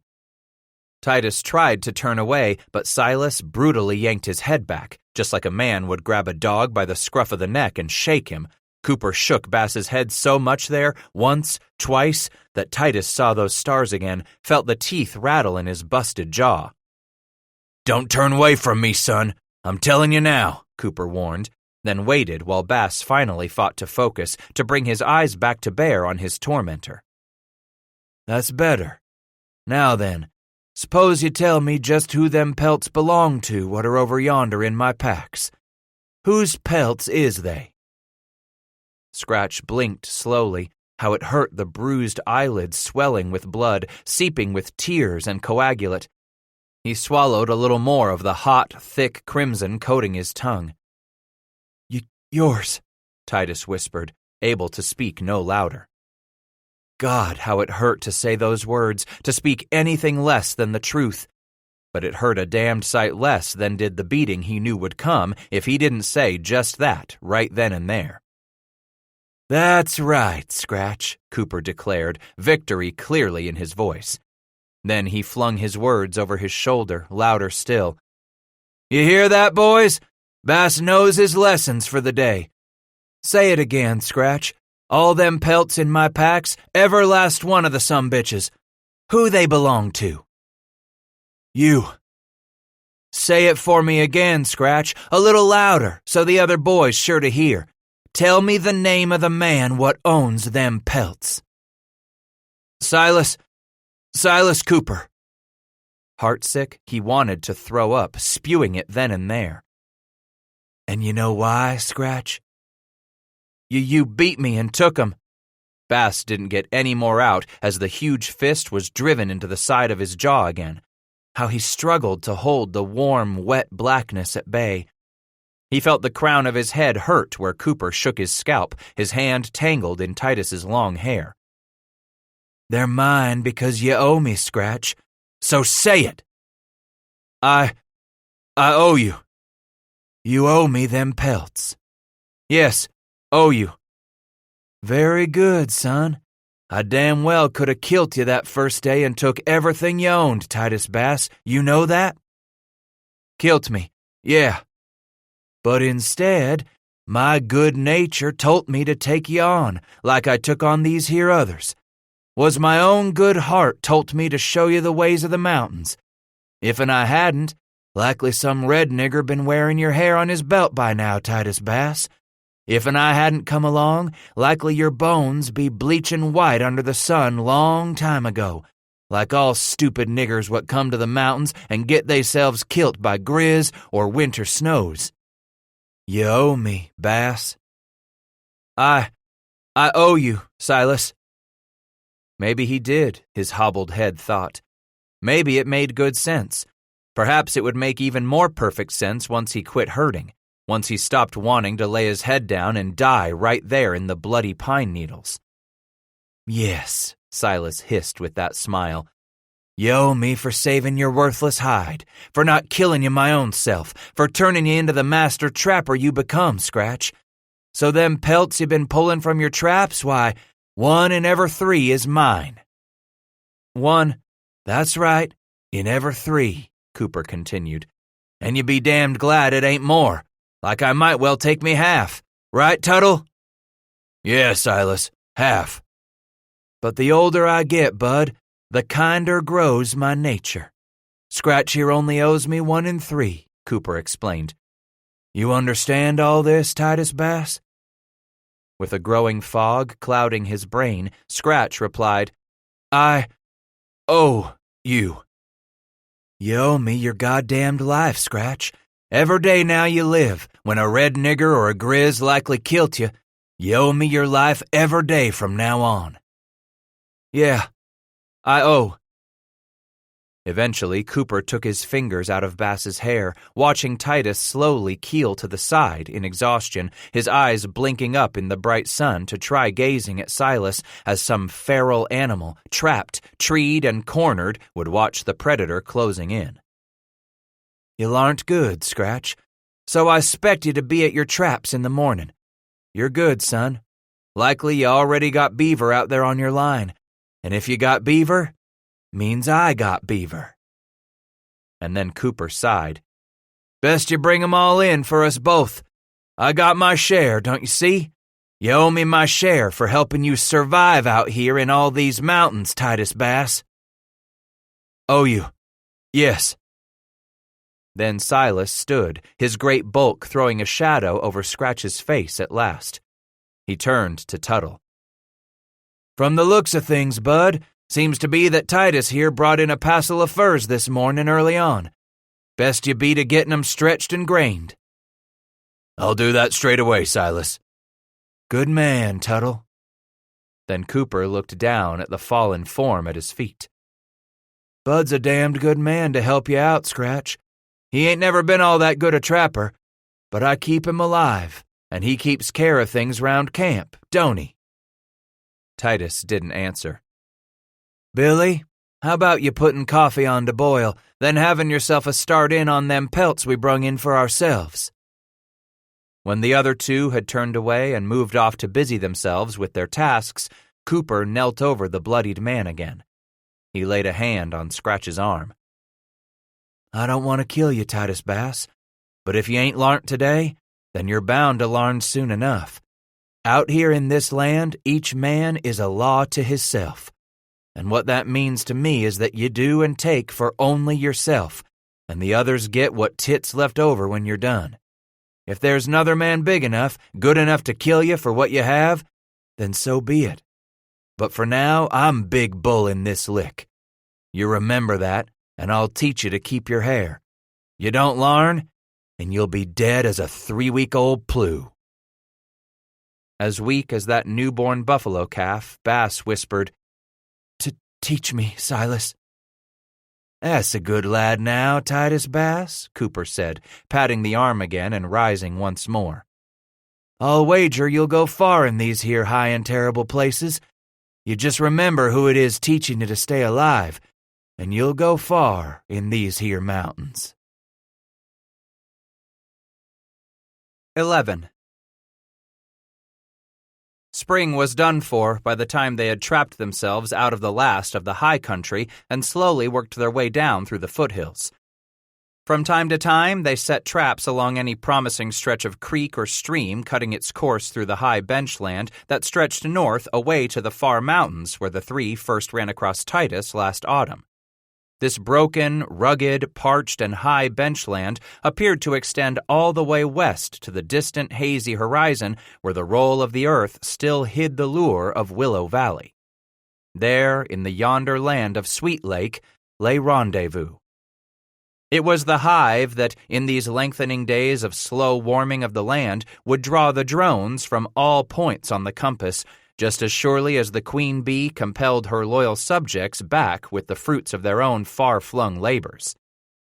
West of north they moved now, beneath the sun sliding off mid-sky, following the yellowed orb in its western march these days until they reached the branches of a river Cooper said a few others called the Verde. Said it was greaser talk for green. Word was that there they might just find more lowland beaver to catch. But no matter if they didn't end up seeing a single flattail, once in that country on the west side of the Great Continental Spine, Rendezvous wasn't but a few more days' ride on to the west. This high prairie country proved to be so different from the foothills, more different still than the mountains the four of them had just abandoned. Every day now they trampled unshod hooves through a warming land where lay carpets of the blue dicks in small flowering trumpets, or past the 6 open-faced purple blooms of the grass widow. For the longest time Titus Bass cared little for, nor did he notice anything of, the beauty in that high rolling wilderness. He was a long time healing. Scratch had hurt for days after that beating, yet it was a hurt he swallowed down and let no man know. If there was one small piece of Thaddeus Bass his son had carried away with him from Boone County, it was that a man did not complain of what ills he had brought on himself. No matter that a man might bemoan the unfathomable fates of weather, crop disease, or even the fickle nature of his breeding stock, what suffering a man brought to his own door must always be endured in silence. For the rest of that horrible morning, Titus lay where he had fallen, finding it hard to breathe deep for the sharp pain it caused him in his side and back. Most any change of position brought its instant reminder of the beating Cooper had just given him. It was not until late afternoon when Bass finally decided he was parched enough that he could no longer put off finding himself a drink of water. Slowly and shakily rising onto his knees and one hand, Titus held the other arm splinted tight against the ribs that made it so hard to breathe, then crabbed inches at a time toward his side of camp, where water beckoned in a kettle, where his blankets lay. From the corner of his eye, he watched the three study him as he dragged himself along less than a foot at a time. "Let me help him, Silas," Hook begged. "You stay put, Billy," Cooper warned. "Can't you see he's doing fine on his own? Both you go on back 'bout your business and don't worry about that'n. He'll make it where he's headed." No matter how badly his head hurt, the crushing pain in his face and jaw, too, Bass remembered those exact words for days to come. Yes, he thought to give himself the strength needed first to sit, later to stand, and then walk, and finally what steel he needed in his backbone to stuff a foot in a stirrup and ride the morning Cooper's bunch was moving camp. He kept those words in his heart and on his lips in those first days. He'll make it where he's headed. "By damn I will," Scratch vowed. There, in his blankets, having lapped some water from the kettle into his cupped palm and brushed the sweet wetness against his swollen, bloodied lips, Titus collapsed for the rest of the afternoon. He awoke just after sundown, rubbing a crusty eye where blood had dried it shut, then peered across camp at the other three. While Silas cleaned and oiled weapons there by the fire, Hooks and Tuttle finished the last of their day's catch, stretching and graining the big blanket beaver. His eyes found the sun's last light, his groggy mind determining that evening was now at hand. If he was going to have enough strength to make it to his sets come morning, he needed two things most of all: sleep and a little food in his belly. The first was not a concern. He knew he would easily fall into a cozy stupor once more. But the food, why, just the thought of it twisted his empty belly, caused it to rumble in protest. He had no appetite and doubted he ever would again, but realized that if he was to demand something of his body, then it would soon demand something of him. When next he awoke, the night was dark and silent, all but for the snores of the others curled up in their blankets upon pine bough beds and buffalo robes. Stirring painfully, Scratch pushed himself up on an elbow, clutching that set of busted ribs with the other arm, then inched himself over to the water in the kettle once more. He repeatedly dunked his hand into the kettle, licking all he could from his palm and fingers until thirst was no longer his greatest need. Then he thought of Hames Kingsbury's broken ribs, remembering how Beulah had wrapped them securely and seen the flatboat pilot through his healing. There beside the kettle lay the fixings left over from his supper more than a day before.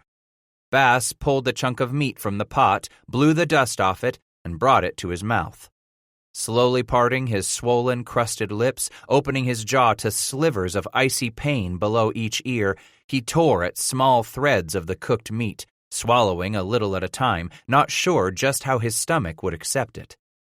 Shred by shred of that old, crusted meat he forced down, licking water from the palm he dipped into the kettle, sitting there in the midst of those mountains, listening to the night sounds of men sleeping, the rustle of the breeze whispering through the quakies and the soughing of the pine.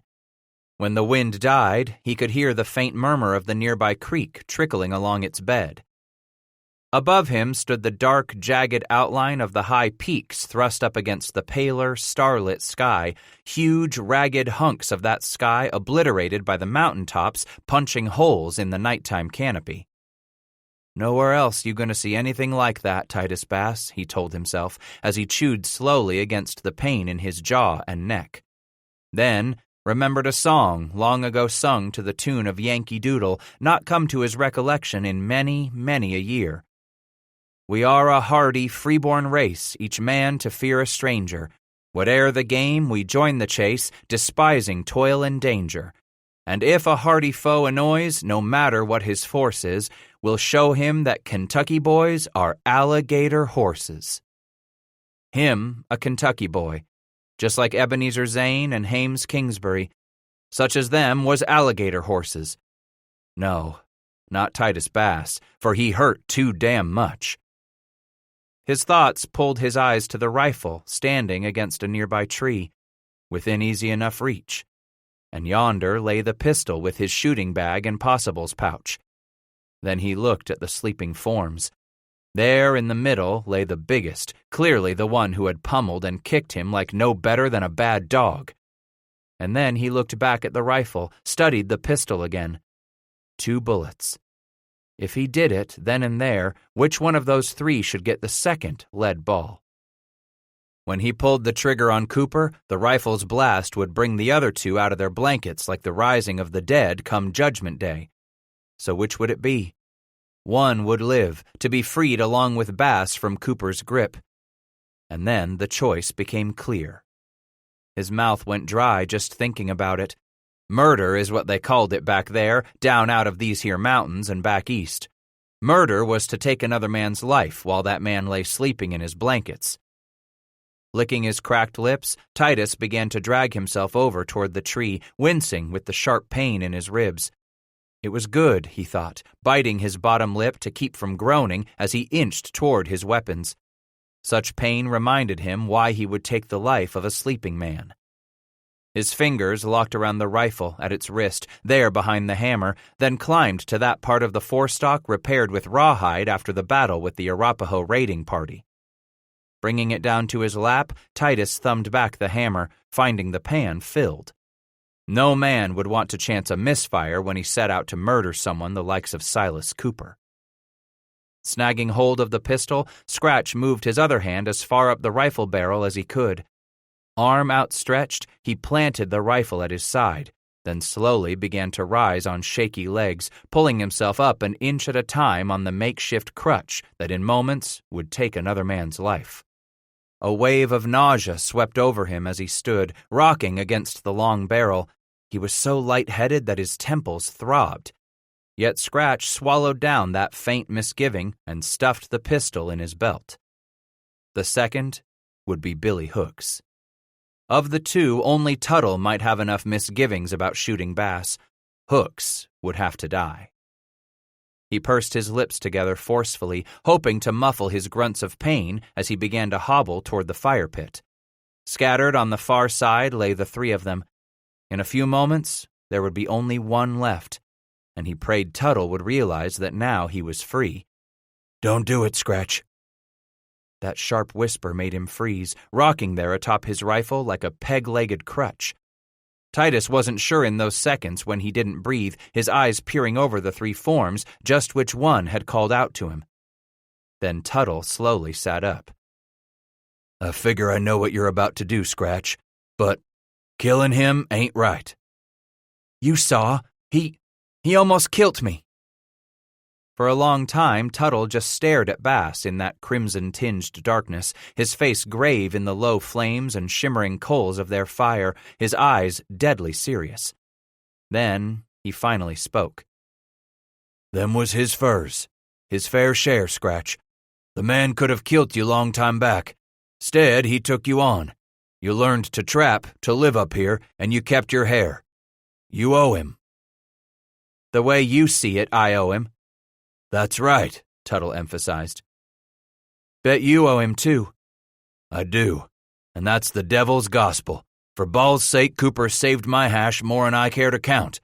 You owe him same as me." "You got a gun on me, eh?" After a long silence, Tuttle quietly said, "I have." "I could kill him afore you took me, bud." "But you won't, Titus. I know you can't. I know you see what he's saying.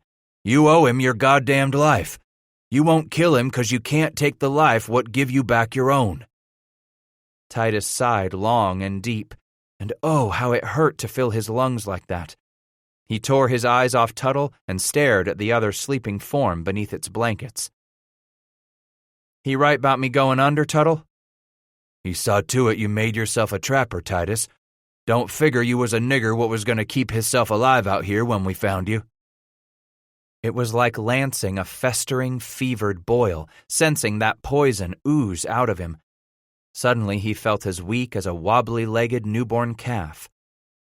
Starting to turn away, pivoting on his rifle, Bass stopped and whispered, "You can put your gun down, Tuttle. The killin' fever's gone." "I'll be here to morning for you, Titus," Bud replied. "Going with you out to your sets like Cooper told me."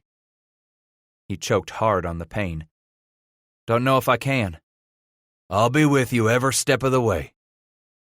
Titus sighed wearily, completing his turn, and began to hobble off to his blankets, sleepier than he could remember being in a long, long time.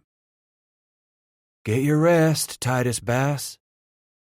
That voice froze Scratch where he stood. "You'll need your strength come sunup," it said. Slowly, he turned his head, peering over his shoulder, finding Silas Cooper pulling the sawed-off, shortened smoothbore trade gun from beneath his blankets now, laying it in plain view atop his belly. It was one of the trophies he had claimed off the dead Arapaho warriors. "You just learnt me something more, didn't you, Silas?" "Mayhaps I did, Scratch. Go on now. Get in your blankets."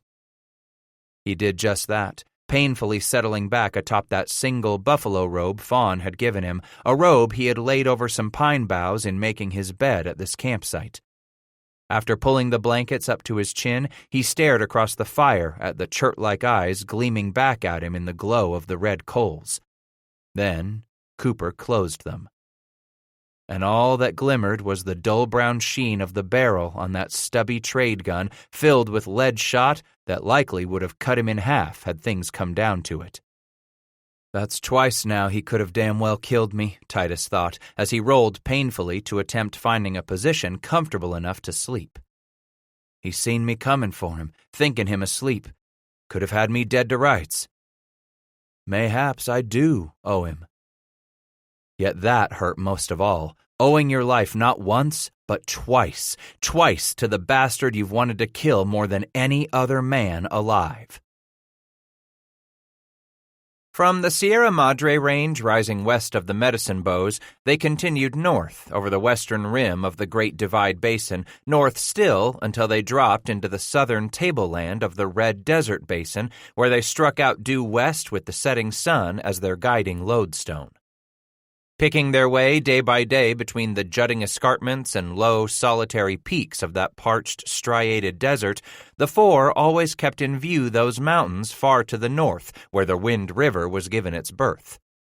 After striking the Verde River, Cooper led them angling northwest along its meandering course until they reached the mouth of the Sandy. It was there they crossed to the west bank and finally left the Verde behind, making for the low range of mountains that lay almost due west. "We get beyond them hills," Silas explained one evening in camp. "I was told we'd likely see Sweet Lake from a ways off." "Yep, that's what we was told," Hooks agreed, dragging the back of his dust-crusted hand across his parched mouth. Titus figured Billy had him the whiskey hunger bad. That, or he needed a woman soon in the worst way. Then Bass looked over at Tuttle and Cooper too, and finally peered down at himself. If they all didn't look the sight. Hats, faces, hands, and damned near every exposed inch of clothing, even their horses and pack animals from nostrils to tail root, all of it layered with a thin coating of superfine dust.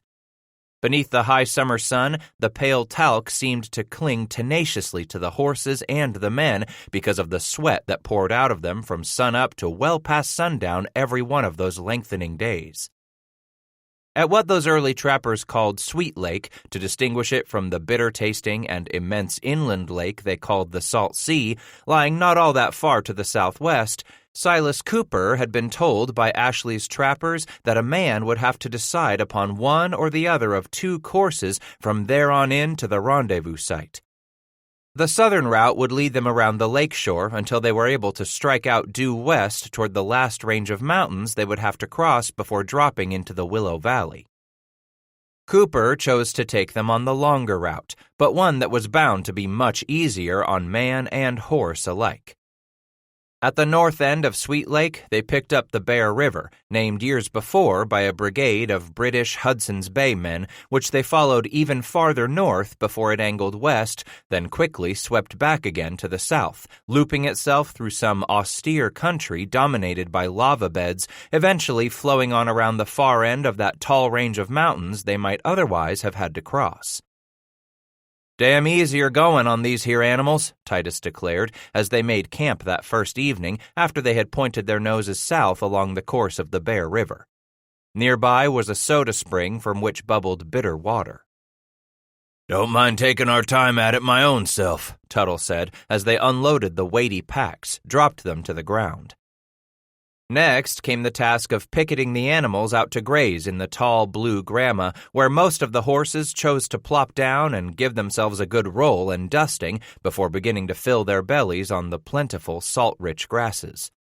From night to night, Tuttle and Bass rotated these tasks with Cooper and Hooks, who this evening were gathering wood, starting the cook fire, and bringing in water for their coffee. "Looky there, bud," Titus said, the hair standing on his arms as he slapped Tuttle on the back to get his attention. He pointed, his alarm growing. "You suppose them to be Injuns?" Tuttle squinted into the distance, stretching far away to the north of them. "Don't figure so. Looky there. You can see them niggers is riding with saddles, legs bent up the way they is. Only red bellies I ever knowed of rode barebacked, legs and feet hanging low on their ponies." "Yeah, maybe so you're right," Titus agreed, peering into the shimmering distance as the sun secreted itself beyond the western hills. "Looks to be they got pack animals with them." Tuttle asked, "How many you make it?" Bass counted them off silently, his lips moving as he did. "Least 10. 10 of them for sure." "We best us go tell Cooper and Billy we got folks coming in." Silas was a cautious one on occasions such as this, Scratch thought. But then it made sense that Cooper would be. After all, why shouldn't a man who, without guilt or remorse, would take from another white man be suspicious that other white men might just ride on in and steal from him? "Get your guns out and ready," Cooper ordered the other three. Leave 'em handy. Leave 'em for them niggers to see in plain sight, if'n there's to be trouble." Tuttle tried to tell him, "I'd care to set they only some of Ashley's men going to rendezvous, same as us, Silas." "Don't matter none to their kind to leave the bones of us'uns to be picked clean by the buzzards right here, and take all our plews on into rendezvous for themselves. You think about that, Bud Tuttle, and then you tell me you don't figure we oughtn't be ready to keep what's ours." So they stood spread out, the four did, as the 10 approached at a walk. Then suddenly Cooper tore the wolf-hide cap off his head and waved it, whooping at the top of his lungs. It surprised Bass so much he was scared for a moment, especially the next instant when Billy and Bud joined in, wheeling about to seize up their weapons as they cheered and hurrahed to the skies. With the first whoop, Titus lunged for his rifle, diving to crouch behind a pack of pelts where he would have some protection and a good rest for the weapon when the shooting started. He had no sooner taken cover than the 10 riders began to screech and holler, pounding flat hands against their open mouths with a woo, woo, woo, and raised their rifles in the air. The first of those long weapons boomed with a great puff of gray smoke. Cooper squawked like a raven in reply, pointing his own rifle into the sky, firing it just before a second rider shot his off. "What the blue hell?" Bass hollered into the noisy tumult. Billy turned slightly, raising his rifle over his head, aiming for the puffy clouds. "It's a good sign, Scratch. Good medicine. They's emptying their guns." "That there be a likely bunch of good coons, boys," Silas hollered. "I see me a couple faces I could lay to bein' at last summer's doin's." In the end, all but Bass had fired their rifles by the time the 10 came close enough to plainly see the dust caked into the creases on the men's faces. A double handful of bearded, dirty, sweat-soaked, hard-bitten men who brought their animals to a halt there among the 4 and peered down from the saddle with widening grins. "Been follerin' your sign for last 3 days, we have," the first man spoke. He had twinkling eyes and a good smile, Bass decided. Then Titus looked over to fix his study on the second rider. Not all that old, really. But it seemed that he, like the first rider, also spoke for the others. Still, he had given the older man at his side the first say. "Welcome, boys. Get down and camp if you're of a mind to," Cooper offered them all with a grand, sweeping gesture. "Be much obliged," that young second rider replied. Immediately, a third said, "Figure you fellas be hurrying on to rendezvous like us." He had a round face, that sort of easygoing countenance that naturally put most men at ease. "Bound for the Willow Valley?" "Ain't no two ways of it," Hooks cheered just before he turned back toward the fire and pushed the coffee pot closer to the flames. "Liquor and women it's gonna be for this here child." The second rider slowly eased out of the saddle, his damp flesh squeaking across the wet leather as he slid free. "We hear the general's bringing him liquor out this year." "Bound to be some shinin' times," the first rider agreed as he dropped to the ground. Bass watched the older one take off his hat and slap it against his legs, stirring up a cloud of fine dust. He can't be much older than me, Titus thought. His hair hung long and brown, some of it fair, well bleached by the sun. For sure the wrinkles were worn there around the eyes, and his skin had long ago turned a shade of oak-tanned saddle leather like all the rest. But there were no creases at the sides of his mouth. He couldn't be a day over 30, Titus figured. Silas stepped up to the man, asking, "So you're a bunch making tracks to rendezvous now?" The man nodded, then motioned off to the north. "The general sent out riders to pass the word that he was getting close." "Close?" Hooks repeated, his voice rising a full octave in excitement. That first rider nodded. "We figure him to be no more'n a few days out of Willow Valley." Then he held out his hand to the tall, slab-shouldered Cooper. "I'm the general's leader for this band. Name's Fitzpatrick. Tom Fitzpatrick." That's when the second rider stepped up to Tuttle, holding out his hand. "And my name be Jim Bridger, out of Missouri." Now that youngster couldn't be a day over 20, Titus thought, as Bridger and Tuttle shook. At that, the last 4 riders sank to the ground, and the rest of the 10 strode up among the rest, shaking hands all round with Cooper's bunch. "Jumpin' Jehoshaphat!" Titus exclaimed, bent slightly at the waist to peer closely at the other man, his chin cocked in wonder, his hand suddenly frozen, stopped in midair between them. You ain't a Negra, are you?" "My pa was a Virginia landowner," the man said without a hint of shame, glancing at his empty hand before dropping it to his side. "Fortune had it that my mother happened to be one of his slaves. I was borned out to the slave quarters, but my pa brung us both into the house after his first wife died." "Didn't mean you no offense by nothing I said," Scratch apologized, shamefaced and offering his hand out firmly before him. "Here, my name's Titus Bass." The tall mulatto with Caucasian features and coffee-colored skin grinned warmly. "No offense taken. Name's Beckwith, after my pa. You can call me Jim Beckwith of Richmond County, Virginia. But I was brung up in the woods near St. Charles. You know where that is, on the Missouri River?" "St. Charles? Same village lays north of St. Louis?" The tall mulatto nodded, sweeping both his hands down his dust-coated but colorful buckskins in that manner of a genteel horseman settling his clothing upon dismounting. Bass had him figured for a man who liked to cut a dashing figure here among the greasy, rough-shorn, ramshackle hellions he rode in with. "My pa figured to move west, so he brung ma and me there back to '09. "Hell, I was still a Kentucky boy back then my own self." Beckwith stood at least 6 feet tall, perhaps a little more. He grinned, his kind eyes smiling. "Out there in that Louisiana wilderness, I soon had me 12 brothers and sisters." Scratching at his beard, Bass replied, "Don't sound like you're no freedman, neither." "No, I ain't. Never needed freein' from my pa." "Knowed me a Negro onct," Titus said, remembering. "He was a freedman, but I never knowed what become of him." Beckwith explained, "No need bein' a freedman. My pa and ma was rightfully married. Means I ain't never been a slave." "Your pap was well off, I take it?" Shaking his head, Beckwith replied, "Nah, we wasn't wealthy by no means, but my pa had him a good heart, and he made sure there was no question that his children was no slaves. Went himself off to a judge at court to declare my emancipation." Confused, Titus tried to repeat the word. "Means his pa told the world Jim here was a free man," explained the thick-set third rider as he came up and handed Beckwith the reins to a horse. "Come on, Beckwith. We got us these critters to keer for. Then we can palaver all we want with these boys." The two weren't a matching pair by any means, it was plain to see. Whereas the one named Daniel Potts was short and beefy, trail-dirty, besides being mud-homely to boot, the mulatto cut quite a figure compared to the rest, what with his colorful buckskins.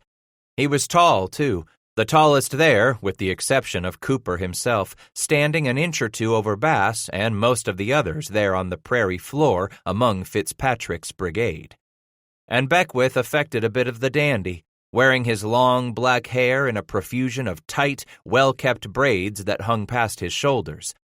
As the mulatto started to turn aside with Potts, Titus decided he might just try one of those braids in his own long hair, as handsome as they were on Beckwith. With a booming voice, Fitzpatrick offered, "Say, Cooper, we have us 2 elk quarters along we'd offer to lay up by the fire for us all, if'n that makes you fellas no mind." "Never make it a habit to turn down good meat," Silas said. "Bring it on. We'll likely chaw everything down to the bone this night." Most of the riders dropped their saddles, blankets, and packs onto the prairie near the quartet's fire, then turned back to see to their horses. After rubbing down their saddle mounts with thick tufts of prairie grass, Potts strode up with his arm around Beckwith's shoulder. Together, they peered at Bass. The stubby Potts asked, "Tell me something, mister. We look anywhere as dirty and bad off as the 4 of you scurvy niggers?" Titus grinned, glancing down at his dusty, greasy, sweat-stained clothing. "I suppose we do at that, Potts. Mayhaps even worse off." "Call me by my Christian name, will you? It be Daniel." "Sure. And my given name's Titus. Tuttle broke in, slapping Bass on the back and saying, "But he'd sooner answer to his real handle." "What's that?" Beckwith asked. "Scratch," Titus answered, as Bud was getting his mouth open. "They give me the name Scratch some time back." The mulatto asked, "Was it Skeeters?" Titus shook his head. "Fleas." "Big uns, too," Tuttle said, before he turned back to the fire, chuckling. "Well now, Scratch," Potts said, looking wistfully over at the translucent blue of the Bear River nearby, its border of tall emerald willow in full-leafed glory. He slapped Beckwith on the back and declared, "Me and Jim here was cogitating that we uns go find us a pool in that river yonder. Have us two a sit and a soak afore supper." The idea struck Scratch like a fine one indeed. Impulsively, he asked, "You mind company?" Potts grinned readily. "Why, no. Always good for a man to have a new face and new ears once 'a while. We both got stories Fitz, Frapp, and the other uns is tired of hearing, and I'll wager you got a few tales to tell your own self." "Yeah," Beckwith agreed. "Damn right we'll all go have our own selves a sit in that cold river, either till we can't stand the cold no more, or return the water to mud." "Likely that Negra boy gonna turn the water to mud, Scratch." Billy Hooks was suddenly nearby, laughing and wagging his head with cruel sarcasm. "But that brown-assed Negra still gonna be a Negra when he comes out in that river, no matter how hard the black son of a bitch scrubs hisself." Beckwith was turning on his heel to start for Hooks when the strong and stocky Potts locked his friend's arm and held the mulatto in place. At just the moment, Bass stepped between the mulatto and Billy, staring Hooks in the eye. "This man ain't done nothing to deserve the talk you're throwing at him, Billy." Hysterically laughing, Hooks said, "Just look at him, Scratch. Why, I can't hardly believe my own eyes. It's a Negra, out in these here mountains." Potts growled, struggling to hold Beckwith. "He's as good a man as any." "If Beckwith here ain't the kind to walk away from the fight we had us with Blackfoot not long back," Bridger interrupted them all as he hurried up purposefully, Cooper and Fitzpatrick both scrambling to stay with him, "then he sure as hell ain't the kind to back off from no fight with you." "Fight?" Cooper repeated, as he stepped between the two, grinning from ear to ear, raking his long beard with his fingers and taking a measure of those standing with the mulatto. "There ain't gonna be no fight here. Will there now, Billy?" "No fight, Silas," Hooks agreed quickly, then giggled some more like a man willing to rub salt into another's wounds. "Damn right, there hain't be no fight here," declared a swarthy, dark-eyed, much older man as he eased up on the far side of Fitzpatrick, his fists clenched and ready. It was plain the trapper had something on the order of 20 years on Bass, maybe as much as a decade older than Cooper. More than a life outdoors had aged his face. Many a year on the frontier had clearly left their mark on the man. His accent was thick, throaty, yet something that sang of its own rhythm, an accent Titus could not remember hearing since those youthful days along the lower Mississippi. Maybe Natchez, more likely all the way down to New Orleans, where the Spanish, French, and Creole tongues mingled freely with the upriver frontier dialects. "Easy there, Henry," Fitzpatrick coaxed the German-born Henry Frabe. "Frapp here gets his blood up pretty quick, but there ain't no need for cross words, is there, fellas?" "We're all friends here," Cooper readily agreed. "Right, Billy?" Hooks giggled behind his hand, his eyes gleaming with childlike innocence again. "I ain't never seed no Negra out here." "Beckwith is the name, not Negra," the mulatto repeated firmly. It was plain his pride had been wounded. He looked at Hooks steadily and said, "Beckwith. Maybe so you'll remember it one day." "Why, you gonna be something big up on a stick?" Billy mocked, then suffered himself another fit of laughter. "Go on and help them others with their plunder," Silas ordered sternly, slapping Hooks across the upper arm, plainly made uneasy by the readiness of the others to back the mulatto. Cooper waited while Hooks moved off, wagging his head, still giggling to himself. "Pay him no mind, fellas," he advised good-naturedly. He tapped a finger to the side of his head, explaining, "Billy's just a bit slow at times. Why, he finds him some simple joy in most everything." His eyes angry, Bridger argued, "Being soft-brained don't give a man no right—" "You're right," Silas interrupted, nodding at the much younger man. "Come on now, fellas. What say we forget this trouble? Let's camp." "Man's right," Fitzpatrick said grudgingly, eyeing Bridger, Frabe, and Beckwith with a look that told them all that he expected them to smooth their ruffled feathers and put the matter to rest. "Sun's down, and this bunch ain't et since morning. Sides, we move on to shinin' times tomorrow." Cooper shouldered in between Fitzpatrick and Bridger as the group moved toward the fire, asking, "You boys figure the general spoke the truth when he told us he'd packed liquor this summer?" Fitzpatrick said, "Ashley's a man always done what he said he'd do. If he says there'll be liquor to rendezvous, there'll be liquor there, by God." Bass watched the rest gradually settle near the fire with Cooper, but instead of joining them, Potts and Beckwith hung back with Titus. "So, fellas," Scratch finally asked in that uneasy silence, "we're still going to have us our soak?" The mulatto shrugged dolefully. "S'pose I could use some water." "Damn right you could use some water," Potts exclaimed suddenly, joyfully, flailing an arm exuberantly at Beckwith. "You're coming to the river, or you're dang well staying downwind of me from here on out." As cold as the water was, nonetheless, Scratch plopped himself down in a little pool of it near the sandy bank, just as Potts and Beckwith readily did, as twilight put a twinkle to the summer sky. They sat up to their armpits in a little backwater the bear had long ago cut out of the side of the bank. In the last of the real light, Titus noticed the dull glimmer of something hung round the mulatto's neck on a narrow thong. "What's that you got yourself?" Beckwith held it up, gazed down at it again a moment. "A guinea. First pay I ever got, stamped with the year I was born." He held it up for Bass to see. Leaning over, Titus stared in the fading light at the large round coin, a tiny hole drilled near its top, right through the king's head. There, below the nobleman's neck, was emblazoned the date 1800. "You was born 6 years after me." Potts suggested, "Tell him where you got your coin, Jim." "We never was the best off folks in Portage de Sioux outside of St. Charles," he explained. "So my pa set me to work with a blacksmith, learn me a trade."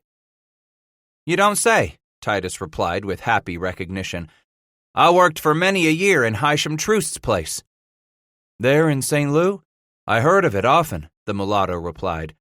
"Kasner's was the blacksmith shop where I apprenticed for some 5 years." "Then you come out here to the mountains?" Bass inquired. "Nah, not when I left Kasner's," Beckwith said. "First, I fought Injuns with Colonel Johnston's expedition up to Fever River when I was released from Kasner's indenture. Only 19 I was by then. Short time later, I figured to take me a ride on down to Nollins, where I got yellow fever for my trouble. Barely made it back home alive to my folks at Portage de Sioux, and there I stayed put, healing up, till I learned General Ashley was outfitting him a new brigade for the mountains." "I first knowed of Ashley some time back. Had him outfits going upriver for the last few years," Bass observed. "When was it you first come out with him?" "Back to 24, Jim answered, his eyes growing wide with excitement. "And that was the first year the general wasn't headed upriver with them keelboats to get on by the Ree villages. This time, he was bound to ride overland for the mountains." "Say, boys, my belly's beginning to holler for fodder," Potts declared, leaning over to scoop up a handful of sand from the bottom of the pool.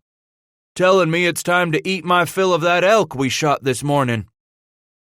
For a few moments, Titus watched with interest as Potts, then Beckwith, scooped up one handful after another and used it to scrub their skin. "What are you two doing?" Potts replied, "Giving ourselves a good washing." "Just sitting there in the river isn't going to help a man much," the mulatto advised. "When was the last time you sat your ass down in some water?" Potts asked. With a shrug, Titus said, "Been a long time. Except for times I swum rivers with my critters and stood freezing in mountain streams, I ain't been near no washing water for more'n a year." "Once a year," Potts instructed, "a man oughtn't wash up proper, as good a cleaning as he can." Bass said, I never figured I'd be one to carry me lye soap." "We ain't the sort to carry no soap neither," Beckwith explained. "But a good hard scrubbing with sand does a tolerable job, Scratch." "All right," Titus answered them, scooping up a double handful of sand, which he smeared over his chest. "Rub it hard now," Potts said. "Gotta get shed of all that stink afore rendezvous." "If you watch, you'll see your horses and mules does about the same thing when they have themselves a roll in the dirt," Beckwith said, as he pulled one leg out of the water and began sanding it. Next to his, Bass's leg was starkly white. In fact, Scratch was so pale, his legs reminded him of the skinny white legs on the pullets the family raised back on the place in Boone County. Only his hands from wrist down were deeply tanned, along with that wide V extending from his neck onto his chest, as well as his darkened face. Except for those river crossings when he briefly stripped off his clothing, every other part of his pale hide had been protected from much exposure to the sun's light as far back as he could remember. At first, it was an odd sensation, rubbing the river bottom grit from chin to toe, but soon enough it became a right pleasant feeling. In fact, his skin began to tingle and glow the more he scrubbed. "That bout does it for me," Beckwith announced as he rose out of the water, turned, and long-legged it onto the riverbank to stand dripping among the fox edge. "I'm done too," Potts agreed as he stood with a splash.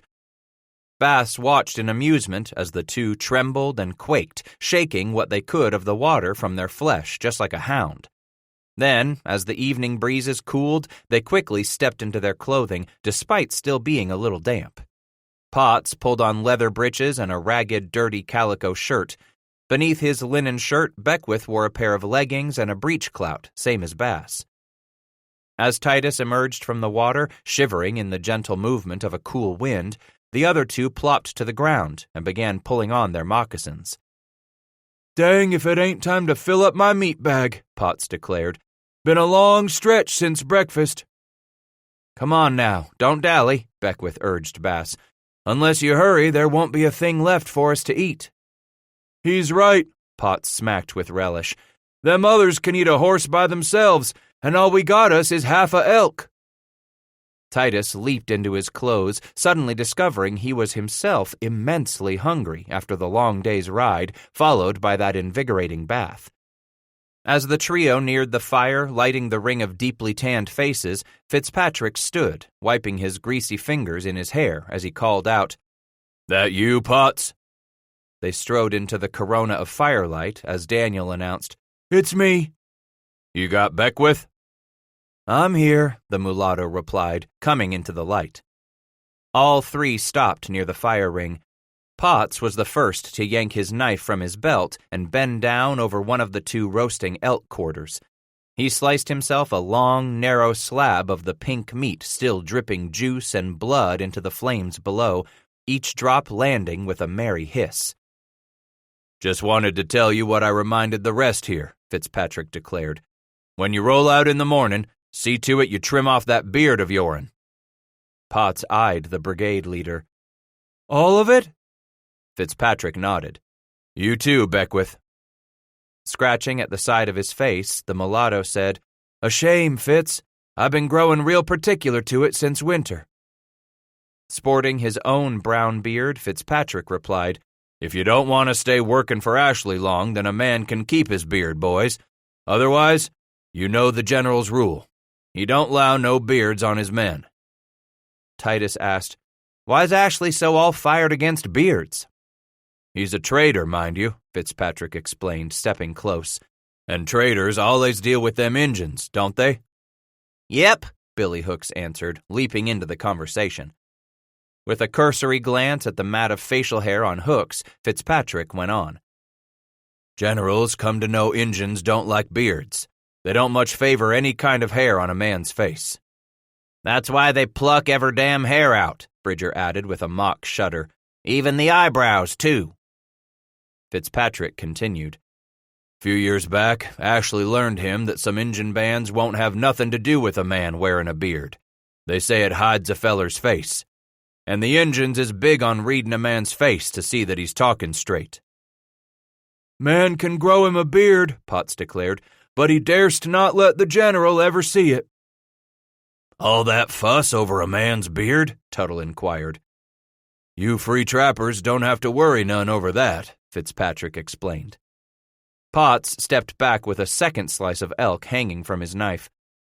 "But you free trappers best member the general takes care of his own fellas first. And if Ashley's got anything left after he outfits his own for the next year," a new man spoke up with an accent that reminded Bass of the Spanish and French tongues heard at the mouth of the Mississippi, "then you free trappers might get to pick over the leavings." Bass studied that speaker for a moment as the older man bit down on one end of a long strip of meat, pulled the strip out from his lips with one hand, then used the knife he clutched in his other hand to slice off a good mouthful. He had long black hair prematurely sprinkled with gray where it hung loosely on either side of his well-wrinkled face, and his beard was starting to show a dusting of iron too, although the man was clearly younger than Titus. Potts explained, "Lewis here don't cotton much to you free trappers joining in on our rendezvous." Around a mouthful of the meat, Luis Vasquez spoke up for himself, his dark Spanish eyes glaring at Daniel Potts. "This here's the general's doings, rendezvous is. Them don't work for the general has no business barterin' plues for Ashley's trade goods." "Sides powder and lead, coffee and sugar," Fitzpatrick said. "The rest of it's all foo-for-ah anyway, Vasquez." "Their kind want to work for Ashley, eh?" Vasquez growled. "Let 'em sign on with Ashley." Silas snorted. "And fight Blackfeet up there in the devil's own country like you boys done? No, thanky. I'll trap where I want to trap and stay a ways from making trouble for myself." Then Hooks chimed in, "That means us keeping our noses far from Blackfoot country." "We're all that far north of here," Bridger declared. "Was a good little scrap of it. Show 'em what I mean, fellas." 5 of the others brandished scalps they had hanging from their belts. "That's 5 Blackfoot what ain't ever gonna raise my hair," Bridger exclaimed. "'Nother'n was shot up bad, but the rest rode off with his carcass," Fitzpatrick said.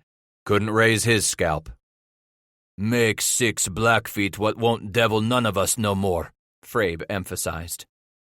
"Much trouble as them niggers are, the trappin's some up in them parts," Fitzpatrick said. Titus asked, "Some?" Potts turned to look at Bass. "Means it's just about the best there is, child." "Blanket beaver," Bridger added with an approving cluck. "And the rivers is so thick with 'em, all a man has to do is walk down to the water and club 'em over the head."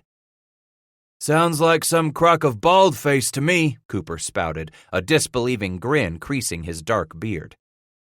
The dour Frabe scratched at his nose with the black crescent of a dirty fingernail. "Haps you free trappers ought just go on up there to that Blackfoot country and see for yourselves." "No, thanky," Cooper replied, eyes dancing with mirth as he winked at Hooks. "I favor my scalp to stay locked right where it is." Billy tore the fur cap from his head and grabbed a handful of his own long, greasy hair. "Ain't the red nigger born what can take this from me, Silas?" Then Tuttle observed, "For balls' sake, only way you Ashley boys can poke your noses up there in that Blackfoot country at all is to travel in a whole bunch like you done." "Yes, sirree, Bob," Hooks added, spreading his arms wide. "And there ain't but 4 of us." Potts leaned close to Bass and asked under his breath, "You still so sartin sure you don't want to throw in with us come rendezvous?"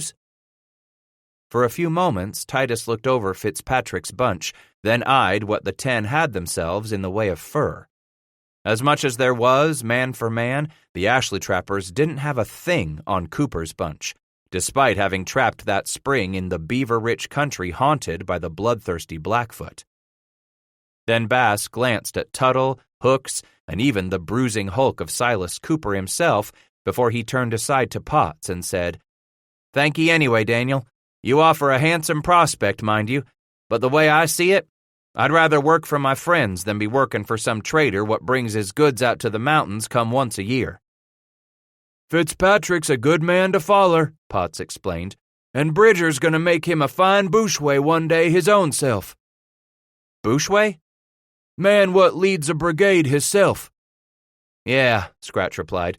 Plain as sun to see Bridger's older in his years." The jovial Potts tugged on Bass's elbow, whispering low, "Come join us, Scratch. You're a good man to have around for a smile or two."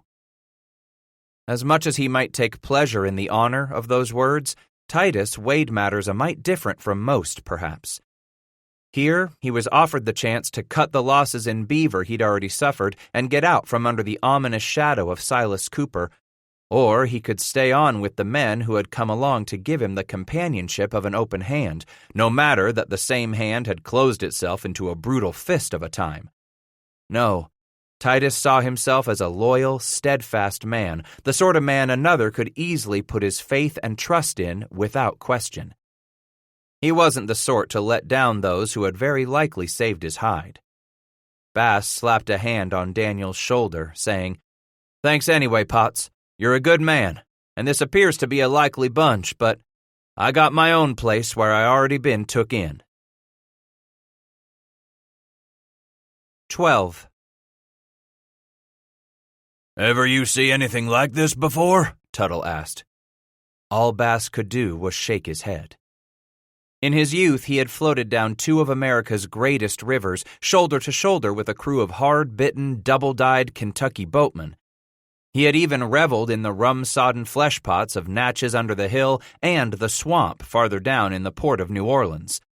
But none of that had prepared him for the sheer joy of camaraderie expressed by those men gathered on the grassy, willow-veined floor of what would one day very soon come to be known among the mountain trappers as Cache Valley.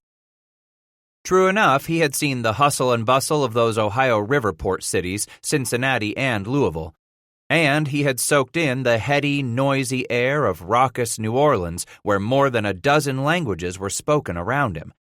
But never had Titus expected he would find anything quite like this out here in the middle of all this wilderness. They had rolled in that afternoon with Fitzpatrick's brigade, Cooper's outfit joining all the rest, whooping and bellowing back at those who were screeching and shouting to welcome every group of new arrivals. More than 100 of them had already gathered in Willow Valley, at least half the faces pretty near scraped clean of whiskers. Out they came from beneath blanket and brush bowers to fire their rifles into the air, whoop like wild red-eyed warriors, and greet these last to pull in. Lunging through the dottings of the large creamy flowers that towered along the tall stalks of the Spanish bayonet, they jumped and cavorted, slapping and jabbing at the horsemen they knew, offering their hands to those they did not. Horse hooves and moccasins trampled the bold sunflower yellow of the arrowleaf balsam root as every last one of these men celebrated this midsummer homecoming of old friends and new, drawn here from distant parts. In addition to all those trappers Ashley was responsible for bringing to the mountains in the past few seasons, Etienne Prevost led his own band of partisans who had worked their way north out of Mexican territory far to the southeast, down below the international boundary of the Arkansas River. This redoubtable figure had first grown concerned, eventually desperate in recent weeks, when his own partner, Francois Leclerc, had failed to show up with supplies from Santa Fe at the appointed place and time for their own rendezvous. No telling what had happened, but the unspoken belief was there among Prevost's men that Leclerc's outfit could well have been wiped out on its way north toward the Wasatch and Uinta country. Along the banks of a stream stood more than a dozen small wickiups belonging to the wives of some 25 Iroquois trappers who, until a year ago, had been employed by the Hudson's Bay Company working out of English posts far to the north and west on the Columbia River.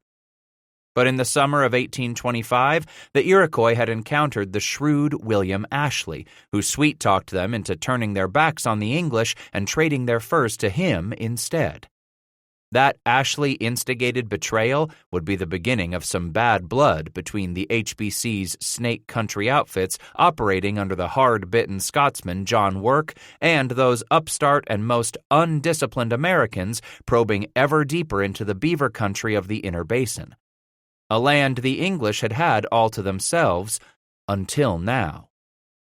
Besides the lion's share in attendance, those who owed some sort of allegiance to one company or another, here gathered a generous sprinkling of free trappers already making their presence known in these fledgling years, plying the waters of the great continental spine on their own hook.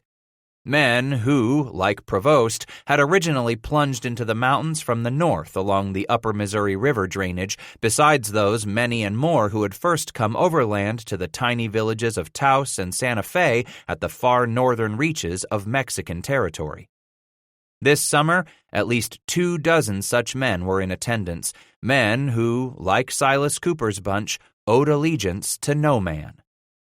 Yet one thing was as clear as those streams flowing down from the Bear River Range this midsummer of 1826. If a man didn't hanker to march all the way south to Taos country, or east over yonder to the posts on the lower Missouri, then General William H. Ashley was offering them the only game in these parts. If a trapper wanted to deal himself in for the coming year, he damn well had to sit down at the general's table and be willing to play with the general's deck. Not that Ashley hadn't had a tough time of it getting there himself.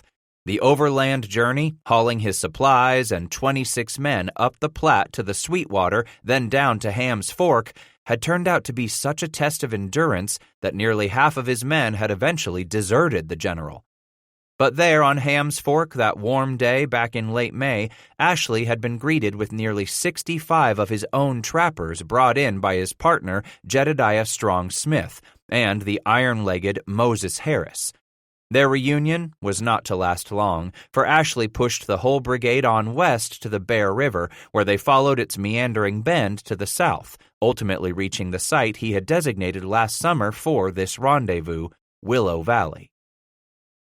Near the site where the competitors under Danish sea captain John Weber and the mountain veteran Johnson Gardner had passed the previous winter, that late June day, Ashley must surely have gazed about at plenty of tall, ripening grass gently waving in the breezes to fill the bellies of their stock, the many streams gurgling down from the circuit of sheltering hills, the thick vegetation choking every creek bank, branches and vines heavy with ripening fruit, as well as the beauty of the nearby peaks still mantled with snow at this early season, and decided it was good. Here they would hold their second mountain rendezvous, now at the very dawn of that most glorious era of Western exploration. Lewis and Clark had cracked open the portal, laying out the lure and the bait. Manuel Lisa and Alexander Henry had together been the first to throw their shoulders against the sturdy door to that imposing wilderness. And now it was these very men gathered in Willow Valley that hot summer of 1826, those trappers bound to Ashley, as well as those bound to no other, who would in the seasons to come shove wide open the gate, thrusting themselves against a barrier that would never, could never be closed again. Let there be no doubt, even in those earliest days of the mountain fur trade, these hardy 100 were ready for a celebration after all they had accomplished in the last season. When the Ashley men had broken up into brigades for their spring hunt, Fitzpatrick's band had marched north to trap the Portneuf River all the way to the Snake, where they dodged Blackfoot war parties more times than they'd care to recount. A second brigade moved far afield that spring, pushing past the Great Salt Lake not only in search of beaver, but in search of that wondrous new country off somewhere in the interior basin. Still another band pushed all the way north to Flathead country, plunging into the mountains that would soon become known as the Bitterroots, where they found sign of and bumped up against their competitors trapping for John Bull's Hudson's Bay Company. Ashley's men had worked hard and repeatedly put their lives on the line to earn this rendezvous. A good thing it was Ashley had thought to bring liquor along for the first time this trip out. Even better, that a large band of the Western Shoshone had been curious enough at this growing gathering of the white men to wander in and join the celebration. Trouble was, no one knew at first if those horse-mounted warriors who suddenly appeared in the distance were friend or foe. "Damn it all anyway," Bud Tuttle grumbled that second day after reaching the rendezvous site. "Just when I was getting my dry gullet ready for some of Ashley's whiskey, those damned red niggers go and show up and want to fight." Every man had turned out that late morning as the alarm spread and weapons were taken up. The men were grumbling, for it was to have been that day Ashley tapped his kegs of raw, clear corn liquor, and now, by bloody damn, a few hundred Injuns showed up on the nearby hills to make trouble. But Bridger, Frabe, and 2 others quickly mounted up bareback and started off loaded for bear, counting on determining if these strangers be the friendly sort or a fighting breed.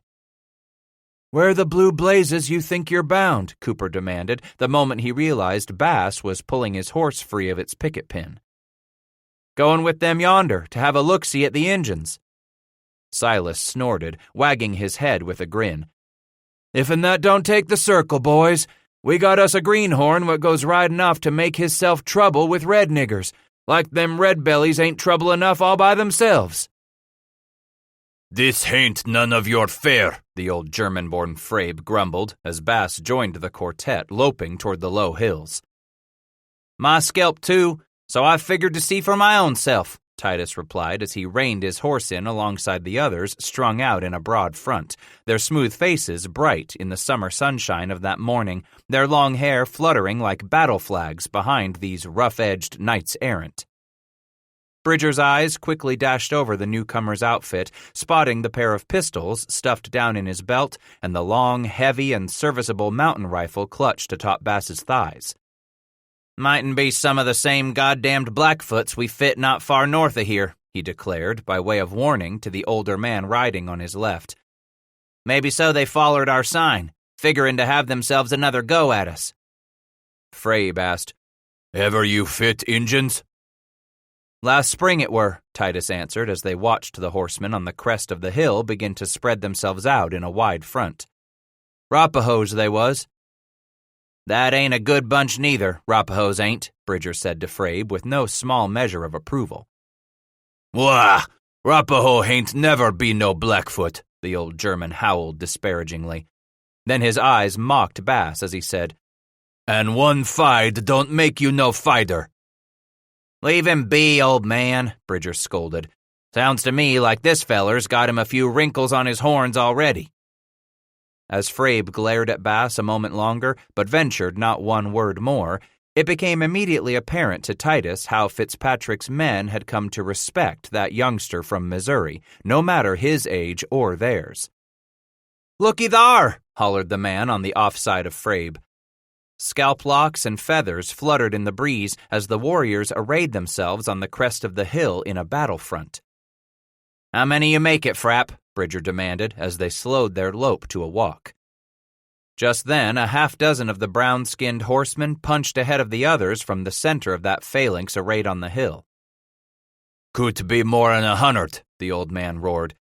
"Ain't always good at ciphers come times like this." "We're gonna have our hands full," commented one of the others. "Be no doubt of that." "Glory!" Bass cried. "Bridger, don't count on a fight this day. Look yonder." The young partisan and the rest looked off where Bass was pointing to the near side of the hill, where just then appeared more than 100 women, children, and old ones among their pack horses begin to make out the beginnings of their pony herd. "Believe this feller's right, Frap," Bridger hollered into the dry, hot wind. "Man don't bring him his squaws and pups along when he's out for scalps and coup." The old German snorted, his eyes nicking at Bass with something bordering contempt. "Maybe we just run up again a bunch on the move, Jim. Blackfoots move camp ever now and then." "These here ain't Blackfoot," Bridger declared as the 6 horsemen came to a halt at a point halfway between the broad front of warriors and the 5 white men. "Why, them snakes," one of the others stated. "Damn right they are," Bridger agreed, getting close enough to recognize faces. "Same bunch wintered up with us?" one of the others asked. Bridger whooped. "By God if they ain't." Following the young man's lead, the rest again urged their horses into a lope, reining up only when they came nose to nose with the Shoshone ponies.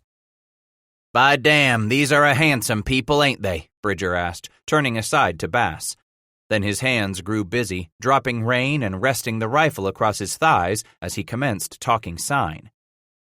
In the quiet of that brief conversation, disturbed only by the snorting and blowing of the horses and the shrill cry of a golden eagle that circled overhead, Bass watched the far slope as the ground behind the cordon of warriors filled with those the horsemen had been ready to defend. The old men, women, children, all those on foot and urging along the pack animals, travois, and pony herd. One of those handsome, smiling warriors who had been using his flying hands to talk with Bridger now turned atop the bare back of his pony and signaled with the long feathered lance he held aloft and waved, scalps and birds' wings fluttering on the summer wind along the shaft. Instantly, a universal cry went up from the far hillside as the mounted warriors bellowed their happy approval and burst into motion, their ponies moving this way and that along the side of the hill, everyone waving, singing, shouting at those behind to hurry on into the valley. "This feller's name is Washakie," Bridger explained, putting the emphasis on the last syllable. "One of the leaders of this here bunch what wintered up near one of our other brigades in these parts, down yonder in that very valley."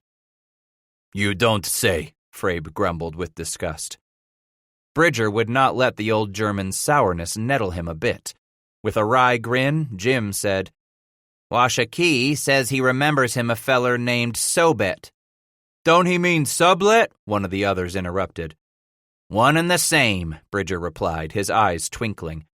"And he recalls a man what's so tanned by the sun, Washakie says he has the face of a feller been burned with powder." "Only one coon like that," Frabe roared. "Black Harris."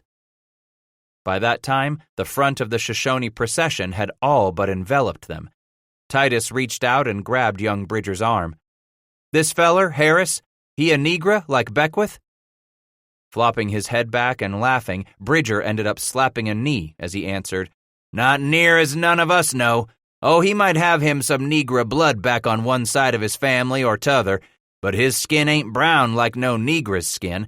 No, his hide is like nothing I ain't never seed afore. Washakie got it right, just like Harris gone and got his face burned with powder. There be a blue-blackish sheen to it, see? Ain't the color of his hands, not his skin nowhere else on him, just on the man's face." As the procession swept up to them, the Shoshone leaders nudged their ponies into motion. Reining their horses about in the midst of the Shoshone, the 4 white men began that short ride back to Ashley's camp, leading the noisy Shoshone cavalcade in grand order. As they drew closer to the streamside bowers and shelters the trappers had erected at the edge of a large meadow, brown-skinned singers suddenly began to raise their voices in 100 different songs of welcome, homecoming, or in the spirit of good hunting. At least that many or more beat on small handheld drums or shook rattles made of gourd, some constructed of dried animal bladders or animal scrotums filled with stream-washed pebbles, then tied to short peeled sticks. Children chattered, their high voices tremulous above all the others, and women occasionally shrieked at unruly ponies, flailing switches at those yapping, playful dogs darting in and out among the legs of people and ponies alike. "What you think, Bass?" Titus turned, finding the young Bridger had reined his horse into a walk beside him just before they entered the top of the trapper's camp. "About what?" "Don't you figure these snake women to be just about the purtiest a man can find him in these here mountains?" Snake women?"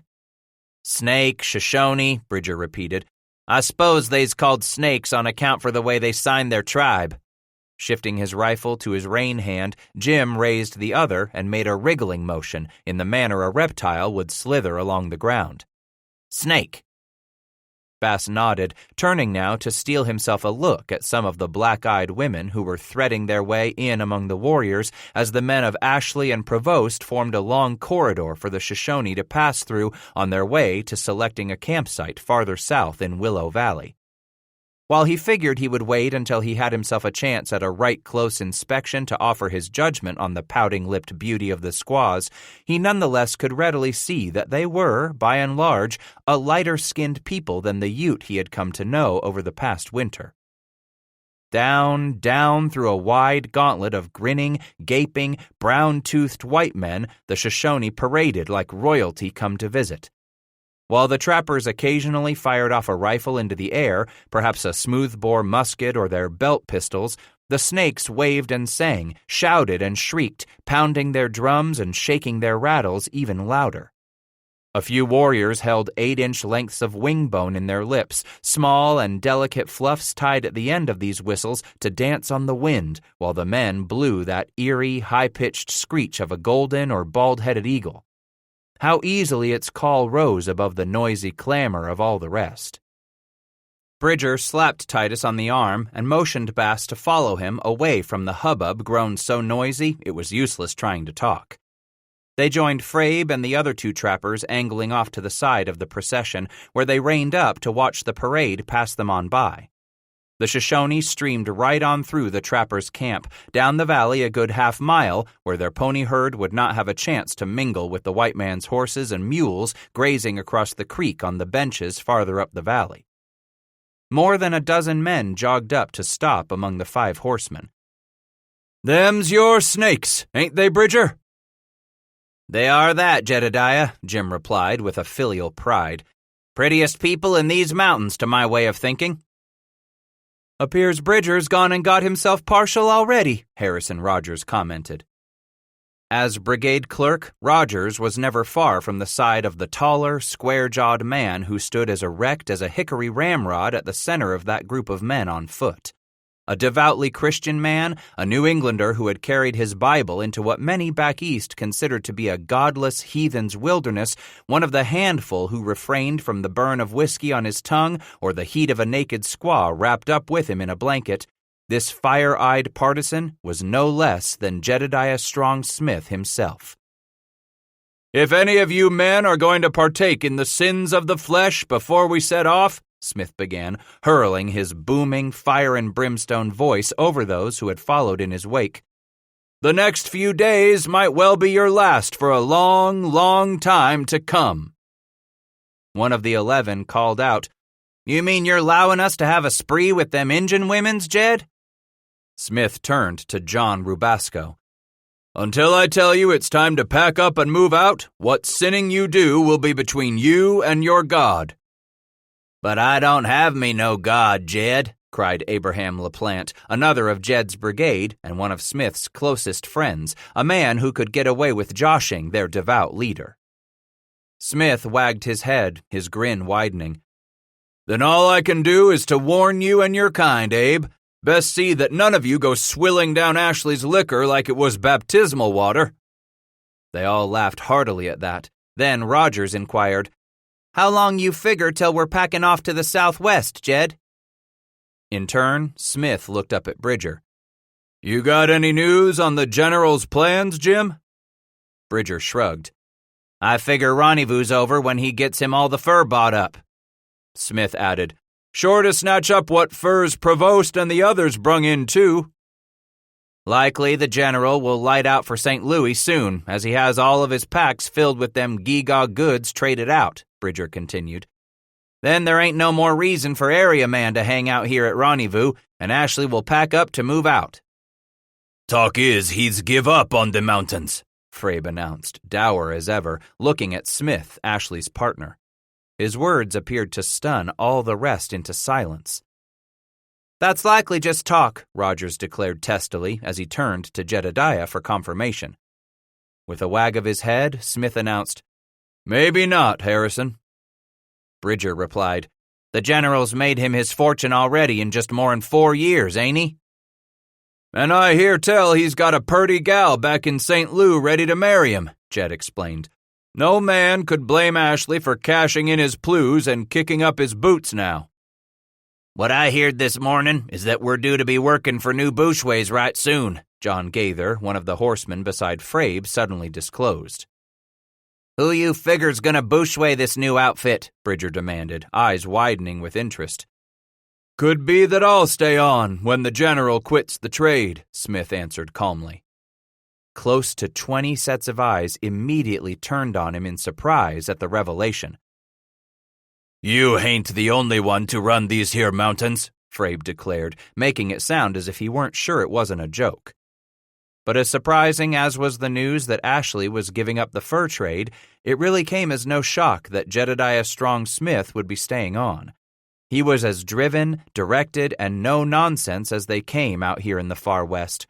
Some might even say he was, in his own Puritan way, consumed by his quest. So this here palaver ain't no bald-face, is it, Jed? Bridger asked. Smith shook his head. Ashley come to me this morning, he explained, looking from face to face as he spoke to that breathless crowd. But it ain't just me gonna lead the new company, fellas. Understand that. General said he wanted to talk things over with a few of us. A few, Frabe grumbled, as if his belly was soured on green apples. Who be the other uns gonna talk things over?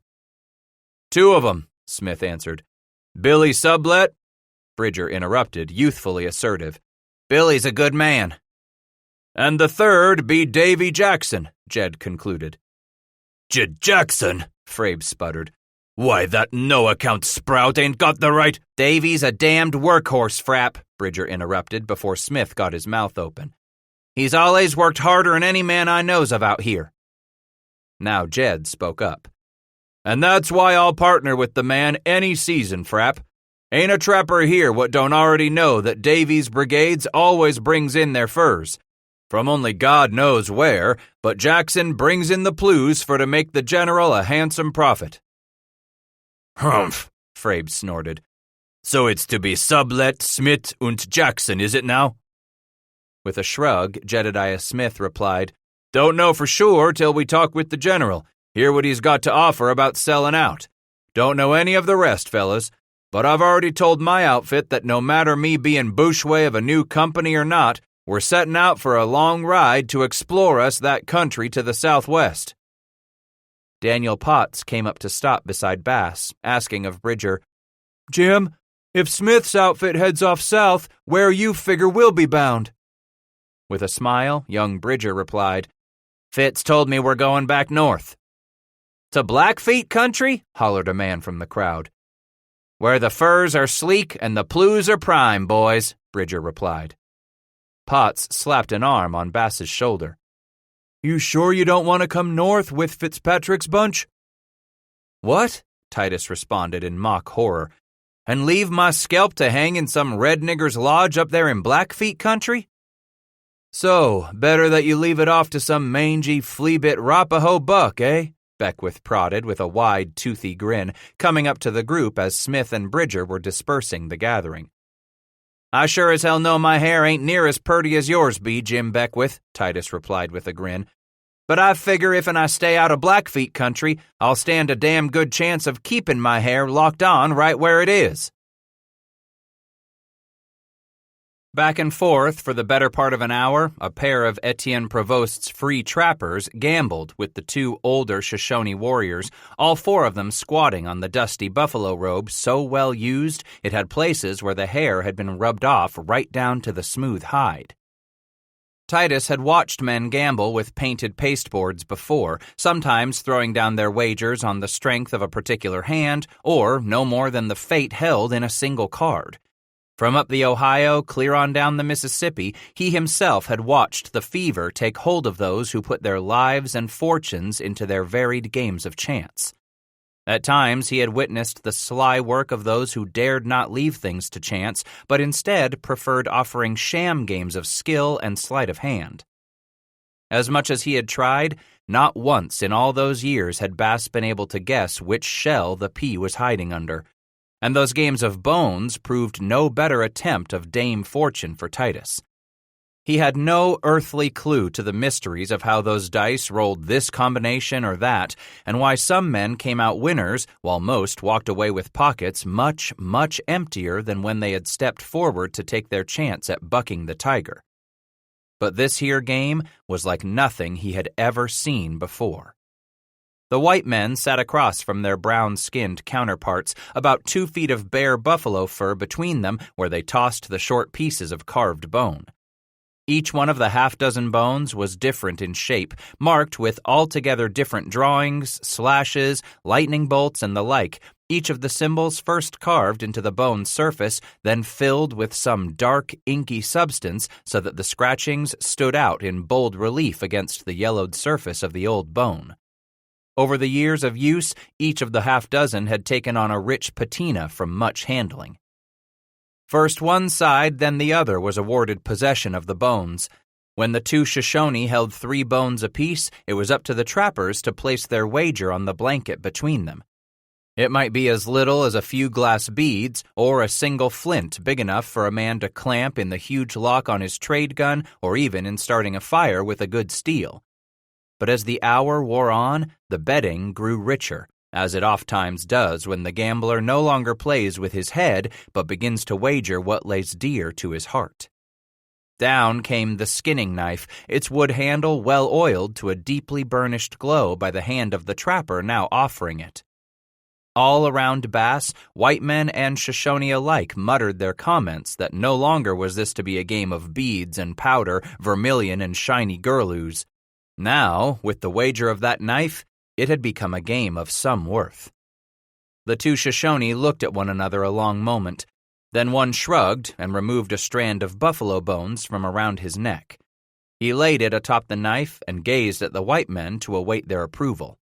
Both nodded, accepting the wager, and the first warrior rubbed and clacked the magical bones within the hollow of his 2 hands, closing his eyes, raising his face to the sunny sky overhead, and chanting. His partner, the one who had offered his necklace, also chanted, but a different and discordant off-key dirge that grew louder and louder until both Indians were nearly shouting their disparate songs. All the time, the 2 trappers kept their eyes locked on the jumping, flashing, clacking hands with such intensity, trying their best to shut out the disquieting noise of the 2 gamesters. Then suddenly the hands flew open over the buffalo robe and the singing abruptly stopped as the bones tumbled across the fur, and 4 heads bent low to study the markings. "God damn it!" cried one of the trappers in great disgust. The other just wagged his head dolefully in silence. The gleeful warrior picked up the knife and the necklace, glanced quickly at his companion, then flung the necklace back onto the buffalo robe. Asked one of the trappers, "Jameis, you got anything what you can lay down?"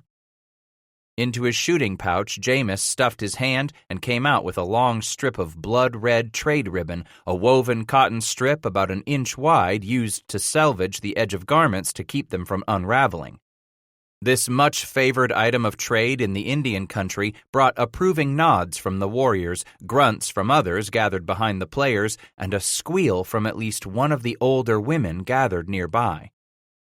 "Well, goddammit," the first trapper demanded caustically of his opponents, "what you boys gonna lay down for that?" Acting as if he did not know what to do about such a wager, one of the warriors turned to look over his shoulder at a woman nearby. Something unspoken passed between them. He turned back to look at his partner, then bent his head and pulled his shirt off, laying it neatly atop the pile. "All right," Jameis replied. "Now we got us a real game." The second Shoshone began to rub and clack his 3 bones, singing the furthest thing from harmony with his partner as they shook and rubbed, clacked and waved the bones around and around until a man was driven nearly insane with the waiting. When they spilled onto the buffalo robe, 4 heads again dipped to inspect them. The silence of that breathless crowd was punctuated only by the firing of weapons nearby as men shot at a mark with their rifles, winning swallows of whiskey as the afternoon wore on. "By damn, we won, Jameis," he hollered, slapping his partner on the back as they swept their winnings back toward their knees. "What you want to bet now?" He didn't have a ready answer for Jameis, not one near quick enough for the 2 warriors either. The older of the 2 Shoshone immediately snatched his tomahawk from his belt and laid it upon the bare hide between the players. Most of the crowd were stunned. Many of the Shoshone clamped hands over their mouths while white trappers muttered their approval of such a fine wager. There the tomahawk lay for a long, breathless moment, its fancy oiled wood gleaming in the sun, the forged iron head inlaid with pewter rings, a pair of deer dew-claws suspended from a latigo strip knotted at the bottom of the handle. The anxious Shoshone grew impatient and soon made it plain the white men must wager or leave the game to others. "Jameis?" "I ain't got nothing near that fine, Spivey." Then the Shoshone shut off their conversation and pointed. "He wants our whiskey," Spivey declared. You figure he wants all of it? Jameis demanded in a whisper, as if the Shoshone might understand their English. Dip your cup in our kettle there and see if that'll do for a wager. Jameis did as was suggested, dipping his pint tin cup into the small kettle of throat-burning alcohol Ashley had brought to rendezvous as promised the year before. Setting the dripping cup on the robe, they looked up to see the smiles crawl across the faces of the two Shoshone and knew they had themselves a wager. Let's play, boys, Spivey whooped, scooping up 3 of the carved bones from the hide, beginning to rub and click them together inside his hands. The white men won that go-round, then sat there taking the time to swill that cup of whiskey in front of their opponents as if to rub in the spoils of victory. The shirtless Shoshone flung down another tomahawk, and this time he won. The pair of warriors savored the liquor from the cup, passing it back and forth as each man took small sips until the potent brew had disappeared and both had themselves a go at licking the inside of the tin. Again, that second tomahawk was wagered, and again another cup of whiskey. More clacking, singing, chanting, and cursing to disconcert the other side before the bones were hurled down. One side always groaned in dismay, the other side celebrated by toasting to their success. On it went as the sun began to sink, until suddenly the tides turned against the warriors, and it seemed the Shoshone could not win a single play. Repeatedly the white men scooped up shirts and leggings, belts and moccasins, until there was little left but breechclouts for the warriors to wager. While the two trappers laughed at their own good fortune, the two Shoshone became more and more sullen, forced to listen to the muttered oaths from their kinsmen standing behind them as another cup of whiskey was set between the gamblers and the white trappers began to jostle and shake, weaving from side to side, laughing lustily in the face of the dour-eyed warriors with a new wager. Like a blur, one of the warriors leaped up, lunging for his knife that now lay beside the trappers. It flashed in the afternoon light as the Shoshone pressed the blade suddenly against Spivey's neck. All sound was sucked from the clamoring crowd as if shut off by some magic. Eyes like saucers, Spivey peered cross-eyed down at the hand clutching the knife, squeaking, Jameis, do something! And get your goddamned throat cut? While he held the knife against the white man's throat with one hand, the warrior peeled open Spivey's fingers with the other, yanking from it the 3 bones. The other Shoshone retrieved the other bones from Jameis. Then he reached down and took up the tin cup, bringing it to his lips to drink long and noisily, emptying the cup of every last drop. The warrior handed it to Jameis, motioning that he wanted more. Get it for him, goddammit, Spivey squeaked. Somebody to do something. Red son of a bitch'll open your throat up, another trapper said with resignation. Ain't a thing we can do for you then. That second full cup of liquor was passed over to the warrior holding the knife on Spivey. While he pressed the blade into the taut, tanned flesh, he drank slow, his eyes widening as the burn began to turn his throat to fire. Just as he was finished, a loud voice bellowed. What the hell's going on here? They all turned, trapper and Shoshone, to find Fitzpatrick and Bridger lurching to a stop. The warrior's eyes went down to his cup, then to the knife, and back to his cup. He upended the cup at his lips, quickly licking at what he knew would be those last few drops. You boys gambling, are you? Bridger demanded of the pair. Things got real ugly, Fitz, someone called out from the crowd. I can see that plain as sun, Fitzpatrick replied as he knelt near Spivey's shoulder.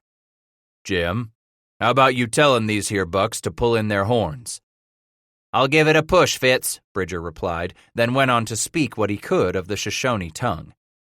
But the warriors interrupted him, growing excited, and most of their spectators with them, chattering all at once until Bridger waved both arms and quieted them. Jim said, These here bucks tell me you boys ain't been all the fair with 'em. We're gambling, for God's sake, Bridger, Jameis squawked. There's gambling, Bridger said, scratching his chin, and then there's stealing. We wasn't stealing, Spivey roared, red-faced, his eyes looking down at the knife held against his windpipe. You so proud you want to keep your liquor, Bridger replied, or you don't mind getting your throat cut. Just give 'em the liquor, Bridger, Spivey whined. The liquor, none of it's worth it. Jim knelt at the shoulder of one of the Shoshone. So what you two gonna do for these bucks you cheated? James's eyes flashed up at young Bridger's. I'll give 'em what's left of my liquor. And? Now James's face turned red. Ain't giving 'em nothing else. Give 'em what they want, Jameis, Spivey said, his eyes cross on the twitching hand that held the knife. All of it, goddammit, Jameis said grudgingly, his eyes filling with hate for Bridger as well as the Shoshone. They can have all of it. That what you want, Spivey? Right. Just give it all to 'em and get this red nigger off me.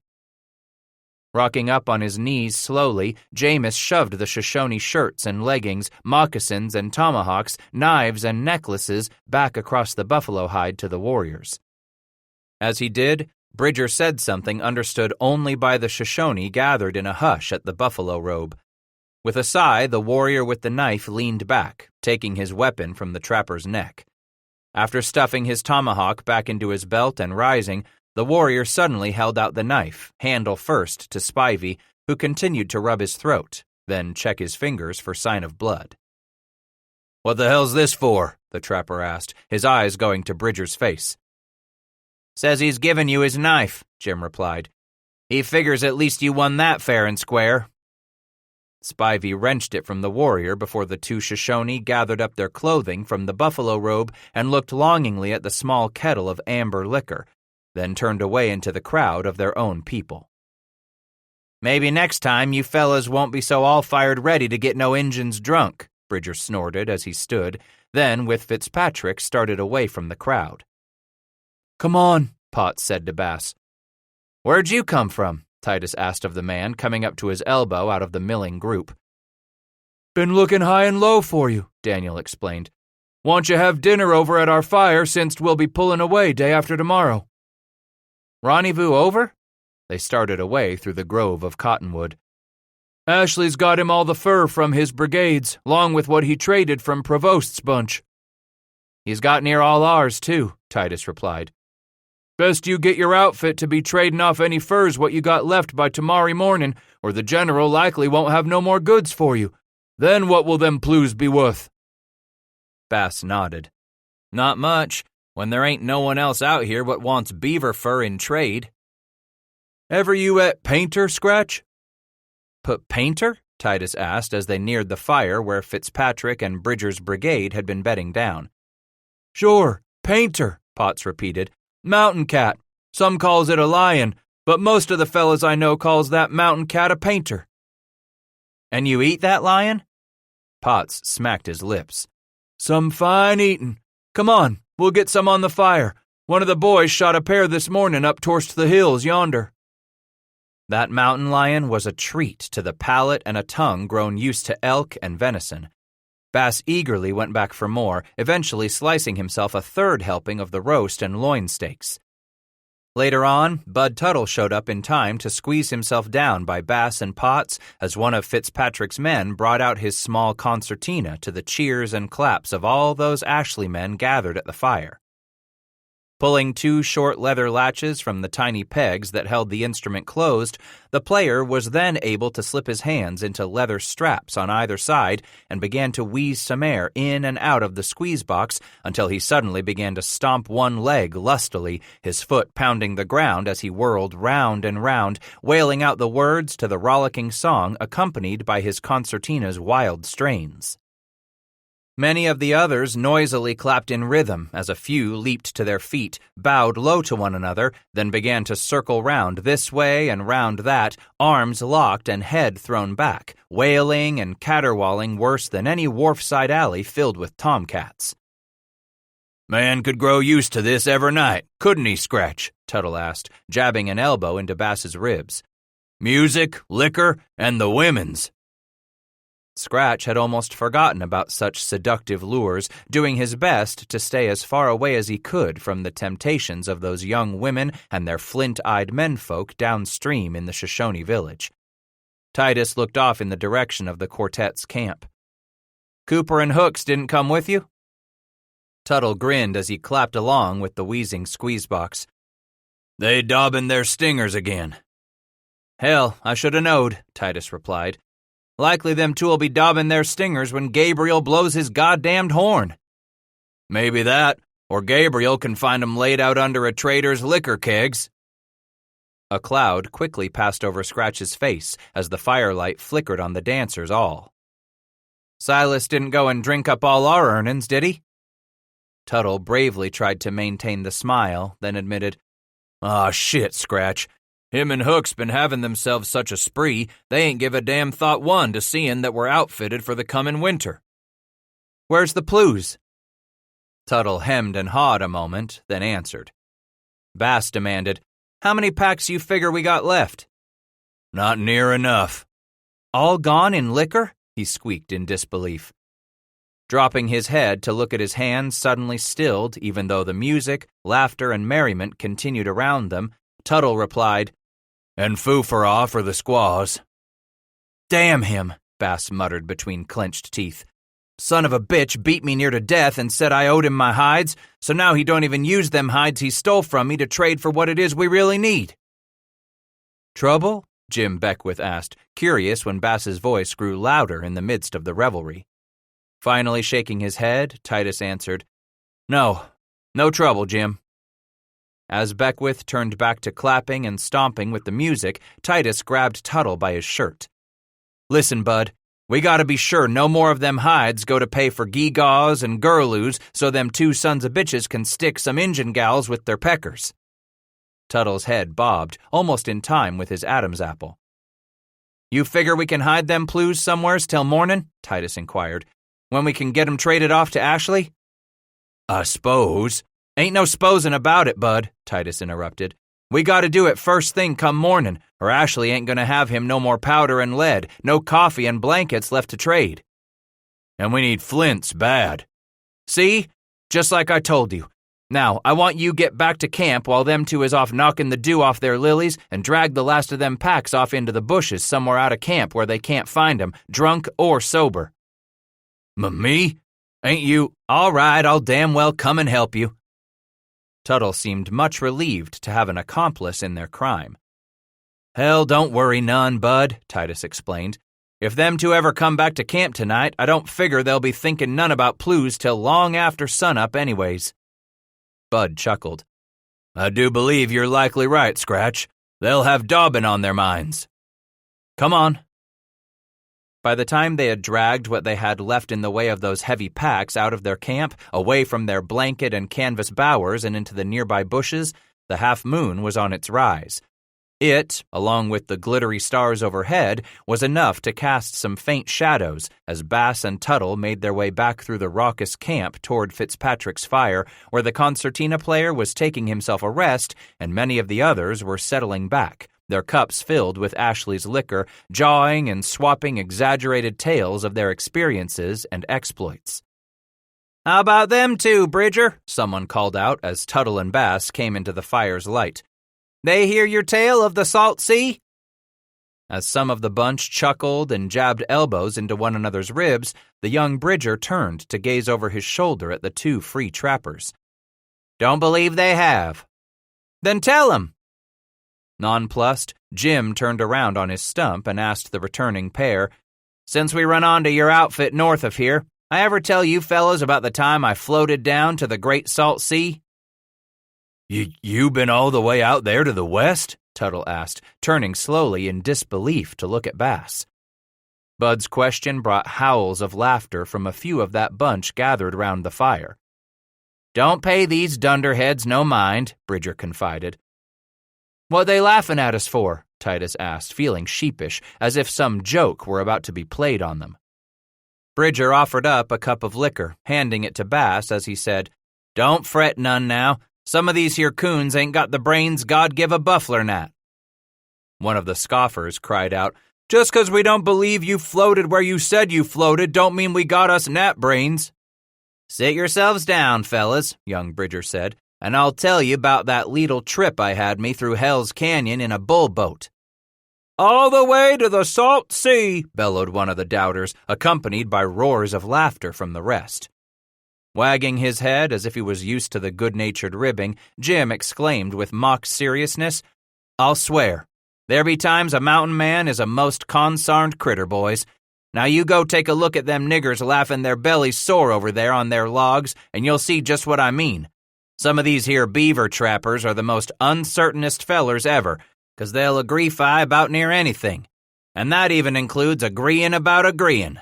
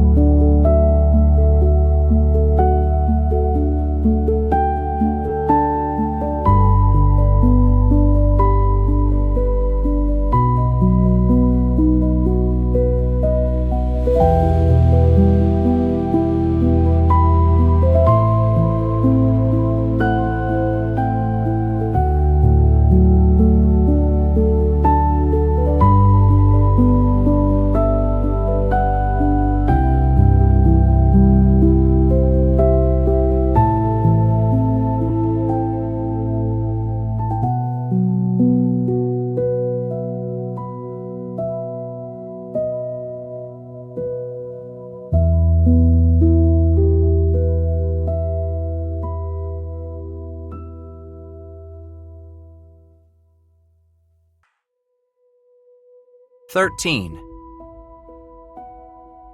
There tweren't a bit of blamed sense in agreeing about it," Bridger declared, back to being solemn-faced now that he was warming to his tale. "But these here other yahoos good for that." Many of the rest pounded their knees and backslapped one another in unbridled mirth, guffawing lustily as the liquor and the camaraderie warmed them all that summer night, as stars shone like diamonds and the moon hung like a slice of translucent mother-of-pearl right over their heads. "What they don't got in good sense," Fitzpatrick declared, "these fellers make up for with big grins." "Last year it were," one of the laughers roared out, anxious to get on with the tale. "Go on, Jim, tell 'em." "I will," Bridger snorted, and turned back to Bass and Tuttle with a wink. "Just as soon as you yabbering yahoos shut your fly traps." "Shut up! Shut up!" commanded one of the laughers, who stood, weaving a bit in his drunkenness, waving his arms at the others for quiet. When they all fell silent behind hands, he declared, "Go right on ahead, young Jim. We's a-waitin' on your windy story." Just then, another unruly trapper cried out, "Best tell us only the true of it, boy." That sent the entire bunch into fits of laughter that did not end until Bridger had gone to the kettle with his tin cup, dipped some of the heady grain liquor from it, and resettled back on the trunk of a downed cottonwood. Casually, he took himself a swig and looked round at those gathered there as things quieted once again. He asked them, You about done with your poking fun at me?" "Go on ahead, Jim," Fitzpatrick said gravely as he bent forward to select a stout cottonwood limb from the stack of wood near the fire. "I'll damn well thrash the next son of a bitch what interrupts young Bridger's story with his silly gaping."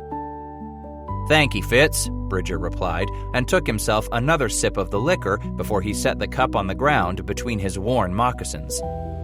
"Like that big-nosed yahoo over there told you, it were some 2 winters back." "A year and a half ago?" Tuttle asked. Nodding his head, Bridger replied, "Nearbouts, late fall it were." "Hell, it could have been early winter too, Jim," declared Fitzpatrick. "Nobody was keeping track nohow." "Leastwise, the first snows had come to this here country," Bridger continued. "Most of us was settling in for the winter not far on down this here same valley it were." He pointed south with a wag of his arm. "Seemed that not all the trapping outfits was in yet, but most was already here." Ashley's men were settling in real good, too, Jim explained. They had cut down strong saplings and lashed them together into Eastern-style wickiups, over which they interlaced branches to turn the dry snows of that high prairie land. Here, in what they had come to call Willow Valley the previous year, the trappers had a good source of water, plenty of grass to last their animals for the winter, and plenty of protection from the harshest of the season's winds. Firewood lay within easy reach along the creeks and streams that tumbled out of the surrounding hills. Day by day they shot buffalo, laying in more and more of the hides they fleshed and draped over the wickiups for insulation, slicing and drying thin strips of the lean red meat over smoky fires, knowing the hard days of bitter cold and deep snows were not long in coming. Just beyond that range of hills to the west of them lay the Valley of the Bear, a river that would soon become the irritating source of contention between the Ashley men.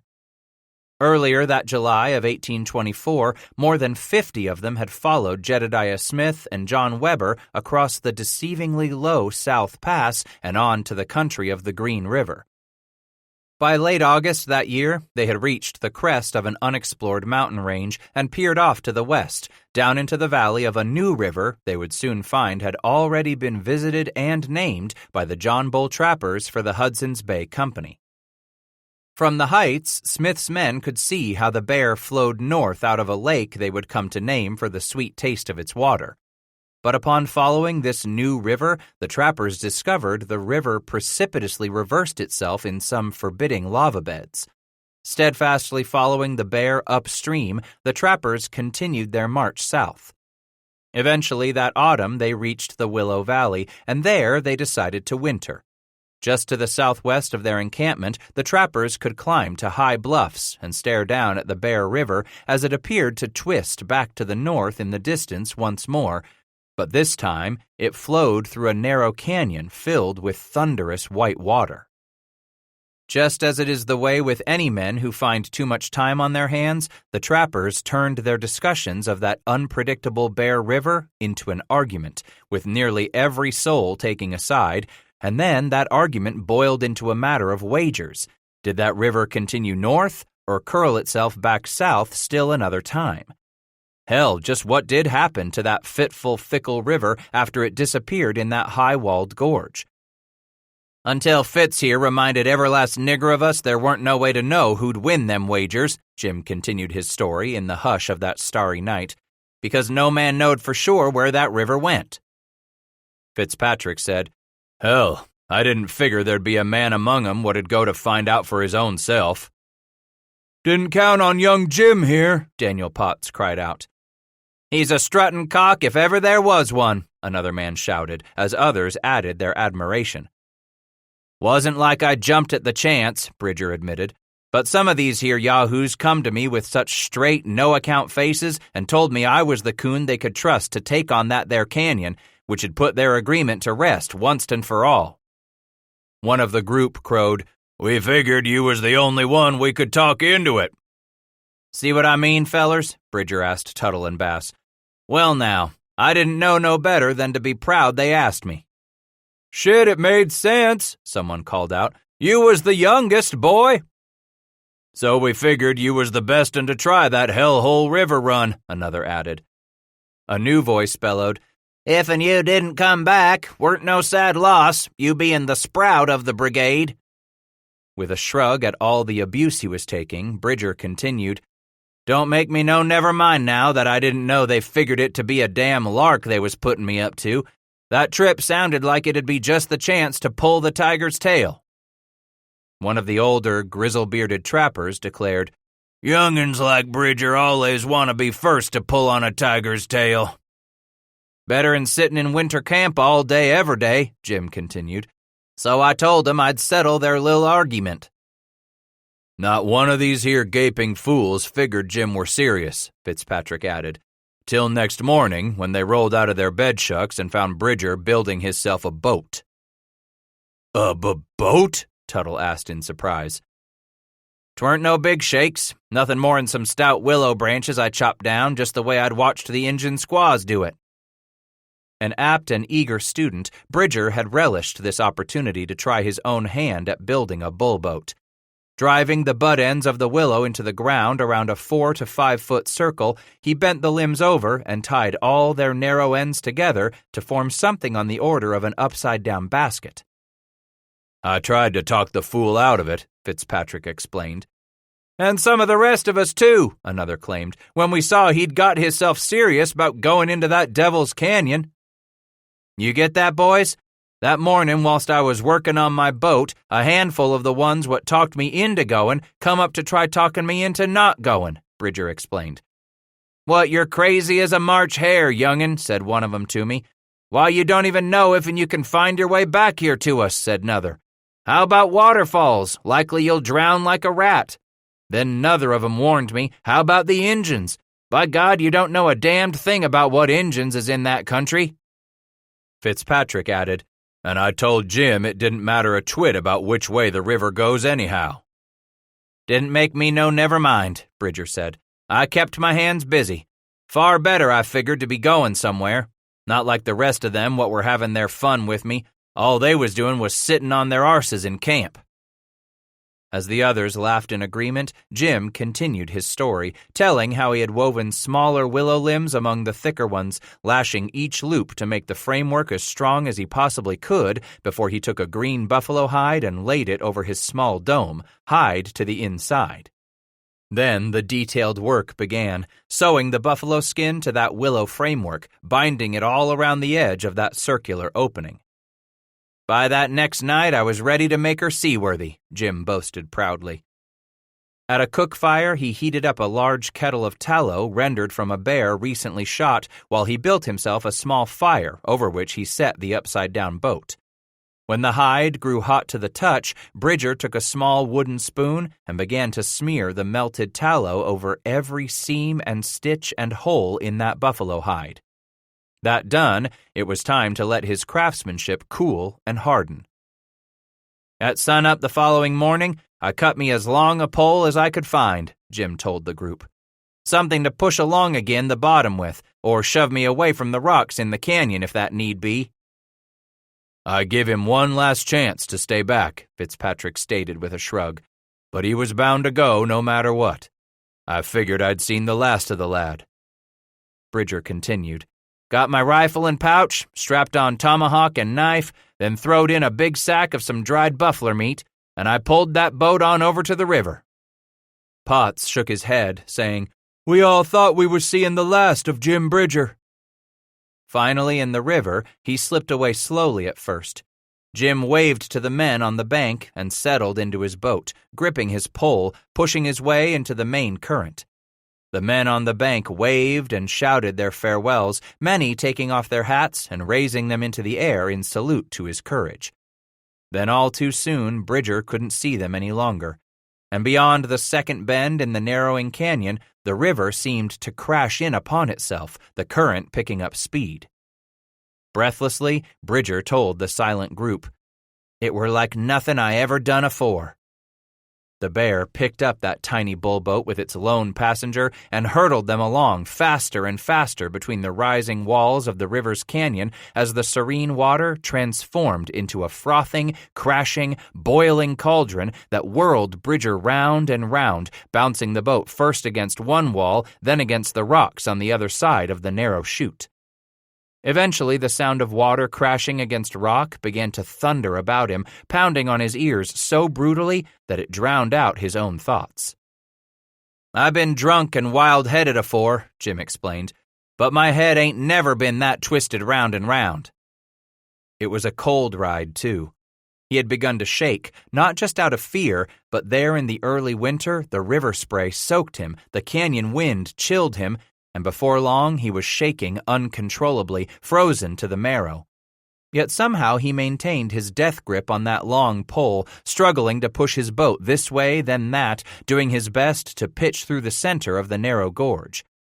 And through it all, he kept his rifle locked between his knees in the event he was pitched out by one of the many dizzying whirlpools, or by the series of frothy rapids he was flung over like driftwood, or hurled up against the boulders raising their heads in the middle of the channel, threatening to smash him and his tiny bullboat to splinters. Then, despite his dulled reactions, Bridger realized the immense cold he was feeling was actually water. Looking down, he found his boat slowly filling with the dark, icy river. But try as he might in the next frantic minutes, Jim realized he wasn't going to shove the boat to either shore. There simply was no bank, only canyon walls. On and on he hurtled, slowly taking on more water with every mile. "I figured I was damn well going under," Bridger exclaimed calmly as he raised his face to the sky dramatically. "Began to think back to my time as a youngin' in Missouri. I'd heard me many a story of the old salts who talked about rivers out here what disappear right underground on a man." Underground? Titus asked with a gulp. Just like the rest of them, he was caught up in the young man's story now. "Yup, that's what some of them old fellers told me. Them rivers go right down a hole in the ground. So I figured it was just about any time I'd be sucked right into some hole with that mighty river, and I'd never see daylight or the Rocky Mountains or my friends ever again." It was no wonder Bridger felt such dire fate awaited him. By that time, the late autumn sky was beginning to cloud over, and the sun was all but blotted out as he careened on down the canyon, its walls growing steadily steeper. The sky became nothing but a narrow and darkening strip far overhead. Now there were times when his bullboat was suddenly thrust against an outcropping of rocks, where it was suddenly wedged, with the full force of the water thundering against it, until Jim could free himself, using every last reserve in his young body, only to shove his boat back into the swirling madness of the gorge. By then, the boat was taking on more and more water, losing its natural buoyancy in the process as it slowly sank lower and lower in the freezing river. Then the strain of holding so much liquid began to tell on the bullboat's crude, handcrafted framework. Creaking and groaning, the limbs began to shift with the weight of the water, and then some of Bridger's sinew stitching began to unravel and loosen, the long strands of animal tendon becoming soaked to their limit. "I figured I was a goner, and if I didn't get sucked down under the ground with that river, then that river was bound to thrash me against the rocks," Bridger told the group, grown quiet, as they were drawn further and further into the desperate story. "Only thing for me to do was try to save myself," Jim said. "So I reached down and felt in the water at the bottom of my boat to find my sack of meat. I stuffed it down inside my coat and made ready to jump out and try for some rocks where I could least get out of the water.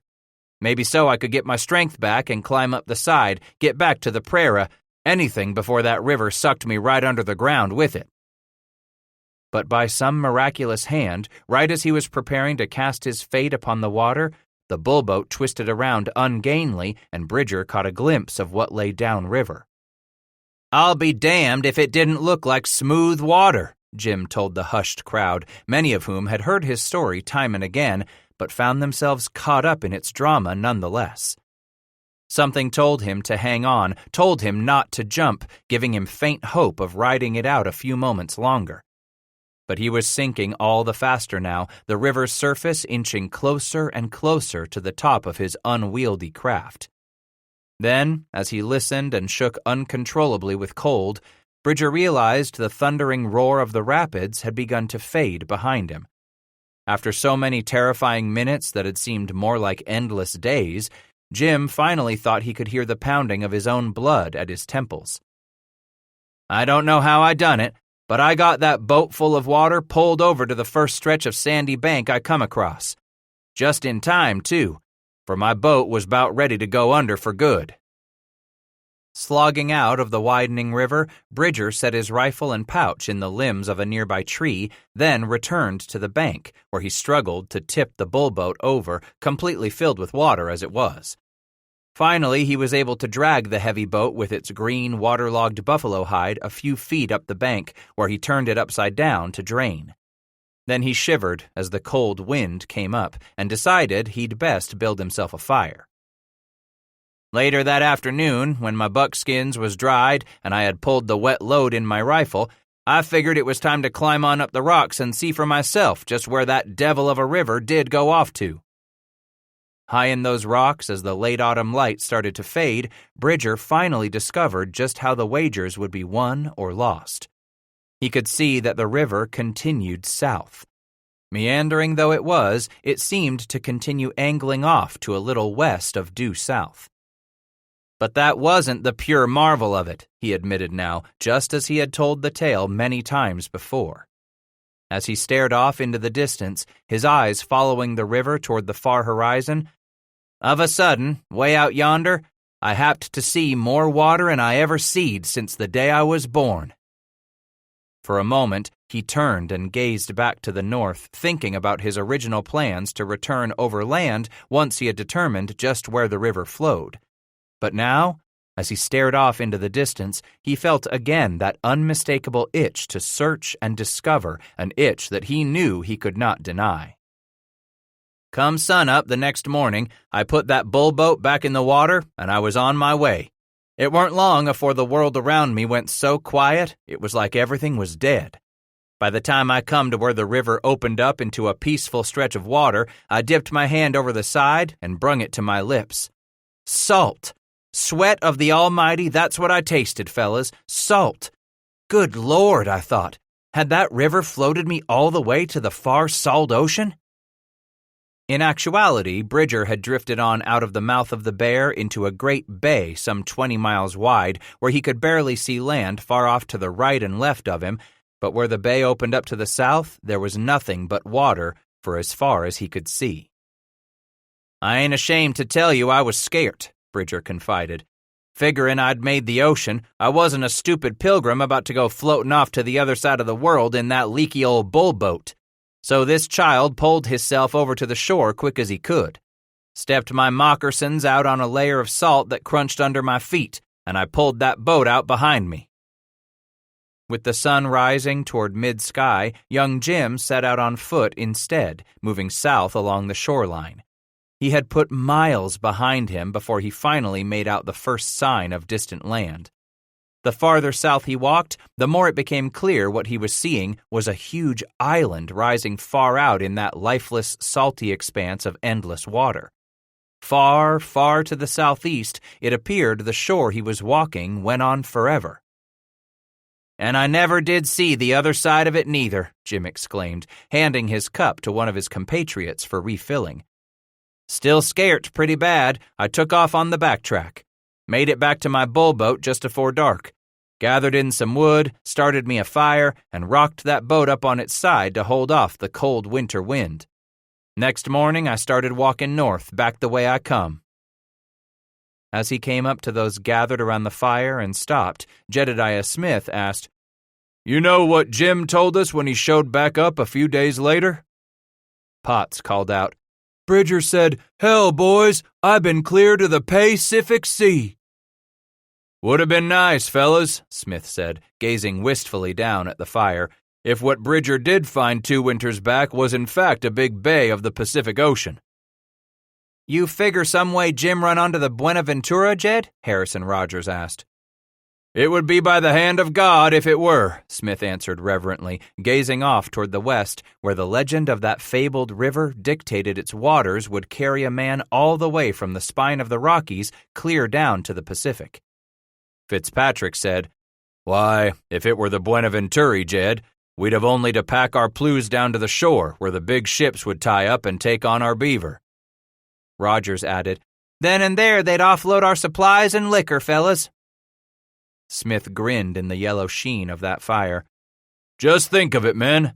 Jim Bridger here could well be the feller what found it for us. That's what we're heading off tomorrow to find out, ain't we, Jed? Rogers prodded. With a nod, Smith replied, That's why we're marching south by west. Yes, to find out just where the Pacific is, to discover just how close or how far we are from the sea. I'll be damned, Tuttle exclaimed with a gush. He slapped a hand on Bass's knee. Ain't that something, Scratch? Think on it, man. Just out there, maybe so not all that far off, the great salt ocean lays waiting for us to go see it. That is something, Titus agreed quietly, the immensity of the thought almost overwhelming him. Down at New Orleans, he had looked out on that harbor and tried to fathom the immensity of those great rolling oceans where tall, triple-masted schooners rocked atop frothy waves as tall as houses, moving to and from faraway ports where folks of many colors spoke all those foreign tongues he had heard fall upon his ears on that youthful trip to New Orleans with Hames Kingsbury's boatman. How so many of the sounds and sights and smells of the world were brought into that one place rolled up beside the ocean. And now, another such ocean might not be all that far away to the west after all. Let's drink to young Jim Bridger, Beckwith roared suddenly, standing with his cup held high. And to Bridget's hole. Immediately, they all shot to their feet. But Bridger was the last, looking young and sheepish among their lined faces, scraped clean of beard these past few days. The fire danced in their eyes, flickered on the dull sheen of their tin cups, as together they roared, celebrating one of their own. Hear, hear, to young Jim Bridger, Bass shouted with the others. Taken all together, those men gathered in Willow Valley that night were a pitifully small lot indeed. Hear, hear, to the far salt ocean. But few in numbers though they be, each man of them stood tall, head and shoulders above any who had chosen to stay behind, those who cowered east of the Missouri, this breed here and forever after to stand taller still than any of those who would come in their wake. To the Beaver, by God! Here they were of a breed just newly born, yet already beginning to die, so short was their glorious era. To the Rocky Mountains, by damn! Hear, hear, Scratch shouted with them, tears coming to his eyes, so emotional was it to stand among these men strong enough to match those high and terrible places. To the very heart of the world, to the Rocky Mountains!